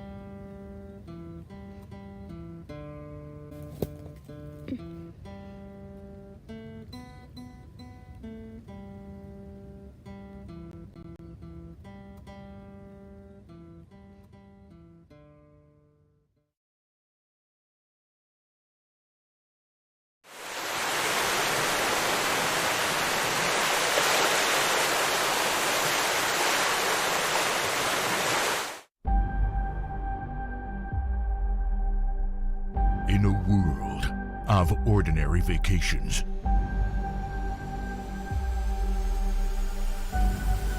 live the extraordinary.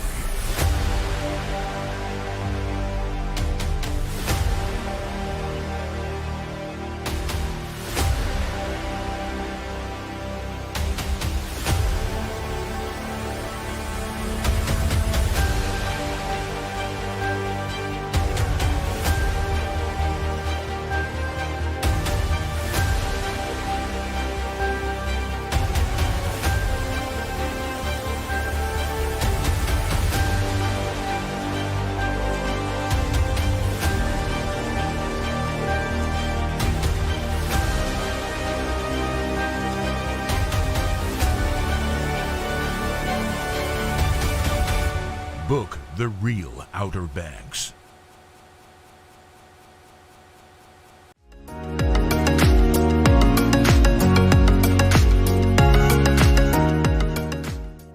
Hello again, everyone. I'm Chris, a volunteer here at the Wright Brothers National Memorial. We're back with another edition of Did You Know? This one is about why Kitty Hawk?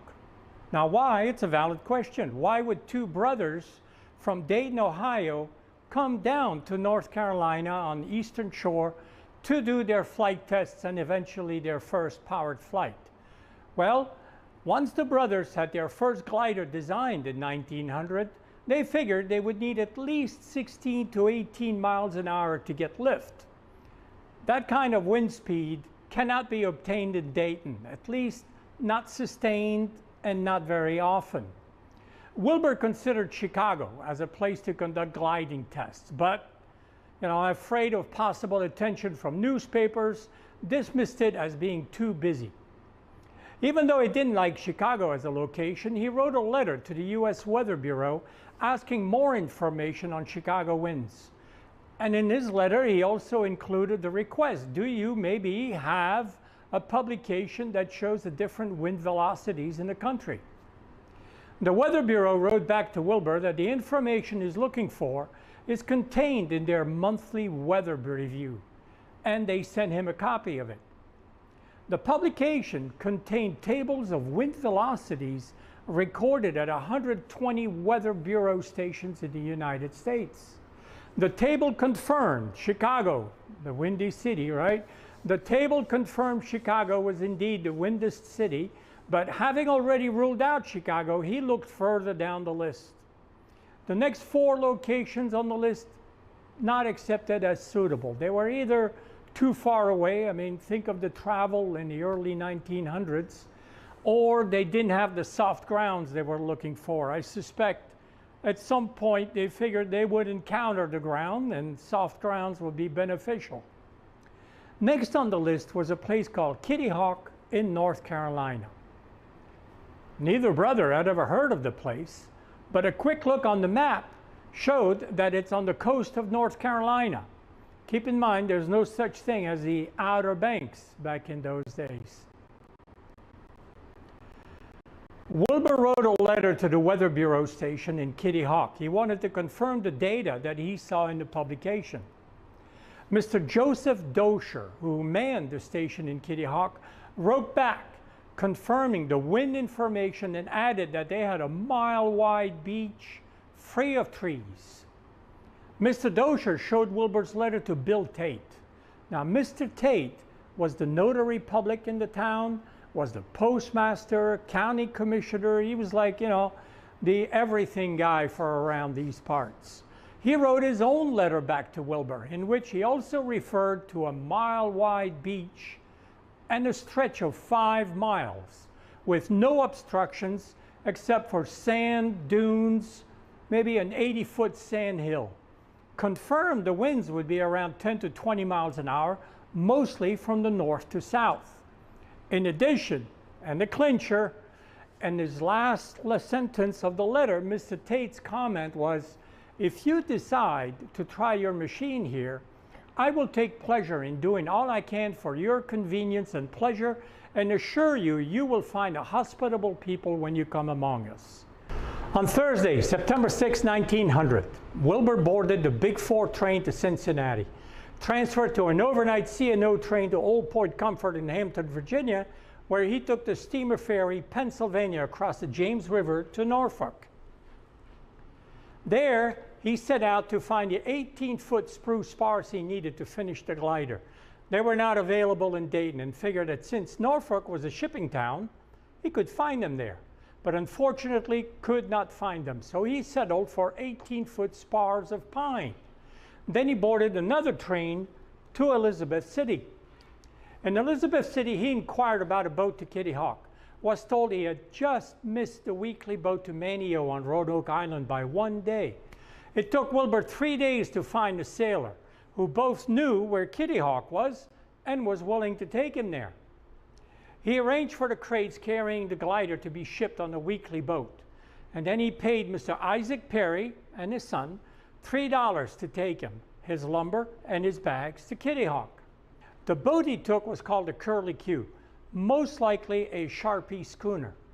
We don't have a picture of the actual Curly Q, but this is a picture that shows you a Sharpie from the same time to give you an idea of what it looked like. Everything was fine as they headed down the Pasquotank River, but no sooner did they reach the Albemarle Sound than a fierce storm came up and battered the Sharpie. Water was coming over the side, and Wilbur with Mr. Perry's son were bailing water from the vessel. The foresail blew loose and was soon followed by the mainsail. Using only the jib, Mr. Perry turned the boat around and found refuge in the channel on the North River. What they did not know, or could not know at the time, was that they had caught the tail end of a hurricane. They spent the night there, and the following morning got to work repairing the boat. By mid-afternoon, they were underway again and reached Kitty Hawk in the evening. The red line on this map shows the first leg of the trip, where they waited out the storm. And then the black line shows you the next day in the morning, the second part of the journey to Kitty Hawk. Wilbur spent another night on the boat, and he went ashore in the morning looking for Mr. Tate. This map shows you where Wilbur first stepped foot in Kitty Hawk, and you can see Mr. Tate's house is not that far from where he stepped foot on shore. The only person he saw when he stepped ashore was a 14-year-old boy named Elijah Baum. He agreed to take Wilbur to Mr. Tate's house. Wilbur had not written the Tates to confirm he was coming. So Bill Tate was a little surprised when the gentleman knocked on his door, introduced himself as a person from Dayton he had communicated with. Bill Tate invited him in and introduced him to his wife, Addie. When Addie found out her guest had not eaten in almost 48 hours, she prepared him a big plate of ham and eggs. Wilbur promptly devoured the meal. Wilbur asked them if he could possibly board with them until Orville and the tent arrived in a few days. The tents were impressed with this gentleman of breeding, as they recalled. They only had 2 bedrooms and moved their 2 young daughters into their bedroom to accommodate Wilbur. How nice was that? While they waited for Orville, Bill Tate took Wilbur on the tour of the area. The people of Kitty Hawk were curious as to the visitor. Not many gentlemen outsiders actually came to Kitty Hawk. What was Kitty Hawk like back then? About 60 families called Kitty Hawk home. Orville described a couple 2-story homes, a store, several single-story houses, none of which were painted. The place was mostly isolated. Elizabeth City, which is 40 miles away and reachable only by boat, was what the Kitty Hawk residents called the town. It was the place to buy consumer goods, and with its railroad, connected it to the rest of the world. The landscape was sandy, covered with a growth of pine, dogwood, holly, oak, and cypress. Sand dunes moved along as the wind blew. There were more hogs than people, and a few cattle, horses, and sheep. Orville wrote to his sister in a letter to Sister Catherine, quote, "You never saw such pitiful-looking creatures as the horses, hogs, and cows down here. By contrast, the only things that thrive and grow fat are bedbugs, mosquitoes, and wood ticks." Imagine the gentlemen brothers from Ohio, who had never traveled further than a bicycle ride outside Dayton, finding themselves now 750 miles from home in such a desolate place. They had never seen an ocean, much less traveled by boat during a hurricane. Was it an adventure, really, or did they think, my goodness, what have we done? No matter the weather, the brothers dressed every day like businessmen. Suits with ties, starched collars. The locals didn't know quite what to make of them. Always neatly dressed, but living in a tent and working on a big kite. A short while after putting up their camp near the Tate's house, they discovered the hills at Kill Devil Hills, 4 miles further south, and they moved their camp there. This is their first camp near the Tates. You could see Wilbur's washing the pots, and the spars that he bought in Norfolk are leaning against the tent. This picture is taken from the hill. What you see there are the puddles after a couple days of a good rain. It's taken in 1902. Also in 1902, this is Orville after he finished the turn. You can see he's heading back now towards the hill. They built this structure in 1901 to work on their glider, and they slept in a tent. They expanded it in 1902 to include living and sleeping areas. In this picture you could see, looking left to right, was Octave Chanute, Orville, Huffaker, and Wilbur. And lastly, here's a view of the Kill Devil Hills in 1900. And today looks quite a bit different, doesn't it?